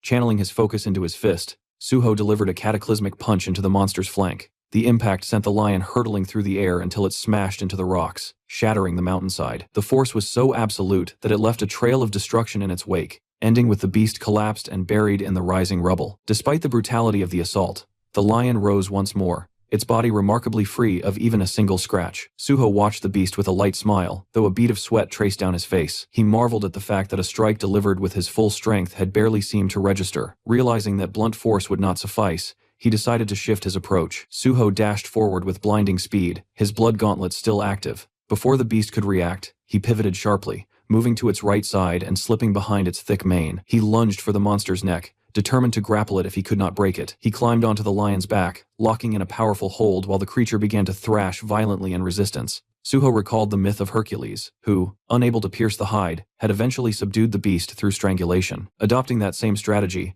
Suho maintained a relentless grip while the lion used every ounce of its strength to shake him off. A mixture of thrill and excitement surged through him as he steeled himself, mentally declaring that there would be no tapping out until the very end. In a desperate attempt to break the hold, the boss monster unleashed its fierce skill, but Suho's dragon blood intervened once again, nullifying the effect. The lion began a frantic rampage through the mountains, slamming its back against the stone walls in an effort to crush its rider. Suho tightened his grip even further, knowing that if he lost his hold for even a second, there would not be another opportunity. He clung to the beast's neck as it smashed into cliffs and outcroppings, refusing to be dislodged. From the background, Chulman watched the struggle with his mouth agape, shouting words of encouragement and urging Suho to hold on just a little longer. Though his stamina was rapidly draining, Suho kept his grip firm until the beast finally began to lose consciousness. After a grueling chokehold, the lion finally collapsed. The moment the beast was defeated, Chulman rushed forward. His eyes widened as a system window appeared in the air, announcing that the ruler of the Iron Valley had been defeated. Chulman let out a cheer of pure happiness and called out to Suho with a triumphant smile to check if he was all right. Exhausted and hazy, Suho lay down on the ground beside the fallen monster as the system declared him the MVP of the gate clearance. Once the battle had concluded, Suho drove his ghost shadow spear into the ground beside the Nemean lion's corpse, intending to let the weapon absorb the fallen beast's shadow. He addressed the spear by the name Yongcheng, urging it to feed well. The ghost shadow spear reacted instantly, and a system notification confirmed that it was absorbing the shadow and becoming enhanced. Suho mused that the weapon was like an expensive pet to maintain, expressing his hope that this would be the final feast needed to reach the third stage together. He then accessed his system window to distribute his 2 bonus stat points into strength. Just as he finished, Chulman arrived and gave him a triumphant thumbs up. Chulman reported that the other lions had vanished along with the boss, confirming that the gate had been perfectly cleared. Suho laughed, offering praise for their combined efforts, but Chulman insisted that Suho had carried the entire burden. He then asked, with lingering disbelief, how Suho had even found the courage to face such a beast head-on. Suho calmly explained that he had read about the technique in a martial arts novel a long time ago. He recalled a scene where an indestructible enemy was subdued through strangulation, and decided to apply that same logic. Chulman stared at him in disbelief, questioning if he had truly bypassed a professional strategy guide in favor of a fictional story. Suho merely remarked that such novels often contained the wisdom of life. While Chulman privately wondered if his companion was a bit unhinged, Suho realized he was being judged. He noted to himself that being perceived as a bit crazy was far better than admitting he had seen the solution in a past life. Suho then expressed his gratitude to Chulman for the opportunity to clear the sealed gate. Chulman deflected the thanks, insisting that he and the citizens should be the ones thanking Suho for saving the taxpayers' hard-earned money. Watching him, Suho reflected that Chulman was likely the only person who genuinely cared for the country and its people in such a selfless way. He knew that if news of the gate clearance broke, most others would only be interested in lining their own pockets with the loot. He then pointed toward the lion's corpse and asked the team leader if he could collect its byproducts. Under current regulations, loot from gates cleared by civil servant hunters technically belonged to the state. While Suho knew these laws would eventually be overturned during a massive reform of the Great Hunter Association, the restrictive rules were currently in full effect. However, he had no intention of handing over the Nemean lion's remains. Rather than deceiving Chulman, he chose to be direct, valuing their mutual trust over the materials themselves. Chulman took a moment to consider the request while looking at the massive corpse. He eventually gave Suho his blessing to take the byproducts. When Suho pointed out that the rules strictly prohibited it, Chulman noted that since Suho was still a probationary civil servant and not yet an official employee, there was some wiggle room. He turned away with a joking remark, claiming that since he had been running far away at the time, he couldn't possibly have seen anyone collecting loot. Suho laughed and thanked him for the gesture. The system soon issued a notification. The Ghost Shadow Spear had completely absorbed the Nemean lion's shadow, and its mana supply was now sufficient. The weapon underwent an enhancement, awakening a portion of its consciousness. Observing the system window with a smirk, Suho felt a wave of satisfaction at the breakthrough. The panel displayed the Ghost Shadow Spear's new rank as S+, noting that with its third stage consciousness awakened, all its abilities had been significantly enhanced. Most notably, it could now use Shadow Spear S, a skill allowing for an unconditional piercing strike against any target covered in shadows. Suho recognized the technique as Shadow Pierce, one of the Spirit King's primary abilities which he had utilized extensively in his previous life. The spear's consciousness was divided into 5 total stages, and he had managed to unlock the third much faster than anticipated. His reflections were interrupted by Chulman, who asked how he planned to harvest the loot from such a massive corpse, especially since no separate items had dropped. Summoning his blood weapon, Suho assured him he had a way. He attempted to use his steel cut skill on the beast's hide, but the material proved too resilient to be damaged. Chulman noted that the indestructible hide lived up to its reputation, resisting even the sharpest blades. Suho agreed, but clarified that while the hide itself could not be cut by normal means, that didn't make the entire beast invulnerable. Moving to the lion's paws, Suho used his blood weapon to sever one of its own claws. When Chulman asked what he intended to do with it, Suho explained that the Nemean lion's hide could only be torn by its own claws. As he began the work, Chulman wondered aloud if this trick had also come from a martial arts novel. Suho successfully sliced through the hide and explained that this time, the knowledge came from mythology. He recalled that Hercules had stripped the hide using the beast's own talons. Reaching inside the carcass, Suho grabbed the lion's heart and crushed it. The system immediately confirmed his accomplishment. He had completed the first of the hero's 12 labors. He was granted the qualification to wield the power of Hercules, and received a new trait, Hercules Candidate. For achieving such a legendary feat, the system also rewarded him with 10 bonus stat points. The system provided detailed information regarding the Hercules Candidate trait, explaining that Suho had met the minimum qualifications to obtain the hero's power. It noted that among all candidates, only the first to accomplish the 12 labors would become the true Hercules. While holding this trait, Suho will gain a 100% increase in bonus attack power for bare-handed combat, swords, blunt weapons, and bows. Observing his system window, Suho noted that more options would be added as he completed each labor. He reflected on the fact that he hadn't even reached a 1-star rank yet, but already possessed dual traits. Looking at the harvested hide and claws, he realized he had also secured incredibly rare materials. Chulman asked if the hide and claws were the only items worth taking, and Suho confirmed they were. When Suho suggested they head out, Chulman cautioned that they needed to prepare their excuses, as it was likely total chaos outside. Indeed, outside the gate, observers watching security cameras were shocked to see the gate disappearing. They were reluctant to believe that such a high-level gate had actually been cleared. When Suho and Chulman emerged, they were immediately swarmed by people demanding to know what had happened. Chulman had explained to the administrators that they were suddenly attacked, and that Suho had fought desperately to ensure their escape. He claimed they were in such a rush to survive that they hadn't been able to collect any loot. Later, Suho thanked Chulman for his help, noting that they had managed to slip away without raising suspicion. Chulman noted that as the person in charge, he would handle the remaining formalities. As they moved toward the car, he warned that the incident might cause the gate department to change its tradition of letting hunters choose their own gates. Suho thought of Park Cuman, deciding that if public opinion shifted, he would have to pull some strings to ensure they could still select their assignments, excluding sealed gates. Suho expressed his regret that a precious department tradition might disappear because of him. Chulman assured him he wasn't trying to make him feel guilty. He explained the difference between a corporate employee and a civil servant, noting that while a company pursues profit, a group that doesn't need to generate profit like civil servants or the military unconditionally prioritizes its own safety. He cited an example of a military ban on cup noodles simply because one soldier got sick, calling it a way for officers to avoid risk since they had nothing to lose. Suho called it an ignorant response, and Chulman agreed. He explained that he had turned a blind eye to the rules this time, because he judged that closing a dangerous sealed gate was more important than strictly maintaining management traditions. Suho reflected that while Chulman was meticulous in weighing pros and cons, his decisions were always rooted in the public good rather than personal gain. As they sat in the car, Suho thanked Chulman for the lesson. Chulman laughed, noting that talking like that often got people labeled as boomers. Suho replied that he truly had learned a lot and asked Chulman to speak more comfortably with him, since they would soon be working together officially. Chulman agreed to drop the formalities once Suho was under his direct command, emphasizing the need to separate public and private matters. Suho asked about the schedule for the next day, and Chulman confirmed they were set for management and evaluation. He then asked when they would proceed with the plan Suho had mentioned in the valley, using a media play to pressure the association president. Pulling out his phone, Suho said he was just about to start. He called reporter Jo Jinghui, informing him that he was ready to share his story to paint a picture based on his experiences so far. Suho also planned to introduce the reporter to Jung Chulman from the association, who had chosen to become an ally. Suho knew that if they simply published an article about his actions, it might be dismissed as cheap gossip. He wanted the source to be clear and official. He acknowledged that the scale of the plan was large and required groundwork. Reporter Jinghui happily agreed to help elevate Suho's reputation once again, and asked when the article should be released.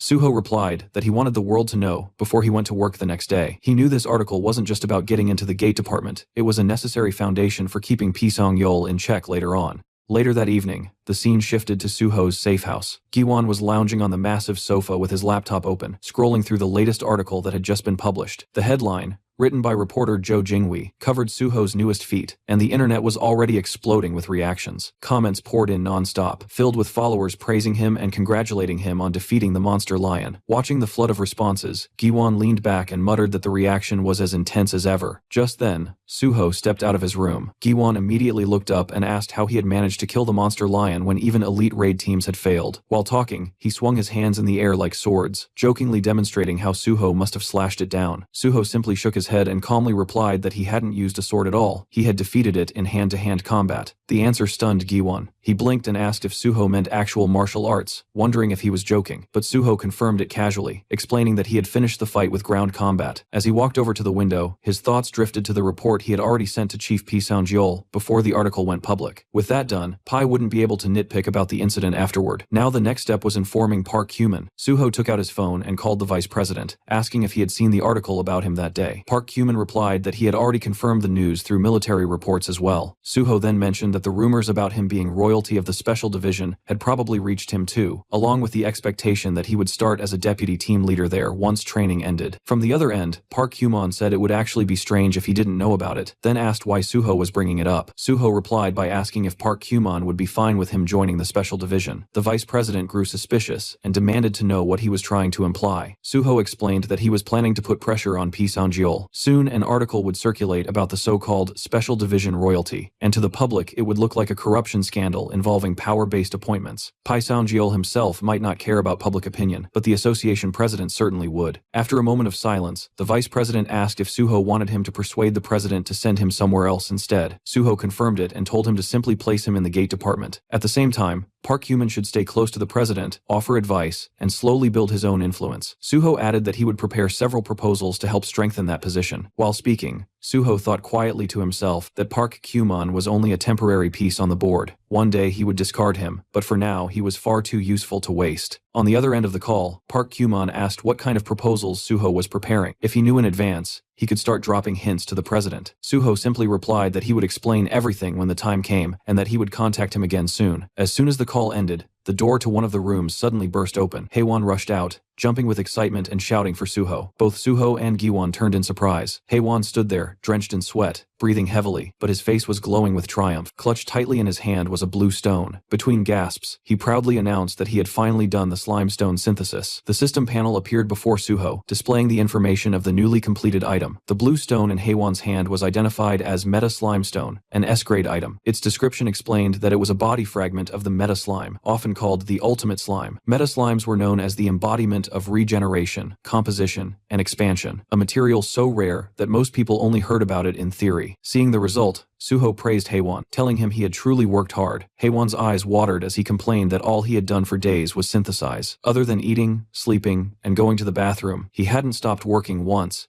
even admitting that he had continued synthesizing while taking a dump. Suho chuckled and kept patting his shoulder, repeating that he had done well. Then he asked if Haewon's level had gone up during the process. The question instantly brightened Haewon's face, and he proudly answered that it had. Every time the slimestone's grade increased, he had received several bonus stat points as well. Suho nodded and encouraged him, saying that was exactly the charm of being an alchemist. With the meta slimestone finished, they only needed the remaining materials now, and when the time came, he would need Haewon's help again. The mention of more work immediately drained the color from Haewon's face, but he still nodded weakly and agreed. Suho then took out his phone, thinking that now the meta slimestone was complete, only one material remained. Looking at the contact number on the screen, a faint smile formed on his face, realizing that the person he needed to contact next wasn't exactly normal either. Sometime later, Kang Seol-gi arrived outside Suho's safe house. Standing in front of the massive building, he looked up at it in disbelief. The place looked less like a house and more like a mansion. He let out a quiet gasp, thinking that if he ever tried to buy something like this, it would probably take him 50 years. Then he reconsidered and thought it might even take 100. Just then, the door opened, and Suho called out to him, asking if he had arrived and telling him to come inside. Suho led him through the entrance and thanked him for coming all the way there. Seol-gi brushed it off casually, saying it was nothing, and explained that he had brought the item Suho requested. Inside the box he carried was a strange device resembling a gaming controller. As soon as Suho looked at it, the system panel revealed its name and description. It was called the Third-Person Pilot Perspective Device. The description added that excellent pilots were extremely difficult to create and even harder to preserve, as most of them died alone alongside their machines on the battlefield. Suho examined the device and thought that, judging from that rather unfriendly description, it really was a piece of triple-type technology. Taking the box into his hands, Suho praised Seol-gi for finding it and said he had done good work. Seol-gi replied that he had only followed orders from above and earned his share of the work. He explained that while testing Suho's newly discovered 20-second purification method, the device's curse option had suddenly activated. Because of that, he had written a report stating that the item had to be destroyed. Suho nodded approvingly, saying that was exactly what he expected from the deputy team leader. Then he suggested they immediately proceed with removing the Mega Crusher. Hearing that, Kang Seol-gi brightened instantly and eagerly agreed. Suho guided him deeper into the house, eventually leading him to an underground area. Seol-gi looked around in shock, realizing the mansion even had a basement. Suho then instructed him to sit on the mechanical chair placed in the center of the room. The moment Seol-gi sat down, the chair locked him firmly in place, making him panic. Suho calmly told him that it might hurt a little. He explained even removing a tumor from the body was painful, and the Mega Crusher had been occupying his entire lower abdomen. Standing over the now frightened Seol-gi, Suho explained that the Mega Crusher's parasitism skill caused abnormal status effects within its host. He planned to separate it using a recovery skill that could treat such conditions. In his mind, Suho briefly considered another possible method, feeding the device to a steel-eating Bulgasari, but he dismissed it immediately as far too dangerous. Instead, he moved beside Seol-gi and announced that the procedure would begin. Seol-gi nervously asked if anesthesia wouldn't be used first. Suho casually replied that he had indeed called an anesthesia specialist and that he would introduce him right away. Without another word, he struck Seol-gi sharply on the back of the neck, knocking him unconscious instantly. Suho sighed and remarked that possessing and using anesthetics without permission was illegal, so this was the only option. He then removed Seol-gi's jacket and lifted his shirt, revealing the grotesque mechanism embedded in his abdomen, the Mega Crusher. Looking at the device, Suho noted that with the host unconscious, its activity had slowed down, declaring that the surgery would now begin. A soft blue light gathered in his hands as the system indicated the skill, recovery, had been activated. Suho pressed the glowing energy against the Mega Crusher. He muttered that if the device evolved any further in the future, ordinary recovery skills would no longer work on it. If Kang Seol-gi had revealed his condition earlier in Suho's previous life, the devastating molecular incident might never have happened. Still, that disaster had at least allowed researchers to discover numerous item combinations involving the device. Sensing danger, the Mega Crusher suddenly began reacting violently to Suho's skill. Kang Seol-gi's entire body trembled, though the mechanical chair held him firmly in place. Suho observed that if the host had been awake, the scene would have turned into complete chaos. He added quietly that it would hurt, but the device had to be removed quickly, and Seol-gi should actually feel lucky to be unconscious. As Suho intensified the recovery skill, the Mega Crusher began emitting harsh mechanical noises. Suddenly, the device tore itself free from Seol-gi's abdomen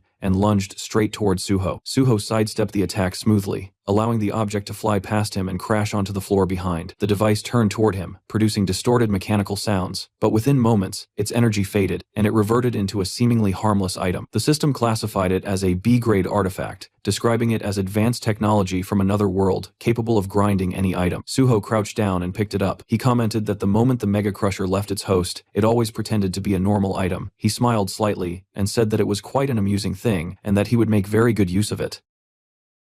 After obtaining the Mega Crusher, Suho returned to the living room. There he found Haewon sprawled across the couch, looking completely drained. Suho told him that all the materials had finally been gathered and that it was time to begin the synthesis. Hearing that, Haewon immediately protested, complaining that he had just gotten some free time, and Suho wasn't even giving him a chance to rest. Suho simply smiled and placed a hand on his shoulder, telling him they would finish just this one and then take a proper break. The materials were already prepared, so the process should be quick. Haewon clearly wasn't pleased, but agreed. The two of them soon headed down to Haewon's laboratory. Once inside, Haewon began the synthesis process. This time, the materials placed on the table were the Meta Slime Stone, the Liberated Soul Prison, and the third-person pilot perspective device. As the process began, Haewon focused entirely on his work. Sweat formed on his forehead as he carefully guided the fusion of the materials. His concentration was absolute. Moments later, a brilliant light burst from the synthesis circle in front of him. Haewon pushed his glasses up slightly and announced that the work was finished. Haewon then revealed the finished item. As Suho examined it, the system panel appeared, identifying the creation as a mysterious meta-suit for soul mecha soldiers, an S-grade artifact. The description explained that it was the result of combining ancient mysterious technology, advanced otherworld technology, and fusion engineering. The suit was designed exclusively for possession-type ability users. It would receive 150% influence from the pilot status window, allowing possession-based control and full pilot operation. Its appearance could change freely, according to the pilot's will, and as long as sufficient mana was supplied, the suit could regenerate endlessly. Looking at the result, Suho thought that the quality of the materials must have been exceptional, since even the name had evolved into something far more impressive than expected. Haewon, unable to hide his excitement, asked if the item was really that good. Suho answered honestly that it was extremely good. Haewon beamed with pride, brushing his hair back as he revealed that the synthesis had raised his level by more than 20 and granted him 10 bonus stat points. Watching him celebrate, Suho quietly reflected that the item they had just created was essentially built with endgame level specifications, packed with nearly every possible modifier. The technology series items were officially divided into 3 categories. The first was the lost technology of ancient civilizations, relics left behind by forgotten eras. The second was the high technology of otherworld civilizations, artifacts originating from advanced worlds beyond Earth. The third was the over-technology of mythological civilizations, equipment said to surpass modern understanding entirely. Unofficially, however, there existed a fourth classification, fusion technology, created when 2 or more different technologies were combined together. Looking at Haewon, Suho reflected on that fact. The first 3 technologies existed as independent categories, but the last one was different. Fusion technology could only be created by rare individuals, capable of merging completely different systems together. People like Haewon were the only ones capable of doing that. It was the first time Suho had personally witnessed such a result. Suho placed a hand on Haewon's shoulder and told him that 10 bonus stat points were equivalent to roughly 10 levels. Hearing that, Haewon beamed with pride and thanked him sincerely for giving him such an incredible opportunity. In response, Suho pulled out his platinum credit card and handed it to him, telling him to eat whatever he wanted and get some proper rest. Haewon's eyes sparkled with excitement as he accepted it,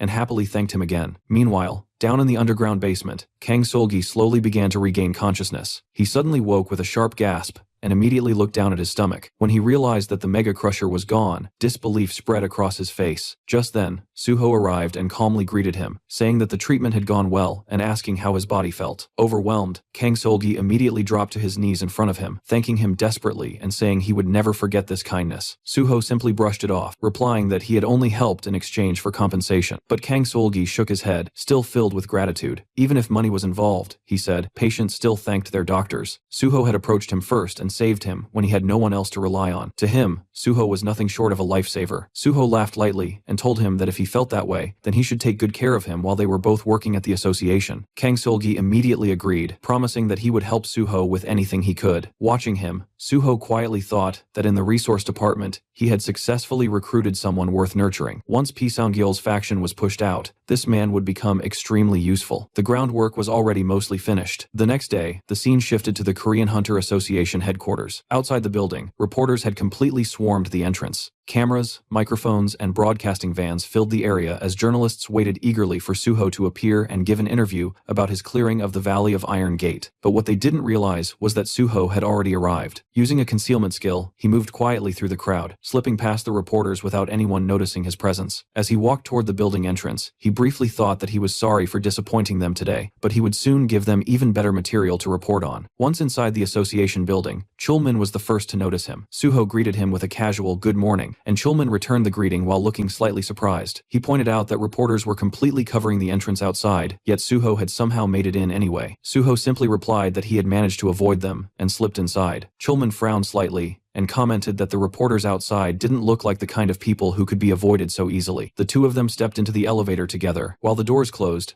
Suho asked if Chulman was starting his training with the detection department that day. Chulman confirmed that he was, explaining that he only needed to meet the department chief before beginning the evaluation process. Soon after, they met the chief of the detection department, Ma Du-won. The man greeted Suho warmly and said it was an honor to meet the rising star everyone had been talking about lately. Then, turning to Chulman, he handed him a file. He explained that there had recently been several sudden mana surges, which had left the department short-handed. Because of that, team leader Chulman would also be responsible for overseeing Suho's evaluation. He instructed him to choose a suitable gate location from the list reserved specifically for evaluation purposes. As Suho glanced over the documents, a thought crossed his mind. Among the listed gate candidates, there was one in particular that he wanted. Using the knowledge stored in his memory, he had already calculated the gate's creation timing and adjusted his schedule accordingly. The scene then shifted to the Dongcheon temporary command post. When Suho and Chulman arrived, one of the guards recognized them immediately and guided them inside. Before long, they reached the massive steel wall that surrounded the gate site. Chulman checked the monitoring device and explained that the gate charge had already reached 97%. If they were lucky, they might even witness the gate formation process. However, he quickly added that calling something like that lucky felt strange, since gate zapping was never good news for humanity. Suho quietly looked at the reading. 97%. He smirked slightly. To him, this was the perfect opportunity. If he injected just a little mana into the gate point, it would likely force the gate to open immediately. Meanwhile, Chulman began explaining the evaluation procedures. He carefully listed each requirement and step Suho needed to follow. Suho listened silently, though the information essentially passed through one ear and out the other. Everything Chulman was explaining was something he already knew. After finishing his long explanation, Chulman asked if Suho had understood everything. Suho nodded calmly and suggested they begin right away. Chulman then handed him a device and told him to measure the charge around the gate location. By checking the mana density concentration in the area, they could estimate how long it would take before the gate opened. The system quietly identified the object as a mana measuring device, a tool designed to measure mana density near a gate and determine its charging rate. Holding the device, Suho thought to himself that he needed to approach the exact gate point in order to stimulate it. This evaluation task worked perfectly as an excuse. While pretending to measure the charge, he could secretly inject his own mana and force the gate to activate. He knelt down and planted the device's antenna into the ground. At the same time, he quietly poured his mana into the spot. Almost instantly, the device began screaming with warning signals as its readings shot straight to the maximum level. The sudden alarm startled the surrounding officers, who began shouting in confusion, wondering what the detection signal meant and what was happening. Then the ground trembled. Right where Suho had placed the device, a purple gate suddenly began to form. A blinding flash burst outward as violet mist spread through the air. Officers nearby instinctively shielded their eyes in fear as the gate rapidly stabilized into a full structure. Chulman stared in complete shock. Before him stood a fully formed purple gate, its intense light flooding the area. He shouted Suho's name in panic, but it was already too late. Suho had already stepped inside. The bright light forced him to cover his eyes for a moment. When his vision cleared, he opened his system window. Normally, a system message describing the gate would appear just before entering, but this time nothing appeared. Suho quickly realized why he had forcibly entered the gate before the system could register it properly. Then he saw a towering structure rising before him. A massive, tower-like building stood in the center of the area. Suho immediately recognized it. He had entered the martial arts library, exactly as he had planned. In his previous life, this sealed gate had eventually been cleared by the legendary martial king, Gu Taixu. The man was known as the true king of martial arts, a master capable of overwhelming opponents in hand-to-hand combat regardless of style. The ultimate technique that had made Gu Taixu famous was hidden inside this very tower. Suho recalled that Gu Taixu had been one of the 5 strongest swordsmen he had ever encountered. Even in previous life, Suho had never managed to defeat him, but this time would be different. This time, he would obtain that technique for himself. Staring at the enormous tower ahead, Suho began walking toward it and calmly declared that he was going in. Meanwhile, outside the gate, Chulman stood frozen in shock, shouting Suho's name as panic spread through the command post. The scene briefly shifted to the past. In that moment, Suho stood over the defeated martial king, Gu Taixu. After yet another hard-fought battle, the martial king let out a small laugh as he admitted that, as expected, it wasn't easy to defeat Suho in pure swordsmanship. Suho responded calmly, acknowledging that his opponent was the martial king, but he himself was the sword god. Gu Taixu then dropped to one knee, still smiling, and wondered aloud if he might finally win after 1,000 matches. Back in the present, Suho was climbing the massive stone tower of the martial arts library. His body moved steadily upward, gripping ledges and pulling himself higher with controlled precision. As he climbed, he muttered that Gu Taixu had always been the most persistent person in the world. Someone like him must have scaled this exact tower with nothing but his bare hands. Even for Suho, the climb was exhausting. Each movement demanded strength, balance, and endurance. Despite his overwhelming abilities, he found himself struggling, realizing that the martial king must have gone through the same hardship before earning his title. After a long climb, Suho finally reached the top. Pulling himself over the edge, He jumped onto the rooftop and let out a deep breath of relief. He muttered that he had barely made it, recalling how he had almost slipped near the very end. If his stamina hadn't reached red grade levels, he wouldn't have been able to complete the climb at all. He remembered how things had unfolded in his previous life. Back then, no one had managed to conquer the stone tower. In the end, the opportunity had gone to Gu Taeksu through an auction, allowing him to claim the reward. Standing there now, Suho reflected that if he hadn't accessed the gate first this time, the same outcome would have repeated itself. Gu Taeksu would have conquered it again. Suho realized that there was no better environment for rapid growth than the Korean Hunter Association. Even if he couldn't directly profit from gates in the usual way, the opportunities they provided were far more valuable. With that thought, he looked upward, eyes sharp with determination. He had already cleared the first trial, the climb. As Suho reached the top, the scenery finally revealed itself. A bright blue moon hung high in the sky, casting a cold, almost surreal glow across the entire area. In front of him stood a massive, old-school-style martial arts library, its structure ancient yet imposing. Beneath it spread a huge blue magic circle,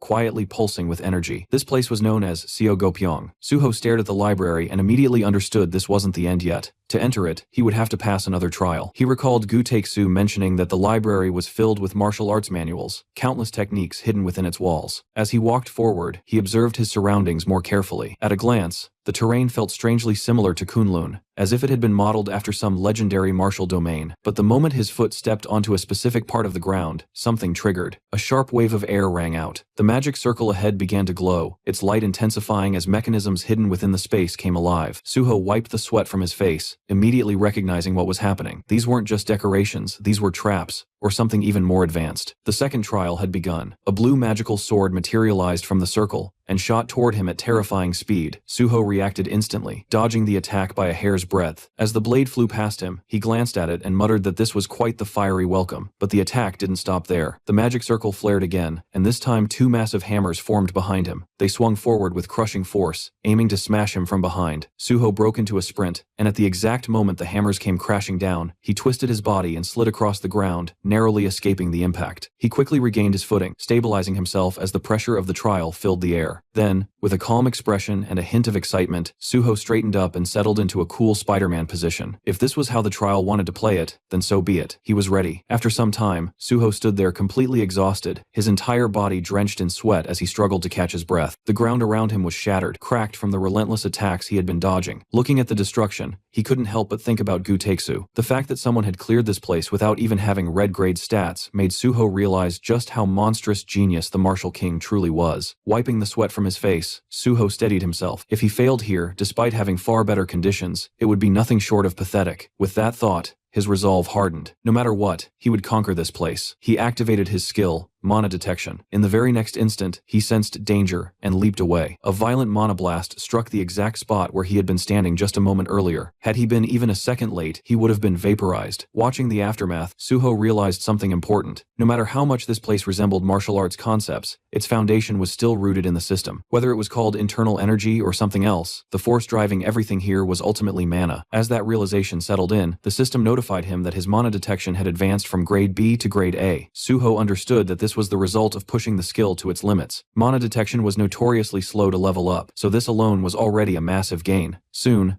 Suho was moving non-stop, dodging one blast after another, sensing each attack just before it struck. As he continued, his instincts sharpened, and he suddenly realized something. It was time to arrive that thing. The ground beneath the magic circle began to crack violently. Within seconds, the surface split apart, and from within emerged a massive statue. The moment Suho saw it, he knew this was the boss monster. The system identified it as the guardian of the library, its level unknown. The statue's appearance reminded Suho of something oddly familiar, like Mokujin from Tekken. Then he recalled what people used to say. This guardian possessed the same terrifying ability as the Nameless Sword Emperor, the boss of the Nameless Sword Gate. That ability allowed it to copy the exact status window of its opponent. Almost immediately, the guardian activated its skill. A blue domain spread outward, forming a sealed space that enclosed only Suho and the guardian. The system informed him that the battlefield of conviction had been activated. Within this domain, the guardian's status would mirror the challenger's, and all combatants were restricted to using only the weapon designated by the guardian. Suho rolled his shoulders and understood the situation instantly. This meant he had to fight using pure technique, nothing else. Now he understood how Gu Taeksu had cleared this gate, but at the same time, Suho smirked, thinking, even Martial King Gu Taeksu had never managed to defeat the Nameless Sword Emperor. That meant this kind of fight wasn't his absolute domain. At that moment, the guardian summoned a sword,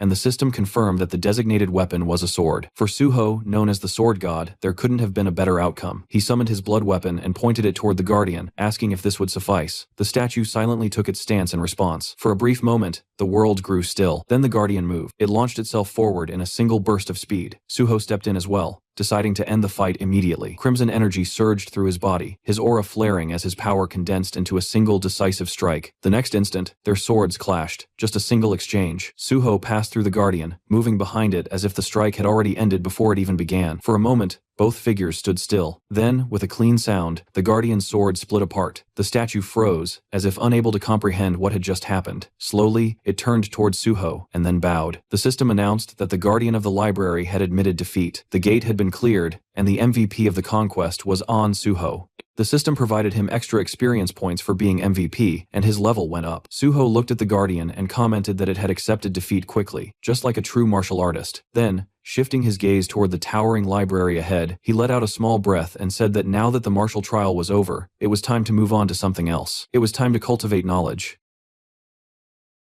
As Suho approached the entrance of the towering library, a system notification quietly appeared, welcoming him to the Library of Martial Arts. The moment he stepped inside, another message followed, informing him that by defeating the gatekeeper, he was qualified to receive 1 volume of knowledge from the library. Suho looked at the notification and let out a satisfied laugh. Just as Gu Taixu had once said, the knowledge obtained here depended on how many guardians one defeated, and this knowledge wasn't just information, it meant skills. Standing before rows of ancient books, Suho saw the system categorize them into 3 groups: swordsmanship, footwork, and miscellaneous techniques. He murmured the categories under his breath, briefly considering them. Miscellaneous techniques sounded unimpressive at first glance, almost like a collection of useless tricks, but Suho knew better. That category was anything but trivial. Without hesitation, he chose it. The system confirmed his selection, and Suho immediately stated that this was the true core of the library. Moments later, another notification appeared, informing him that he had acquired a new skill, Acupoint Strike, Grade B. The details unfolded before his eyes. It was a mysterious martial art from Muram, allowing its user to perceive the major acupoints of the human body. By accurately striking these points, one could trigger unique effects specific to each acupoint. Unlike conventional offensive techniques or movement skills, this ability operated on an entirely different principle, which was why it was classified under miscellaneous techniques. Suho stood there, absorbing the information. Acupoint techniques were commonly seen in martial arts novels, but in reality, they were incredibly rare, something that could only be obtained in a place like this. As he processed the skill, the books around him suddenly began to glow with a golden light. One by one, they started fading away, dissolving into nothingness. Watching the scene, Suho realized that the library itself was disappearing now that he had claimed its knowledge. Then, in front of him, a scroll materialized out of thin air. The system informed him that he had obtained an item archive painting, Grade S. At that moment, Suho understood. The entire library had been condensed into a single painting within that scroll. As Suho held the scroll in his hands, the system displayed its details. The item, archive painting, was described as a painting containing the entire library of martial arts, passed down only to those who had defeated its keeper. It further stated that on nights of the full moon, the holder could return to the library once again. Suho looked at the scroll quietly, understanding its value. The Library of Martial Arts wasn't something that ended with a single visit. It was a place that could continue offering growth. With a faint smile, he thought that he would return again when the full moon rose. Then his thoughts shifted. It was time to stop making Chulman worry and head back. Meanwhile, outside the gate, tension had been building for quite some time. The officers stationed at the site were growing increasingly uneasy. Some began murmuring that it had already been too long since Suho entered, wondering if they should be preparing a backup request. Among them, Chulman was the most restless. He clutched his head, clearly shaken, muttering that this was driving him insane. In his mind, he kept replaying what had happened. Suho being pulled into a gate caused by a mana runaway, entering a completely unknown space with zero information. The uncertainty gnawed at him. His thoughts spiraled into worst-case scenarios. A gate with no data, filled with unpredictable dangers. What if something had gone wrong? For a moment, he even imagined Suho dead. Unable to calm himself, Chulman clasped his hands together and silently prayed, hoping Suho would come out safely. Then suddenly, one of the officers shouted. Everyone turned at once, watching as the structure began to destabilize. Someone yelled that the gate line was breaking and wondered if it meant the gate had been cleared. And at that exact moment, Suho stepped out. He looked around casually and remarked that quite a crowd had gathered. The moment Chulman saw him, he rushed forward without hesitation, a mix of anger and relief flooding his expression. He grabbed Suho and demanded to know what had happened, shouting about how worried he had been and how reckless it was to suddenly enter a gate like that. Suho calmly explained that there had been a mana runaway, so it couldn't be avoided. He added that, fortunately, the gate hadn't been too difficult, so he managed to come out safely. Hearing that, Chulman let out a long breath of relief and grabbed Suho's shoulder, saying how thankful he was that nothing had happened. Suho apologized for causing trouble, but then immediately asked what would happen to his field evaluation now. Chulman stared at him for a moment, almost speechless, and asked if that was really what mattered right now. The important thing was that he had come back alive. Suho agreed on the surface, but internally, he still felt that the evaluation was important. Letting out another sigh, Chulman told him they should return to the association first and report everything. After completing his evaluation at the association, Suho returned home in the evening, his body finally giving in to the accumulated fatigue as he slouched onto the couch. Yet even in that exhausted state, a faint sense of satisfaction lingered, because he had once again secured a perfect score in the second gate evaluation, leaving only the Special Forces test ahead. While the system window appeared before him, showing his current level at 75 and his strength stat at 99, along with 2 remaining bonus points, and without much hesitation, he pushed the stat to 100, watching as its color shifted into a distinct orange, while the system acknowledged the advancement and informed him that his strength could now grow even further, making Suho quietly acknowledge that even for him, this rate of growth felt absurd, his fingers tightening into a fist as he sensed the overwhelming power flowing through his body, and concluded that at this pace, he would not lose to anyone in this life, even considering the possibility of clearing a disaster-level gate alone, since he had already done it once before, and knew that with enough preparation repeating, it would not be impossible. Just as his thoughts were settling into deeper calculations about his growth and future plans, the sudden vibration of his phone pulled him back to reality, and when he glanced at the screen, he saw the caller was none other than the Special Department Head, P. Sangiel, which immediately sharpened his focus as he picked up the call and greeted him calmly, listening as P. Sangiel casually brought up the topic of his upcoming special training scheduled for the next day, while also mentioning that all of Suho's evaluations so far had been flawless, emphasizing that if he were to pass the final Special Division test as well, he would become the first and youngest perfect scorer in the entire history of the association, a statement that would normally shake anyone but barely stirred Suho on the surface, even as P. Sangiel lightly pointed out how unexpectedly flat his reaction sounded, something Suho brushed off outwardly, while internally acknowledging that such achievements naturally felt less significant to someone walking through life for the second time. However, the tone of the conversation shifted when P. Sangiel revealed that he would personally take charge of this final evaluation, a detail that immediately stood out to Suho, because P. Sangiel was not the type to step forward directly, unless there was a specific intention behind it, and what followed only deepened that suspicion, as he declared that instead of conducting separate tests, he would combine the Special Division and Investigation Division evaluations into a single process and handle everything at once. The Special Forces were divided into 2 distinct branches, one focused on investigating criminal players, and the other handling large-scale operations with greater authority, meaning there had never been any precedent for merging their evaluations like this, making it clear that this was not just a matter of efficiency but a deliberate use of power to control the situation. Even so, Suho maintained his composed demeanor and accepted the arrangement without hesitation, asking about the assignment only to be told that he would find out the details the next day. After the call ended, Suho remained still for a moment before his expression hardened slightly, his mind already moving ahead as he analyzed the implications of this sudden change, realizing that if things unfolded unfavorably, he could be forced into the Special Division before his preparations were complete, something that would disrupt the entire path he had carefully been building. And with that realization, he leaned forward, resting his chin on his hand as his thoughts sharpened into a clear conclusion that timing was now critical, and that external pressure needed to be applied before the association could finalize anything. Without hesitation, Suho picked up his phone once again and dialed reporter Joe Jinhui, fully aware that controlling the narrative through media would be the most effective way to influence the situation from the outside, and in that moment his priority became simple and absolute as he focused on bringing the article forward first, ensuring that the board would be shaken before anyone could move against him. The next day, Suho arrived at Chief P. Sangyol's office and greeted him as he stepped inside, finding the man casually looking at his phone before acknowledging him and gesturing for him to sit, while Suho quietly recalled how Pai had already moved things forward without even informing Chulman, confirming that he had simply pushed ahead on his own authority without hesitation, a decision that made Suho internally note just how forceful and bulldozing his personality truly was. P. Sangyol then shifted the conversation, mentioning that he had heard Suho had also caused a stir in the detection division, brushing it off lightly as Suho responded in a calm and understated manner, only for Pai to laugh at his modesty and remark that the world clearly didn't see it that way, before sliding a document across the table and telling him to take a look, and as Suho's eyes fell on the contents, he saw a photograph of Kim Kyung-won, with Pai explaining that the man was now rotting away in blue prison, a detail that immediately made Suho question the intent behind bringing him up at this moment, his thoughts sharpening as he asked whether the upcoming evaluation was connected to this case. Pai Sang-yeol answered in an ambiguous tone, implying that it was indeed related, then brought up the incident when Suho had gone to capture Kim Kyung-won, specifically mentioning that Sun Baek-jeom had been present at the scene as well. He told Suho him to review the back page and calmly questioning why Suho had chosen to leave Baek-jeom behind at that time, prompting Suho to repeat his earlier explanation that the scale of the situation had been beyond what he could handle alone, while Pai lit a cigarette, acknowledging the reasoning before quietly shifting the pressure by asking what would happen if Suho could handle it now, his gaze steady and probing as he watched for any reaction. Suho remained composed,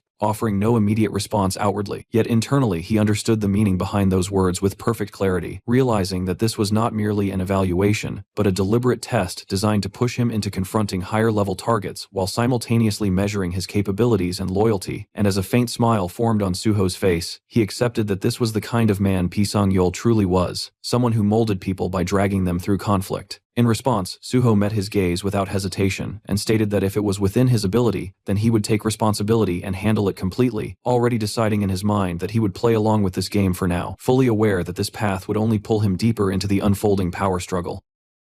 Chief Pai studied Suho for a brief moment, clearly amused by the answer he had just given, before letting out a low laugh and remarking that this was exactly why he liked him, then immediately moving the conversation forward by instructing him to deal with Son Baek-jeom first, making it clear that if he handled the matter cleanly he would personally grant him perfect scores across both department evaluations, a statement that sounded casual on the surface but carried a heavy implication of authority, while Suho calmly confirmed the task and asked whether simply taking care of the target would be enough, only for Pai to add another layer, by demanding that he also retrieve the ledger containing all of Baek-jeom's connections, turning what could have been a straightforward mission into something far more intricate, and as Suho accepted without hesitation and asked for the time frame, Chief Pai gave him 1 week, setting a clear boundary that left no room for delay. The atmosphere then shifted slightly as Chief Pai leaned back and brought up what he called an interesting story, asking how Suho thought he knew about the connection between Son Baek-jeom and the association's vice president, and when Suho responded cautiously, Pai revealed without hesitation that Baek-jeom himself had approached him first, having the sense to recognize that Pai was a more capable figure than the vice president. Yet despite that, Pai had rejected him outright, explaining in a blunt and almost dismissive tone that taking money from someone like that would make him no different, emphasizing that he was cut from a different cloth, someone who had once served as a prosecutor in the Seoul Central District Prosecutor's office, before being forced out after becoming an awakener, a transition that Suho understood all too well since certain professions in Korea could not be held after awakening, and in Pai's case that turning point had twisted his path entirely, redirecting his ambitions toward power within the Hunter Association, where he had climbed to the position of Special Forces Department head not through raw combat ability but through the sharp, calculating instincts he had honed as a prosecutor, creating a man driven not by wealth but by a deep-rooted elitism and an obsession with control. Pai's words carried a cold certainty, as he stated that not everyone wearing human skin was the same, drawing a clear line between himself, Suho, and the rest. A statement that Suho acknowledged outwardly while internally recognizing just how dangerous such a mindset truly was, because a man who sought only power without distraction was far more terrifying than those driven by greed, the kind of person who could orchestrate massive incidents without hesitation or remorse. And as Pai rose from his seat and asked if Suho needed anything else, Suho took the opportunity to make a request that momentarily broke the flow, asking if the Special Forces evaluation could be conducted strictly according to the rules, a suggestion that caught Pai off guard before Suho clarified it with a light smile, expressing his intent to earn the perfect scorer title properly without shortcuts, even though internally he was simply unwilling to let his record be stained or manipulated by external interference. Chief Pai burst into laughter at that, calling Suho even crazier than expected, yet ultimately agreeing on the condition that only the theory exam would be taken, dismissing the need for redundant practical testing, and as he moved toward the door, he allowed Suho to proceed immediately, questioning whether he even understood how difficult the Special Forces test truly was compared to the others, while Suho accepted calmly with the quiet confidence of someone who had already experienced it once before, knowing better than anyone what lay ahead, and Pai, clearly satisfied by that boldness, gave his final approval, telling him to take the exam right away, as if testing whether that confidence would hold under real pressure. Soon after, Suho completed the Special Forces theory test, and his answer sheet was immediately sent for evaluation, where Pai Sang-yeol personally reviewed it in his office, scanning through each page with growing interest as his expression slowly shifted into something sharper, almost entertained, while he muttered to himself that it was absurd for someone to solve such deliberately difficult questions so effortlessly effortlessly, especially when those problems had been designed specifically to filter out pretenders. Yet Suho had answered everything flawlessly, as if he had already seen it all before, leading Pai to acknowledge that this level of precision was not normal. Before setting the paper down and letting out a quiet laugh, his lips curling into a faint, dangerous smile, as he concluded that a blade this sharp could easily become a problem if left unchecked. At the same time,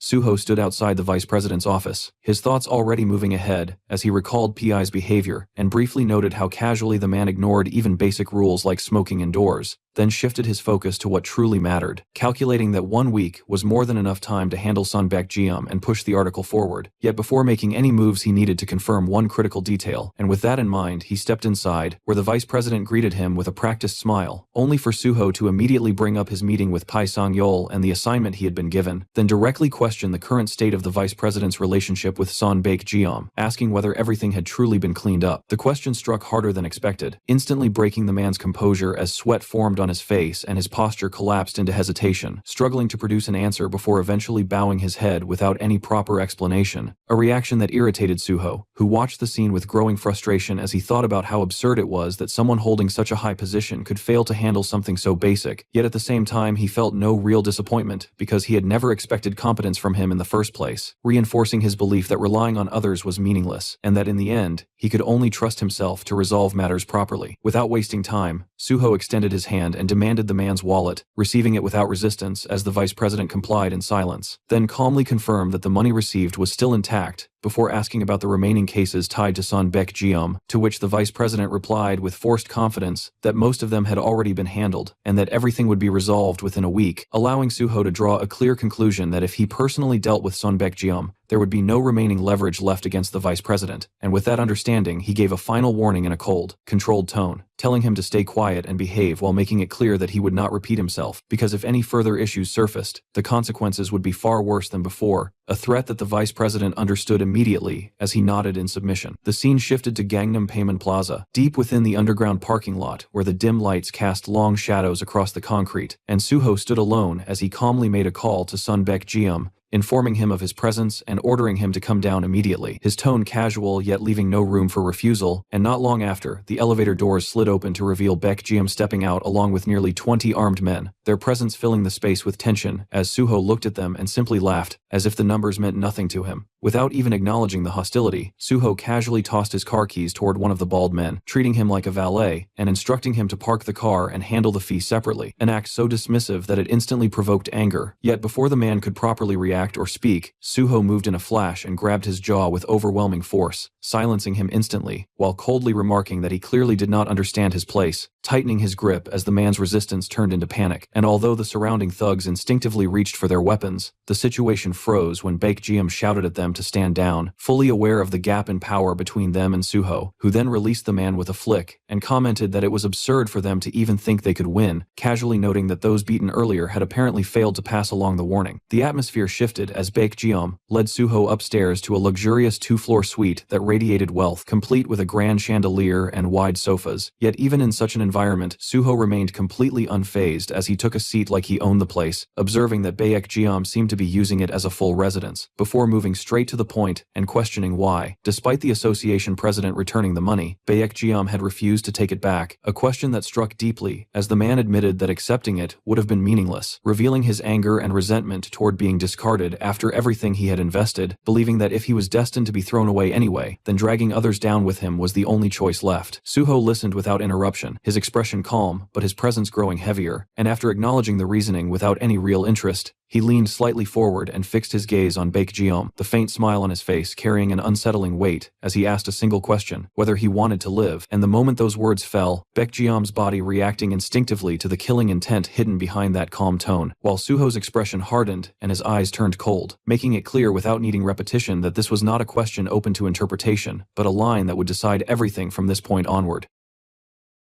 After hearing Suho's warning, Baekjeom suddenly stood up from the couch and excused himself for a moment, while Suho quietly watched without understanding what he was about to do. Baekjeom immediately gave an order to his servant and told Suho that he would be right back, and only a few seconds later he returned carrying a large bag, which he slammed onto the table before opening it to reveal stacks of cash, clearly attempting to resolve everything through a bribe. Seeing this, Suho found the situation ridiculous and questioned whether he had ever asked for money. which left Baekjeom visibly confused as he hesitated, wondering if that was not what Suho wanted. As Suho slowly rose to his feet, the shift alone made Baekjeom uneasy, and Suho coldly pointed out that he clearly did not understand what was being said, deciding that words alone would not be enough and that it was time to make him understand properly. Cracking his knuckles, Suho remarked that people who overthink always fail to solve simple problems, then looked down at Baekjeom and told him to start thinking simply, because the pain he was about to feel would be the price for failing to do so. In the next instant, Suho moved and struck with his acupoint technique, pressing precise points on the left chest and upper right chest, using only his index finger, instantly triggering unbearable pain that forced Baekjeom to cry out,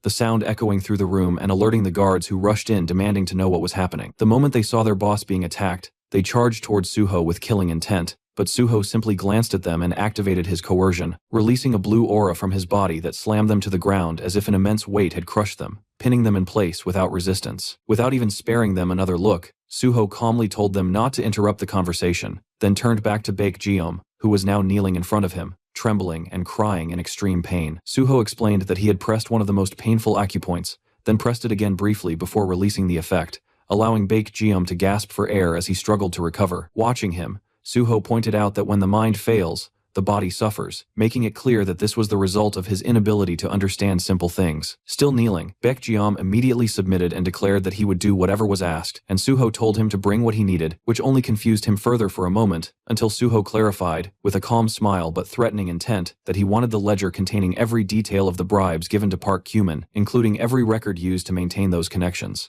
After some time, Baekjeom returned with the ledger and handed it over, and Suho sat down on the couch while flipping through the documents, noting how widely the money had been distributed across institutions like the prosecution and the police. As he examined the pages, something caught his attention and he recognized that there was a significant amount of useful information within it, then stood up and approached Baekjeom to give him a final piece of advice, stating that no matter how hard it was for someone to abandon their habits, survival required change, especially when it came to dangerous dealings like drugs, warning that if he heard anything related to such activities again, he would personally step in next time. After that, Suho gave a direct order for Baekjeom to leave the country immediately for about a week, telling him to treat it like a short break and take the earliest flight available while reporting the return schedule and airport details, making it absolutely clear that he must not speak a single word about what had happened, and that, officially, Suho had never been there, and Baekjeom had simply chosen to travel abroad on his own. Once Baekjeom agreed, Suho stored the ledger in his inventory, and then struck him once more from a distance with another precise acupoint attack aimed at his abdomen,